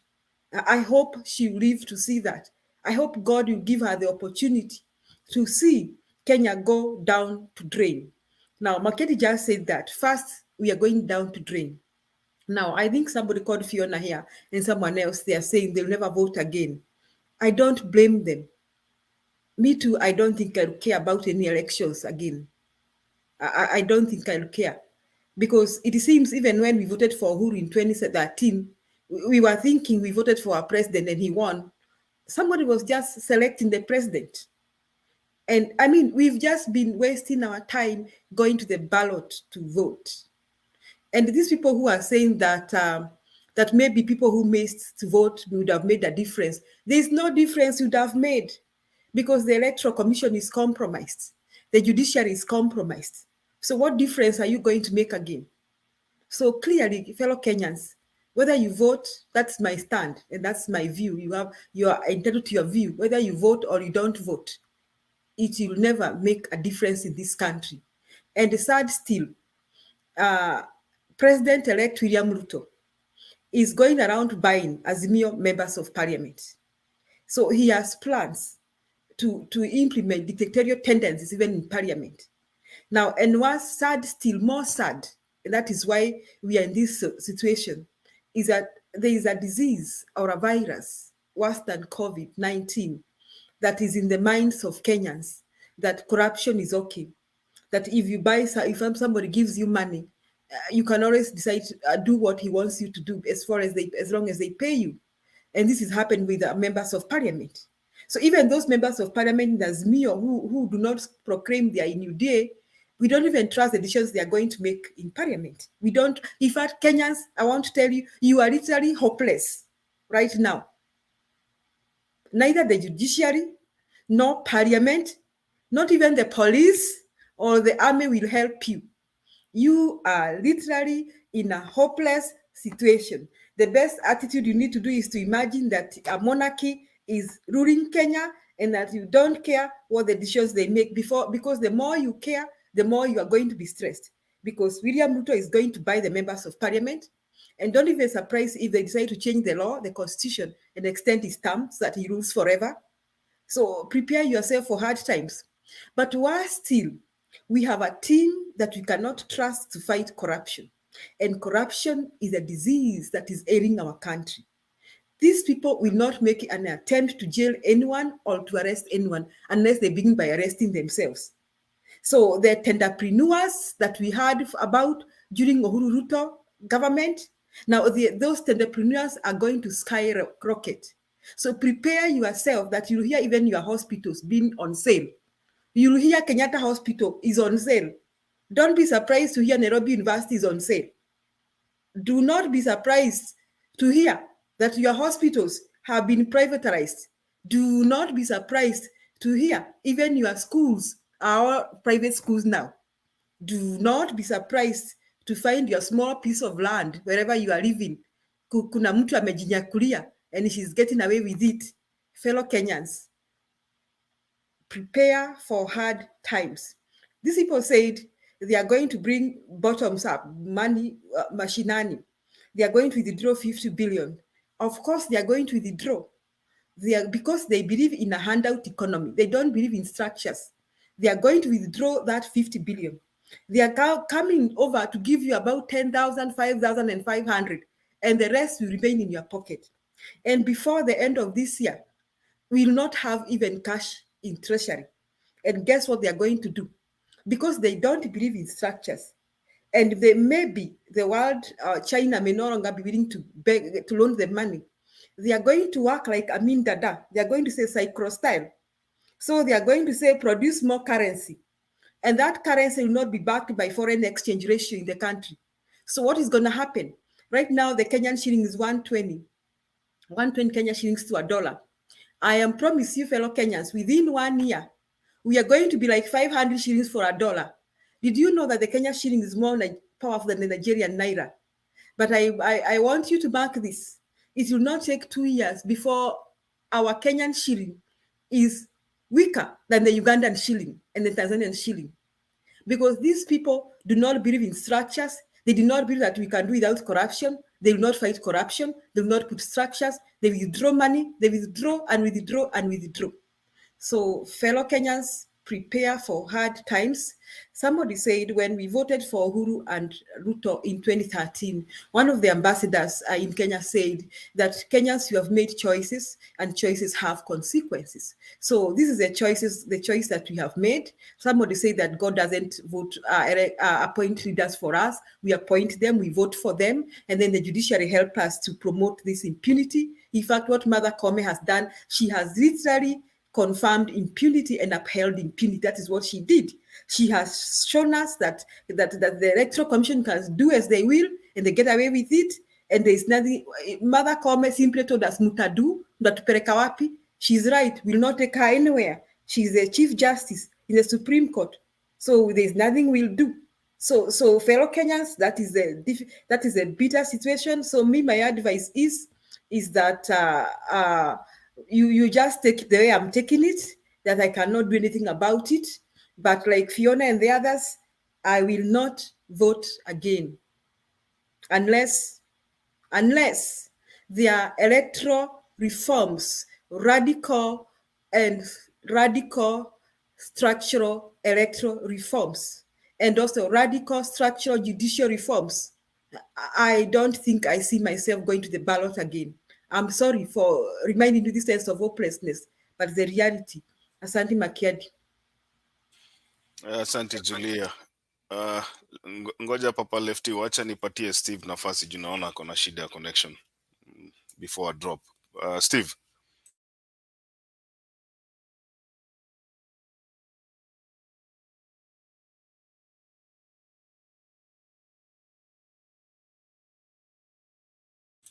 Steve, unmute your mic. Unmute your mic.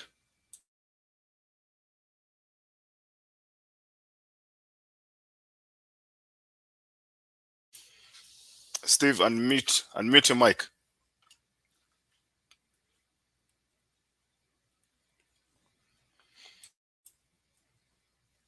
Haya, inaonekana Steve bado ako na shida ya connection. Papa Lefty, I will give you a minute and then niende kwa Ja Isa.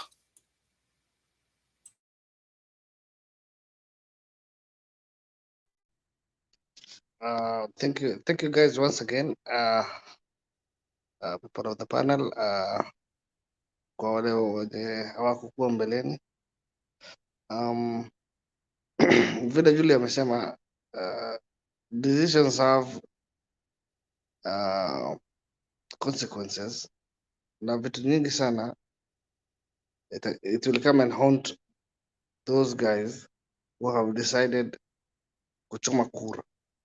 I'll just say in the blank and blankly, it's like, you know, throwing these votes all the time. You have to, you know, look for a good leader, a leader who is visionary, a leader who has a person of character, a person who stands for something, you know.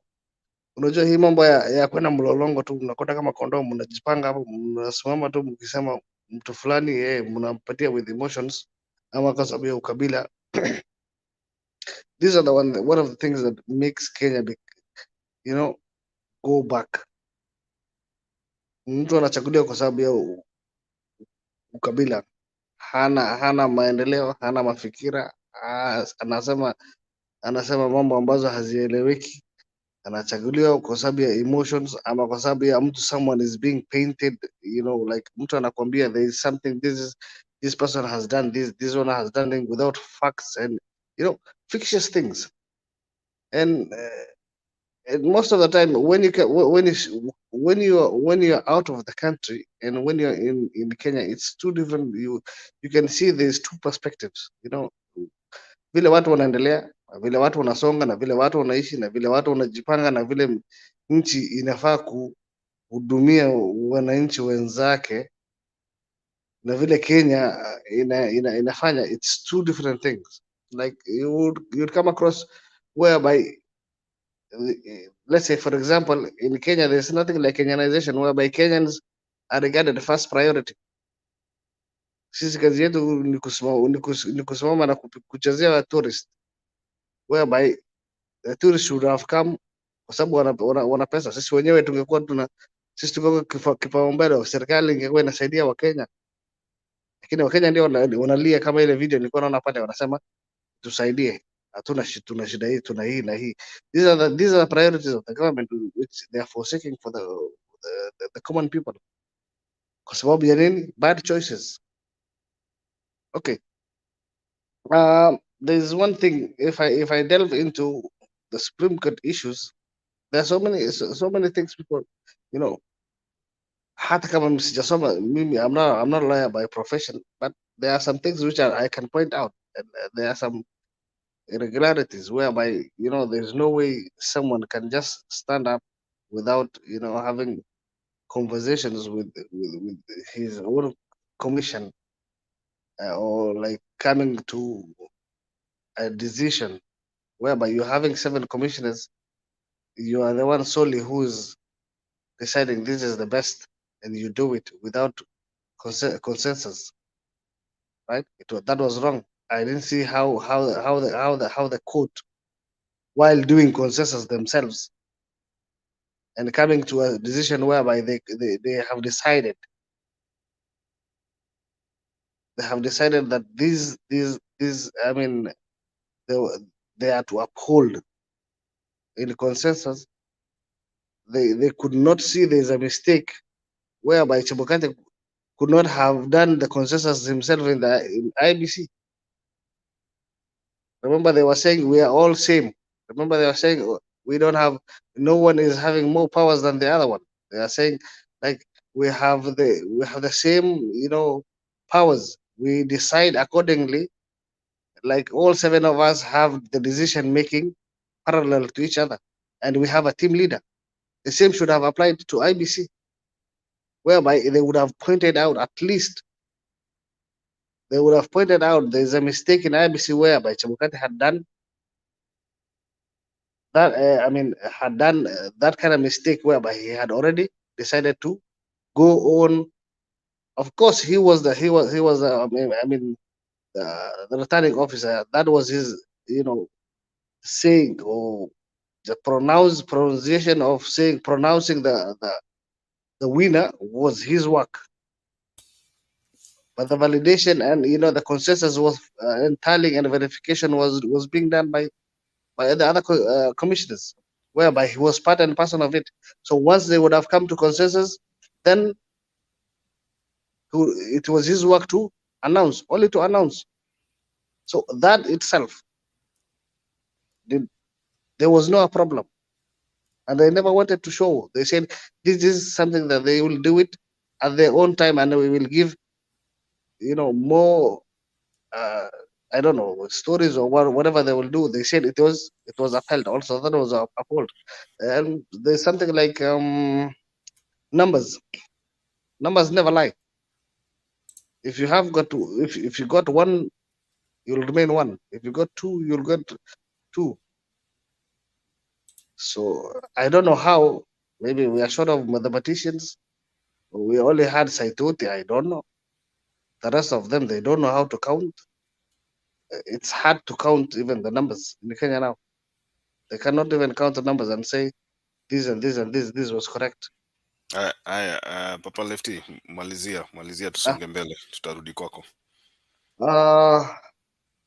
Thirdly,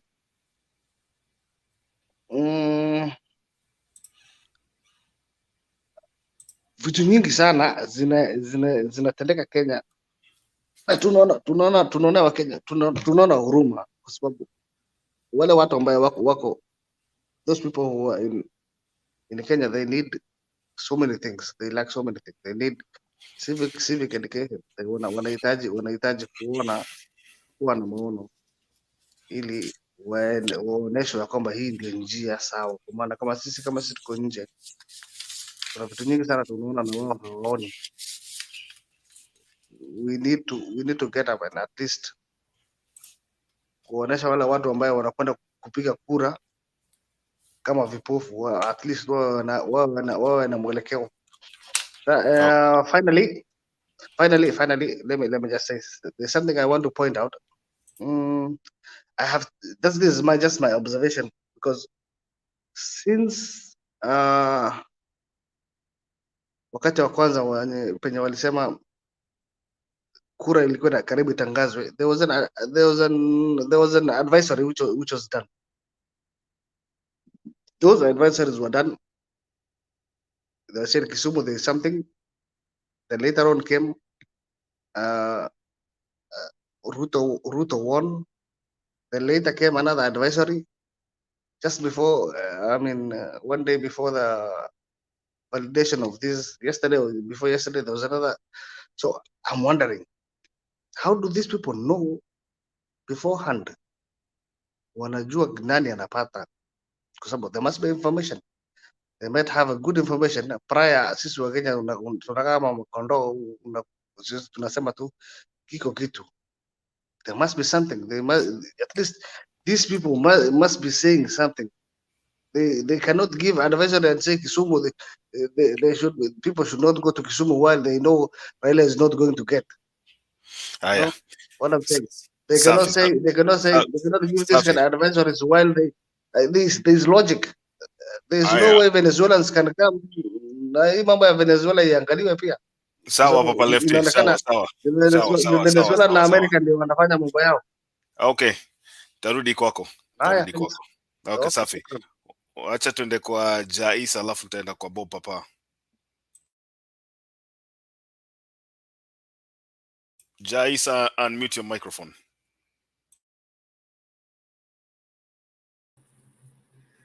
Can you now hear me? Mnanisikiza? Safi, uko sawa? Okay. Mimi naitwa Jaisa Obonyo Waganda. Mimi jamaa Islando nimetoka na nimelelewa Jerry mtaa. I now reside in United States, Minnesota. We must address the first elephant in the room, and that is the elections. Kusema kweli, this is the first time that I'm actually really being involved sana na elections in Kenya, because I know we are at a crossroads in our country. Na kuanza na hiyo Kotiko case, the court case, I was very disappointed, and I echo what the lady who had talked here hapo awali, that nilikuwa naona ni kama this is a chance for us to get away from mediocrity, to get away from tribalism, to get away from all these things that zimekuwa zikitusumbua, and to make the right decisions that we need for our country if we really love our country. Na nilikuwa naona ni kama it was been a divisive politics ndio, and the way it was presented, and the proponents wakasema hati haikuwa hivyo, na the petitioners wakasema ilikuwa ni hivi. There was some merit in it that, for me, in my opinion, could not just be completely itupwe nje, like zote zilitupwa nje, ni kama all this time we have been wasting time, ni kama kitu ambayo ilikuwa had already been decided even before we started. And that's very disturbing for me. Kuona ati there is no chance, and it makes me think about what is it that in Kenya that we don't have now. Democracy is supposed to be, you know, for the people, and it's supposed to be serving the people. But if the people have no say in their governance, or they're cheated out of how they should be governed, then who is it for? Mimi nasema okay, Kenya ni nchi ya majambazi, tunajua hivyo, okay. But then tunasema huyu jamaa taiba na anaenda naiba live, quote unquote, don't get me wrong, anaenda naiba live, quote unquote, and then it just sails through. Then if it's of the people for the people, and yet the people cannot talk about it, then what is it? Are we really dealing with democracy, or are we dealing with other things? If I look at Kenya, Kenya is a very special case. Kusema kweli, like even other African countries, we were colonized, and we had to liberate ourselves from colonials, and even the Americans had to liberate themselves from slavery. And then to come be okay, now you're going to govern yourself, and you have to have institutions that will work for you, and we're gonna have the people's voice in choosing their president and the way they want to be governed. We are going to the 50th or the 60th year, ambazo bado hatujawezana na this thing called governance. Imekuwa tribal vile iliwekwa na mkoloni, akasema okay, divide and rule, wewe ni Mkale, mimi ni Mjaluo, ule mwingine ni Okuyu, na ule mwingine ni Mukamba na Mbaluya, and that divide and rule tactic was used by subsequent governments to make sure that they get what they wanted while keeping everybody huko chini, but it seems like enriching themselves. So politics and a governance becomes a zero-sum game where at all costs, mimi nita, I'll get what I want, and if I get there, it's going to be for my people, and then we forget the cause of the country. Not realizing that if we make kama kuna institutions ambazo, okay, let's talk about institutions. If we have a good institution and independent, vile wanasema it needs to be independent. The court is independent, IEBC is independent, and they're functioning the way they should function. I'm living in the US right now, and yes, US has its own problems, but you can actually see that court is independent. They can make their own decision irrespective of who is the executive. But at the same time, yes, we do know that these courts are political. These are political appointees, and of course, unaweza rushia tu kitu na and they then forget everything. And so that's one of the reasons why I was so disappointed to come and feel that this time around something little, a glimpse of hope will happen for Kenya, for the people to feel that somehow they made a difference and kuna kitu ambayo can come out of it, not especially on certain ethnic groups, wale ambayo wanasema for a long time wamekuwa kivote and nothing seems to change. They're still poor. It seems like like people say, without money in Kenya now you are nothing, and it's your culture, entrepreneurs to give as much as we can. That same mentality was a colonial mentality thought, where when Africans sat in the colonial offices, walikuwa wanasema hii ni mali ya umma, and because it was being heralded by the colonial imperialistic slave masters, wanasema hii ni pesa ya umma, pali unakula, pali unafanya kazi ndio pali unakula. That was a colonial mentality at that time. But Africans haven't realized that now, mzungu alikitoa, we are the one in charge of our own mwelekeo. We are in charge of our own unity. We're in charge of building our own country. Building our own country and making legislation is like making sausage. So many little parts hapa na pale, and then when the temperature is right, inakuwa ni sausage nzuri tamu ya kukula. It is a mess. And that we can see how things have been done all along kutoka colonial mpaka sasa. It took us so long to even get rid of to get multi-party. It took us so long to get back to the quote unquote majimbo and all those devolution. It took us so long to get constitution that we think would work for us. So it becomes very hard for me kuona that everything was thrown away. Impunity is going to be the rule of the day. Institutions will not have any teeth. There's mediocrity, and nobody seems to feel like they have a chance. I'm not sikosoi watu wengine kusema they will never vote again, because that is how they feel. But if that happens, where we don't even care who reads us and what happens, then there's no country anymore. People are talking about secession and everything, but we don't realize that Kenya is just a little part of the whole of Africa. And we, Africa, tumekuwa tumenyanyaswa for all this long. So the more we divide ourselves, the more we give America and all these people the chance to come in na kutufanyia madhara.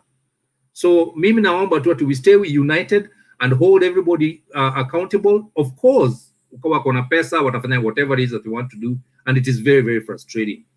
But lakini tusife moyo, the journey of 1,000 miles ni hivi tunaenda. We are way more better than we were even 10 years ago when I left Kenya. Ni hayo tu kwa sasa. Thank you very much for the opportunity. Thank you, Isa Waganda. I think kuna mtu hapo kwa comment section anaitisha namba yako, sijui kama mnajuana. Anaitwa anataka namba yako, labda ni mtu mnajuana, but you can, I don't know how. Kama uko na Bernard, uko na namba ya Bernard, you can use Bernard to reach out to that person. So Bob Papa Azimio, Bob Papa Senior, unanisikia? Karibu.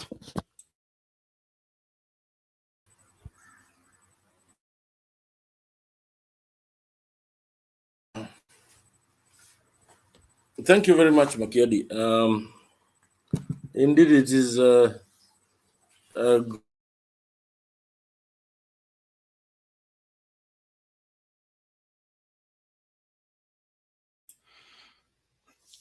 Umepoteza sauti ama ni mimi sikusikii?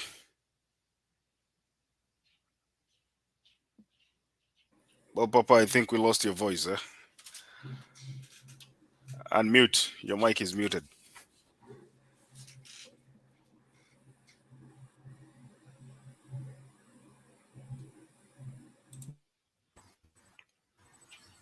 Yeah, Makiadi, can you hear me? Yeah, you're okay. Uko sawa sasa, uko sawa. Go ahead. Thank you very much.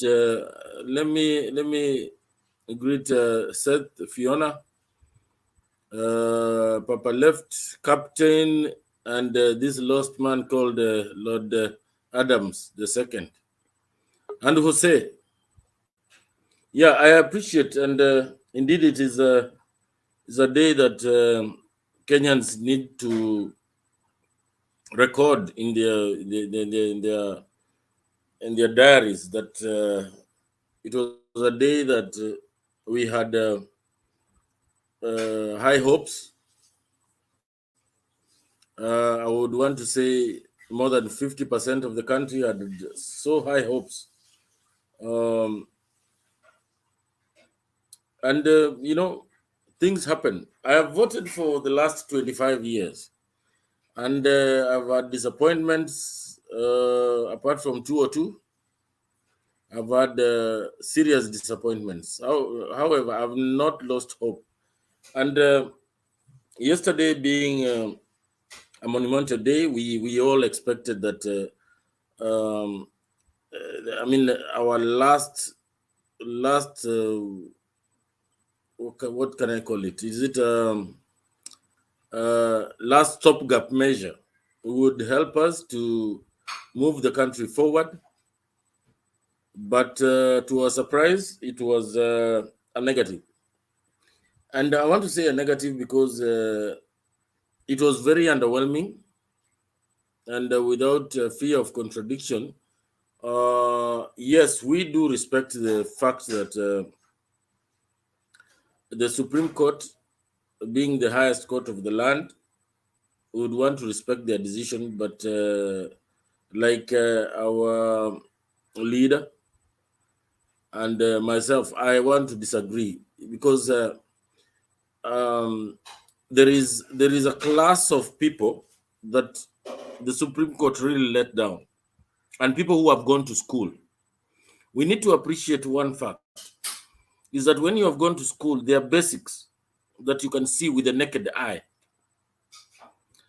And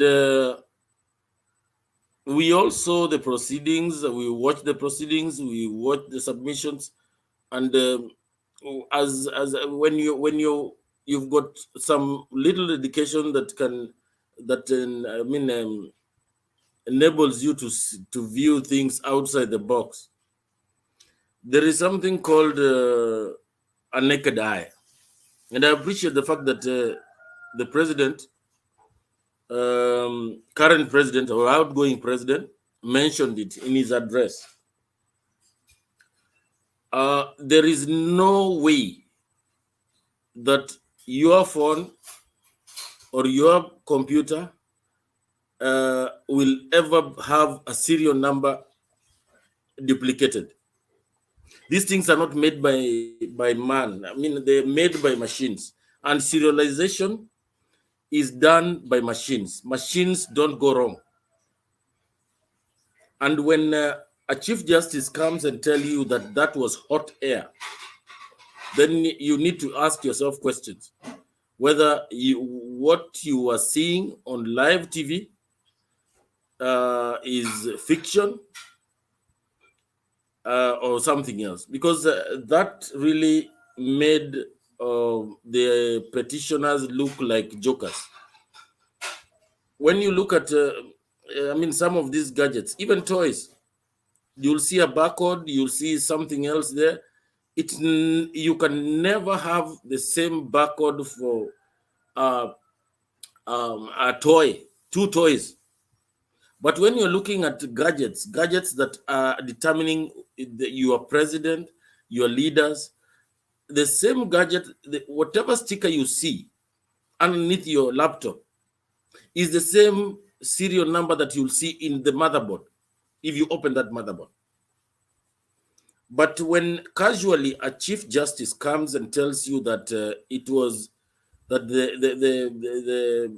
the chairman of the IBC explained that it was an error, and she can accept that kind of explanation along with other judges, then it begs a question: are they really judges? Because when you in doubt as a judge, you seek professional advice. Then go to the question of scrutiny of the servers, and to determine whether it was numbers, whether it was technology. We had a different counsel from either side, and they all went in to have a look at the scrutiny, and whatever was mailed to all parties, conveniently,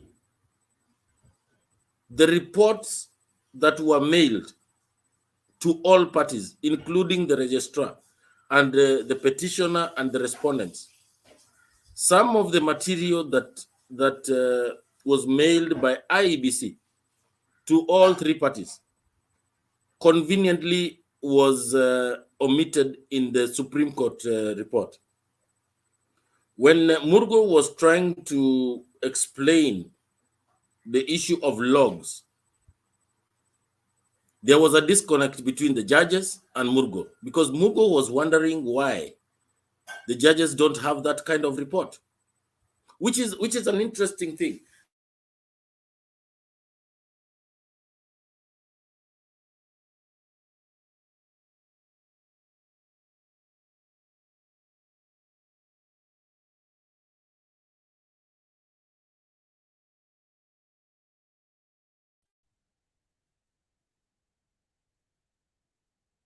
Continue, Papa, continue.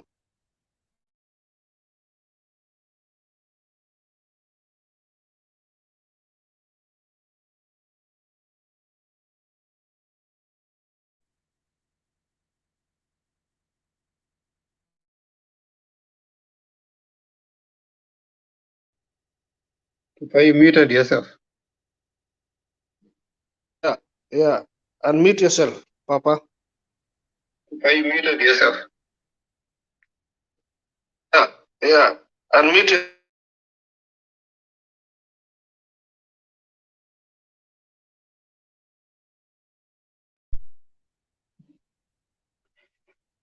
Papa, are you still there? I'm still there. Now, sorry, when you came in, I think the network kind of was corrupted. But what I want to say is that It's Kamago. Kamago is somewhere. Jose Kamago is somewhere down there. Can you hear me? Yeah, we Can you hear me? Yes. Yeah. So when things that were seen by the naked eye of every single citizen, and questions that were asked by the Supreme Court, that were leading questions, and when it comes to the ruling, it appears that they were not convinced. Why were they essentially asking those questions? When a Chief Justice asks why, for the sake of transparency, why did the IEBC, stop transmitting? And or rather, they accept the fact that one lawyer called Mahat says that the transmission was coming so fast that it affected the tally. And the same lawyer tells you that we acquired military grade servers. That now it begs the question whether the Chief Justice was being sincere, or did she just decide, along with the other judges, that that information was not worth it for the country? And that is why there are so many people who are feeling aggrieved. And we rightly so, we need to feel aggrieved, because we want to uphold the Constitution. We respect their decision. We are the people, and power is vested in the people. We need answers. We don't need sideshows. We don't want to present live evidence and then be told it's hot air. That is not fair. But anyway, now that they have the authority and they have stamped the authority, we need to question ourselves as citizens of this country, whether we are headed in the right direction or something is amiss. That is the main question right now, because we have a president-elect who has been confirmed as president-to-be. So we need to ask ourselves whether do we want to go that way? Because the Constitution gives you an option, and gives you an option where you can determine how you want to be ruled. And I dare say that secession can be an option. Because if you feel that the person that you voted for from the MCA to the president is not the same person. You as an individual can come up with any means and ways as long as they're constitutional, and decide how you want to be led. Therefore, I want to believe that this constitution was, I mean, it had a path where the citizens can exercise their rights other than the constitutional officers. And rightly so, the sitting president made an address, and he acknowledged that he will respect the decision of the Supreme Court, and that he will hand over power. And other than that, he asked the citizens to question these commissions and constitutional officers, that they must have consistency. They must have consistency in their decisions, because from what I got from his address is that why would his election be nullified in 2017, and under the same circumstances, another election is upheld? That is lack of consistency. And we have a court that has pronounced itself as a set a precedent. When they are departing from that precedent, in law, normally there must be a good explanation why they have departed from what they had said before. And in conclusion, nowhere in the world have we seen a 7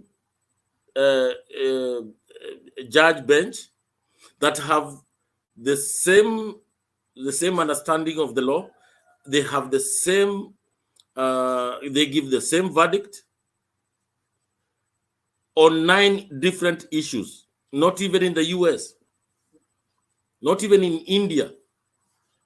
In fact, in India, 5 judge bench will give you different views, and they will give you different rulings. There will be 2 versus 3, 4 versus 1.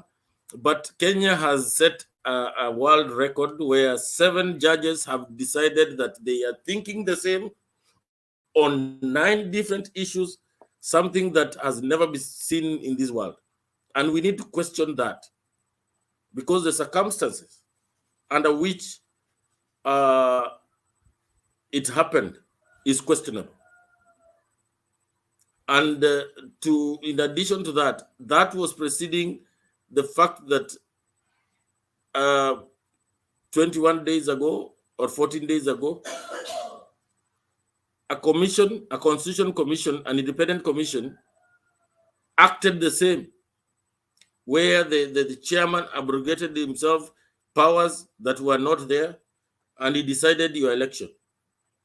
So Kenyans, ask yourselves whether you want to be governed by the president-elect, or you choose within the constitution and take a different path. Thank you very much. I'll be here enjoying myself with you guys, man. Okay, Thank you. thank Thank you you. so much. Thank you. Papa Lefty. Just For a me, I second. just want to say farewell to all those guys in the panel. Thank you so much for having me. Next day, inshallah, we'll be Hi. together. Hi, Thank you so inshallah. much. Okay. Okay. Papa, nice to see you all. I know it's I think Adams and then Kuseo. But before I bring them, Papa, I told you yesterday here that you can mute, Papa. I told you yesterday that. But take over. Yeah, I told you, Papa, yesterday that you need to give some 10% for what is unknown. That is called unknown in in situations like this. When you're going into these things, you can never be 100%, especially in things that you're not controlling. And I gave you a story about the wise man and the young boy. That if it is not in your hands, someone else is controlling it. You never know how they are likely to swing it.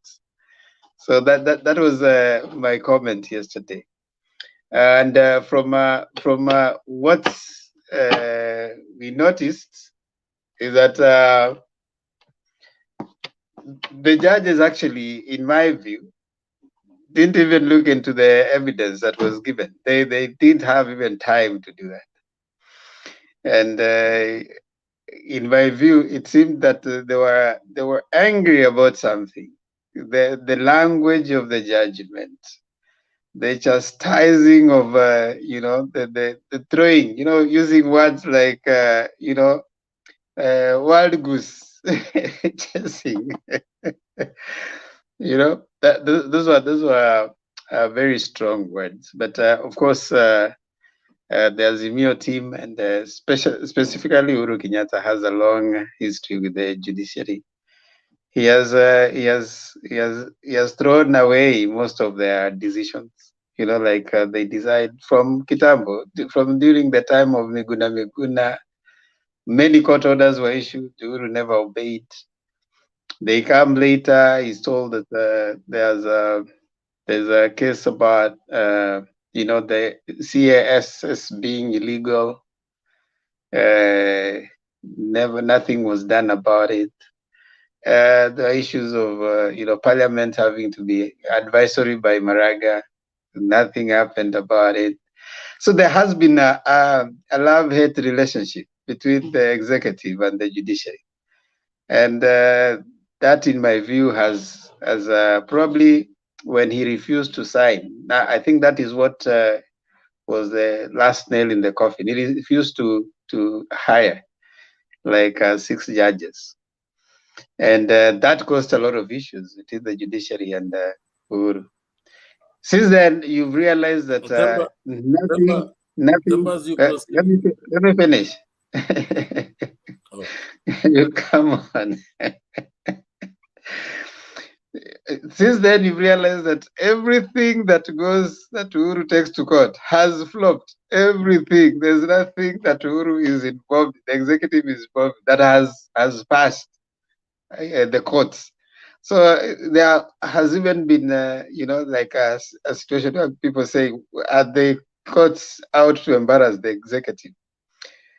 And so when this one came on, I think they hoped, in my view, the Supreme Court were hoping that this thing will end to the Supreme Court, so that they show him that even them, if you had powers not to appoint some of us, we have also powers to stop any other thing that you guys are doing.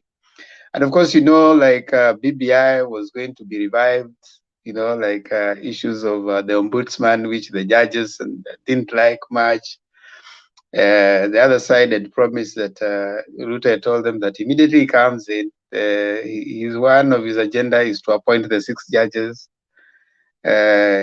He's not going to touch the law, so BBI issue is not going to go. So, stuff like that.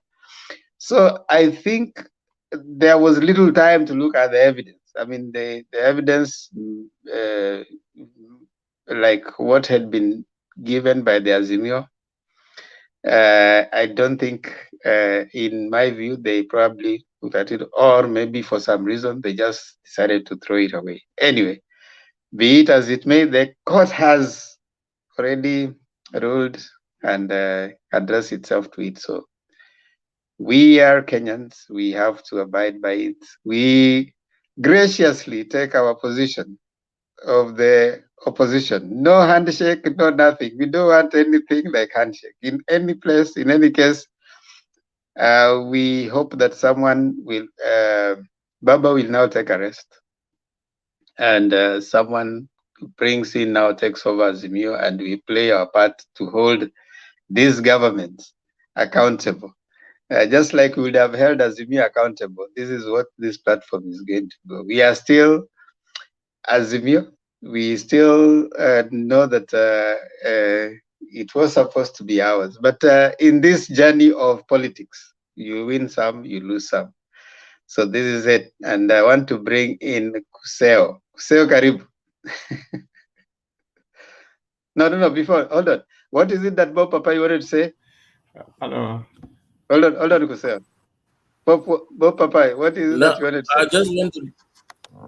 just want to top up on your submission that lack of professionalism na mambo ya kuleta feelings kwa kazi hiyo ndio inatuharibia, kwa sababu kama unachukia Uhuru usituletee feelings.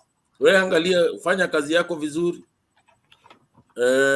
And that shows it was lack of professionalism on their part.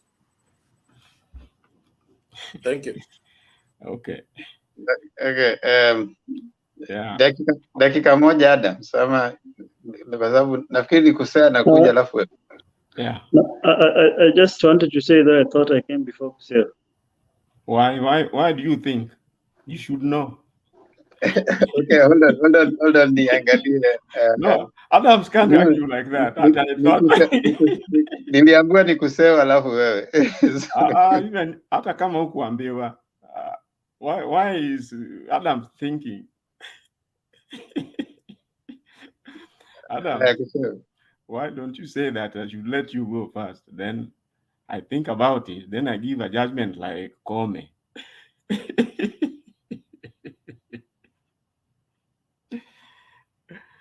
Anyway, Adams, I go first, eh?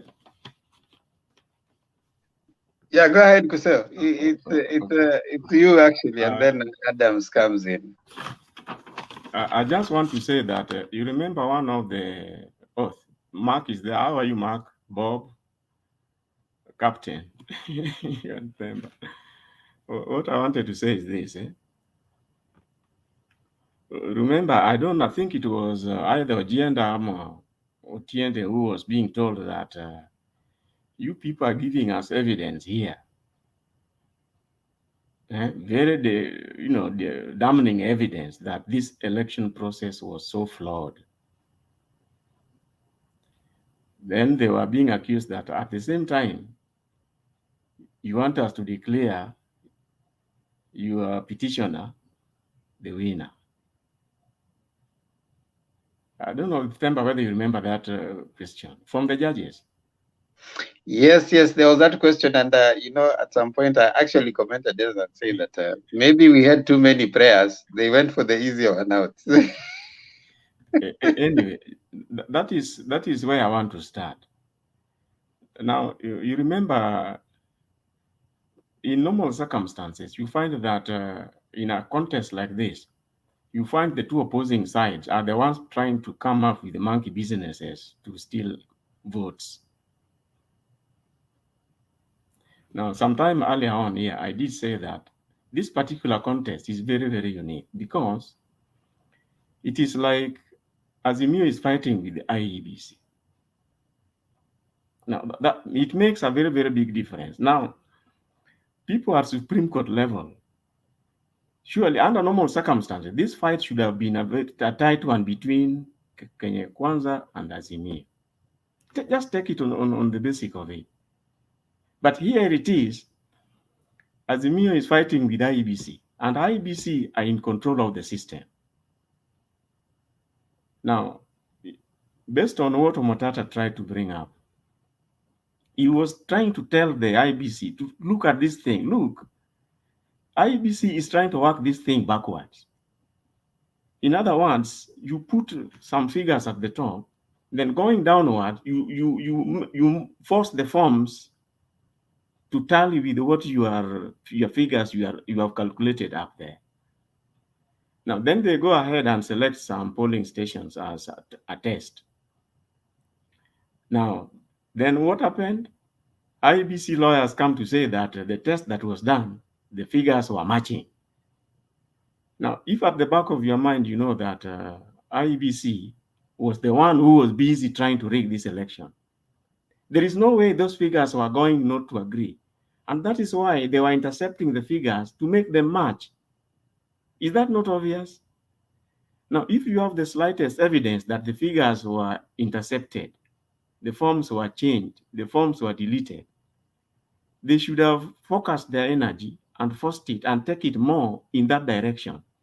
Because remember, the person who is changing them is the one conducting the election. then to turn around and start saying that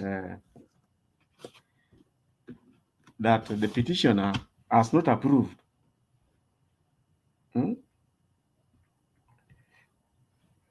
They are saying that the petitioner has not brought any proof.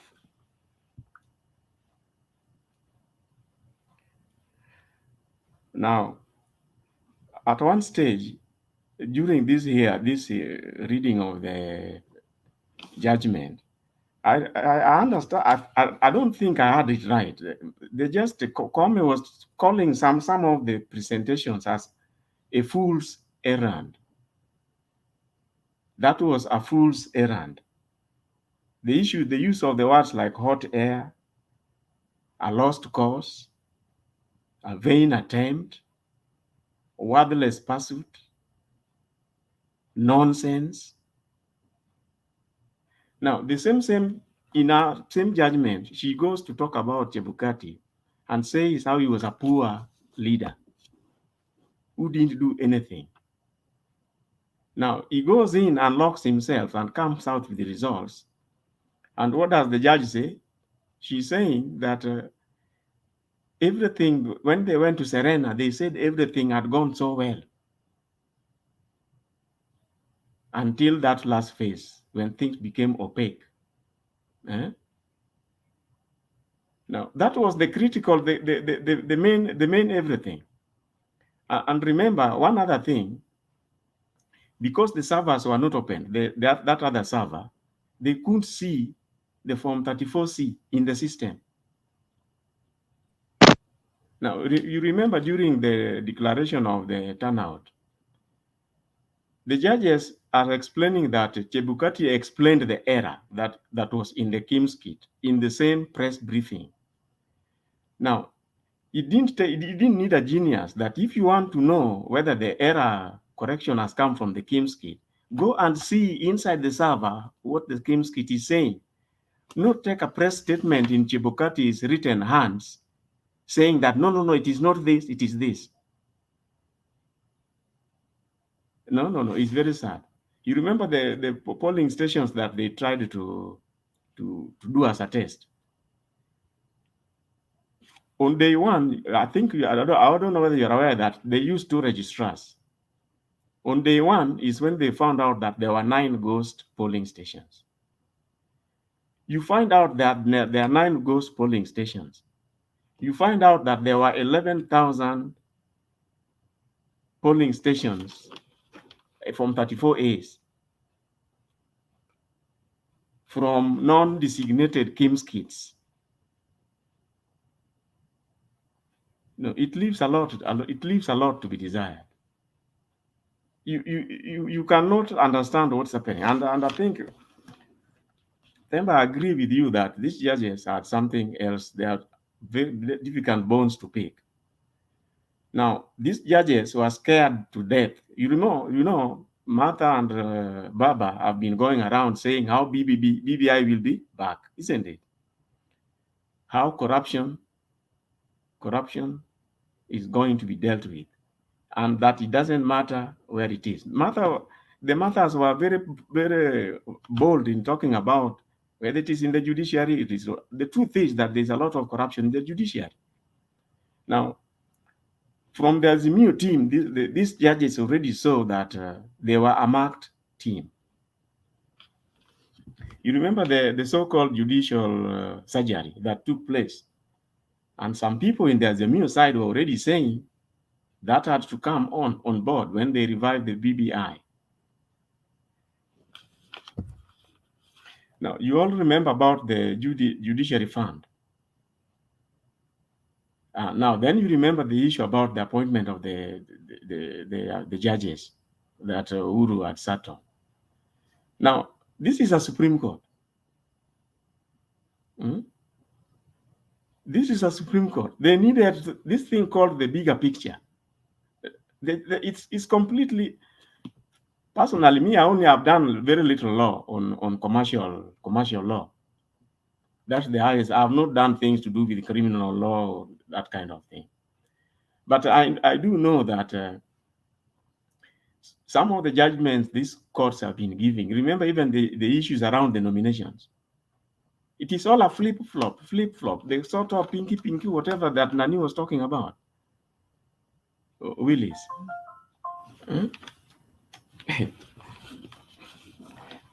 Now, anyway, I tend to think that these were judges who had a made-up mind. Even the questions that they themselves put at during the hearing, some of them were answered. You realize that they didn't take note of whatever came out of those questions. Some of them look so sensible. They did not take note. They did not take note. Take this issue about the 50+1. You know, in the 2013, when the so-called rejected votes were removed, I think thereafter that judgment, several legal minds have come in place to say that that was not a right move, because when you say 50% plus one of the total cast votes, what is a cast vote? Now, what was the spirit or letter of the law when this matter was dealt with at the constitutional making? It was to make sure that whoever is the winner has got some level of majority. And what other level of majority other than the people who turned out to vote? You are commanding a bigger percentage of them. The people who turned out to vote, the people who voted for you, at least are 50% plus one. Now, to continue with this, you know, they say that the Supreme Court is a court of jurisprudence and original. You can originate a law from there. Now, they decided they chose to hang on, you remove the rejected votes. If you talk about, then maybe you should change the wording of the Constitution. Don't talk about total votes cast. Because in plain English, total votes cast does not mean, you remember the issue of the level of education of the voters. Out of not knowing very well, somebody does not mark their ballot paper well. Total votes cast are the people who went in there to vote, picked ballot papers, and as far as they are concerned in their mind, they voted for somebody by dropping their ballots in somewhere. If they made a mistake, call it writing mistake or marking mistake, they still belong to the total votes that were cast. By dropping your ballot in that box, whether it is rejected or it is valid or what, it is a vote cast. Personally, I thought those were some of the explanations that the judges were going to correct. But nevertheless, for me, the way they handle the thing is so disappointing. Now, they think somebody who is supposed to be seeing the bigger picture thinks that he's punishing Uhuru. You see, they are punishing Kenyans, and this idea that what does Uhuru suffer by whatever they did? After all, Uhuru is no longer the president. Uhuru is no longer the president. And in any case, I remember Baba at one point said, if you wanted, I think he wrote to the president demanding to know why the judges were not appointed. Well, I do not know who the judges think they are punishing. But if they think that they are taking the BBI away, I think BBI, one way or another, BBI will still be back one day, one time. Thank you. Thank you. Wale mko kwa comment, si imeisha na president elect amekuwa announced. Sasa hasira ni ya nini? Kweni wapole. Wale ambao wana president wao, sherekea the 5th wako. Kenya has a president elect who will be sworn in on 13th. And that president elect is Dr. William Samuel Arap Ruto, as the judges have said and have upheld. And we respect the Constitution, just as Uhuru said that the Constitution is supreme, and the Supreme Court has upheld whatever that happened. So, I mean, we may not agree, but we respect it. As a constitutional democracy, That is the way to go. So endeleeni kufurahi, endeleeni kusherekea. Wale wengine wanalia, wameumia. So just I mean, if it was Baba that had been declared, I would also be celebrating like you're doing. Yeah. So it is within your right to celebrate. But you don't have to come to taunt other people. I mean, hatungekuwa tunakuja kwa forum ya kwa watu wa UDA kuambia ati sijui nini. Hapana. Tungekuwa tunge celebrate. By the way, you have all the right to celebrate. So calm down. Yeah, it's the difference is that immediately Ruto ashasema atalinda baba, na immediately amekuwa sworn in. You'll be surprised the person ambaye atakuwa na meet ya kwanza atakuwa baba, na you'll be surprised that they'll be doing more business than he will do with you, who is busy making noise here. Those people, I mean, the politicians know that this is politics and it is about getting power. And they also know that they have so many interests with each other. So Baba lives in Karen, just karibu na Ruto. And also Atuoli lives somewhere there. And these people live close to each other. So they'll be meeting. Wewe unasema ati baba chukuliwe bondo, apelekwe na wheelbarrow. Hakuna bondo anaenda. The guy will be in town, will be meeting with Ruto. And Ruto will come and meet him to have tea, and they'll consult. And sisi hatutaki handshake, sisi tunataka to keep on toes. So endeleeni kusherekea, don't party for too long. Wacha nilete Lord Adams kwanza, Bob Papa, alafu I will give you time. Lord Adams.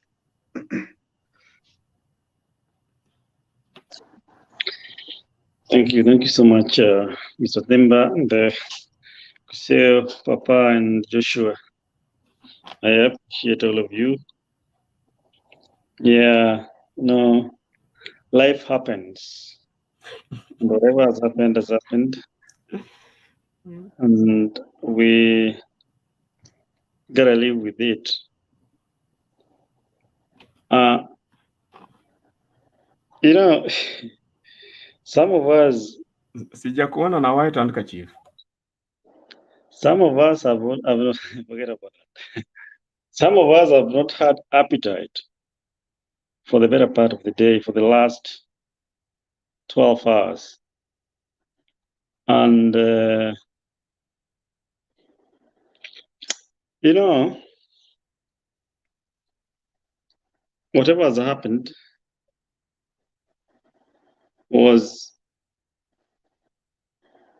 like it. I mean, I don't know what to say. It was like voting happened in the country Kenya to punish certain people or to punish a certain individual. It was not a vote which was directed to elevate a country from the doom and the shackles of bad governance and poor economy and change. The government which has been formed is a government by individuals, for individuals, for the purposes of certain individuals. So I think whatever the judiciary did is typically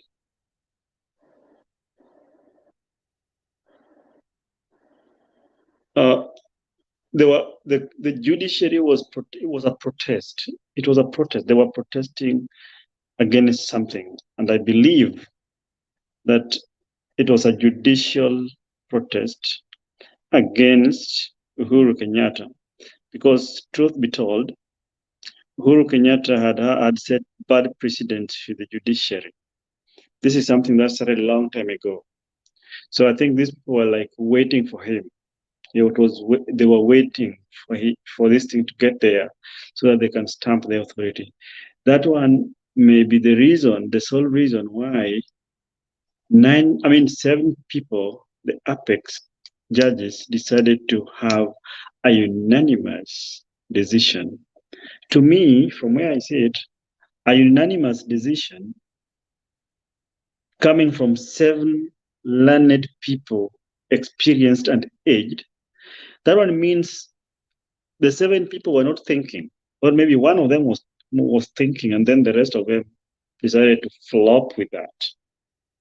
We cannot, even in this forum, right now I see we are 1, 2, 3, 4, 5. We can't have the same thought on a certain issue. 9 different issues. If the issue was only one, then yes, there's possibility. But 9 issues. I woke up very early in the morning and I started following that thing. And I saw it one by one as the evidence were falling up to the 7th one. There I was like, this thing is unanimous. And this woman keeps saying this was the hot hair. I don't know what it is. It's a rumor. It was using some words which were very much demeaning. So these people sat in a room and just nonsense. yeah, they just sat in a room and say, you know what, this is our time. Now we have to show this outgoing president that we are the people to say, we have the last say on this, something which they did perfectly well. And I may say that they succeeded. Maybe Uhuru Kenyatta didn't see this coming, but a lot of people saw it coming, and they really acted on it perfectly well at the right time. And Uhuru also was warned. He kept on ignoring judiciary. And, the fact remains that he misbehaved the judiciary. There was bad blood between them. But the judiciary cannot use the grievances between them and the executive to punish the people. It is we, the people, that are going to suffer. But I wish Kenyans well. I believe and hope that maybe Ruto is going to rule unexpectedly in such a manner that what people think he is, he may turn out to be good. A certain people think that they were punishing Raila Odinga. You punishing Raila Odinga, it is the people who voted. Raila only had 1 vote, which he casted at Olympics primary. And that's it. The people are more powerful and sovereign than one individual. But they are powerful and I'm hearing some echo, I don't know what's up. Okay. And when they decided to do what they did, it is sad. It's a sad day in Kenya. I don't want to lie. Personally, I have voted. I've been voting for the last. I've voted in the last 3 elections. That is 15 years cumulatively, from 2007 to date. And like some people came here earlier and they were saying that they're not going to vote again. On my side, I don't know. I don't know whether there is something which is going to give me the morale to do so. And I don't know whether I still have the enough reasons to stop. But I know for a matter of fact, we need to keep fighting. We will keep fighting.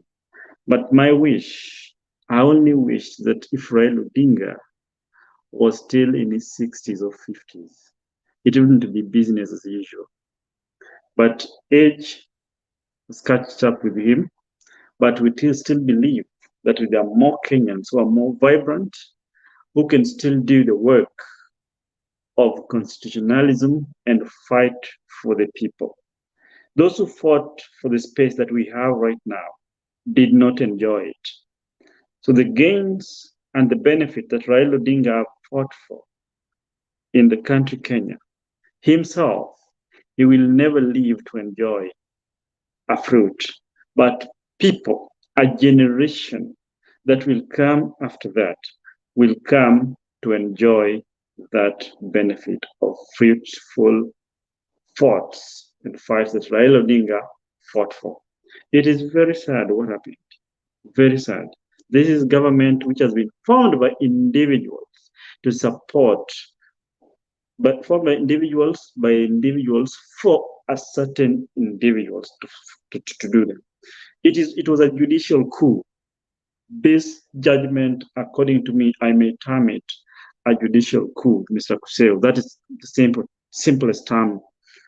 It's a judicial coup stroke judicial protest against one man called Uhuru Kenyatta, which in the essence is only one Kenyan citizen. Yet we have millions of Kenyans who are going to suffer because of one man. It is a very, very unfortunate. We are going to live with it. And I wish Kenyans so well. I wish ourselves well that one day we will come to realize and our eyes will be open. And one lady called Justice Martha Koome will come to regret this. He will come to regret this. They're like, I heard the president making a statement after the judgment, and he said only two things. That is it about the numbers or the process? The other election was nullified because of the process, not the numbers. So, and it is the same thing that happened. So what happened? Why the paradigm shift? No, this time it was worse. It was worse this time. Yeah. Why the paradigm shift? You use the same thing, same case, which is even looks worse, to make a judgment. And then when the other one comes, you turn over, it's a turnover, same court. How I wish that there was some other alternative, some legal alternatives that could be used to revert this, but there is none, because Supreme Court is the last and the senior most institution insofar as judgment of certain cases such as this are concerned. So a lot of people are disappointed. Let people who think that whatever happened is good not cry. But from the look of things, those who are celebrating now blindly, who think that the two men who are now at the realms of power are the best, will come to cry foul. Some of us are used to staying in a position, if I may say, we were born and bred there, and it's not a big deal so much. When you look at things, they only messed up with Bungoma as a county, and that delivered everything. Just one Bungoma, everything was delivered to them. It is very sad that when you look somebody like the deputy president-elect, Rigathi Gachagua, how he made his money, how he stole from the government, the county government of Bungoma. And during that time, the governor of Bungoma was one Kennedy Lusaka. And this Kennedy Lusaka, that case of Rigathi Gachagua is not over yet. And Lusaka is back to the government of Bungoma as the governor, and Rigathi Gachagua is also back, or not even back, bounces much bigger as a deputy president. I'm telling you, it is rotten. It is rotten. It will take a miracle for these people to revive themselves, not unless the president-elect Ruto decides to think otherwise and rule otherwise. But if it is, they want to go the way they were campaigning, the way they planned it, it's going to be something else. I had a teacher today was making a comment. One of the teachers back in Kenya making a comment, and he was telling me, we were talking to him, he was telling me that it is very sad because the 844 is coming back. They were trying to introduce CBC, but these people, remember, they promised they're going to scrap off that one and come up with their own stuff. So it is a dark cloud in Kenya. I just came back today to say something. I was in Kenya for the last 1 month, and I came back yesterday. And Mr. Kuseo, that's why you were not seeing me. You were asking where I was. I was back in the village looking at how things were, and now I'm back here. And it is sad. Somebody came here when was talking about You should have gone to the Supreme Court. No. They barricaded everything. I don't want to go there. So somebody came here and said when I first joined, like an hour ago, was saying, I don't know who was that, was saying that $1 today was trading at almost 120. I think it is 190, just somewhere there. That is sad. And it may get worse. People are not looking at the things they don't look at tomorrow. People are looking at today. Things are not good. It is not business as usual, what I'm telling you. Things don't look good. But we pray, how we pray for our country, Kenya, that may the Lord of the sky see us through this and deliver us. I think it's only God who can deliver us from the shackles of hell where we are right now. Thank you, and may God bless you for now. Now, thank you, Adams, for bringing that out.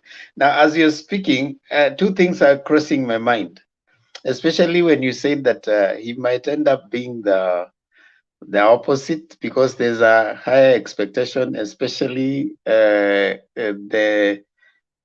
things that we have said, that we are looking at him and Nimwizi, and he's going to be an autocrat and stuff like that. So he might want to prove people wrong so that he can find a re-election come 2027. But re-election from where? Because the other thing is, it's not about he wasn't elected. Now, number two, I just want to throw that comment out there. Number two is, this guy used a lot of money for 9 years. He might take the first term to recoup the money, that he has used. So there'll be lots of projects that they'll be launching. When you see a government launching projects, know that those are avenues for corruption. That is number one. So any government coming in, and the first thing you hear, they have several corruption. Now that is worsened also by the idea that we have now the county government. So county governments are going to have the runaway, especially those ones controlled by UDA. All right. So you're going to find runaway corruption in those counties, and there'll be no accountability. Now, the flip of it is that we are looking at a very interesting combination. And I agree with you, Adams. We are likely to see a very good person in Ruto. We are likely to see a very good person in Ruto. He has already made a comment that he's going to look for Baba and treat him well, and having lots of things to prove, probably that will earn him more sympathy. Now, this is what I also wanted to say. If the Azimio guys, sympathy and acceptance. Yeah, if Azimio guys are not, if they mourn for too long and do not plan for 2027, then we are likely to see another similar upset in 2027.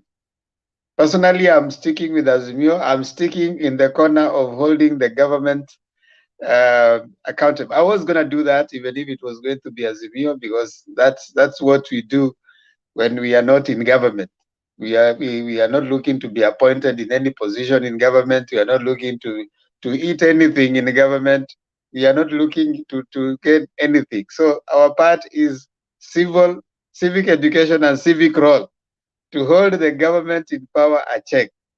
So we are going to hold the government of Ruto a check, at least at this platform. We are going to raise our voice and look at what happens. But this might not do so much. So I don't know. And You people, if you umeshapata mmechukua, si muende tu msherehekee. Sasa shida iko wapi? Yes, Just one thing, just 1 second. yes, Adams.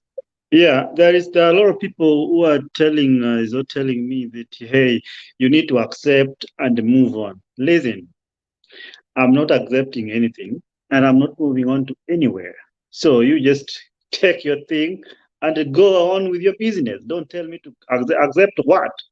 I'm not accepting anything. I'm not moving to anywhere. I'm here. Yeah, there's nothing to accept. There's nothing to you have your president elect. The court has already. I don't know what you guys wanted. Mukakuja mukanyang'anya Chebukati akawapatia hiyo certificate na nguvu. The hero. Koti imekuja imewapatia, bado hamuna raha, hamwendi kufurahi, bado mnakuja. We look more happier than you guys who got it. Ama bado inawauma ya kwamba mmeichukua kwa nguvu. Yes, Julia, what is it? Okay, for moving on, Adam, we have moved on, and then but now I'm different from you. I said we are going to hold them accountable. You have moved on to where, Julia? I'm moved on because I don't care what I do. I won't gonna bother waste my time to hold anyone accountable. I won't care because they won't care about my holding them accountable. Secondly, about preparing for 2017, I don't know how we can do that when we don't trust the Electoral Commission and the Judiciary. Thirdly, I don't think the hate against Uhuru is the main thing for the Judiciary. That was not a good reasonable enough for them to nullify, to uphold the election. If they were not compromised, they would have gone in between and given Kenyans a fair chance to make another decision. So me, I'm of the opinion they were not above board. And they didn't care about all those things the likes of Juliet said. It was a waste of time for Juliet and the Orengo team. It was a total waste of time. Mother did not care. So Mother will hold her for sending this country to the pit. Now, about Ruto improving, then it's hard. You realize that Uhuru has not been able to fight corruption, not because Uhuru himself has proved to be corrupt. Lakini akona shida to people around him, his family, unaona, his friends, KEMSA billionaires. It's very hard to fight corruption if people around you are doing the same. Now you're talking about William Ruto and Gachagua. They themselves are involved. And the allegations that even now during the election, the campaign season, that the team was going around asking money from parastatus because they have control over parastatus. Wanakupigia simu bana Themba when Wakenya tunataka bilioni 10, and you got to give them because they have control over those parastatus. Tell me Themba how Ruto is going to stop that. Hawezi kabisa. So me, Adams, you know how I moved on? I don't care. Let them do what they want. Yeah, the government is so big, you can eat, but hautamaliza. Hii nchi imekulwa na watu wengi. Zimbabwe mtu anaitwa, what is his name? Mugabe alikula, yeye ndiye ameenda, Zimbabwe bado imebaki. Until he died. Yeah, until he died akikula tu. Yani alikula mpaka Zimbabwe nini ikapanda. The situation of Zimbabwe Themba is really bad. If you look at these countries, Kenya, we were getting somewhere. So the situation of Zimbabwe is really bad, and that's where we are going to be. In fact, that is where we are going to be. That's why I'm telling Kenyans, I don't care. I ain't care no more.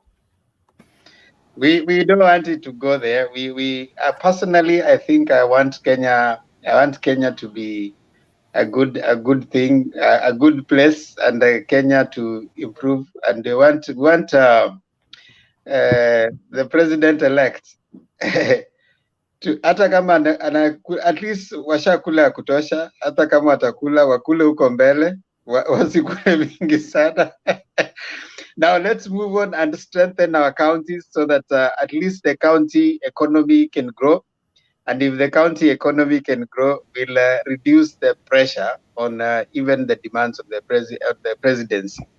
And if Uhuru could not control certain things, I think maybe, okay, this I said somewhere, maybe Uhuru at some point allowed himself to exposed himself a lot, and probably that led into everything sipping, because some of the things that were happening were really like he had lost the main control. And at some point, I think he got a little even overwhelmed. But we are hoping that sisi tutakuwa hapa. We are still, Julia, we are still concerned about Kenya. We don't want Kenya to go to the dogs. I know you are concerned. Lakini I will come here to remind you that nilikwambia mwaka jana Kenya shilling ni 120 to $1. I will remind all of you. I'll make sure I do that at Rodedams.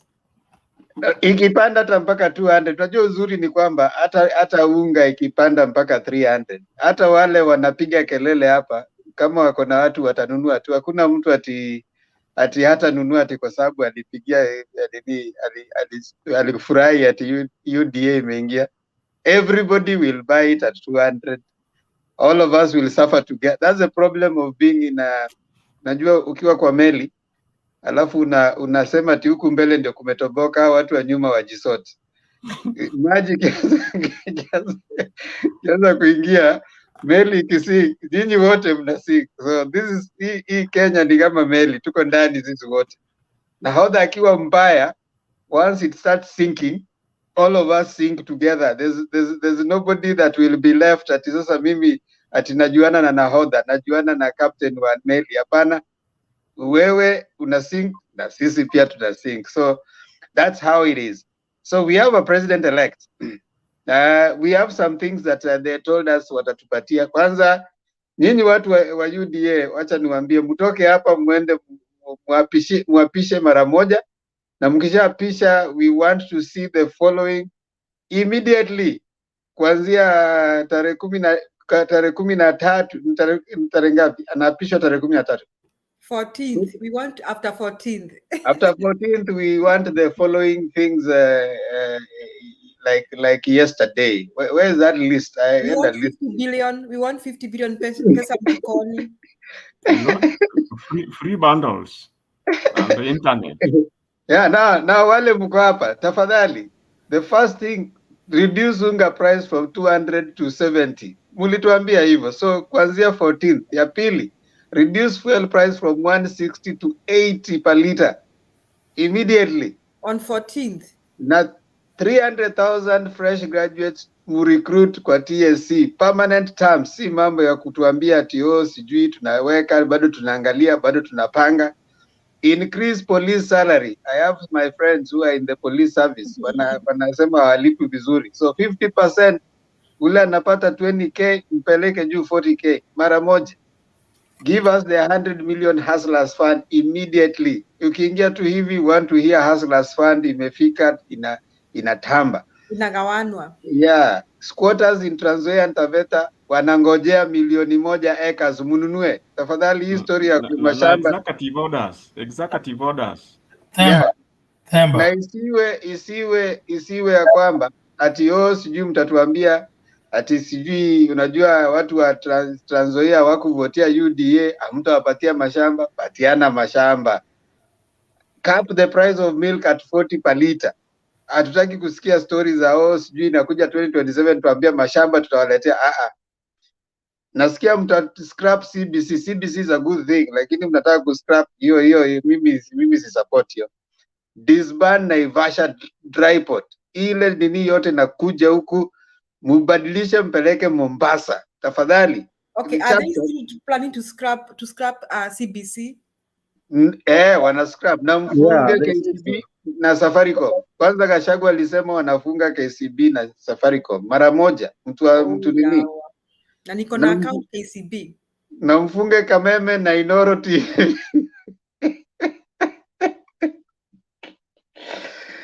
Na tunataka kila siku tukitaka tu, yani wale watu wa UDA tuwaone wameenda huko State House. wanapitia huko, wanapiga tu picha, wanatoka na kamshere na kanyama. Mwanze kuanzia kesho, nafikiri wanaenda kukula kamshere na kanyama. Abolish Fuliza, give kwanza watu wote wa Fuliza kuanzia 14th, mkiitishwa Fuliza mnasema uliza Msilipe, government. uliza government. Na Uliza CRB, government. CRB pia Na watolewe. hata kama uko na CRB, tell them to ask the government. Na free calls na internet, mambo ya kusumbuka na bundles, mnaenda mnajaza hapa. Nataka hiyo pia mwanze demands bana, si kupiga kelele hapa. You don't celebrate for too long, you might not enjoy. Free calls and bundles, okay? Tafadhali. Na mtu wa boda, tunataka tuone watu wa boda kadhaa wamechaguliwa kwa cabinet. Tuliambiwa hii serikali itakuwa ya mama mboga na boda. Kama wewe ni mtu wa boda na bado uko hapa, hujaanza kujipanga. Wale wa kuchaguliwa walikuwa wanajipanga kwa kamera huko anaimba. Sasa kama wewe umekuja bado unakuja kupiga kelele mtandaoni, utakosa vinono. Watu wakigawa, enda kwa meza mahali wanagawa hiyo chakula. Sasa hizi wanagawa huko, wale watu wa boda nini. Mtoke hapa. Yes, Ebole, karibu.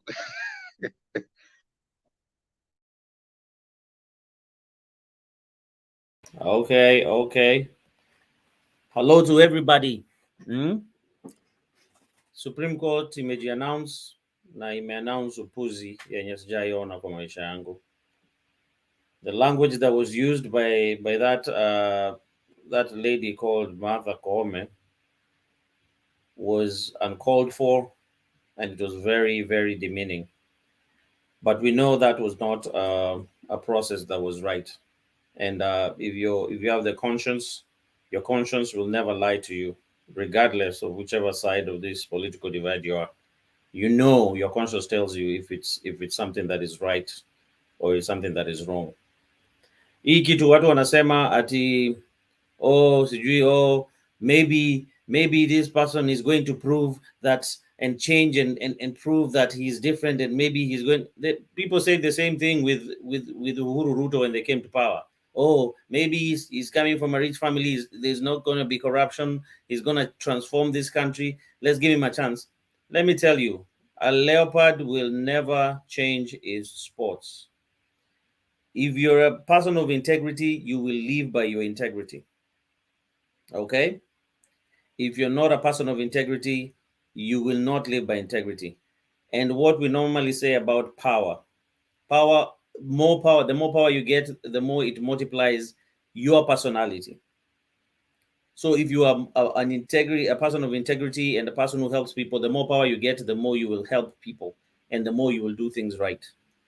But if you're not, the more power you get, the more you will do the wrong things, because that is your nature.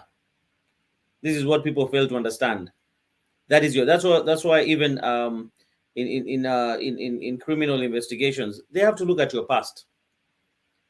Your past will actually tell us if this is your first time committing a crime, or this is your character. You've always been involved in this kind of behavior, and that will determine how lenient the court is going to be with you.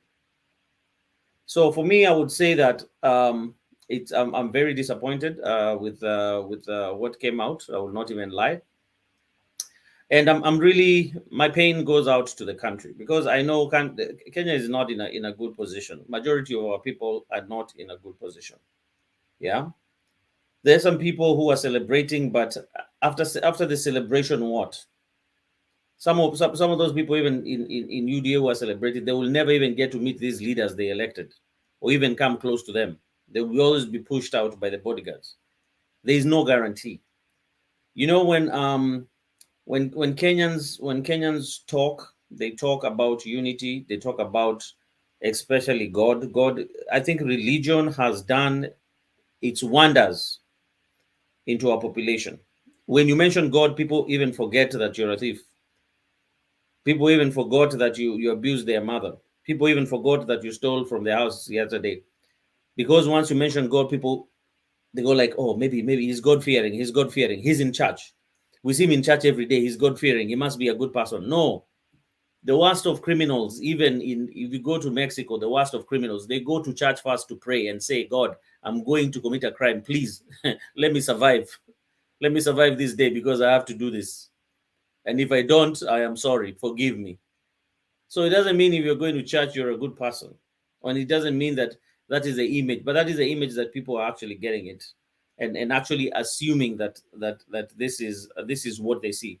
I normally tell people, what you see is not the truth. Majority of the time, the truth is hidden 2 or 3 layers. So you have to exercise some patience and also exercise some level of common sense and a little bit of research before you go and approach something and think it's what you're seeing. Do some research, look at a background. Just like when you're dating someone, look at the background, where they went to school, ask some few people questions in their neighborhood and all. You might get more information that will help you make a proper decision if probably this is the lady you're going to marry, or this is the boyfriend you're going to marry, or the kind of character that you're engaging in. So to cut things short and not to belabor that point, is I know a moment of great suffering is coming to Kenya. That one I'm certain of, and there's going to be serious confusion. And I always talked about this, Themba, in this program. As I said, we are entering now the real dystopia. For those who don't know what a dystopia is, just grab your Google is your best friend, and it will tell you. But that is where Kenya is going, because just by the way things are going, the way the Supreme Court is pronouncing itself, the way people are just being given certificates, the way procedure is not being followed, and no rule of law. You're seeing these things like you're watching a movie. It's real. You see it on television every day. It's real, and people are getting away with it. What do you think? What do you think that is? And they're suffering. The people of Kenya are suffering already in terms of, let me tell you, the staple food prices, fuel prices. You need fuel to even bring the food. For you to even have food, fuel has to be consumed. If the price of fuel is high and the food prices go up, how do you expect our normal, low-earning Kenyans to actually live? And people have to take kids to school. There's so many other expenses that come with life in general. And by electing the leaders who can actually provide an opportunity even to the marginalized communities who don't have numbers, they know they will never bring out a presidential candidate because they don't have a whole community coming to back them up and giving them numbers. But if you elect someone who actually provides opportunities to all of Kenyans as equity, then everybody wins. And that's why I was really insisting on the county government. The county government is our biggest savior. No matter what happens, money has to be allocated to the county. And if we get our county governments right, and our governors start working properly with the MCAs for development purposes, not eating and swindling money through tenders, we shall be able to get great development, and our people can be able to actually see some economic change happening and actually improving their lives and their standards of living. So I'm advocating for the devolved government to be really strong, because this thing of depending on a presidency, it's causing a lot of commotion in the country and actually pulling us back. And if we didn't have devolved government and all the resources were coming from State House, trust me, there's some communities which were going to suffer seriously. You know that, but people don't know they used that Kisumu road called Ahero during Moi's era. I don't know if you used it. It was pothole after pothole after pothole after pothole. You can't. You probably take a distance of 3 kilometers. You guys might probably take even a couple of hours, because the bus has to move like this, because the roads were not. There's no development going there because State House has said these are not people who voted for me. And at the end of the day, we do that when we go to vote, voting as tribal cocoons, our tribal man, our person, and then after engaging in that evil activity, doing all those things, we come together and say we are Kenyans. We are Kenyans. We need to stick together. We need to pray together and move the country forward. Yet, when you had the opportunity to do the right thing, you went on your tribal ways, and that is the nature of Kenyans. At the end of the day, the truth has to be told. Let me stop there. I can continue, but let me just stop there. Thank you, Bele, because you're here. It will be early. You'll still come on again. Anaitwa Joshua Mark amekuwa akikuja akipotea. Tafadhali ingia, alafu nimlete Anthony Ananga. Thank you very much, Themba. I had a problem with my phone, so ilikuwa napotea. Now, I think what happened yesterday was just because of our Chief Justice, Martha Koome, not any other person. I remember 2017, you know, if you have a strict and a sincere Chief Justice, then things will go to be straight. I remember Maraga, I've dealt with Maraga one-on-one. He was a very strict and somebody want justice. Somebody always seek the truth. I've dealt with him in church some time ago. So Maraga, I say this thing that don't compare Maraga. We should not compare Maraga and Martha. And people told me, no, Martha is very strict. But I knew very well that, you know, if Maraga could manage to stop the incumbent, because at that time, President Uhuru was the one who was in power. And I remember that time, somebody told me that when they're going to do the ruling, he told each and every judge, go to your own room. You should not have a phone. Do your own judgment. Come out of that room, and then you go to court. But you had yesterday, Mulo saying that some people are trying to call us. It shows that they had phone in whatever they're doing. And to me, I know that very well. They did their judgment together. That's why the statement that was read was some sort they agree, all of them. You know, I wonder, even the time these judges were in Supreme Court, there was some question that they were asking, but they're not doing follow-up. Like the issue that was asked in 2017 about the discrimination between the president vote and that for other elective post. Justice Ouko asked, but now there was no a follow-up. There are so many questions that were asked, but there was no even a single follow-up.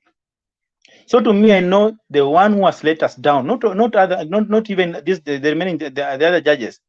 The person who has let this country down is Martha Koome.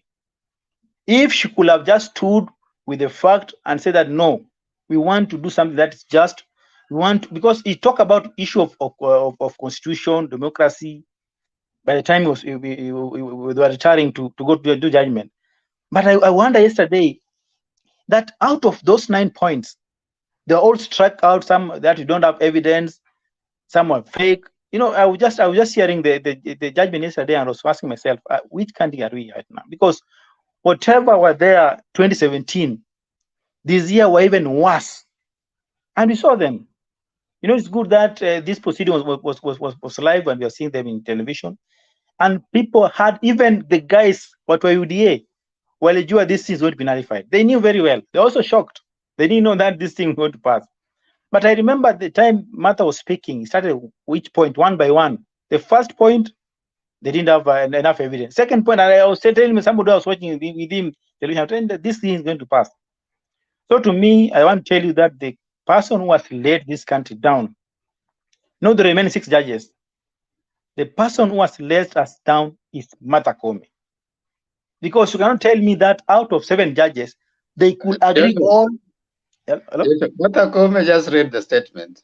She might not have been the one who even wrote it. No, what I'm saying, I was compare Martha Koome with Chief Justice Maraga.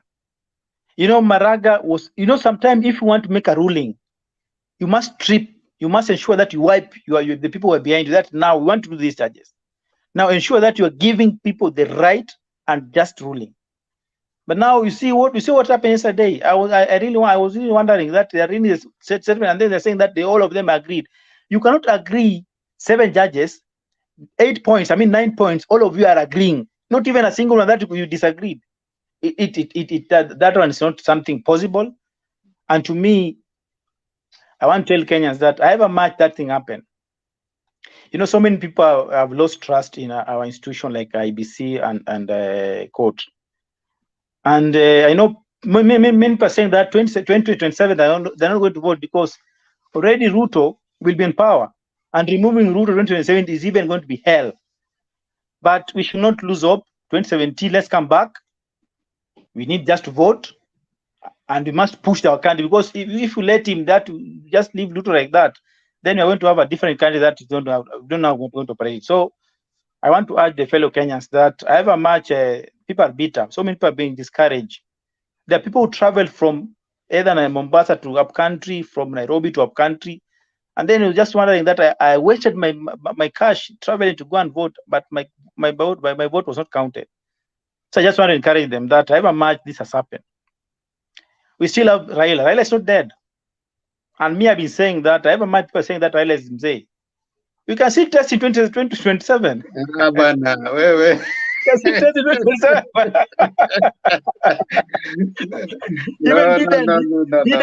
Biden is older than Raila. That's my opinion. That's my opinion. Yes. Let me just finish. That's my opinion. Even Biden is older than Raila, and he's a president. So however much you're saying that Raila is old, Raila will be having 83 years. Biden and Anamekangapi, and he's a president. So to me, people had high expectation in Raila. That what wanasema hata one term peke yake tu. And that's what people are saying, that even one term alone to aongoze peke yake tu, so that people can see their leadership and they've been satisfied. So to me, I'm still saying that Kia 2027 is still alive, he's not dead. Tunampigia kura because we still believe in him, we believe in his leadership. And we've seen even old presidents are more than Raila. So to me, I still have hope 2027. Thank you very much. Then, but can I have a rebuttal to that? Yeah. Okay, go ahead. Yeah, whatever. I know Joshua Mark has a lot of. I know you really want Raila to really run 2027. We know Raila has been running since 2007 and winning, but the system has not allowed him to capture the presidency. Okay, so it's not like he's not been winning, and I think for me, I would say that what Raila needs to do right now, because I'm concerned about him and his health and everything. Raila needs to be a good advisor to his team, advise them on how to actually keep the government in check. But at the same time, I think Raila deserves some rest. Raila needs to make sure that his social media accounts are open. If he doesn't have TikTok, let him open it. If he doesn't have Instagram, let him open it. Let him be on Twitter. Let him post pictures of him traveling the world and enjoying his life with his family and grandchildren and doing all sorts of tasks, fishing, going to Paris, going to Santorini, there with a yacht in the ocean, swimming, relaxing. Let him do that because he has really strived for Kenyans, but obviously there are some people who don't appreciate him. So let him leave the scene. Sometimes when you leave the scene, that's when people know your value. But if you still keep on playing on the field, they still dismiss you. So I think he should just advise and be out of this politics and enjoy the rest of his life, living a good life and enjoying his family and his grandchildren. And we still shall remember him for everything that he has done. And even the nation will value him more than him trying to run again in 2027. And we know the system, you saw the system yesterday, didn't you see? You saw it yesterday. You saw it was being announced by the Supreme Court. That is the system talking. Yeah. So I think Raila deserves to enjoy his life. He can advise his people, the people who are elected under his party, but he deserves to enjoy his life. Thank you. Bole, this election of 2022 was actually crafted and won in 2013. That is when the infrastructure for 2022 was created. The election that came in 2013 was crafted by Mwai Kibaki's system. They brought in Uhuru and all. Then Uhuru took up. Now remember, Uhuru was a reluctant president because at first he wanted Mudavadi to take it up. The central guys had to really tell him that, no, you're not giving it to anyone. You are the one who must go and be on it. And that's when we went and met with Ruto. And Ruto said that for him, the only place he wants is deputy president. Whoever is on top, he doesn't care. So Uhuru came, and of course they took it. But remember, even as they were taking it the first time, Uhuru was not hands-on. So these other guys were the one. Ruto was the one who was actually on the head setting up the system on how it was going to bring in the first 2013. Then come 2017, they had this issue of nomination. Some of them, Jubilee was not doing so well. Ruto took charge. The same thing. Now, remember all this time, Ruto was the one who was like the Mutu wa mkono huko ndani, organizing who he's putting, and he was putting his people in all those places. So he put his people. If you go to 2017, the appointments at IEBC 2017, I shared there's a particular.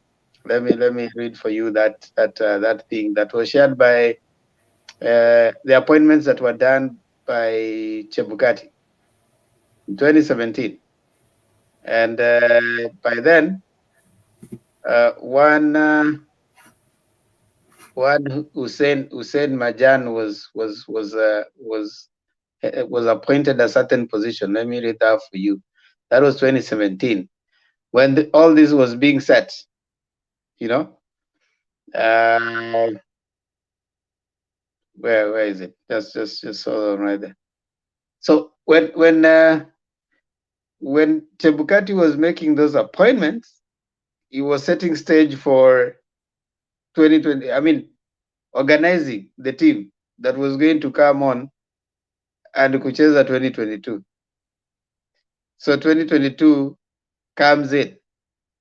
Now, before, you remember there were some commissioners who left, who ran in a half, who resigned, and all of them were appointed to some position somewhere, ambassadors.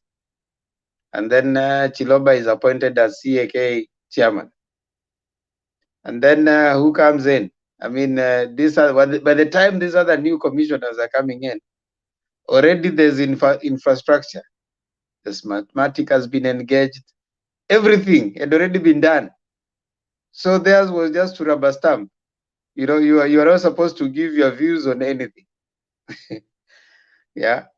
So this was 2017. Actually, this was Tuesday, 5th September 2017.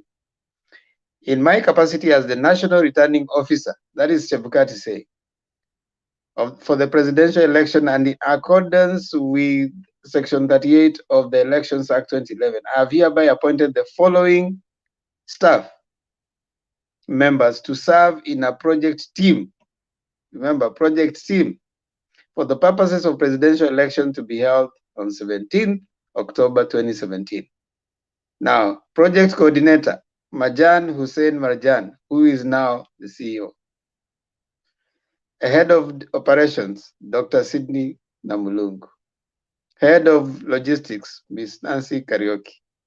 Head of training, Bernard Misati Museti. The other one, head of ICT, Albert Gogo, under the direct supervision of the National Returning Head of Tallying Center, Mr. Silas Rotich, head of Tallying Center. So that was set in 2017 for 2022. So by the time you're getting to 2022, the infrastructure is already laid down. Yeah. So the next thing, of course, is compounded. And my feeling, my total feeling, because the way the judiciary acted right now, they seem not to have looked at anything, nothing. They didn't look at anything that Azimio talked about, nothing. They said it was protesters, it was rumors, it was rumors, it was whatever that they called it. It's sad, but that's what they felt. But I think, like Adams was saying, they had a scores to settle with the president. The president, let's be honest. The president, for his 10 years in tenure, he has been he has disregarded many court orders.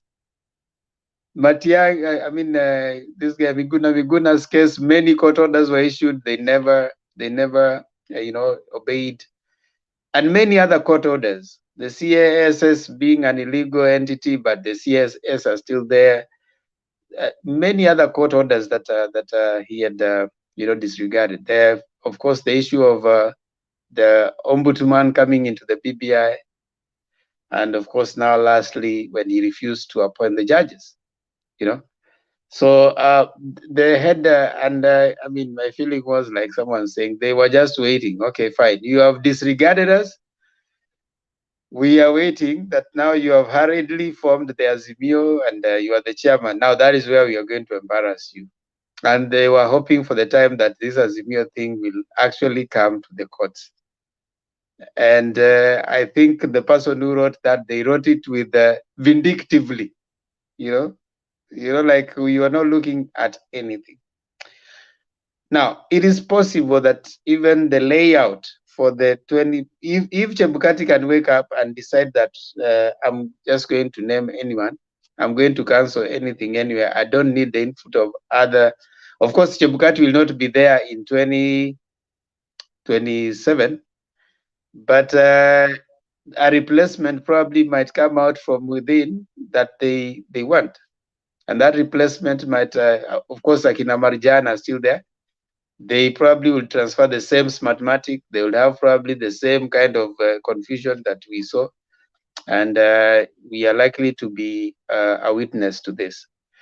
My concern, however, is the 8 million Kenyans that didn't vote. You see, I'm wondering why should Kenyans make noise and say that this is not the president we wanted. But you had a vote. You had a time. You had an opportunity to go and make that vote. Because I'm thinking, if the 8 million Kenyans who had registered as voters had voted, maybe we would not have had to go to the Supreme Court. One of them, either RAILA or Ruto, would have had a clear majority, and it would have been more convincing to Kenyans that this is the person that Kenyans want. But now we have had a situation where we don't even know the numbers. We don't know how many people turned up for the election. We don't know how these numbers came to. But for whatever reason, those numbers have determined what we have as a president. So that is our challenge as a country. And those people who did not vote, they did Kenya a disservice. They made it have a president who is not celebrated across the country, right? Because even the celebrations are pockets here and there. Even after the ruling, you find the celebrations are maybe in Nakuru, Eldoret, those places, which tells you that Kenya is intensely divided. But we need all Kenyans to be together. We need to work together. So the 8 million, if you ever registered as a voter and you are in Kenya at the time of voting, what made you not go to vote? What is it that made you not go to vote? Because that is what has led us into this kind of a situation. But is it all bad? Personally, I think it's not all bad. Presidents have come and have gone. We are not like Cameroon, where they don't even know their president. They just hear he's there. And he has been ruling since I don't know how many, 40 years ago. But they don't even know him. We are not there right now. So Kenya is a more democratic country, and I think Ruto will come and go. But several things will have to follow. So for some of us, we are taking the opposition mantle very well, and we'll be pushing it. Yes, Ananga, karibu. Sunday sana Themba. It's a sad day. I remember you telling Kuseo, and by the way, where's Stone? Where's Stone? Stone is nursing his wounds, man. This thing is the soldiers have been hit badly. So I told them yesterday. I told them You know, I am 90% for you know, a nullification, but I'm leaving room 10% for anything that can be unknown. You know. No, I was hoping to talk to Kuseo, but he left. I remember when the first presentation were given by the Azimio lawyers, I asked Kuseo that what if Ruto is pronounced to be the president-elect by the court? What's going to happen? And then Kuseo told me, we're going to cross that bridge when we get there. So I wanted him to answer that question because I knew this was coming. There was no doubt in my mind that this was going to happen because I've studied Ruto for a long time and I see the way this guy handle his business, right? When you see him very quiet and not agitated, no, that's something is going to hit you on your back like a rock, all right? And the way the Azimio people were talking about, hii kitu tumepata, we got this. I was worried. Because this guy always planned 20 or 30 steps ahead of the game. And the one thing that I asked Kuseo and Stone PK was, the judges are gonna, their palms are gonna be oiled, right? Somebody's gonna give them money. And if you study this thing very, very carefully, if you look at it very carefully, Themba, money changed hands at the last minute. There are so many pointers that can tell you that money, big money, changed hands at the last minute, right? And I can submit to you that our judiciary is rotten, and it has been rotten for a long time. There are a lot of money changing hands in the judiciary, right from the High Court to the small courts to the Supreme Court. A lot of money is changing hands, and a new money was going to change hands. And if you look at the way the judges were asking questions, if you look at the way Kome was asking questions, before they went back to go do their ruling, right? Or write their judgment, you saw how she was asking about the 4 commissioners. And you could tell that she was sympathetic towards Azimio. She wanted to get things right. Right? She was asking questions that were leading to make you understand that this judge is human. And if you look at the way Smoking Wanjala were asking questions, you could see that they were all driving into one thing. If you look at the way, Muli was asking questions, you could see that they were trying to understand the numbers. She said the numbers are important, but it matters how you get to those numbers, right? What changed at the last minute? What changed at the last minute? Ask yourself, right? And then you realize Kome was kind of a little bit stupid towards the end, that we know so many of you tried to call us, but we could not pick up your calls. Are you sure that they did not pick up somebody's calls? Right? They are receiving so many quick calls, which means they are their phones and all that, right? So I want to be sure that there is one person that they pick their calls. Standard, that's very close. And this person here infiltrated into the system and money changed hands, right? And if you want to really get this thing the right way, trace the money. If you trace the money, you're going to see what the thing is. So the soul of Kenya was sold because of money. There was no other way. There are a lot of evidence plenty of evidence to make this thing be nullified. I can't think that all those 7 things could have led to the election being nullified. So I submit to you that money change hand, and money is what caused all this thing to be nullified. Our judiciary is rotten. Right?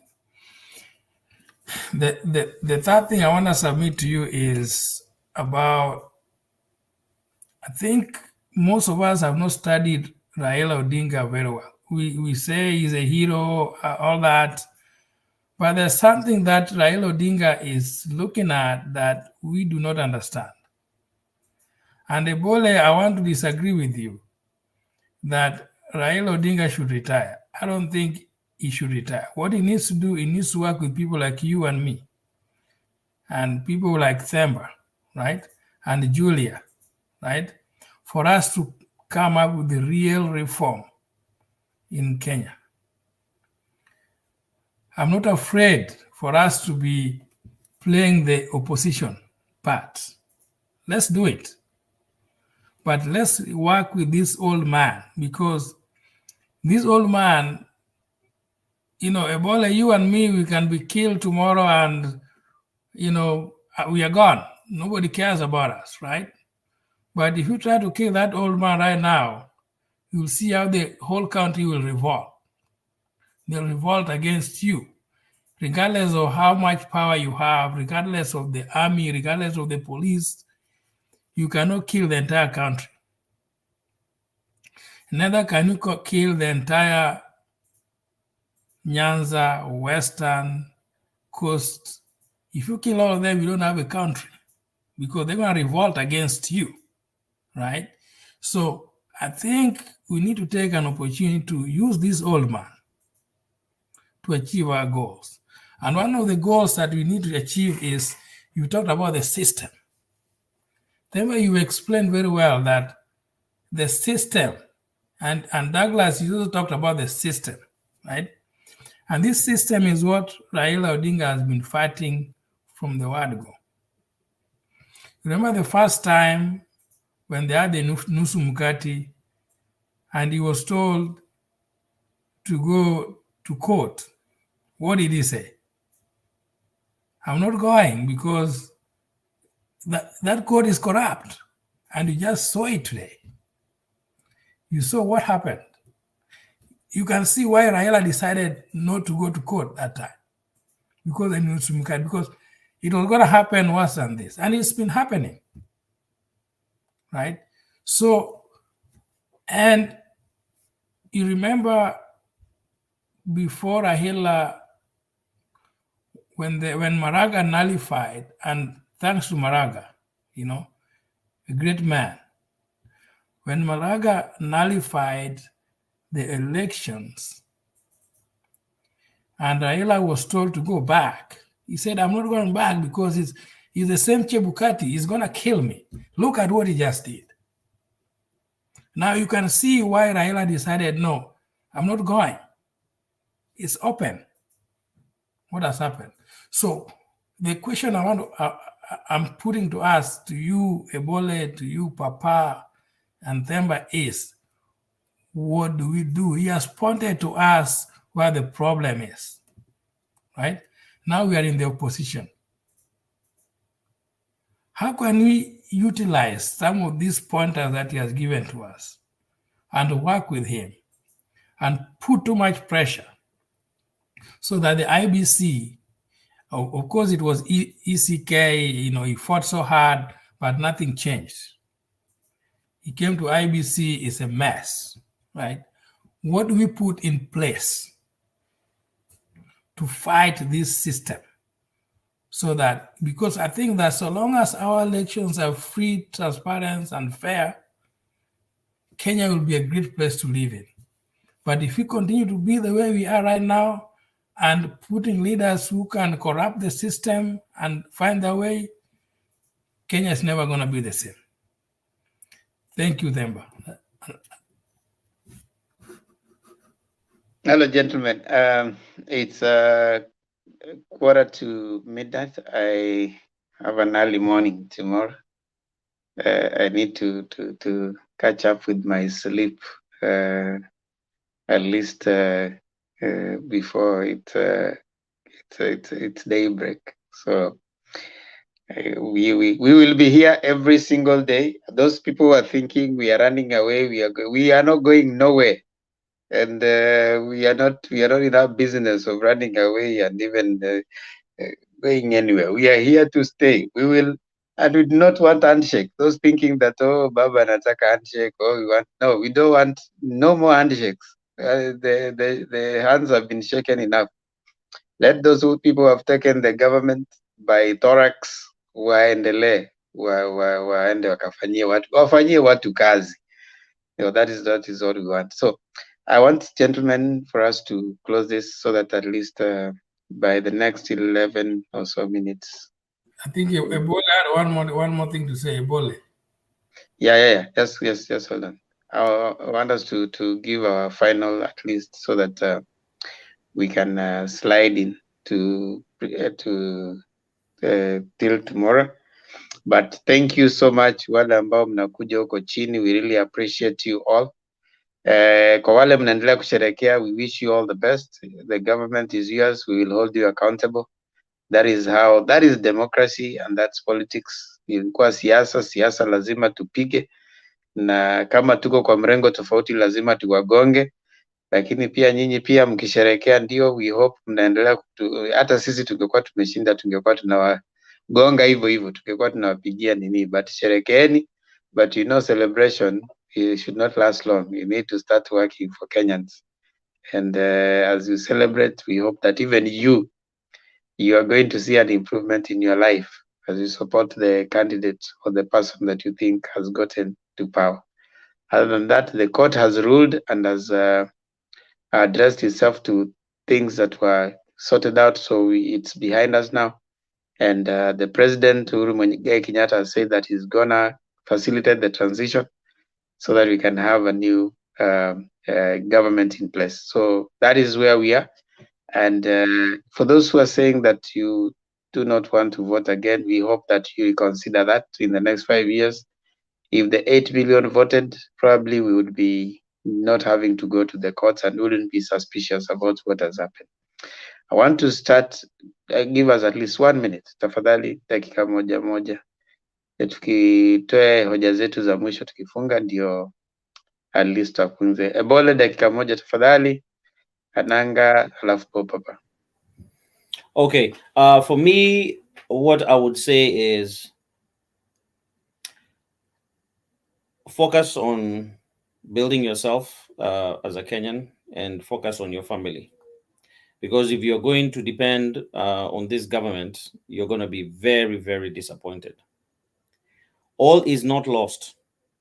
Yes, but Kenyans will. Unakumbuka ile mvua inaitwa mvua ya mawe, ile ya ice. Kenyans will have to get a bit of that rain. Watagongwa na hiyo kwa kichwa kidogo for them to understand that you really, really have to be very, very serious when you're electing your leaders. It's almost becoming like a joke in Kenya. Anybody can be a leader, even comedian, musicians, anybody, thieves, people who kill other people, they can be elected. All is not lost because you have a county government. And even in the county government, we need to be very serious when it comes to electing our MCAs, our members of parliament, senators, and governors. The devolved system has given us an opportunity whereby we can be able to get development right on the county level.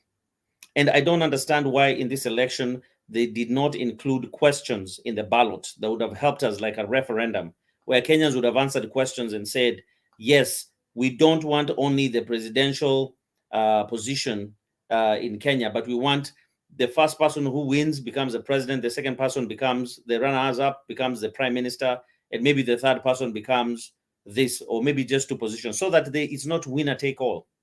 There's checks and balances, so that it's not a loss. Because these are the things that are giving us problems, whereby it's you lose this and the other person has lost everything. No. If someone knows they're going to be prime minister, that's fine. One day they'll be president, the next day they'll be prime minister, but they are able to check the government and be able to run, and the people are satisfied. They should have had that question in the ballot papers. That's how you use money properly, instead of having a whole referendum again to do that. So what I would say is that our devolved governments are giving us an opportunity to actually bring development to the people. If the people we elect, the governors, do the right thing, and that's why it's important for us to elect the right people. If they do the right thing, we shall be less concerned about who's president, because we get our share of the national cake and we can be able to do the things in the devolved government. As for Raila, I would still insist Raila needs to take a break and relax and enjoy life. He has done so much for this country. He doesn't need to be going through this nonsense that these people keep on taking him through. He needs to relax so that people will really know his value when he's out of the scene. And I'm not saying this just to say get out of the political scene. No, still advise young people, introduce young people, because I don't know if he's been grooming prodigies. The only person who's going to come into the presidency after the person who's been announced, it will be a young person, not an old person, because you have to have the energy and the vigor, and the youth will be behind you. So we need more young leaders to be groomed by this by the RAILA and the like, the people who have a vision for this country, a better vision for this country, so that we can be able to actually come out and be a country that we need to be. Because when the young people come into power and they have a vision and they're not corrupt, then we have hope in this country. That's all I have to say for now. Thank you. Thank you, Abole. Papa, tafadhali, dakika moja, tufunge.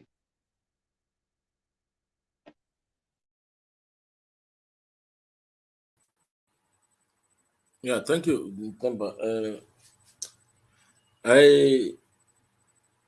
Before I just say something in 30 seconds, I want to kukosoa Bwana Douglas, and you began by saying that you are urging people to focus on themselves, their families, and I want to tell you that if Raila Odinga had done that,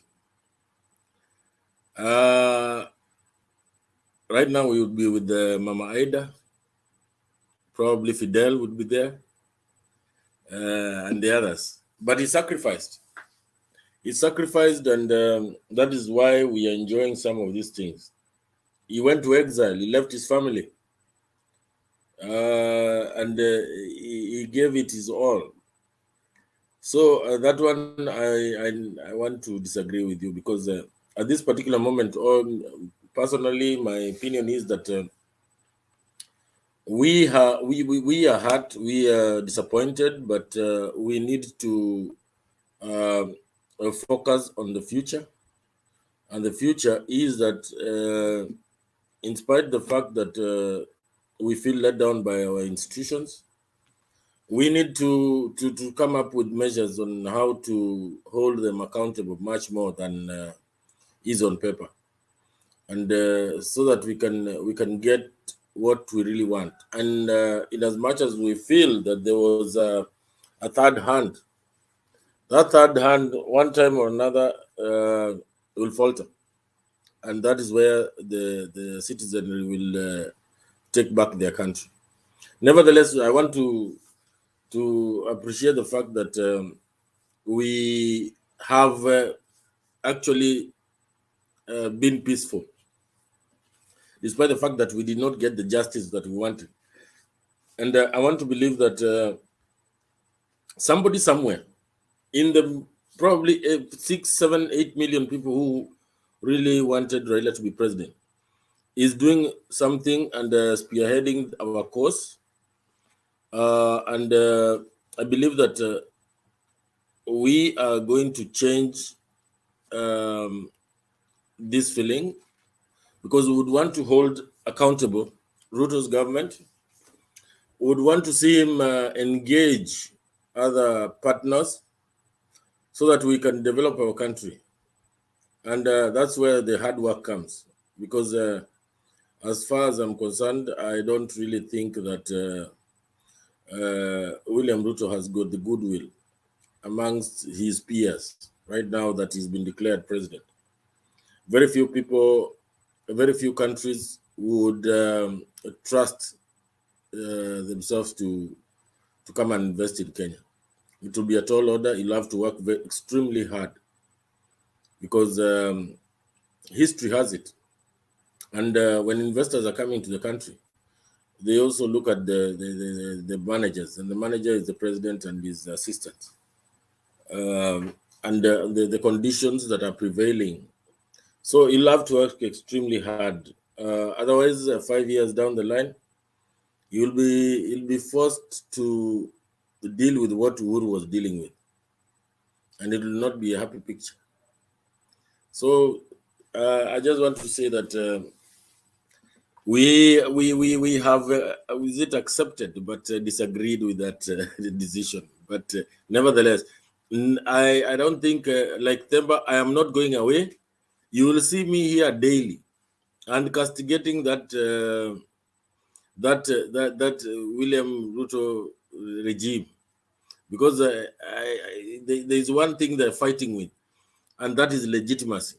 And despite the fact that they were pronounced by the Supreme Court, I tried to move around after that in the course of doing my errands, and the people are not happy.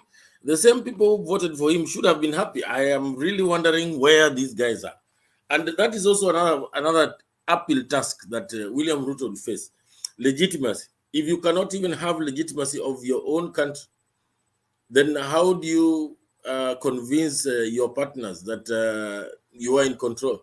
You could be in control on paper, but in the workings and controlling the government, you can use an iron fist, it doesn't matter. But that is, there's a high price to pay for that. When you dip your fingers in the till, you need to be very careful, because you need to clean yourself in the eyes of the people, so that people can recognize you and accept you as a leader. Nevertheless, I want Baba, like Douglas has said, to rest. Let him not even feature. Let him go to Bahamas with Mama Ida and enjoy themselves.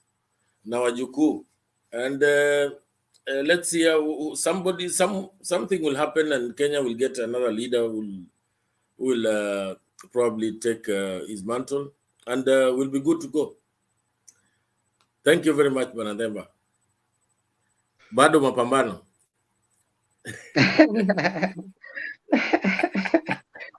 Yeah, bado mapambano. Sisi tuko hapa. Kwa wale mnasherekea, endeleeni kusherekea. Sisi we had said that whoever comes become the president, whether Raila, Ruto, sisi tutakuwa hapa to keep the government that will be coming for the day in check. And right now we are going to be checking. None of us works for the government. None of us is looking for employment there. None of us wants to be appointed anything. We are just here to bigger politics. So right now that we have been given Ruto government, we are going to put it on check, and we are going to be highlighting those issues here. If you want to hear them, sawa. If you don't want to participate in them, sawa pia. Habari ndio hiyo. Lakini kama unasherekea, enda piga sherehe, tuonane kesho. We thank you all so much, and may God bless you as we meet again tomorrow here to continue.